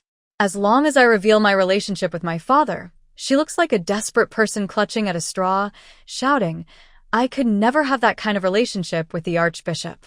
Shut up. Safina, the Archbishop, who had hurried out in a panic, appears before everyone. However, he is wearing his holy robe backwards, and his shoes are not properly on. His silver hair is messy, his face flushed red, and he looks like someone caught in a compromising situation, something only a guilty lover would appear like. But the irrational Safina ignores his attempt to stop her. Lord Michel, he is my biological father. How could we possibly have that kind of relationship? Safina shouts sharply. Silence. The scene falls into complete silence. The guests all cover their mouths involuntarily. The Archbishop, like a puppet with its strings cut, stands there stunned, clutching his chest, then slowly kneels to the ground. Is this true, Your Eminence? One guest, a devout follower of the light faith, asks. He is so shocked that his voice trembles. This devout, noble believer probably never expected that the answer he would get was from the very God he worships, the light God. Suddenly, countless white holy lights, like threads, are pulled out from the Archbishop's body. The cardinal looked like he had gone mad, shouting hysterically, No, no, no. Stop. He struggled desperately to hold onto the faint white light. Unfortunately, His god had already made a decision. The god of light withdrew the mark he had left on the saint. Hypocrite. Liar. Once they realized what it was, the followers of the light became furious. They had previously kissed the back of the old man's hand with great devotion, but now they wished him to be burned. The knights of Swan Castle had to rush in and control the scene. Safina was laughing wildly. She pulled on Brandon's red cloak, saying, Brandon, my favorite Brandon. Do you believe me now? Brandon looked at her coldly, then slowly pulled his red cloak away from her hand. Guard, arrest them. Occasionally, he turned to the group from the Holy Light Court, saying, Archbishop Joshua. Lee Ailey then realized that the handsome bishop's name was Joshua. Lord Brandon, I am sorry for what happened, but you have no right to detain them. Please allow me to take the saints. Joshua quickly changed his words. Allow me to take Michelle and Miss Safina back to the Pope's court. They need the Pope's personal judgment. Brandon's face was cold. I'm afraid that's not possible, Your Excellency. Brandon looked around at the quiet guests. Until I understand whether that hypocrite has humiliated me or not. With a wave of his hand, the knights of Swan Castle immediately surrounded the Light Knights. No one is allowed to leave, Lee Ailey. Clue. Guests attending the warm-up dance party all ended up staying at Swan Castle as if by luck. Although many guests expressed their gratitude and said they didn't want such great fortune, after the knights at Swan Castle drew their swords, these people still tearfully thanked them. When Lee Ailey returned to her room, her eyes were fixed tightly on Arthur, the cold jade. The Duke calmly hung his sash and coat on the coat rack, then sat on a single sofa, picked up the book, Prince Thompson's Revenge, which he had read twice, and continued reading. Lee Ailey. Are you? The Duke looked up at her. Lee Ailey hesitated and asked, Do you have the gift of predicting bad luck? The Duke. Lee Ailey sighed deeply. Sigh, I always feel this matter won't end well. Others might not know, but she saw it clearly. Miss Sophia was set up. Has the Duke of South County also guessed? Otherwise, why would he keep everyone detained? Today, Lee Ailey tentatively asked, Aren't you going to drink with him? The Duke calmly turned a page of his book. Right now, I know he just wore a green hat. He knows I know he wore a green hat. Do you think, in this situation, Brandon can sit peacefully and drink with me? Lee Ailey. Lee Ailey weakly untied her hair ornament. Why do you think Brandon took everyone from the bright holy court? The Duke turned another page. If I were Brandon, I wouldn't let the members of the bright holy court go. This might offend the church. She swallowed the rest of her words. She forgot that the person in front of her was the wolf who had turned hostile the moment the cardinal entered, stepping with his left foot first. After the lights went out, Lee Ailey lay on the bed, tossing and turning, unable to sleep.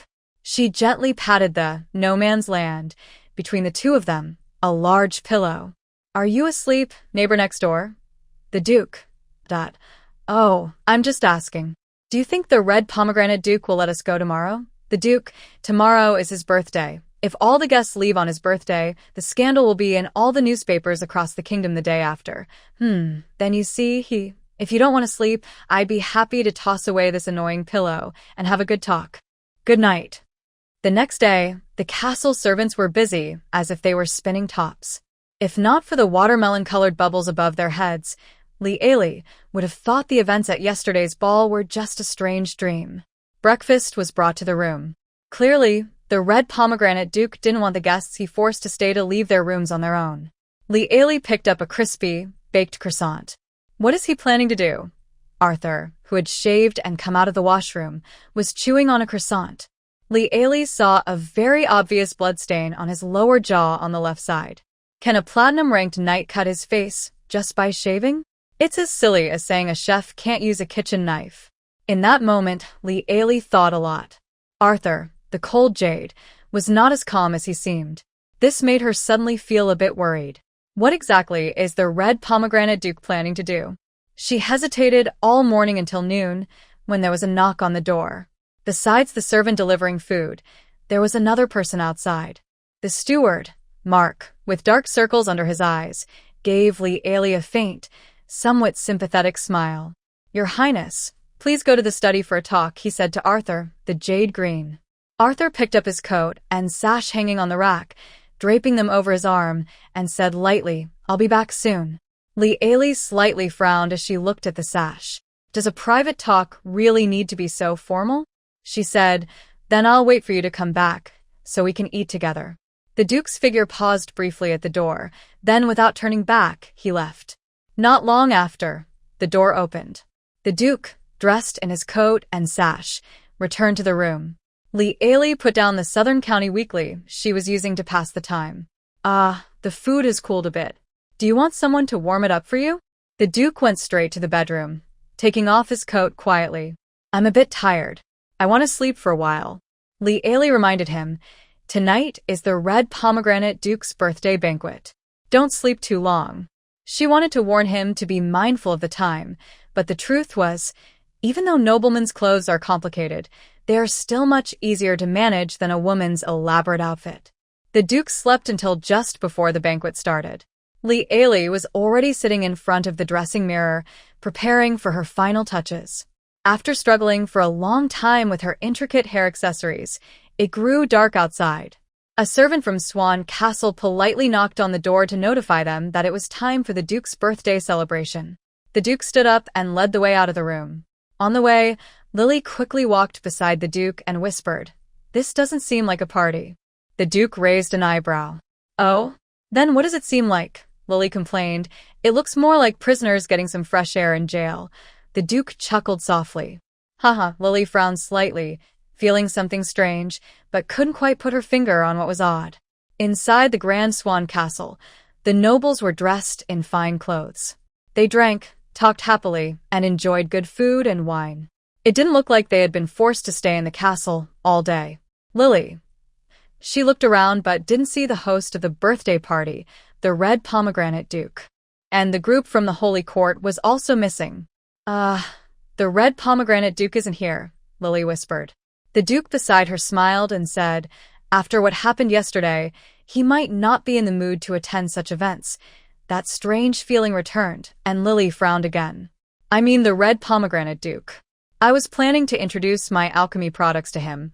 The Duke looked interested. "Oh? What kind of alchemy products?" Lily replied. "Haven't you used them? Last time I gave 3 people in the dark prison." You know, the Duke suddenly understood. "Oh, that." Lily, feeling exasperated, reminded him. The forgetfulness potion. She glanced at the guests around her. 1 bottle each. No one will remember that the Red Pomegranate Duke wore a green hat the day before his birthday. This time, you don't need to do anything. You can do this business with him another day. At that moment, the band started playing a beautiful dance tune. The Duke said, "Since the main character isn't here, let's start the opening dance ourselves, dear." Li remembered the dance they shared yesterday, her cheeks flushing. "Do you want to dance like that again today?" The Duke suddenly remembered something and smiled at her. "No, today we'll choose a simpler dance." After saying that, he went over to the band and talked to the conductor. Soon, the music changed to a lively, cheerful tune. The Duke pulled Li to the center of the dance floor.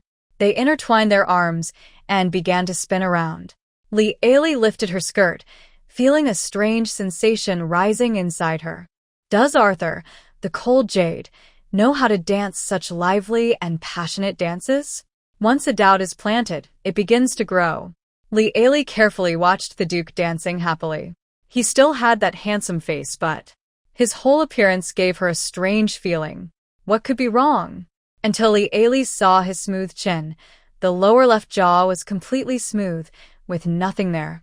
Of course, drinking healing medicine could quickly heal wounds.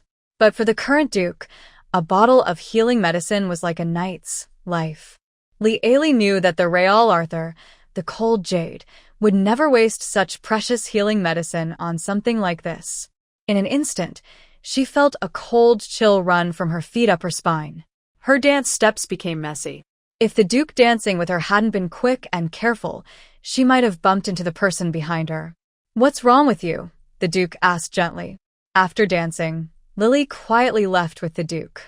Her back was stiff, and her heart was pounding like a restless kitten inside her chest. "Why are you sweating so much?" The Duke leaned slightly, squinting as he looked at Lily's expression. At that moment, someone shouted loudly, "Look!" There's a fire. Many people near the window hurried over. My God! Isn't that the St. Cecile Cathedral? The guests looked in shock at the church engulfed in flames outside the window. Lily also rushed over. The St. Cecile Cathedral soared into the sky, now like a burning torch. The night sky was turned red by the blazing fire. My God! It must be because of that hypocrite. Divine punishment has come. A believer from the Holy Light Church nearby cursed angrily. Lily stared at the towering flames, feeling confused and worried. Could this have something to do with him? I'll go see Brandon. Wait here for me, the Duke said. In a panic, Lily grabbed the Duke's hand. Wait! Quickly, she secretly handed him a bottle with the cap slightly loosened. Take this for self-defense. The Duke trusted her and smiled slightly, tucking it into his coat. Don't worry, everything will be fine. After that, the cool Jade Duke hurried upstairs. Soon, Brandon, wearing a rough coat and reeking of alcohol, staggered down the stairs. Seeing him, the noblemen of South County seemed to find their confidence. Your Highness, the St. Cecile Cathedral is on fire. Brandon walked to the window and saw the flames rising high outside. He cursed under his breath. Darn it. Officer Mark was right behind him. Go and bring Bishop Joshua down. Mark immediately went to fetch him. Soon, Bishop Joshua and the Holy Court's Light Knights all came down. The Light Knights saw the fire outside, and their eyes turned red with anger. One of the Light Knights angrily said, Darn it, Brandon Redgrape, you're responsible for this. Brandon smiled casually. Responsible for what? Tell me, should I pretend I don't know anything?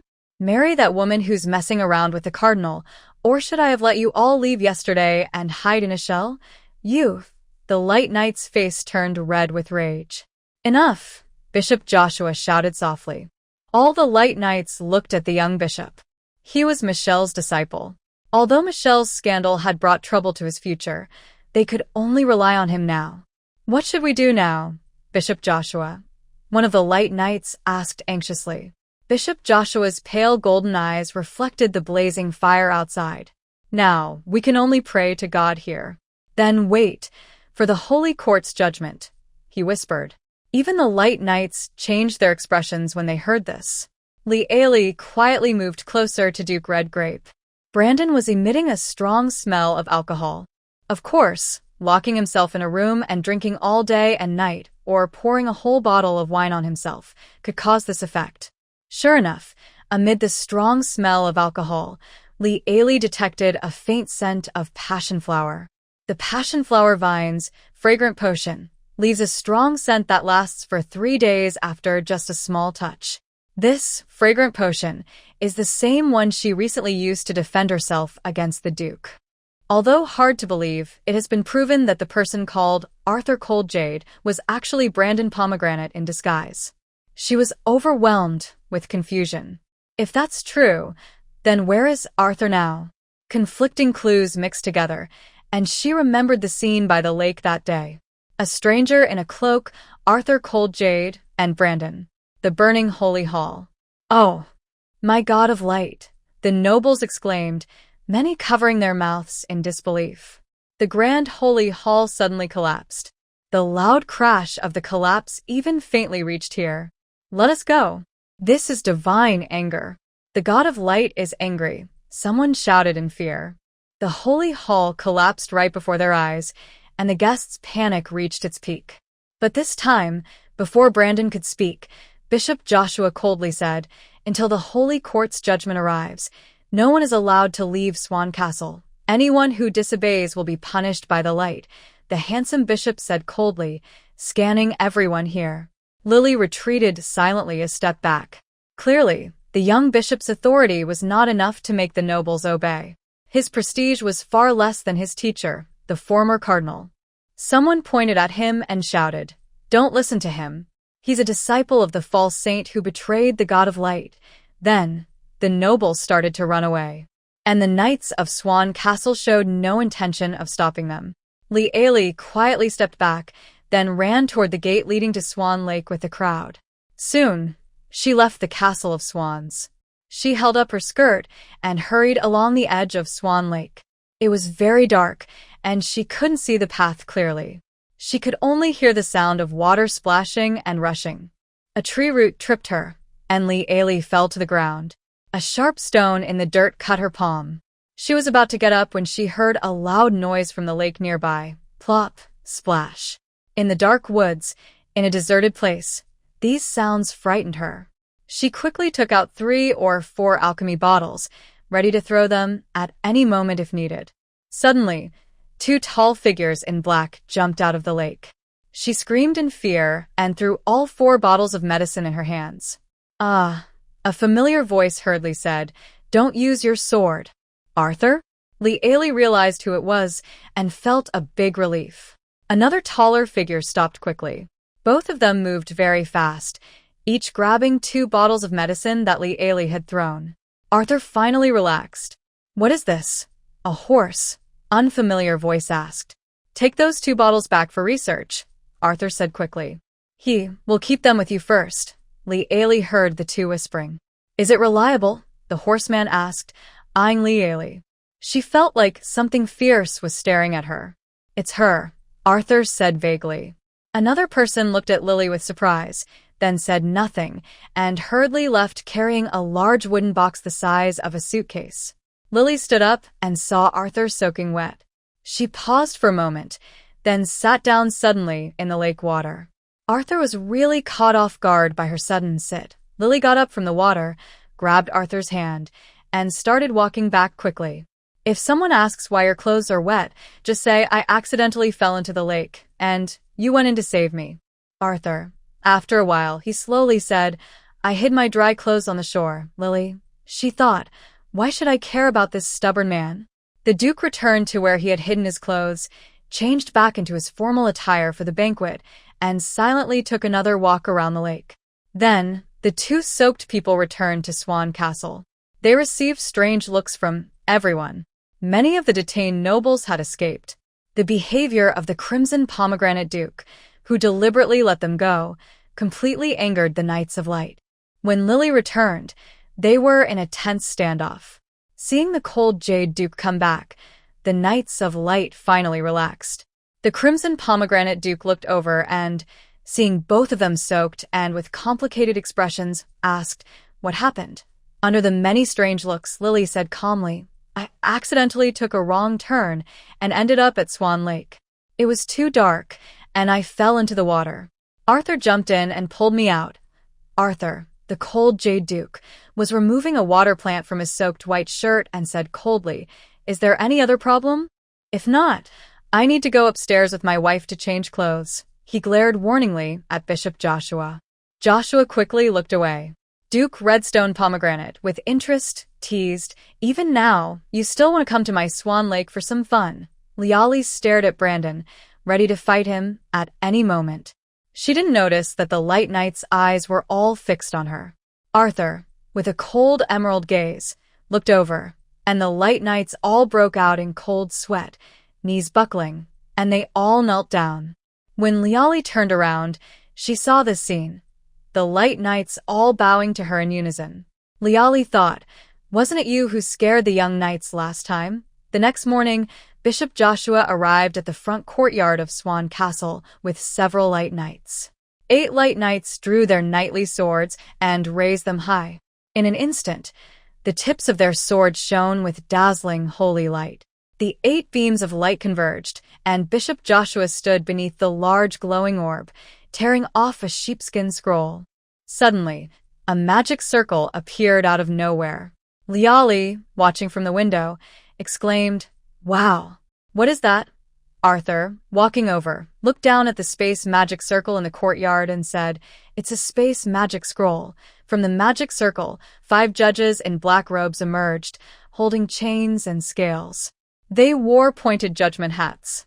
Except for their eyes, their faces were covered by white holy sun emblems painted on holy scarves. This is the infamous tribunal of the Holy Court of Light. Joshua approached and began to speak with these people. "Are they the tribunal?" This was the first time Liali saw someone dressed like that. "Look, they're holding the honest scale and the chain of repentance." "It's definitely them," said the red pomegranate, leaning in and touching his chin. Lee Ailey. She looked expressionlessly at Arthur standing on the other side. So, why is he here? She asked. The Duke of Red Pomegranate blinked and turned to Arthur. Why can't I be here, Lee Ailey? Since last night, Brandon Red Pomegranate had stopped pretending in front of her. Aren't you supposed to prepare to welcome the distinguished guest, Duke? Lee Ailey deliberately emphasized the last two words. The Red Pomegranate shrugged innocently. If I did that, what would be left for Mark to do, Lee Ailey? Could the tribunal have some secret weapon? She decided to ignore the shameless Red Pomegranate and turned to Arthur. The Duke of Red Pomegranate had no idea what was going on. He pointed at a judge and said, "See that scale they're holding?" Everyone had a scale, with the leader holding a gold one and the other four holding silver ones. This scale was interesting. On the left side, a wicked devil sat on the beam, and on the right, a righteous angel stood. When you tell the truth, the scale tilts toward the angel. When you lie, it tilts toward the devil, Lee Ailey. So why are you all so relaxed? She quickly took out 3 bottles of forgetfulness potion. Since the Red Pomegranate Duke started wearing the eco-friendly hat, she had prepared the potions. Come on, 1 bottle per person. Brandon looked at the 3 bottles of forgetfulness potion with a strange expression. Is this the potion that makes people forget about the hat I wear? Lily angrily turned around and looked at Arthur with her eyes, questioning, why did you tell him that? Arthur helplessly said, don't tease her, Brandon. Then he looked at Lily and said, don't worry, the scales of truth are not a problem. Brandon shrugged. Tiske. He turned and walked toward the study door, lazily saying, I'm going down to deal with those annoying folks. You all can do as you like. The trial team stayed at Swan Castle for a day. Aside from a crazy former cardinal, they found no other issues. Of course, this was closely related to their focus on Duke Coldjade from the start. Even after questioning everyone present at the castle that day, all testimonies said Duke Coldjade was on the scene the whole time and never left. Even when questioning Bishop Joshua, there was no evidence against Duke Coldjade. But just to be safe, they politely asked the Duke a few simple questions using the honest scales. As expected, the honest scales showed no bias in front of the Duke. It was as if it was dead, neither leaning toward the devil nor the angel, remaining perfectly still, making the judges feel awkward. In the end, they had no choice but to send away the Duke, who refused to look at them directly. Later, the persistent trial team found Duke Pomegranate, who was darting around the castle like a stray cat. As the person who hadn't appeared in anyone's sight on the day of the incident, Brandon was clearly the focus of the determined trial team. But the results were still pleasing. No matter what questions they asked, Brandon only said, I was in the castle the whole day. I didn't leave. Honest Libra suddenly became tense and leaned heavily toward the angel side. Silence was today's jury. When it was Lee Ailey's turn, all 5 judges started to give up. Lee Ailey walked in and saw their heads covered with bubbles that looked like dead fish. Darn it. They didn't find anything again. Today is just a day to want to die, Lee Ailey. She was no longer afraid. Sure enough, this time we have to blame the Dark Church. Thank the light God for giving us such a team that loves to take the blame and never explains. Opponents. So annoying. How am I supposed to write this broken report? I knew it. Only tasks that are so thankless would fall to unlucky people like us with no faction. Lee Ailey. So, how much blame have you put on the Dark Church? Lady Duchess of Coldjade. Was the Duke of Coldjade with you yesterday? Lee Ailey slowly replied, Yes, the Duke was indeed with me yesterday. She did have a Duke with her yesterday. The honest Libra suddenly turned sharply toward the angel. The 5 judges nodded numbly. This only proved that their previous investigation was correct. As expected, the Dark Church is always the last answer. This is so frustrating. How should I write this case file? Let's just confirm the scandal involving him and his illegitimate daughter to distract everyone's attention. Lee Ailey. Hey. Look at the honest balance in your hand. It's almost tipping toward the devil. Clearly, the member of the judgment panel also noticed this and cleared his throat. The evil bubbles above his head burst with a pop leaving only pure light, praising the God of light. Lieli. Rather than saying the church's judges hold the power over life and death, it's better to say they are more like hard-working employees, but their boss is the God of light. The judge sitting in the middle waved his hand irritably. That's all for now. Madam, you can leave. Lieli stood up, holding her skirt as she walked out. Wait. Another judge called her back. Lieli turned around. Is there anything else? This judge looked at her and, for some reason, asked, Who do you think might have attacked the holy sanctuary? Lieli. She already had a guess. If she said she didn't know, the balance would probably tilt toward the devil. What should I do? Lieli quickly thought of a plan, sat back down, cleared her throat, and said, You're asking the right person. I have some ideas about this. The judges exchanged glances, and in their eyes, they saw a spark of hope. First, I think we need to analyze the situation of the Holy Court in the Kingdom of Clark. One of the 5 judges raised his hand to interrupt. Wait, why start from here? Lieli looked surprised and asked, Sir Judge, shouldn't we analyze our own situation before trying to understand the enemy? Only by understanding our own position thoroughly can we see what interests are involved and how these interests might create enemies for us. The judge was silent. That makes sense. Lieli used her persuasive skills, like a trader selling medicine, and managed to talk with 5 judges about the history of the Kingdom of Clark and the ups and downs of the Holy Light Court over 1,000 years. For 3 hours, during which the judges, honest balance, seemed to strain and desperately lean toward the angel side. The judge's eyes kept flickering between the passionate speaker, Lady Duke, and the trembling balance. When Lieli finally reached the main point, 2 judges were already painfully holding their necks, feeling the strain. It was the first time they had interrogated someone and ended up with neck pain, their faces full of doubt about life. Lieli cleared her throat. Excuse me, could I have a glass of water? One judge immediately stood up, stretching his muscles under the angry glare of his colleagues. He heard his back crack and pop. Then, supporting his waist with both hands, he slowly walked over to pour water for Lieli. Feeling sorry for him, Lieli stood up. I'll do it myself. Don't move. Madam, please let me do it. The God of light, my legs are numb. A sour bubble appeared at the top of his head. Lieli sat down calmly and took a sip from the water cup handed to her by the stumbling judge. She took a small drink and said, Great. With this water, I think I can talk for another 5 hours. The judge walking toward his seat nearly lost his balance and almost fell face first. The other 4 colleagues shot him a death stare. Lieli cleared her throat. So, I think from a profit and loss point of view, the Dark Holy Court has the most motive to commit the crime. Having a motive doesn't mean they necessarily did it. The 5, honest scales, once again pointed toward the angel. The art of language, vast and profound.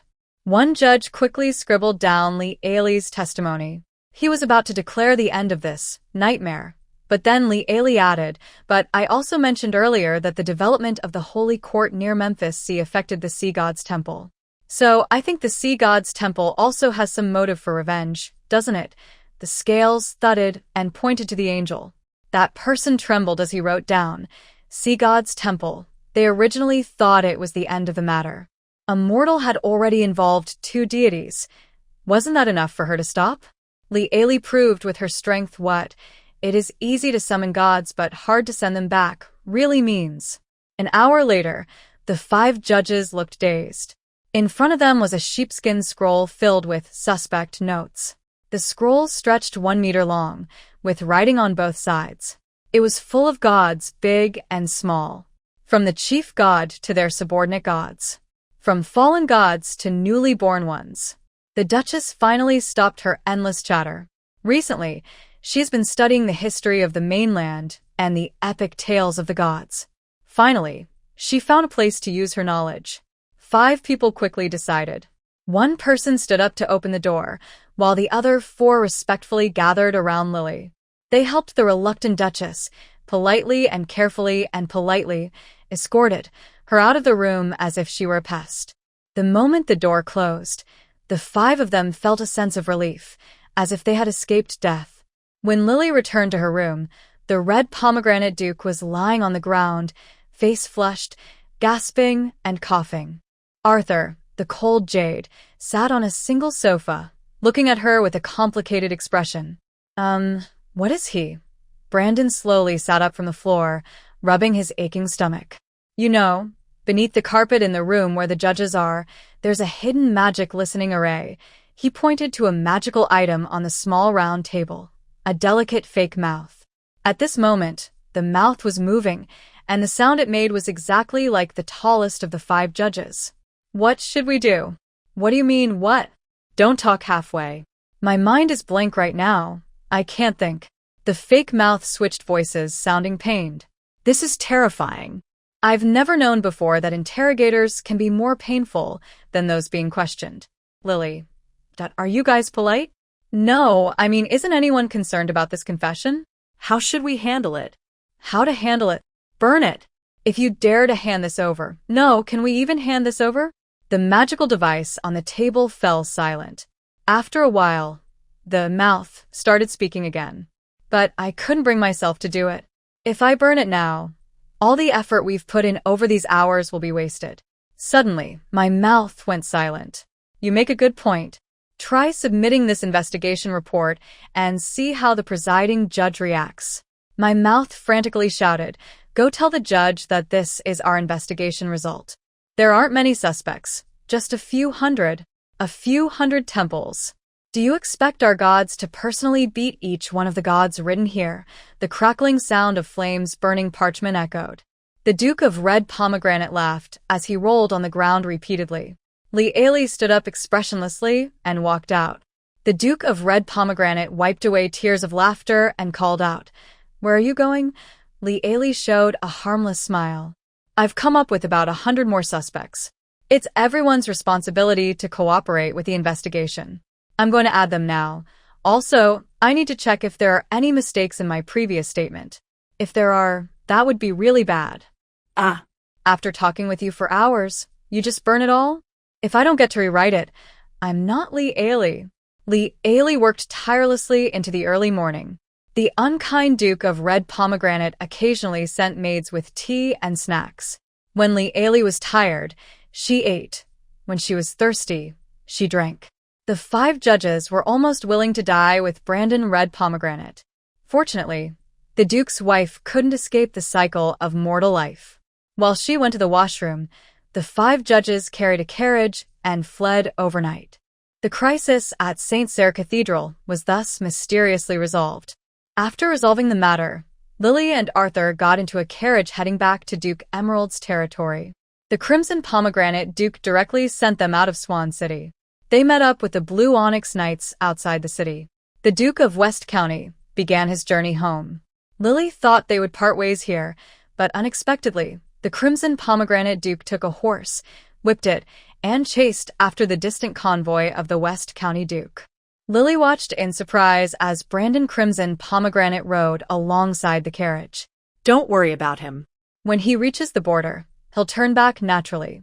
Curious, Lily asked, I can't tell you two are so close. The Duke slowly closed his eyes and leaned back comfortably. He's not here to see me off. On the way back, the Duke didn't read any books or look at the scrolls filled with government affairs. He leaned against the window, looking out at the scenery outside. When they reached the teleportation gate of the Holy Hall, Brandon indeed stopped. Throughout the journey, Lily clearly felt that the Duke's mood was not very good. Everyone needs some time to be alone. She thoughtfully stood up. I'll go rest for a while. In the next room, she sat on the soft big bed, taking off her hair accessories. Even in a luxurious magical carriage, bumps couldn't be avoided. Lily accidentally dropped her hair accessory onto the floor, and it rolled under the bed. She leaned over the bed to reach for it, but instead, she touched a wooden box. Frowning slightly, she casually dragged the wooden box out. The box was carved with the words, Light Seal. Confused, Lily wondered why Arthur would have this in the carriage, given his personality. Without thinking much, she reached out to open the box. Suddenly, a large hand reached out from behind and covered her hand. Liali was startled. She turned around and saw the Duke's deep blue eyes. Arthur didn't explain. Instead, he pushed the box back under the bed. On the way back, Neither of them mentioned the box. Until the carriage stopped at the gates of Constantinople, and Arthur suddenly said, "Some things are better left unknown to protect you." Liali smiled at him and turned to enter the castle. Before going upstairs, she looked back and saw Arthur holding the box, walking toward the underground prison stairs. By chance, Liali saw Arthur's side face. His blue eyes were full of sadness, as if he was about to cry. That night, Liali lay in bed, her mind filled with those sad blue eyes, until she dreamt of a blue-eyed dragon crying sadly, tears flowing from its eyes. Liali woke up suddenly. When she woke, she found herself covered in sweat. She got out of bed and drank a cold glass of water. Maybe I should check out the underground prison beneath the castle. This isn't really interfering with him. For now, we are partners. I have a duty to ensure my partner's well-being. I mean, what if there's something bad inside that box? I have a duty to bring my partner back on the right path. After convincing herself, Liali couldn't sleep. For the first time, she sneaked into the alchemy garden at night. Your garden has grown many mushrooms that only appear at night. Liali, did I just stumble upon a special event out of the blue? Mushrooms that only appear at night? Do they appear every night? Please make sure not to do that, or she will be heartbroken. Liali eagerly went to the back garden, but she found only a few scattered mushrooms there. Liali, that for the first time, she doubted the wording used in the alchemy house. Is this called many? Do these little soldiers deserve to be called many? Liali walked toward the mushrooms growing in the shadows. These mushrooms have caps that look like a crispy snack, a blue-purple crispy snack, and the caps are bumpy and uneven like a crispy snack. The stems are crooked like a witch's chimney. Liali had never seen such magical plants before. She squatted down and picked one. Then a night breeze blew, the dark clouds above dispersed, and the moonlight cleared the shadows. Suddenly, the small patch of mushrooms in front of her disappeared. Liali, what the heck? How can mushrooms grow and just vanish?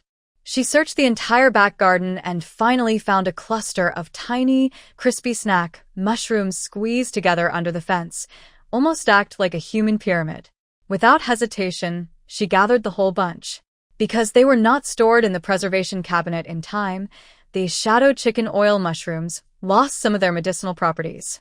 It seems that this thing not only grows at night, but also must be grown in the shadows.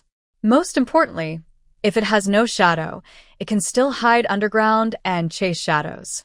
Liali, every time I come to the back garden, I learn something unexpected. After collecting the shadow chicken oil mushrooms, she found another white mushroom. It looked a bit scary at night, because this mushroom looks just like a white ghost, wrapped in a bedsheet from cartoons. After picking these mushrooms, Lily pinched a small part of one mushroom's cap, revealing a hint about the alchemy house. Due to your improper actions, the illusion mushroom has lost some of its medicinal properties. 2 types of mushrooms were stored away, totaling about 70 or 80. That's still far from enough. Less than 2 hours before sunrise, she must find where the remaining mushrooms are hidden before dawn. Lily left the alchemy house. She searched the house and found a magic item. Recently, Arthur often gave her small gifts, everything imaginable. At first, she hesitated, but in the end, she reluctantly ordered his potion with a 9.9% discount.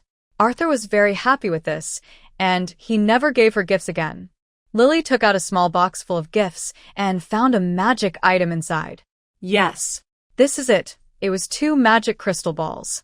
Lily entered the alchemy house, went straight to the backyard, placed 1 crystal ball there, and left immediately. She sat on her bed, staring at the crystal ball in her hand. The crystal ball showed the backyard without anyone there.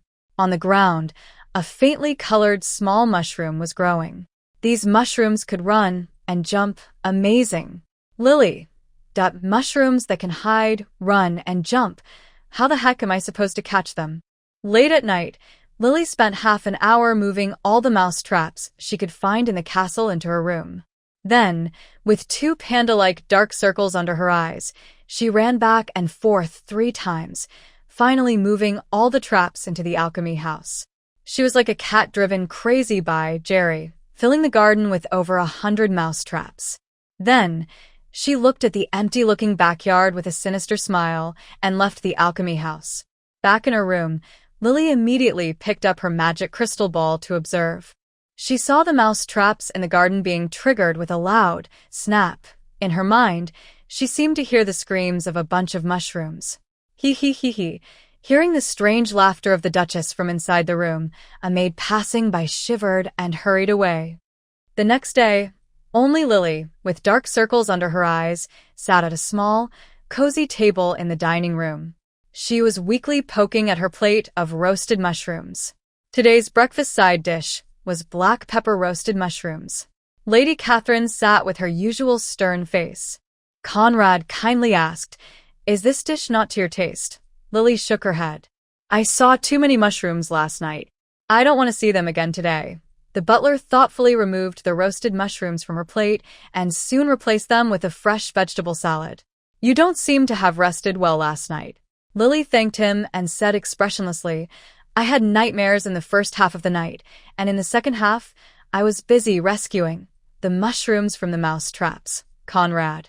"That sounds quite busy, but a young girl should rest well at night." Lily thought the old butler's words were quite amusing. Young girl? Haha. Of course, if there are some things that must be done, you can tell the maids. If you think they are clumsy, you can also ask me or Catherine to help. As you know, at our age, we don't sleep much. Lealie quickly waved her hand. No need, no need. I only do that occasionally. Today's dining table was quite quiet. It seemed the Duke was still in the underground prison. So, she ate breakfast while thinking about her schedule for the day. The research on those 3 new types of mushrooms could be postponed a little. Since she had been in Nanjun, the Minotaur no longer had a supervisor, and she wondered what trouble he might have caused that she would need to fix later. She also needed to check on Momo Jasmine to see if her healing potion making had improved, and then teach her some new alchemy recipes. Of course, there was her rebellious senior disciple. She wondered how much he had reflected on his actions. If nothing else worked, she could send him to Nanjun and have Brandon train him. Considering how the internal officer kept bouncing between breaking down and nearly breaking down every day, Lealie thought Brandon was a professional at both tormenting and training people. After planning her schedule for the day, Lealie put down her knife and fork. She had only eaten half of her food. She instinctively pushed her plate toward Arthur's seat. Then she awkwardly remembered that he had mysteriously disappeared. "Is he still downstairs?" Lealie asked casually. Conrad sighed. "Yes, still down there.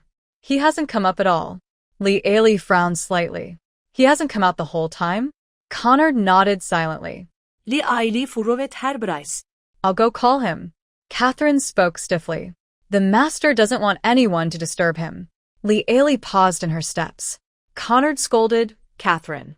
Catherine coldly responded, "Conrad, what the master needs is obedience and loyalty.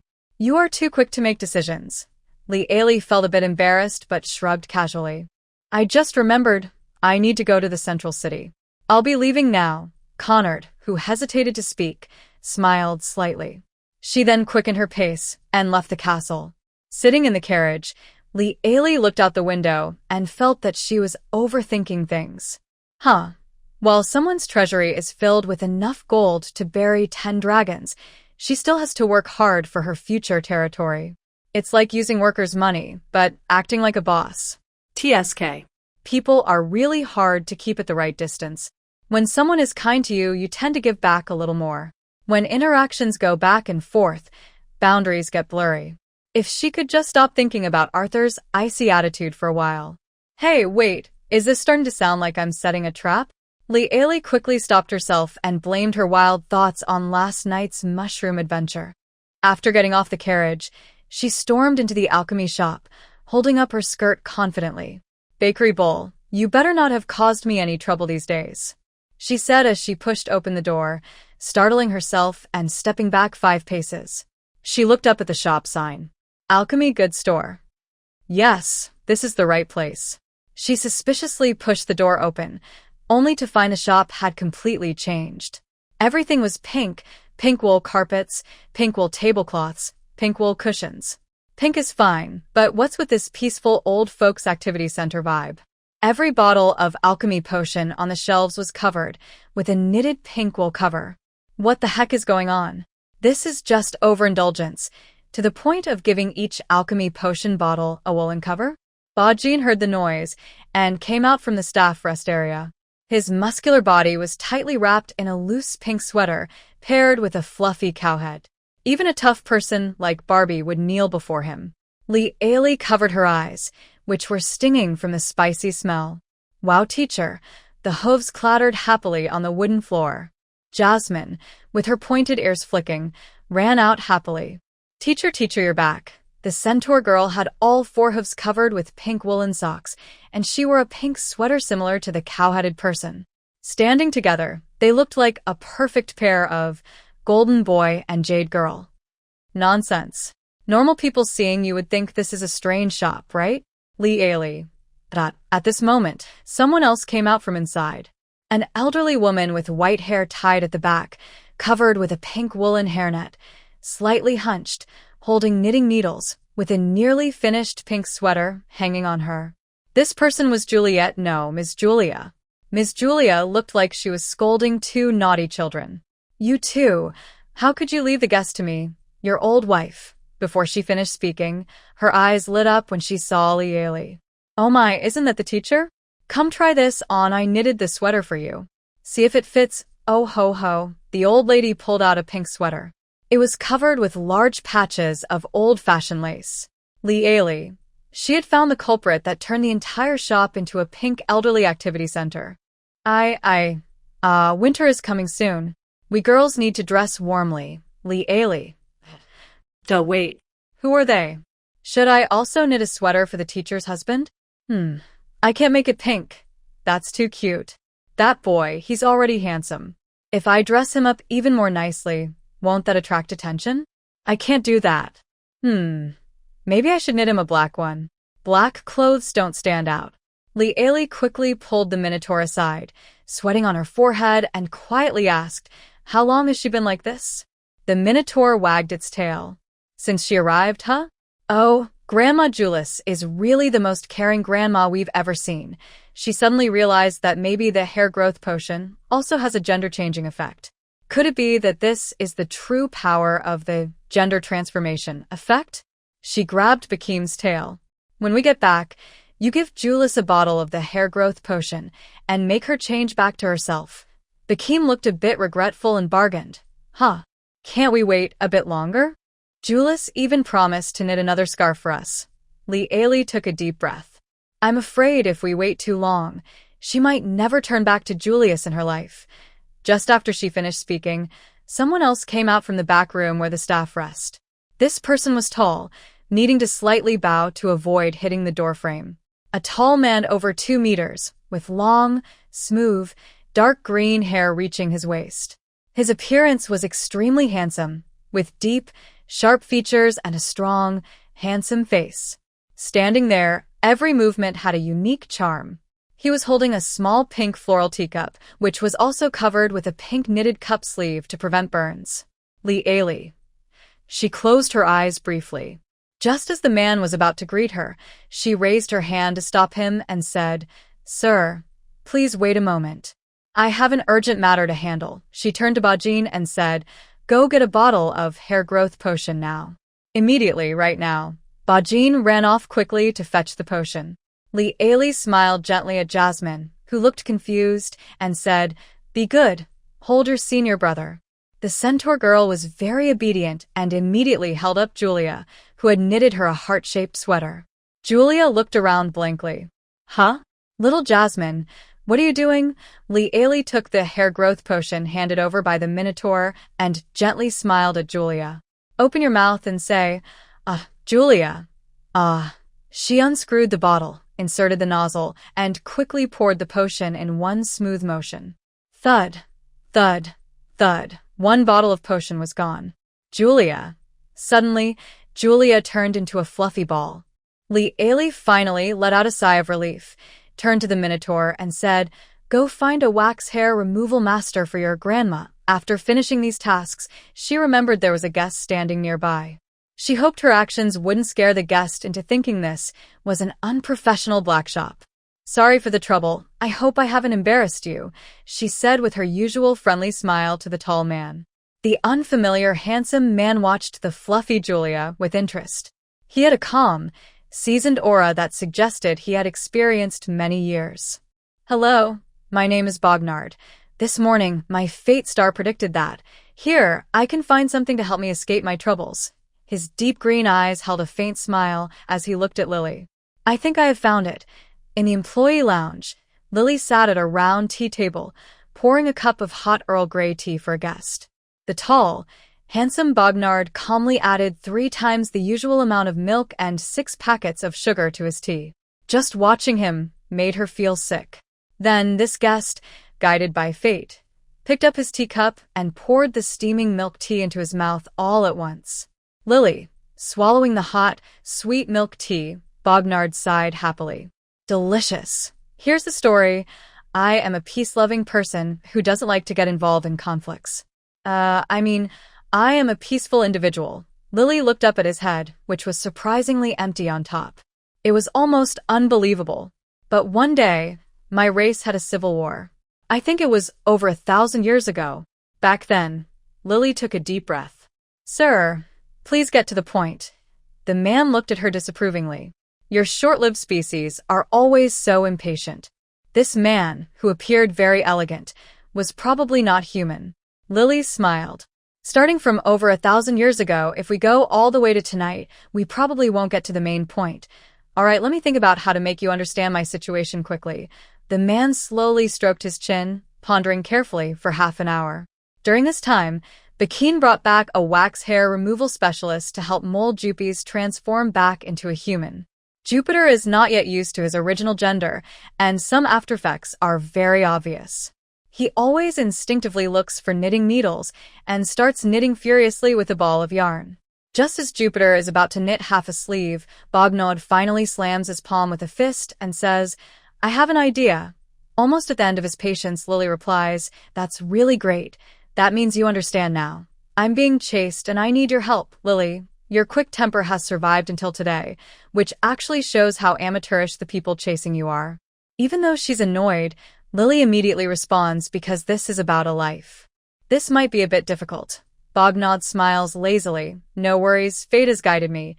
Good things come with challenges." The potions that can help Mr. Bognod escape are all strategic alchemy potions. Lily says, "The potions that can help you get out of trouble are all strategic alchemy potions, and because of limited raw materials, these potions are produced in fixed amounts each day. All of this is decided by the lord of this territory." So, before Lily can finish, Bognod suddenly slams a heavy box onto the coffee table with a loud bang. "Can I pay for this?" he asks. Lily frowns slightly. "Sir, this isn't about money." Before she finishes, Bognod opens the small box, revealing a shining green inside. The green stones seem to contain a spring of water, glowing with magical light.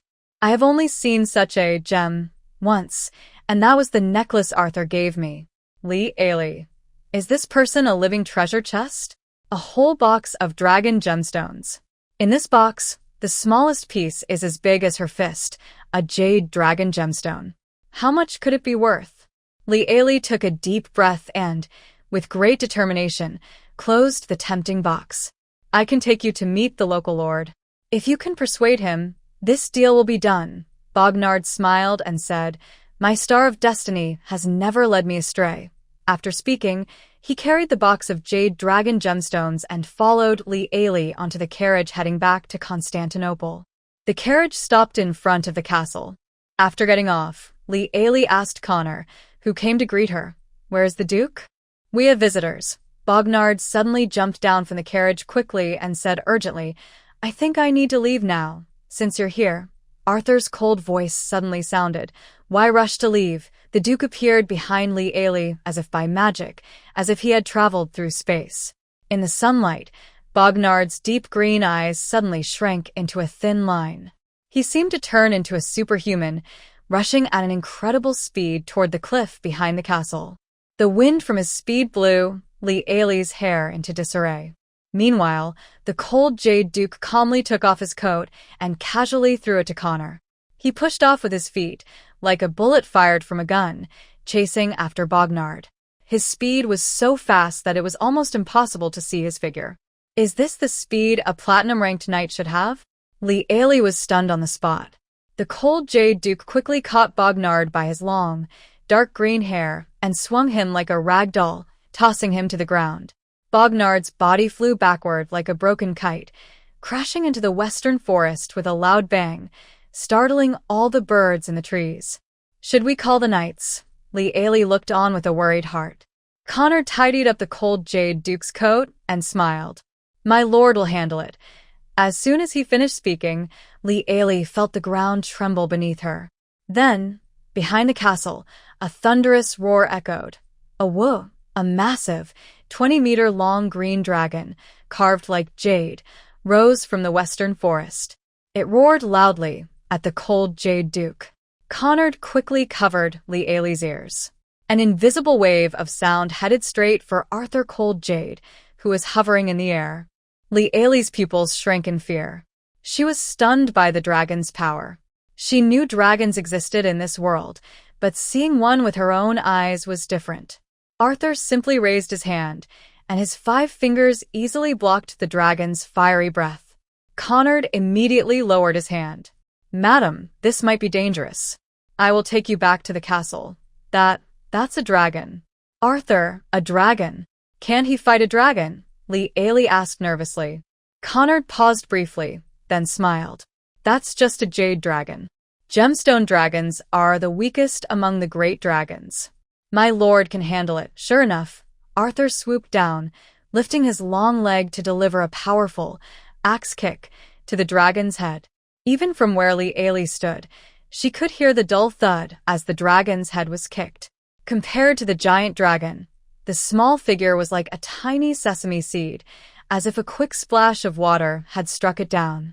Suddenly, the air exploded into a clear bubble. Immediately after, the dragon, which had just stood up, fell flat on the ground again in the western forest. A large number of trees were crushed. Liaili Shota. Tree spirits and centaurs in the forest. Don't let this dragon crush you. The forest, painstakingly built by the tree spirits, was destroyed mostly in an instant. The ground shook violently from the series of falls and rolls. Connor remained calm amid this shocking scene, smiling slightly. It seems we've solved it. We probably don't need to go back to the castle anymore, Lee Ailey. Can a normal platinum knight kick a dragon like a ball? And is this really the time to talk about that? She stood in the wind, feeling confused and overwhelmed. Sometimes she wondered why the Duke had such a big grudge against a dragon. Sometimes she worried about the people, centaurs, and tree spirits in the forest. No. What she should be worried about now is the dragon. A dragon has appeared here. Which knight doesn't want to become a dragon rider? But in today's world, almost all dragons are controlled by the royal family of the great empire. They don't allow small countries to own a dragon. In other words, dragons are a resource monopolized by the 6 great imperial royal families. Others who try to become dragon riders will face death. Any small kingdom daring to touch a dragon will surely trigger a war to destroy the country. Thinking of this, Lee Ailey broke out in a cold sweat. Arthur, please don't be dragon awakening now. What should I do? Just now, when Bognard turned back into a dragon, many people must have seen it. She is now making 10,000 bottles of forgetfulness potion.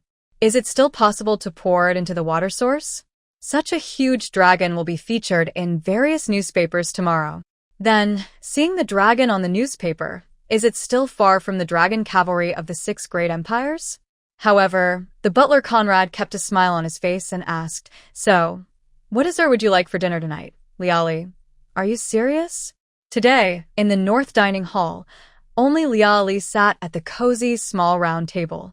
The Duke had beaten Bognard back into human form and then dragged him to the castle's underground. Now it has become his happy little house. The so-called forbidden items brought back from St. Seal Cathedral, along with the giant dragon capable of causing a national destruction war, are hidden underground in Constantinople. Liali calmly cut a large piece of cheesecake. She scooped up 1/3 with a spoon, took a big bite, and thought to herself, "This is really wonderful." Conrad dutifully reminded, "You're eating too many sweets, madam." Liali rolled her eyes. "Maybe in a few days, the 6 great empires will start to besiege Clark. Can I enjoy my cake before I run away?" "Who said the 6 great empires are going to besiege Clark?" The Duke's voice came from the door. Conrad pulled out a chair for the Duke. As soon as the Duke entered, he saw a pile of cakes and sweet pies on the table, and his eyelids twitched. Liali smiled politely and said, "If tomorrow the royal families of the 6 great empires ride dragons to attack here, I want to eat so many desserts I get sick before I run away tonight." The Duke looked down and said in the calmest tone, "That's impossible.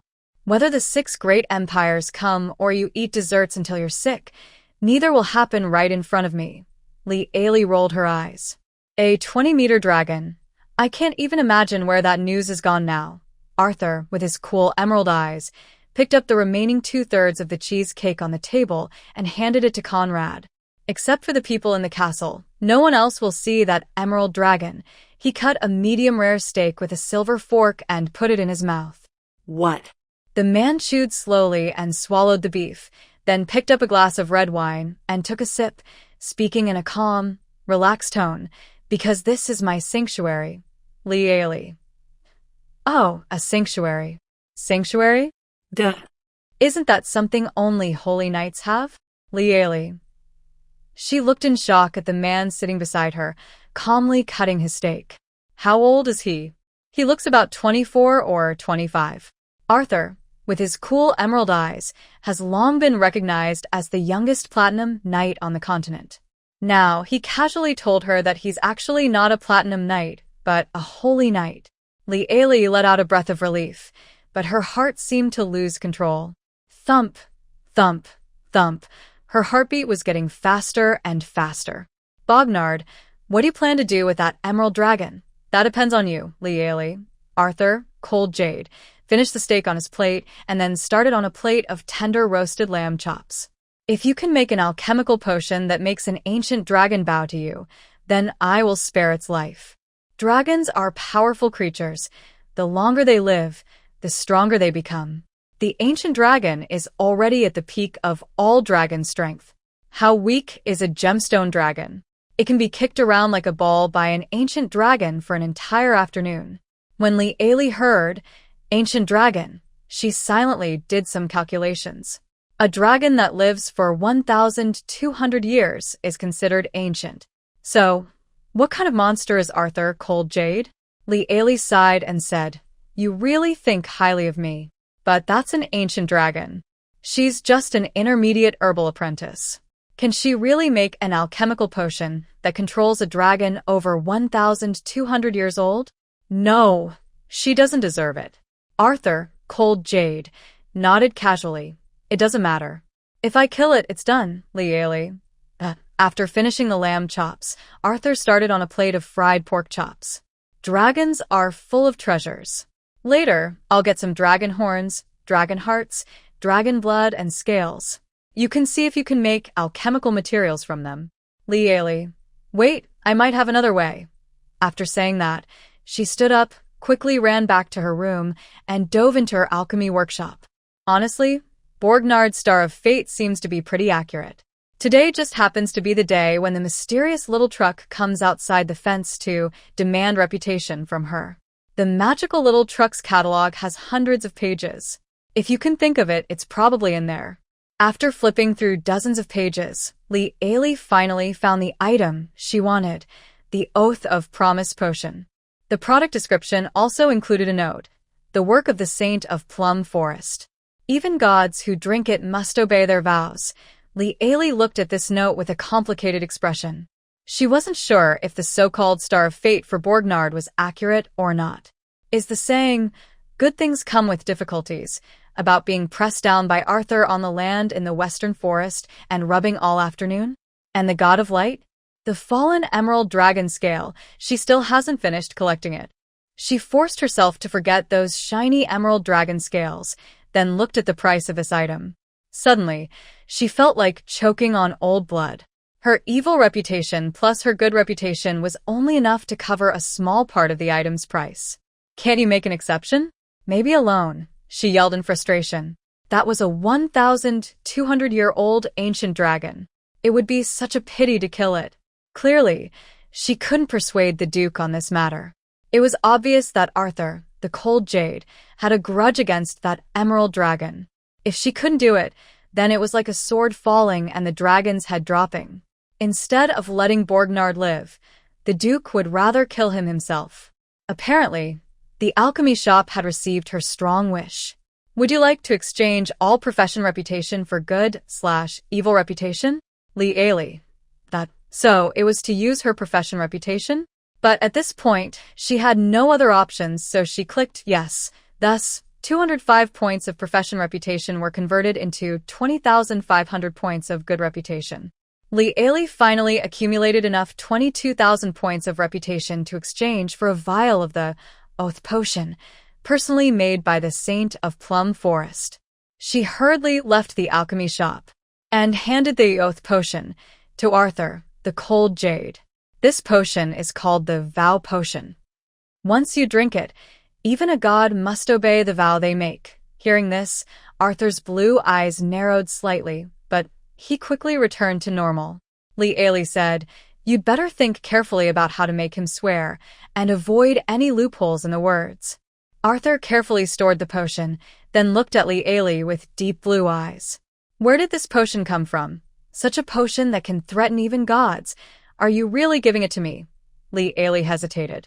"Well, if I tell you now, I own 90% of the dragon shares. Do you agree?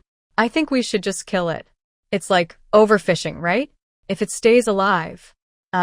Making it off for blood once a month might be a bit inhumane." Arthur was silent for a moment. That he slowly exhaled. "Let's just kill it directly." Li suddenly grabbed his collar. "You get out of here. Do you know how valuable that potion is?" "No, it's priceless. If you want the dragon to die, then turn into a dragon yourself and do it." "No, I mean, turn into a dragon and bleed for me." Oops, she accidentally revealed her desire to be close to the dragon. Arthur casually wrapped his arm around her waist and leaned in. "If you like, I can find a way to turn into a dragon so I can touch you. But, don't even think about touching that emerald dragon." Li looked away nervously. "Seriously, do you really have a life and death grudge?" Arthur tightened his arm around her, their faces very close. "Not exactly. I just can't stand traitors who run away at the last moment." Li hesitated. "Then it's not really a life and death grudge." Li could no longer bear it and stomped on the Duke's foot. "Let go. Hurry up and deal with the big trouble below." Arthur, the cold emerald, finally released her slowly. "Kill him. Hey." Arthur chuckled softly. "That emerald dragon counts for 50% of your shares." He probably understood what Li meant, then narrowed his sapphire-like eyes. "But you are not allowed to touch him, or I will turn him into a pile of alchemical materials." Li. Arthur walked to the door and suddenly stopped. "If you really like him, I will find some gemstone dragon eggs for you in the future. You can raise some little dragons. Female dragons are okay, but male dragons are definitely not allowed." Li suddenly called out to him, "Arthur." The Duke stopped. "You. What did you bring back from the Holy Hall?" Arthur was silent.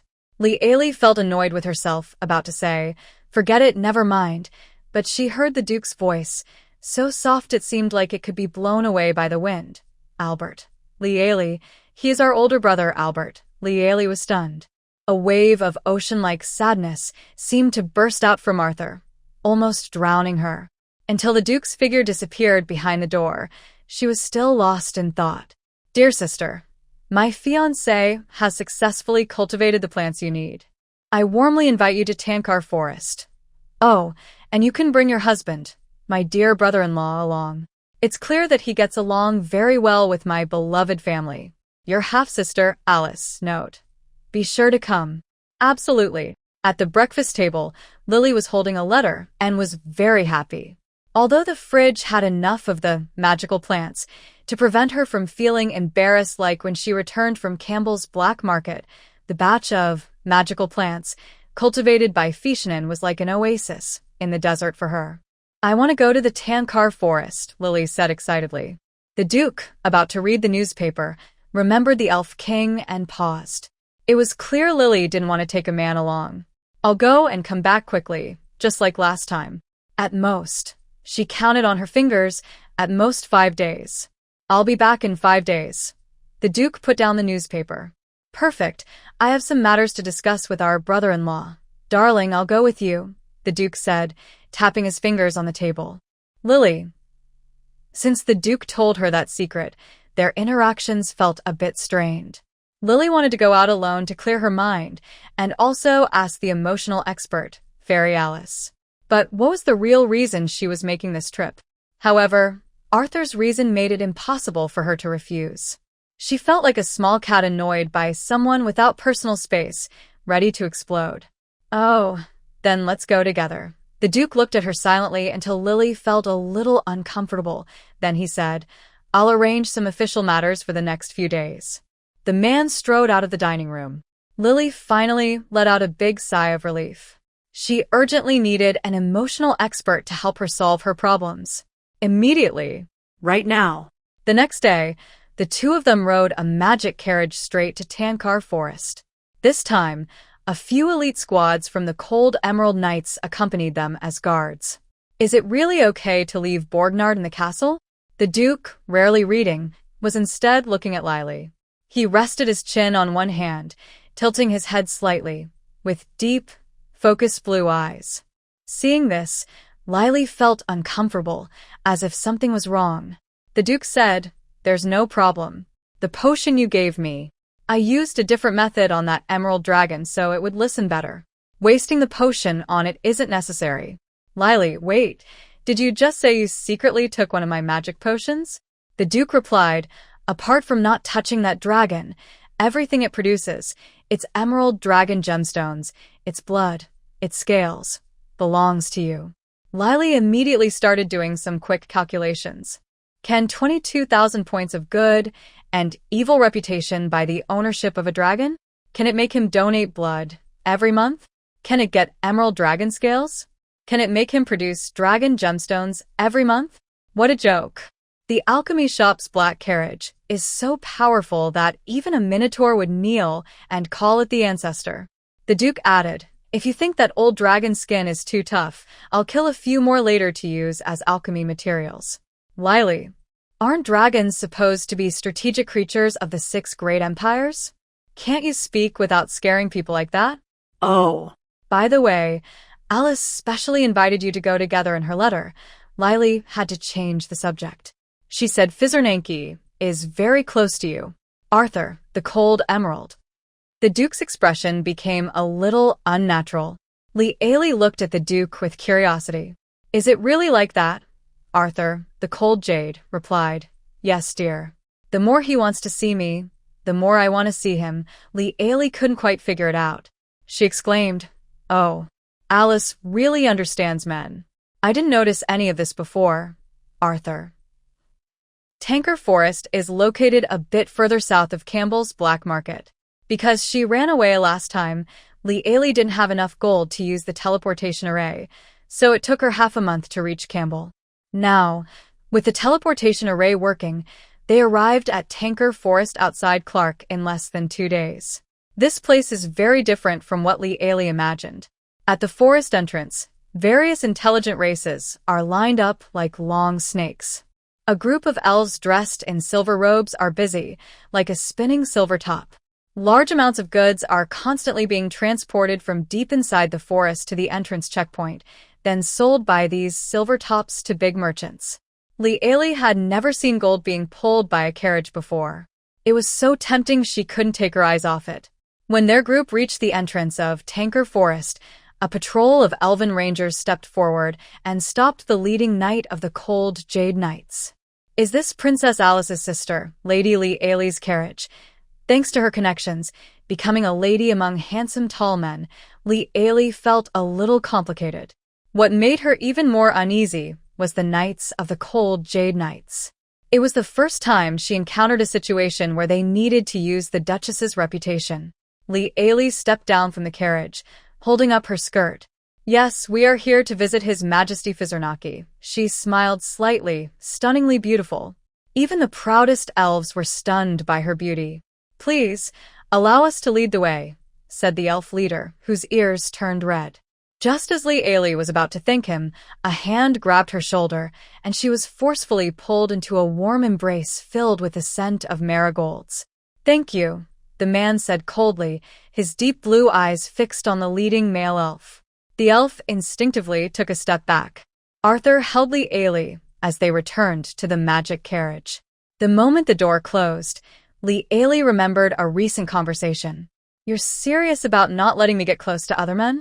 She asked, wide-eyed and surprised, looking at the possessive man beside her. Arthur, with his icy green eyes, thought for a moment before answering seriously, that Minotaur is okay, Li Ailey. After some thought, Arthur reluctantly added, the transgender magic tower master is also fine, Li Ailey. She almost laughed out loud in frustration and crossed her arms, questioning the man at the front. Is your heart only as big as a needle's eye? Lord Cold Jade. Hearing her call him Lord, the man suddenly grabbed her shoulders. The Duke's sudden move startled her. Say it again. His voice was a little hoarse. Ailey, can you call me that again? Your Highness. Then, looking confused, she was pressed against the Duke's chest. Just then, the carriage slowly stopped.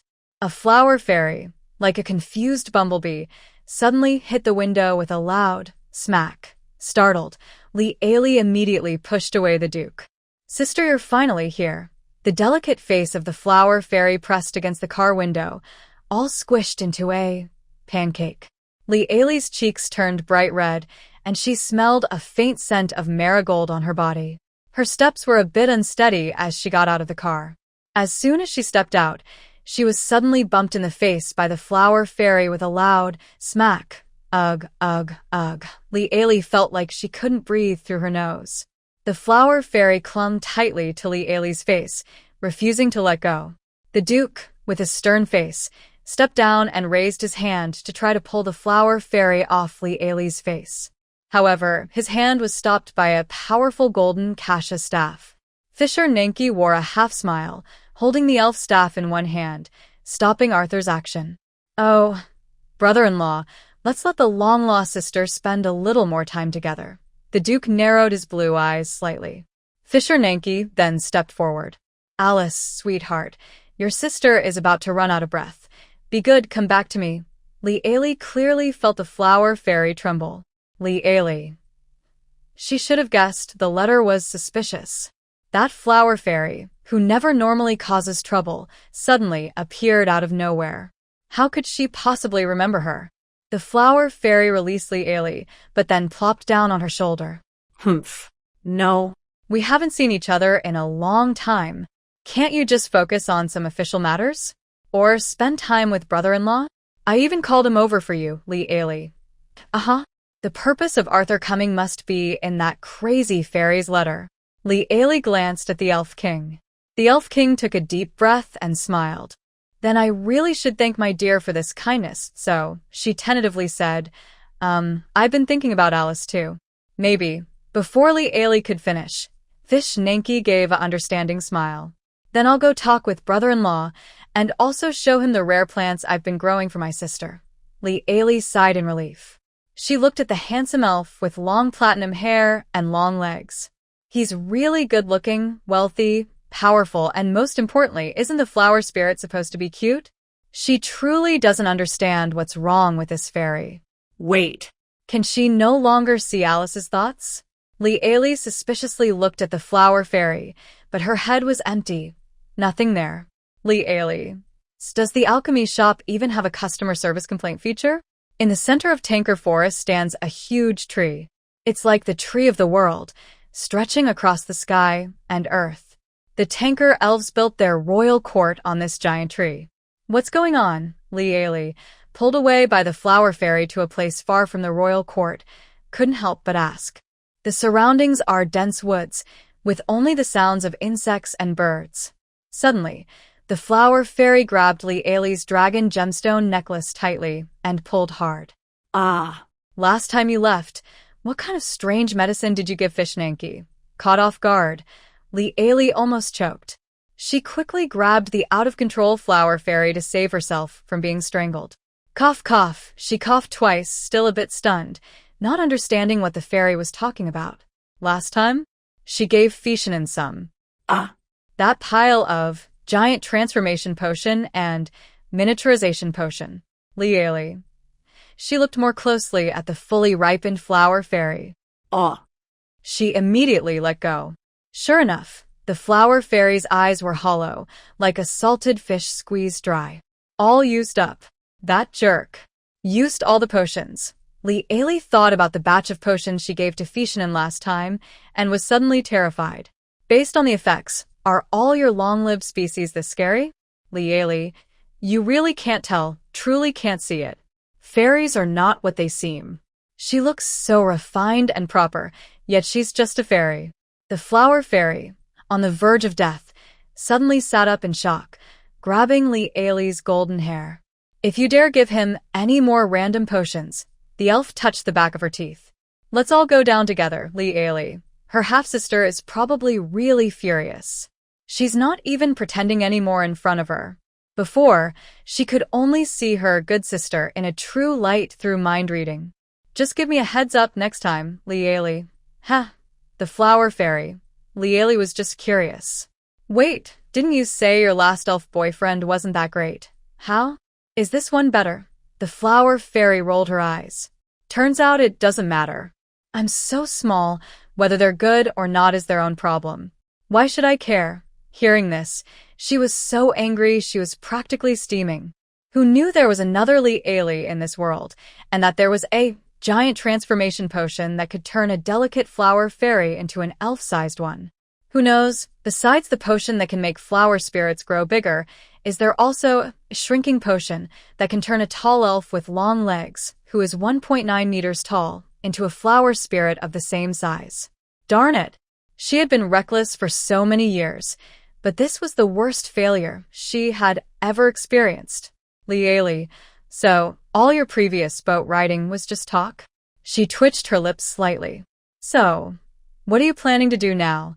The flower spirit swayed Li Ailey's neck. He's crazy and insists on marrying me next month. This marriage must not happen. If I almost died in my bedroom without marrying, do I have a chance to survive if I marry him, Li Ailey? So, you want me to help you run away from the wedding? She finally understood. The flower spirit slapped her small hand on her nose. Are you crazy? Do you know where his business is going? In this world, there's nowhere left to escape from the Tankar elves. Maybe the dwarves in the underground city. Ugh. I refuse to crawl into the underground like a rat. Li Ailey. So, what do you want? The flower spirit took a deep breath. Now, make me an alchemy potion that will make him regret his decision. Li Ailey. Don't tell me you can't do it. Do you see this river? If you can't make it, we'll jump in together. Li Ailey slowly looked around. Besides them, there was no one else in sight. But she slowly said to the flower spirit, it's not that I discriminate against your race, but can you really push me into the river? In an instant, a charming flower fairy taller than Li Ailey crossed her arms over her chest and squinted at her. Li Ailey smiled sincerely at her half-sister. You look so fierce. I'll make you something to eat now. Inside the palace of King Tinker, the elf king sat on his throne, looking down at the water mirror. In the mirror, Arthur, also known as Cold Jade, was comforting his wife Alice. Arthur sneered, why not go find your fiancé now? Be careful, she might run away. The elf king raised his eyelids, asking, it seems your brother-in-law is quite experienced in this. Has he been through it? Arthur didn't answer. Fisher & Key noticed the veins bulging on the back of the man's hand and tapped his fingers on the throne armrest, saying casually, if she dares to bring the medicine to me. The elf king chuckled softly and said meaningfully, the one who drinks this medicine last might not be who you think. After saying that, the elf king stood up. Let's go. Fisher & Key gracefully adjusted his royal robe. I heard that men who have good relationships with humans often go fishing together to strengthen their bonds. The moonlight fish in Tanker Lake are very delicious. but they require a lot of patience to catch, Fisher and Keyes said with a slight squint. So, Arthur, also known as Cold Jade, and the Elf King of Tanker each took a small wooden stool and sat side by side to fish. With a splash, the bait hit the water. Fisher and Keyes stared at the bobber standing upright. As immortals, we do have some advantages over mortals. Arthur watched the bobber rise and fall in front of him and replied casually. Like what? Like, in the year 311 of the Colored Dragon era, the St. Diego Cathedral was burned down. The St. Iris was assassinated. For example, in the year 567 of the Rainbow Dragon calendar, St. Muir Cathedral was burned down. St. Eliar was assassinated. That's just one example. I can give you 3 more. Arthur, the Cold Jade, turned his head, his blue eyes looking frighteningly intense. Really? What does that have to do with me? The Elf King kept his eyes fixed on his fishing float. Your float sank. Aren't you going to reel it in? Arthur pulled hard, and a silver-white moonlight fish was pulled onto the shore. The Elf King's float also suddenly sank. Calmly, he reeled in his line, catching a smaller moonlight fish. Relax, my brother-in-law. Arthur baited his hook, then flicked his rod, casting the bait into the clear lake.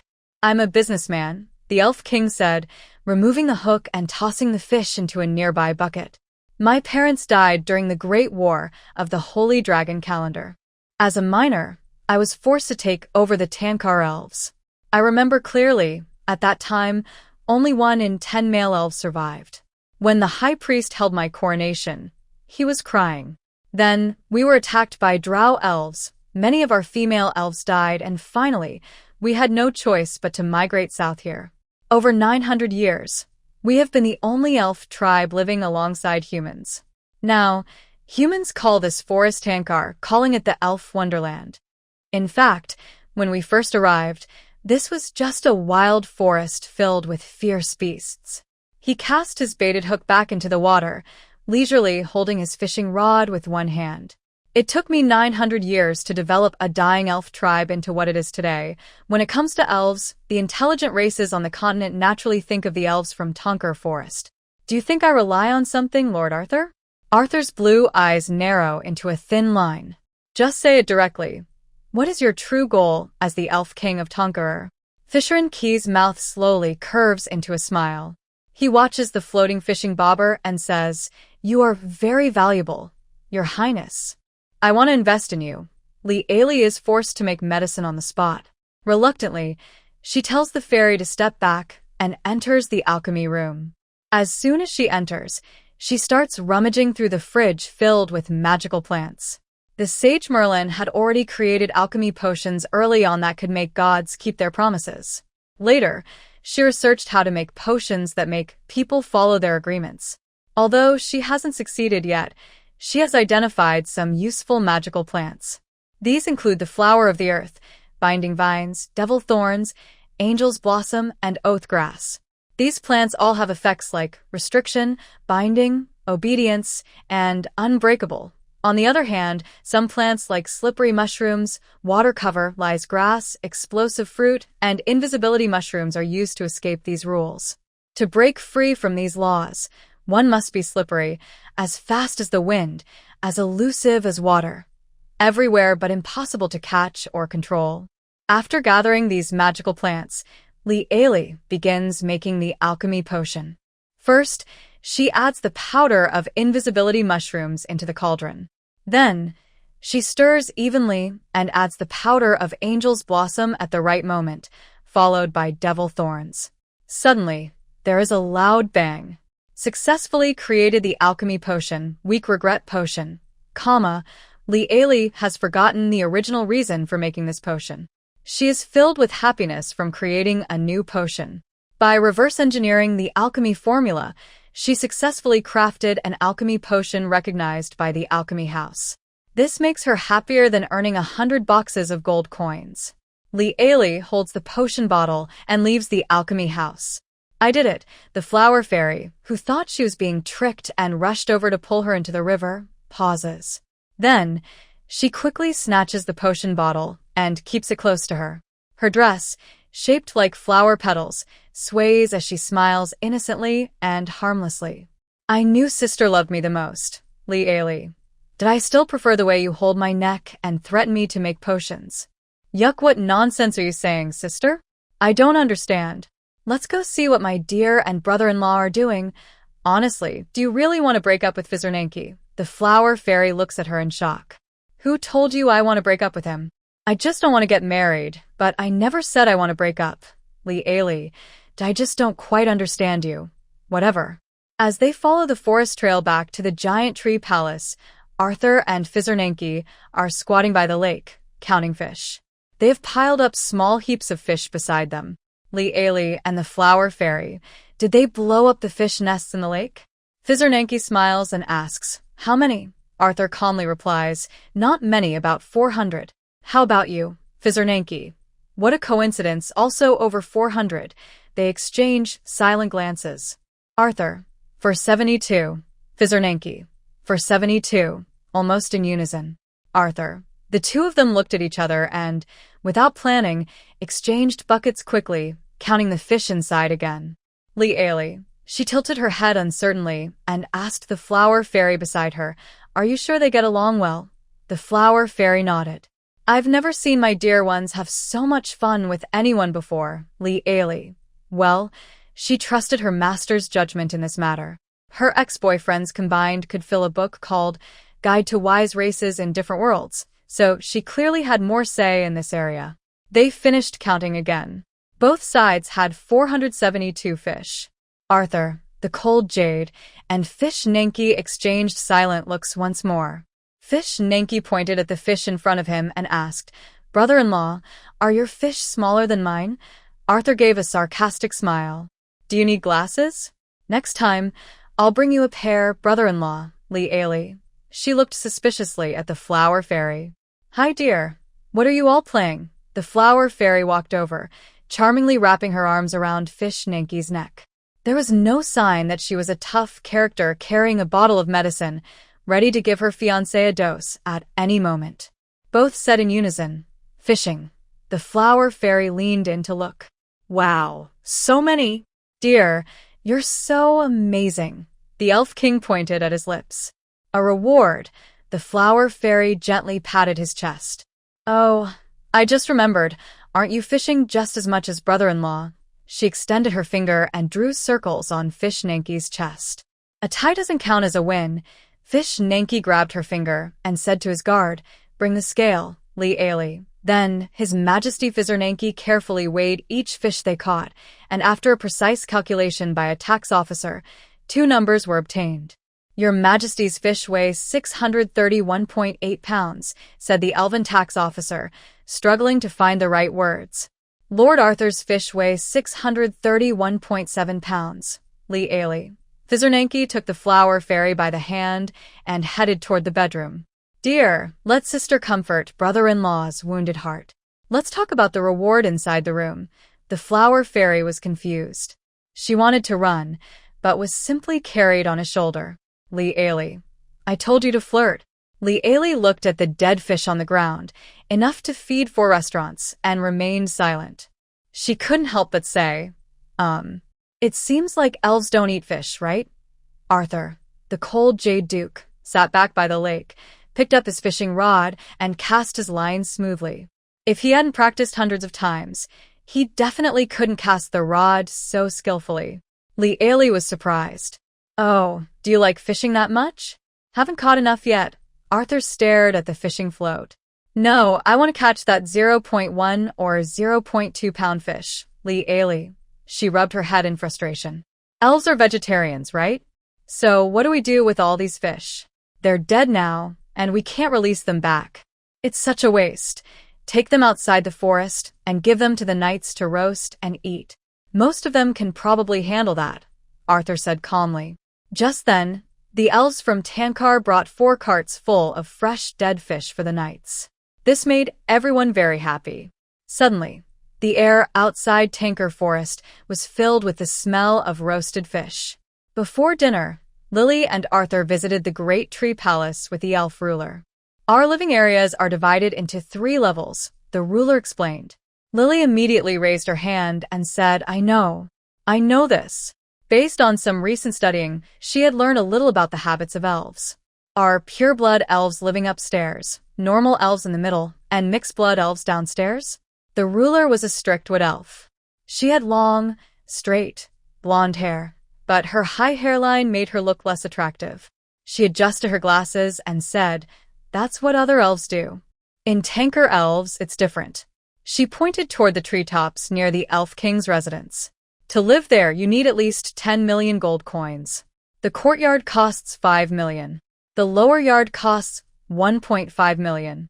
For example, I am the Grand Chancellor. My weekly salary is 76 gold coins. If I wanted to buy a single apartment in the upper yard, I would need to work 131,578 weeks without eating or drinking. Lily was speechless. The ruler adjusted her glasses again and said, "That's why I'm glad I am an immortal. I think I can live there in my lifetime." Oh, and there's the Crown Villa, which is the home of the very rich. Lily looked stunned. The ruler turned around and continued leading the way. "Do you think tanker elves are greedy?" the elf ruler suddenly asked as she walked ahead. Lee was still counting on her fingers, trying to figure out how many years it would take for this poor governor to move to the upper district. The governor said calmly, "You probably can't tell, but I am a mixed-blood elf. My mother is a water spirit, Lee. Why do your elves always have issues with spirits? If I belonged to another elf tribe, I would only be able to live at the bottom of the elf tree, doing the hardest work and facing discrimination and isolation. I would never have the chance to become a governor or serve the king." He paused after speaking. "Here we are. This is the residence the king prepared for both of you. I hope you like it." Because of family connections, Lee and Arthur stayed in a luxury hotel in the upper district. The huge elf tree reached into the sky. These Tankar elves know how to enjoy life, not just make money. The hotel living room had a large floor-to-ceiling window. Sitting on a handmade woven elf sofa, they could enjoy the breathtaking view of the Tankar forest, beautiful and grand. Lee lay on the soft quilt, feeling so comfortable, like lying on a cloud. She couldn't help but roll over. Arthur's cold emerald eyes watched her. His black boots stepped silently on the soft woven carpet. Until he sat at the edge of the bed, looking down at Lee, he said, "Show me another roll." Lee. She was wrapped in a quilt like a spring roll, slightly turned her head and looked down. The atmosphere started to tense again. Lee looked away, asking, "What did you discuss with Vishenki? Some future cooperation?" Lee moved forward slightly, curious, and poked out her small head. "Cooperation?"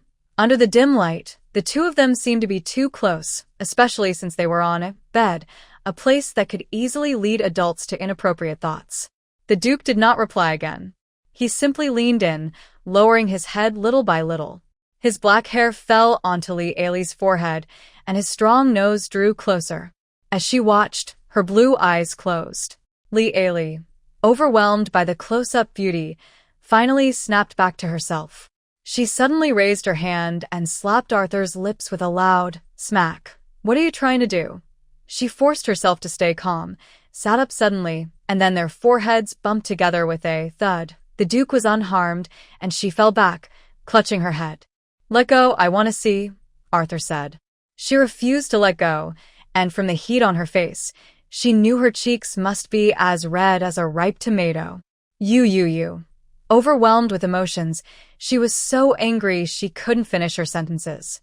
Arthur lowered his eyes and apologized. "Sorry, I know I shouldn't be doing this now. I should control myself." But Lee sneered, "You're angry because of this. You haven't even said, 'I love you.' Without confessing, you just kissed me."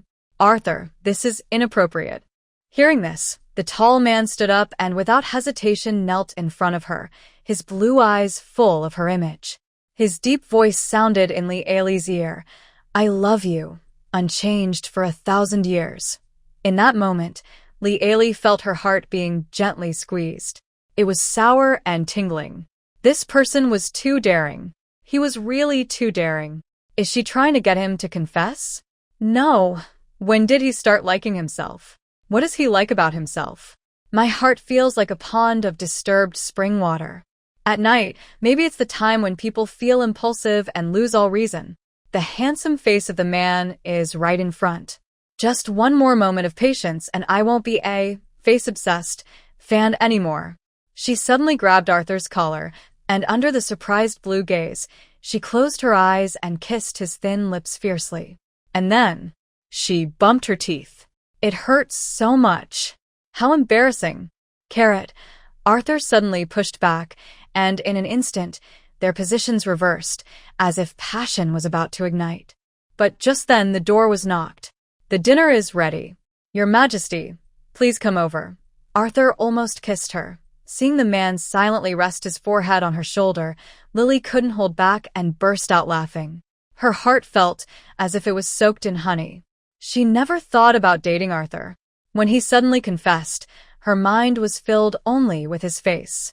So, as Arthur was tidying his clothes, Lily slowly said, "We're just starting to date, not married.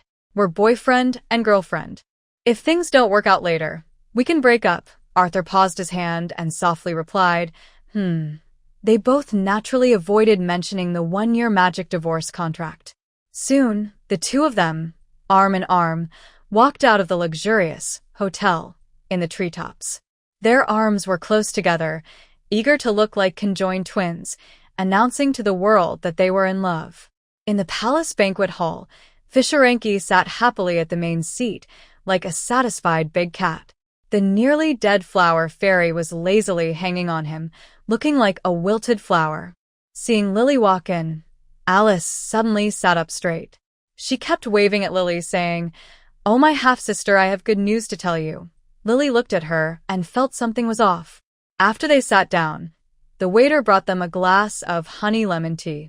The lemons grown by the Tankar elves had a special fresh scent, not too sour, and when mixed with sweet Tankar honey, it was a delicious treat that even a whole bag of gold coins couldn't buy. Lily picked up her teacup and took a big sip. Then she heard the flower fairy say in a sweet voice, "I'm going to marry my dear tomorrow." She spat out her drink. Arthur. He very politely handed her a napkin. Suddenly, a message appeared in the alchemy shop. "Your alchemy skill has been recognized by the Elf King, earning you 200 points of professional reputation." Lily. She stared wide-eyed at Fisherenki, who was smiling kindly at her. The flower fairy covered her mouth with one hand, her beautiful almond-shaped eyes starting to fill with tears. "My dear, what's your reaction? Aren't you going to wish me well, Lily?" She felt very tired inside. Lily really wanted to shake the flower fairy to get the potion out of her head. But unexpectedly, her hand was gently covered by the Duke. "Dear, my sister is getting married.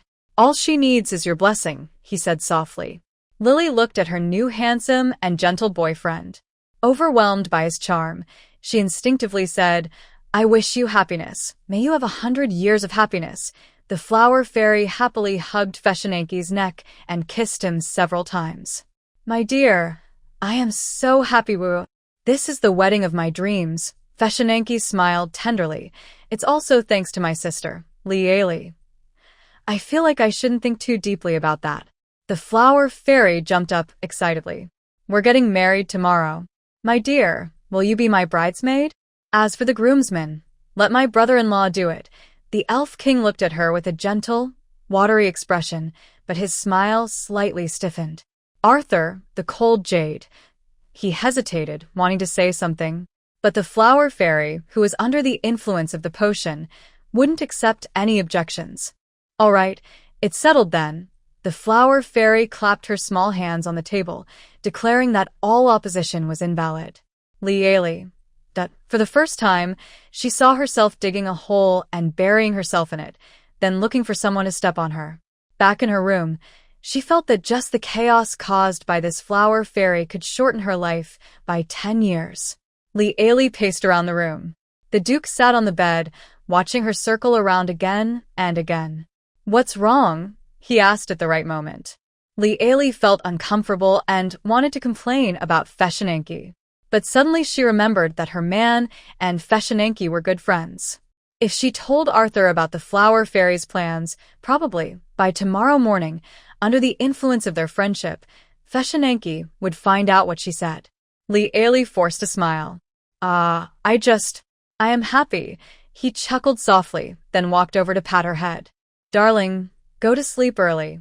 Tomorrow, you'll have the energy to see your good sister off. Li.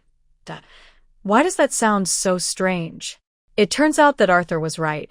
The next day, Li, who had a restless night, was awakened before 5 o'clock. A group of elves rushed into their room like they were crazy. It looked like a battle, as if they were fighting to take the high ground. Arthur, the cold jade, reacted very quickly. He grabbed the blanket that Li had kicked aside and wrapped her up tightly. Li, still sleepy and confused, looked at a group of irritable elf girls with dark circles under their eyes. Madam, please cooperate. We are making a custom dress for you. Li looked outside at the brightening sky. The female elf kept smiling. Hurry up, madam. We've already worked all night. He. Hurry up. I feel like I could explode at any moment, Li. She rolled off the bed quickly, wrapping herself in the blanket, and stood up efficiently. Another female elf said to Arthur, the cold jade, the Duke's words, the Chancellor is waiting outside. As the best man, your task today is quite important. Arthur, the cold jade. He walked out of the room with a gloomy face. After measuring her size, Li, with her slightly messy blonde hair, sat on the bed. A kind elf girl handed her a cup of hot cocoa.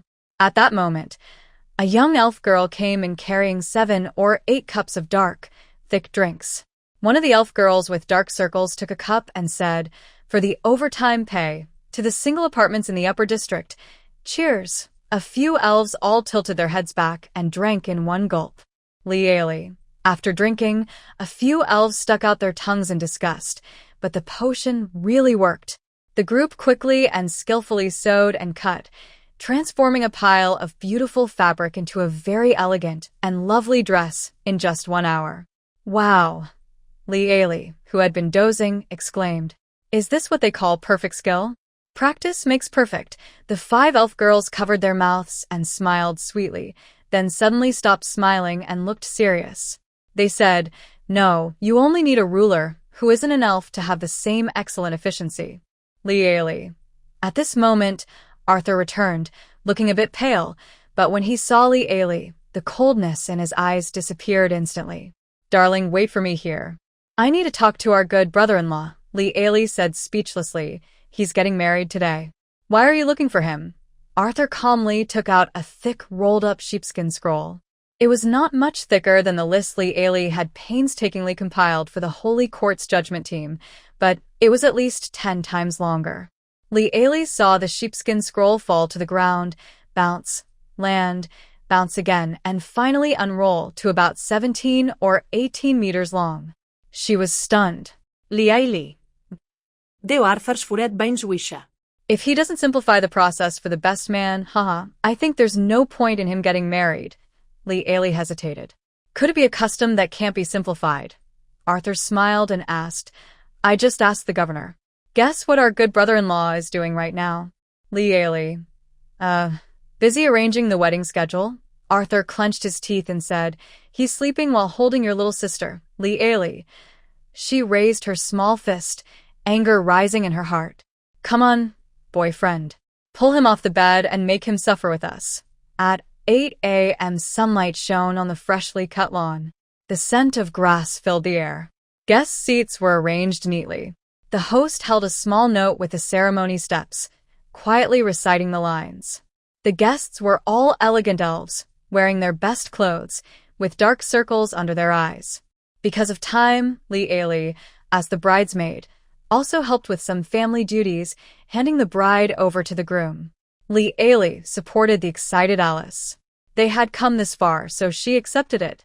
She hoped that one day, the flower fairy would wake up and not jump off a cliff with her. She looked at the handsome elf king waiting at the altar. The elf king, wearing a laurel crown, was tall and handsome. His golden eyes only had room for Alice in her wedding dress. After handing Alice to Fizernaki, Li stepped back. The host asked the usual questions. Questions like whether she would love him through sickness and health. But after the normal questions, the unusual ones came. Fizernaki smiled and took out a stack of magical contract scrolls. Li Ailey looked at the wedding schedule in her hand, confused. Wait. Is there such a step? What is he holding? Arthur raised his eyelids and glanced at it, then said calmly, Oh, it's nothing. Probably a magical contract to tie your little sister to him in the next life. Li Ailey. Li Ailey. Don't sign. But it was too late because she had taken the regret potion. Now she was desperately trying to sign the magic contracts that the wizard Feshenanki had handed her, quickly and all at once. Li Ailey felt her vision going black. She held back the urge to faint and clutched her boyfriend's hand. Is there still hope? Arthur glanced at her, the clever elf king, and said, No hope. After the wedding, the elves with dark circles under their eyes couldn't hold on anymore, and each went back to rest. Li Ailey's head was about to explode. She thought hard but couldn't find a way to fix things. Forget it. She decided to leave it as it was. The next day, the clear-minded elf king left his wedding chamber alone. The flower fairy was nowhere to be seen. Feeling a little guilty, Li Ailey took out a healing potion and gave it to the elf king at breakfast. Give her this. It might help her feel better. The duke paused while spreading jam on his elf bread. Feshenanki's eyes suddenly brightened, and he was more enthusiastic than usual when calling her sister. Thank you, sister. I think this is exactly what we need. The duke looked up at Li Ailey with a complicated expression. I can't wait to deliver it to her now. After Feshenanki left, the duke picked up a piece of warm elf bread with butter. Have you ever thought about the possibility that Li Ailey bit into her forest cream cake, taking a big bite?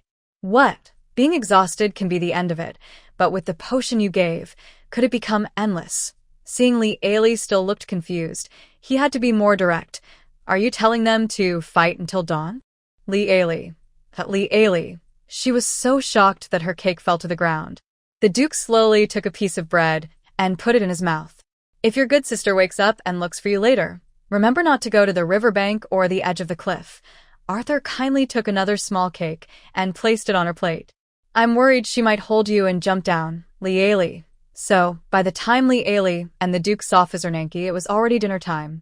They still hadn't seen the flower fairy.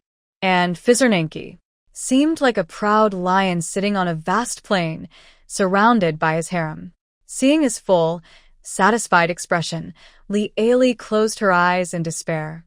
She wondered if she should also pack up her carriage and run away overnight. Maybe even move to a place where the flower fairy could never find her. Oh, sister, let's talk about something serious, Fizernanki said, clasping his hands together, resting his chin on them, and smiling at Li Ailey.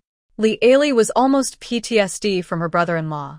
Every time she saw his gentle smile, she shivered. What serious thing? Fizernanki snapped his fingers. Immediately, a row of elves brought out magical plants for planting. There were roots of Terra, water flowers, wind flowers, and fire bells. Li Ailey. All of them actually grew? Fizernanki tapped his fingers on the armrest of his high-backed chair. This is what I want to talk to my sister about. The slender fingers of the elf raised up. First, we will provide free training for my sister in these special plants. Li Ailey frowned slightly. Good relations are good relations, but business is business. Fizernanki looked at her with admiration and softly said, That's the second point I want to make. As a reward for cultivating the plants, the Tankar elves will have the priority to buy alchemical potions. Of course, this right will be after my brother-in-law. Li Ailey hesitated. That might not be possible. We've solved the raw material problem, but there's a more difficult issue. Alchemists are really hard to train. So far, I only have one apprentice. The potions for the Night Order are already tight. I'm afraid the Centaur girl has already started making healing potions. But the former tower master is still addicted to knitting sweaters. Fizernanki smiled slightly. This is the third point I want to raise. Please allow the Tankar elves to go to Constantinople to learn alchemy from you. Of course, after they learn, I won't force them to return to the Tankar forest. They can choose freely. Whether they want to continue learning alchemy with you or return to the forest depends on their own wishes. Li Ailey. Her green eyes widened, like a surprised kitten. But this is too unfair to you, Arthur said calmly. Dear, he's not losing out at all. Li Ailey believed what Arthur said. Fizernanki smiled kindly. The short-lived species focus on immediate benefits. We long-lived species look further ahead. Li Ali immediately understood his meaning. The elves are interested in investing in the future. The two sides finished discussing their trade intentions, and Fishalenki immediately produced a stack of magical contract documents. This was right up Arthur's alley. "Dear, why don't you go check on your sister?" Arthur gracefully put on white gloves, ready for a serious confrontation, and carefully examined a magic contract. "Go see if she's doing okay." Lieli was indeed worried about the flower fairy for many reasons. Hearing this, she immediately lifted her skirt and handed over the subsequent work to her new boyfriend, who had just started his job. Fishalenki smirked and said, "Oh, is brother-in-law feeling jealous?" Arthur slightly squinted. "Huh, what would I be jealous about?" Fishalenki smiled politely, picked up his teacup, and said, as someone experienced, "Do you want me to give you some advice, Arthur?" In a wedding room that looked like the aftermath of a battle, the flower fairy was just struggling to get up. She looked outside at the dark sky, feeling a bit dazed for a second. What was going on? Last night, it was dark, and now she woke up to the same dark sky? Lieli entered just in time to see her looking silly. Seeing her good friend, the flower fairy happily raised her hand. "Hey sister, did you see my husband? Today is our wedding night. Where did he go?" Lieli. The business deal was finalized, with each side holding a copy of the effective magic contract. Lieli and Arthur got into a carriage and headed back to the Duke of Cold Jade's territory.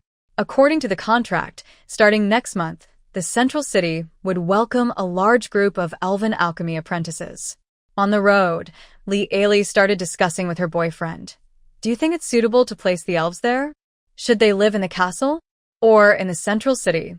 Will the elves feel uncomfortable?" The Duke looked at Lieli. "Why are you worried about those elves?" Perhaps because she had read too many strange stories before, Lieli was always worried that if the elves entered human society, they might be kidnapped and sold at underground markets. She shared her concerns. She vividly described scenes from those stories, like being sold into servantry or kept as pets by nobles. The Duke looked at Lieli silently. "Darling, I think these Tankar elves might actually want such things to happen." "Lieli," Arthur sharply pointed out, "normal elves would never spend 10 million gold coins to buy a house, right? If some fool is willing to spend so much for an elf, the only outcome is being kidnapped by these Tankar elves and held for ransom." Lieli. She had saved up her coins by scamming her boyfriend, but it still wasn't enough to buy a toilet in the upper part of the giant tree palace. She was overthinking. As the carriage entered the central city, from about 10 miles away, Lieli saw a group of one-eyed giants planting trees on the west side of the castle. She panicked and frantically shook the man beside her. "Did you forget to tell them to give the giants medicine before you left?" The Duke looked up. "Darling, don't worry. Bognard probably tamed that group of one-eyed giants. Dragons are very lazy, long-lived creatures.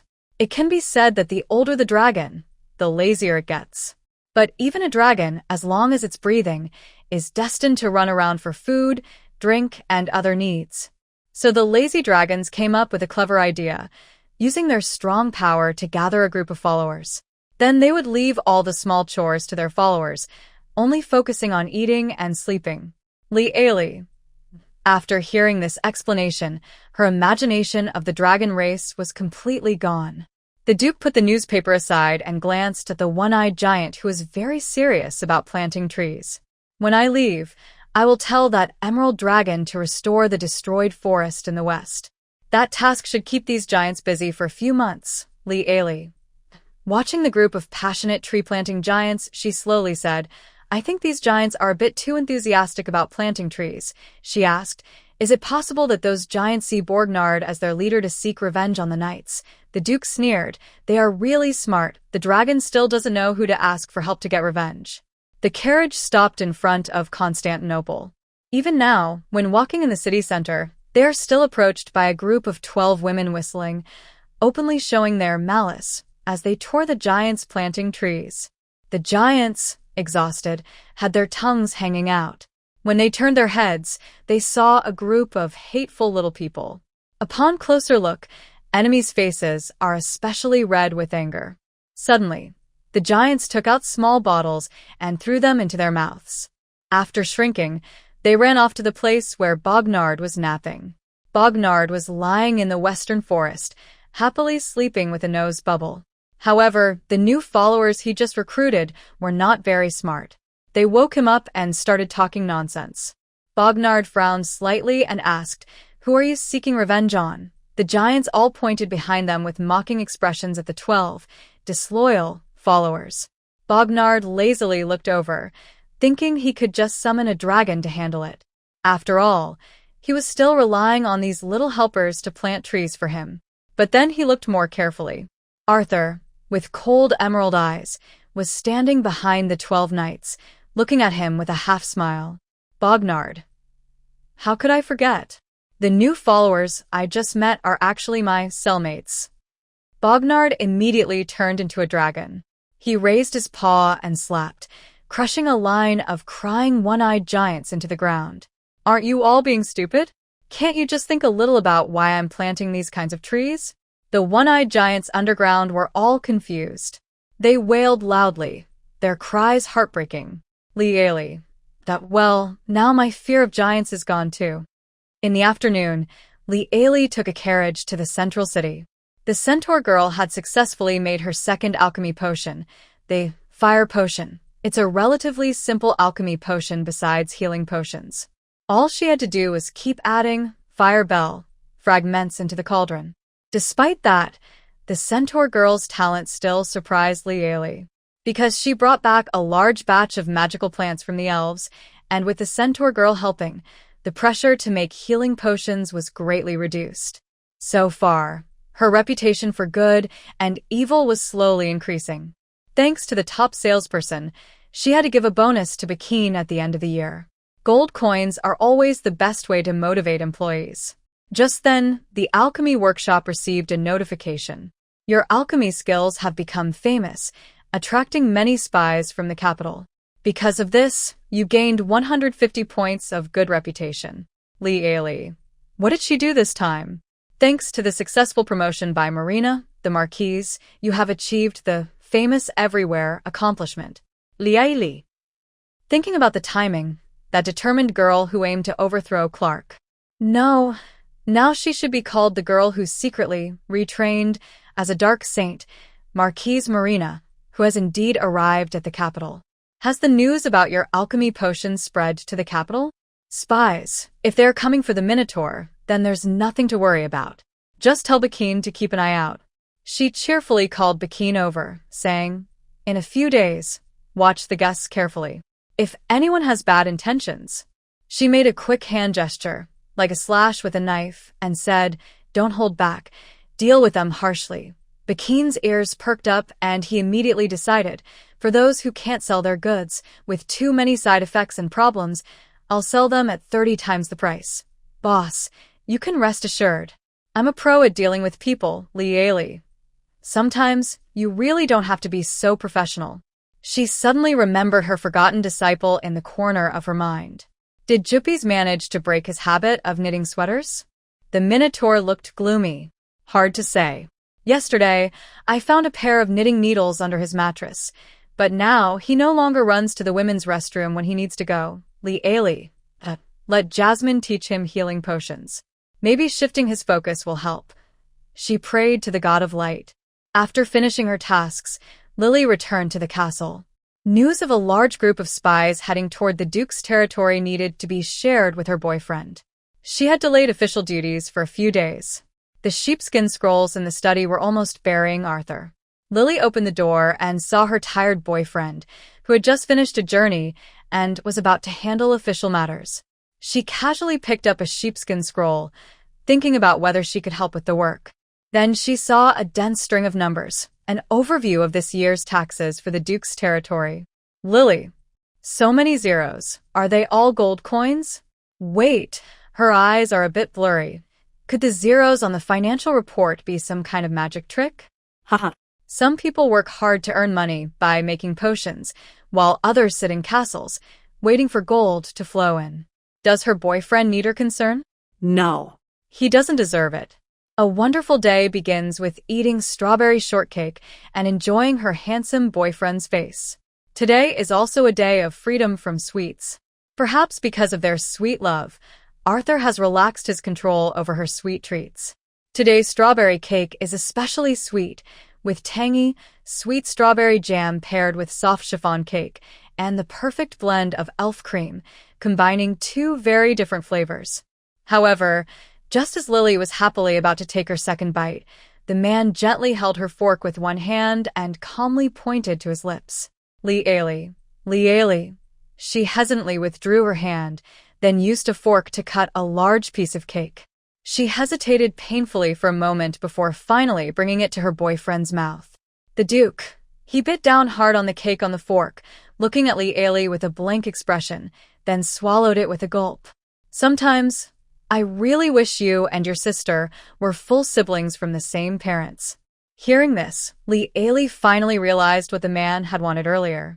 She looked speechless at Arthur, then said calmly, "In that case, you might end up like Fish Nanki. While gaining a sweet little fairy, she also gained a truckload of former rivals." Arthur. He took a deep breath. "Darling, stay calm. You're doing very well right now." Connor hurried into the dining room. "Master, the security office in Central City just arrested Bakin Nyo-TZ." He gasped for breath. "The charge is selling dangerous drugs." Lieli. She put down her knife and fork, then immediately got into a carriage heading to Central City. Because it involved Constantinople and the Adventurers Guild, the chief security officer of Central City's security office was personally handling this case. Their main principle is to be fair and impartial. So, Lieli's bail was refused by the security officer, Paul. Helpless, she could only go to the Adventurers Guild to find an adventurer who had filed a lawsuit against Bakin Nyo-TZ to learn more. Glan, the branch president of the Adventurers Guild, had long expected Constantinople to send someone. Seeing that it was Lieli, not the Duke, who got off the carriage, he breathed a big sigh of relief. Lieli entered the president's office. The president was wiping sweat from his face with a handkerchief and was calmly explaining the details. Well, this story starts with the Mousetail Squad. Not long ago, they took on a Level B adventure quest at the guild. Lieli was anxious and couldn't focus on the story from 800 years ago. "Get to the point." The president nodded and said, Okay. "The main thing is, when we rescued the Mousetail Squad, several goblins were already pregnant with their children." Lieli. She took a deep breath. "Just tell me from the beginning." The president agreed and said, "The story begins that day when they accepted a mission to cross the Dark Canyon and investigate the Goblin Bandit lair." "Wait, Dark Canyon? That place sounds familiar." The president sighed. "Honestly, I personally didn't recommend that the Mousetails take this mission." Stop the nonsense." Lieli was getting very impatient. President Gulen wiped his sweat more and wrung his wet handkerchief, which was almost dripping. "Oh, yes. I advised them, but they said they had a secret weapon. It was a potion called Flying Potion that they bought from Mr. Bullhoof." Lieli. But Flying Potion shouldn't be a problem. No, wait, what? Goblins having babies? Unfortunately, we encountered goblins expanding their territory and ended up destroying their burrows. Even the experienced Jylan couldn't help but close his eyes. They fell straight into the goblin nest. Anyway, by the time we rescue them, they've already had several litters of children.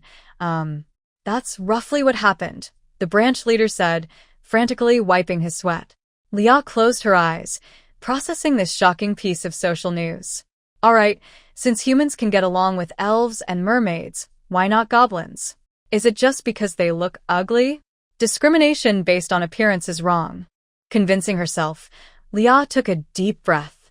Let's focus on solving the problem first. Can I meet the members of that rat-tailed team? Jylan sighed in relief. Of course. They are currently staying at the Relief Association in the city center. The Relief Association was founded by a group of barefoot medical enthusiasts who usually treat the poor for minor injuries. It's a place where small illnesses are treated easily, but serious ones are often treated with desperation. Leah's heart sank. Have they reached the point of wanting to give up? Jylan hurriedly waved his hands. No. It's not that. Their home was taken over by a group of pregnant female goblins. They can only hide in the Relief Association. He looked awkward. The scene at that time was too tragic. We launched a full attack, killing most of those bandit goblins. Only then did we find the pregnant female goblins and those mixed-blood children, and realized something was wrong. Li Ailey, he nervously said, we acted out of kindness and brought their wives and children back.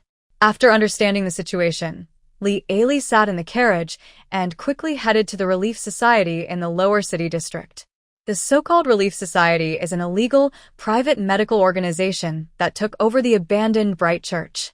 All year round, they are either in court or on their way to court. As soon as Li Ailey stepped inside, she saw a female volunteer from the Relief Society chasing 5 strong men she recognized in the yard. Ah! Women! Help! Someone's women are chasing me, shouted strong man A. Don't come near me, Mom. No, no, no. Dad. Grandpa, help me, shouted strong man B. The volunteer was trembling with anger. You 5 jerks. Stop and take your medicine. Hey. Did you hear me? Take it and then run. An old man reading a newspaper shook his head. Tife, look at those goblins. They've caused trouble. All right, there's no point in watching this. They're all afraid of women now. Li Ailey turned around expressionlessly and sat in the carriage.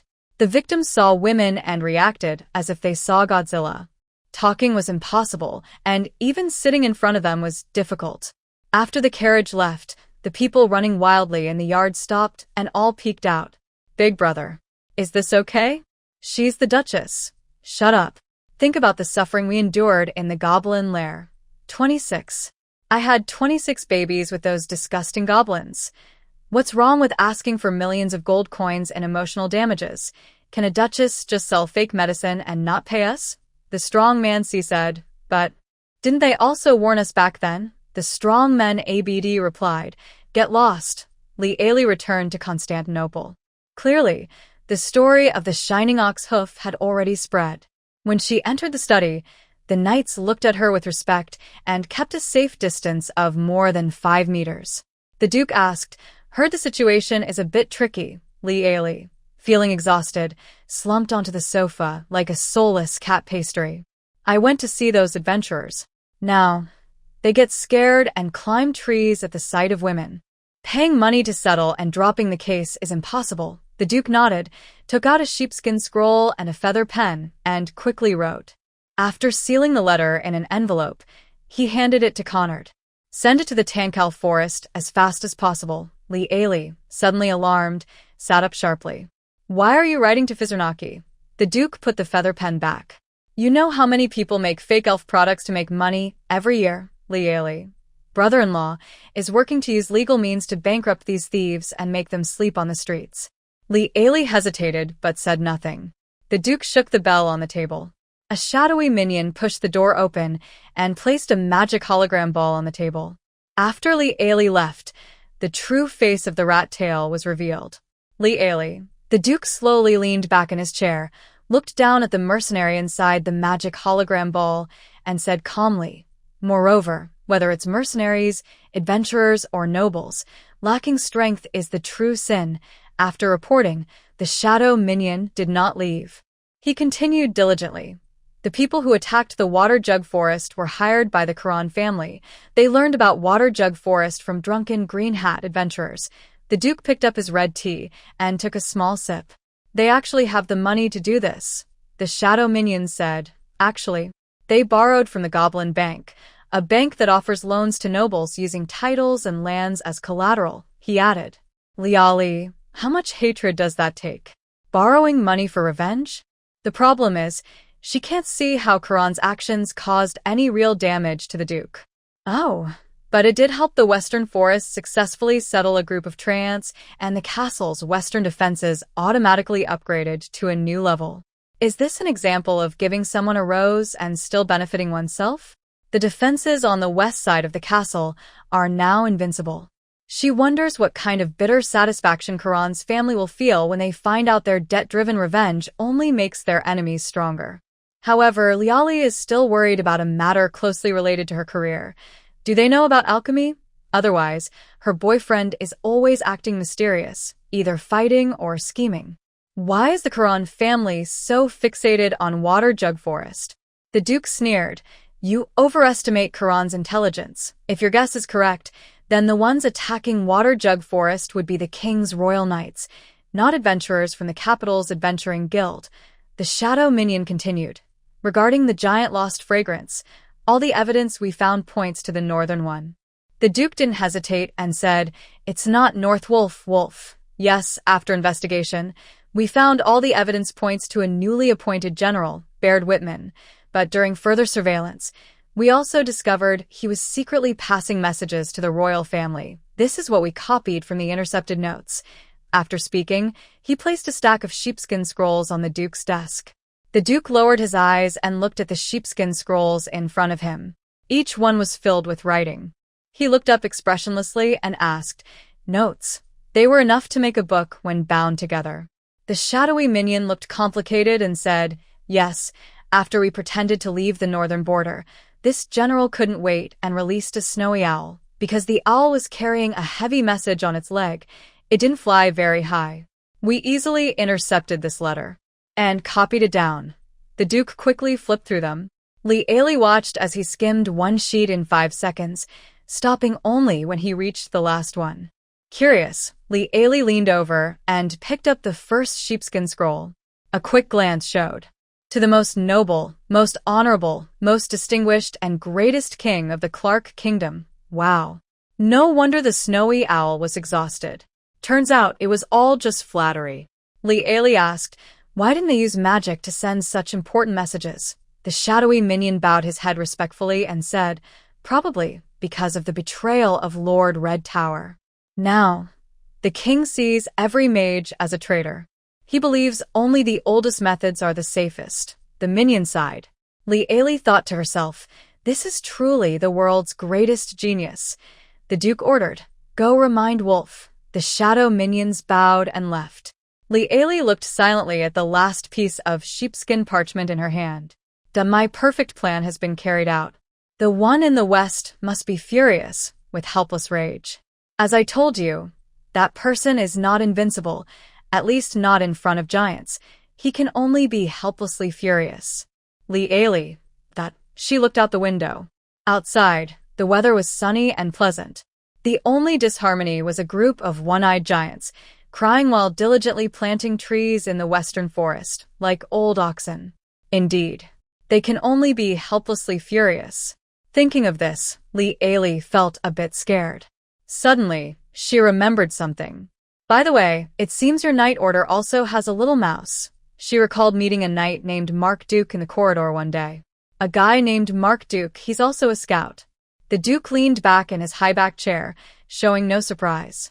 Li Ali asked, You're not surprised? You know Mark Duke is a scout? The Duke softly responded. His wife is a distant relative of the Quran family. On their first day in the central city, detailed investigation reports about their identities were delivered to the Duke by shadow minions. Li Ali remembered there was a lady, always with bright red bubbles floating above her head during her tea parties. Sometimes she cursed that lady as a bumpkin, other times she criticized her fashion, and most of the time she was cursing her. Because her bubbles were too discordant, Li Ali rarely invited her to Constantinople anymore. The Duke pointed at the table with his finger. So, what do you plan to do about that minotaur? If you want, I just need to write a note. Li Ali interrupted the Duke. I think Bakin needs a lesson. Otherwise, he keeps using his underground tactics here. Problems are bound to happen sooner or later. The Duke raised an eyebrow slightly. Aren't you worried he might hold a grudge and lose a good potion seller? Li Ali replied, If that's the case, then no matter how talented he is, I can't keep using him. The Duke looked at the time. It was almost noon. Let's go. Today at lunch, I'll have Connor tell the kitchen to prepare cream rolls. Li Ali suddenly jumped up. Long live cream rolls. All thoughts of the Minotaur, the undercover agent, and the undercover lady were thrown out of her mind. Even her boyfriend was not spared. Because the cream roll was abandoned, the Duke thought. Noticing the tense atmosphere, Li Ali quickly turned the situation around and petted her frowning boyfriend. Of course, The boyfriend is the most important. The Duke's lips curled slightly. Do you think I'd get jealous over a cream roll? Lee Ailey's eyes lit up. She immediately turned and rushed toward the dining room. Then let's go. The fragrant, crispy, sweet cream roll. I'm coming, the Duke. Later that day, at lunch, the Duke proved with his actions what it means that a real man never argues over a cream roll, because he simply made the cream roll disappear from the table. Lee Ailey looked at the plain cake base on the table with a blank face. Then she looked at the man sitting nearby, reading the newspaper, with the same blank expression. Where is my cream roll? Death, the Duke smiled slightly at her. Maybe I was wrong. Connard probably told the kitchen it was for tomorrow. Lee Ailey stomped hard on the man's foot, then, feeling unsatisfied, kicked a couple more times. The Duke didn't even blink and asked uncertainly, Darling, are you being a bit playful, Lee Ailey? Back in a room, Lee Ailey called Joanna. Do you know Mark Duke's wife? Joanna thought for a moment. Her, and then there was no more to say. Lee Ailey, is there no lady who is close to her? Joanna considered. Judy is very well educated and polite, but she doesn't really get along with everyone. At that moment, there was a knock on the door. The cream roll arrived late, but finally came. Lee Ailey thought that her playful act had worked, so she ate a whole plate in anger. Edward told me that they usually can't get along well with Nightmark either. But Nightmark is popular among the younger knights in the middle and lower ranks. The new knights have all been looked after by him, Lee Ailey. Oh, he's winning hearts. Joanna started talking freely. You know, most of us met our spouses through humble beginnings.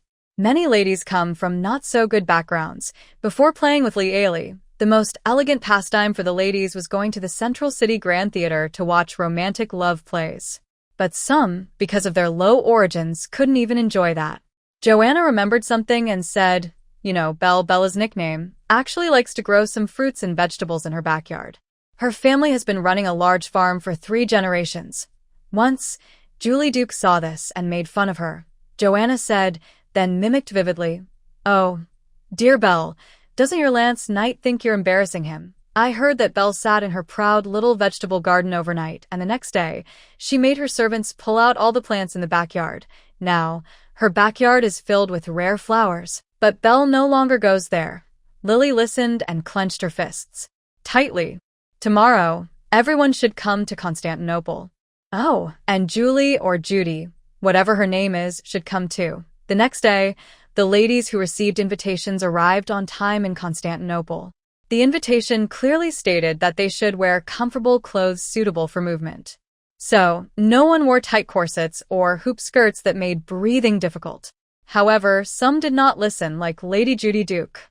She learned from her husband that the knights' training would be paused the next day, and knights of the silver rank, invited by Duke Cold Jade, would go to Constantinople.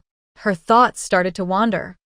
The next day, among the ladies dressed simply and comfortably, only Julie Duke wore a bright pink dress decorated with lace. The dress was truly beautiful, making her stand out among others. She also wore a full set of sapphire jewelry. Her hair was styled with a luxurious gemstone headband, making her look like a pretty, adorable Barbie doll.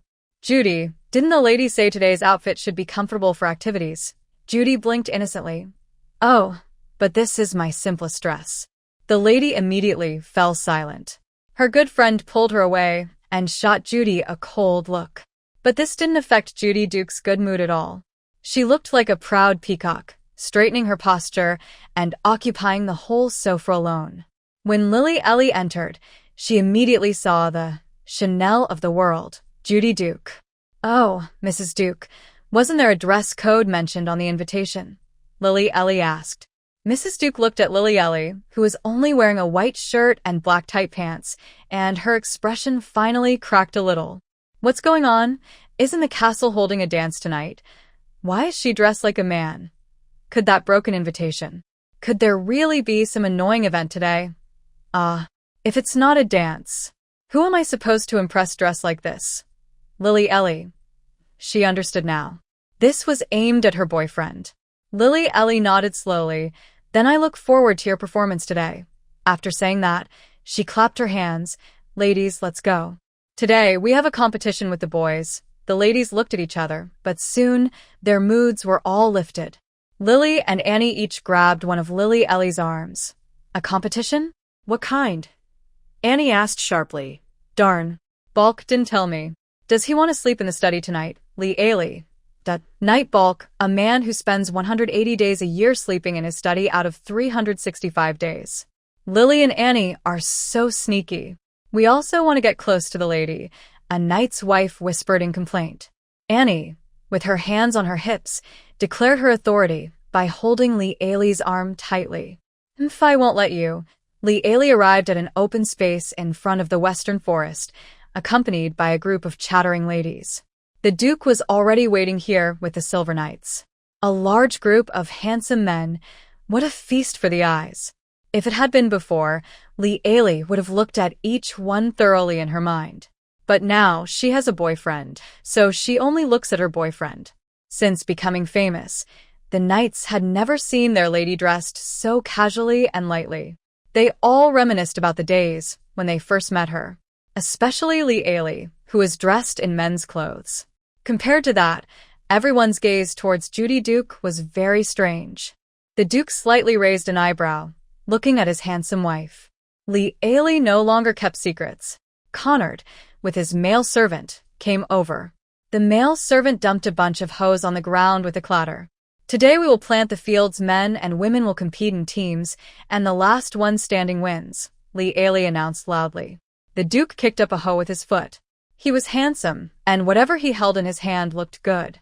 He leaned on the hoe like a king holding a sword. A competition? What's the prize if we win? The knights cheered along. Yeah. Without a prize, we're not interested at all. The ladies also encouraged Lee Ailey, as they had never competed with men before. Only Lady Bella, the wife of Sir Lance, had a glimmer in her eyes as she looked at Lily's back, her eyes gradually filling with tears. Lily smiled and said, All right, then the winning side can make a request to the losing side. Hearing this, many knights began to fidget and exchange glances. Really? Anything at all? Lily added with a smile. Within reason, of course. For example, no ideas like dissolving the literary club. Don't even think about it. The knights, of course, some bold ones spoke up. Nightlock raised his hand. But our side is all knights, and your side is all ladies. If we split up like that, it's really… Before he finished, a few companions covered his mouth and dragged him away for a scolding. Lily could see bubbles rising from behind. Are you stupid, or what? I've always wanted to roleplay with Bella. Don't ruin it. You idiot. Brothers. There's a traitor in our team. Fight him. Lily, she looked at the Duke, who was blank and silent. The ladies were all full of enthusiasm, except for one. Judy's face was stiff, and a red bubble floated above her head. Darn it. How dare that crazy person let the noble daughter of the Karan family go farm? Who does she think she is? Is she one of those peasants? Lily certainly wouldn't forget to look after her. She walked over and sincerely held Judy's hand, saying, Hey, you're really dressed in an inappropriate way today. Maybe you should go back. Everyone looked at Judy Duke. Mark Duke, the knight, frowned and said, No need, ma'am. Judy is capable. Judy Duke reluctantly looked at him, but was met with a cold stare from Mark Duke. Mark made a gesture with his mouth, causing Judy's face to turn pale instantly. You wicked woman. If you dare to ruin my plans, I will write to His Majesty. Without his favor, your Colin family is nothing. Judy clenched her teeth and said, That I can. Ailey smiled gently and kindly patted her hand. I believe in you, Lady Duke. After distributing the tools, Ailey led everyone into the Western Forest.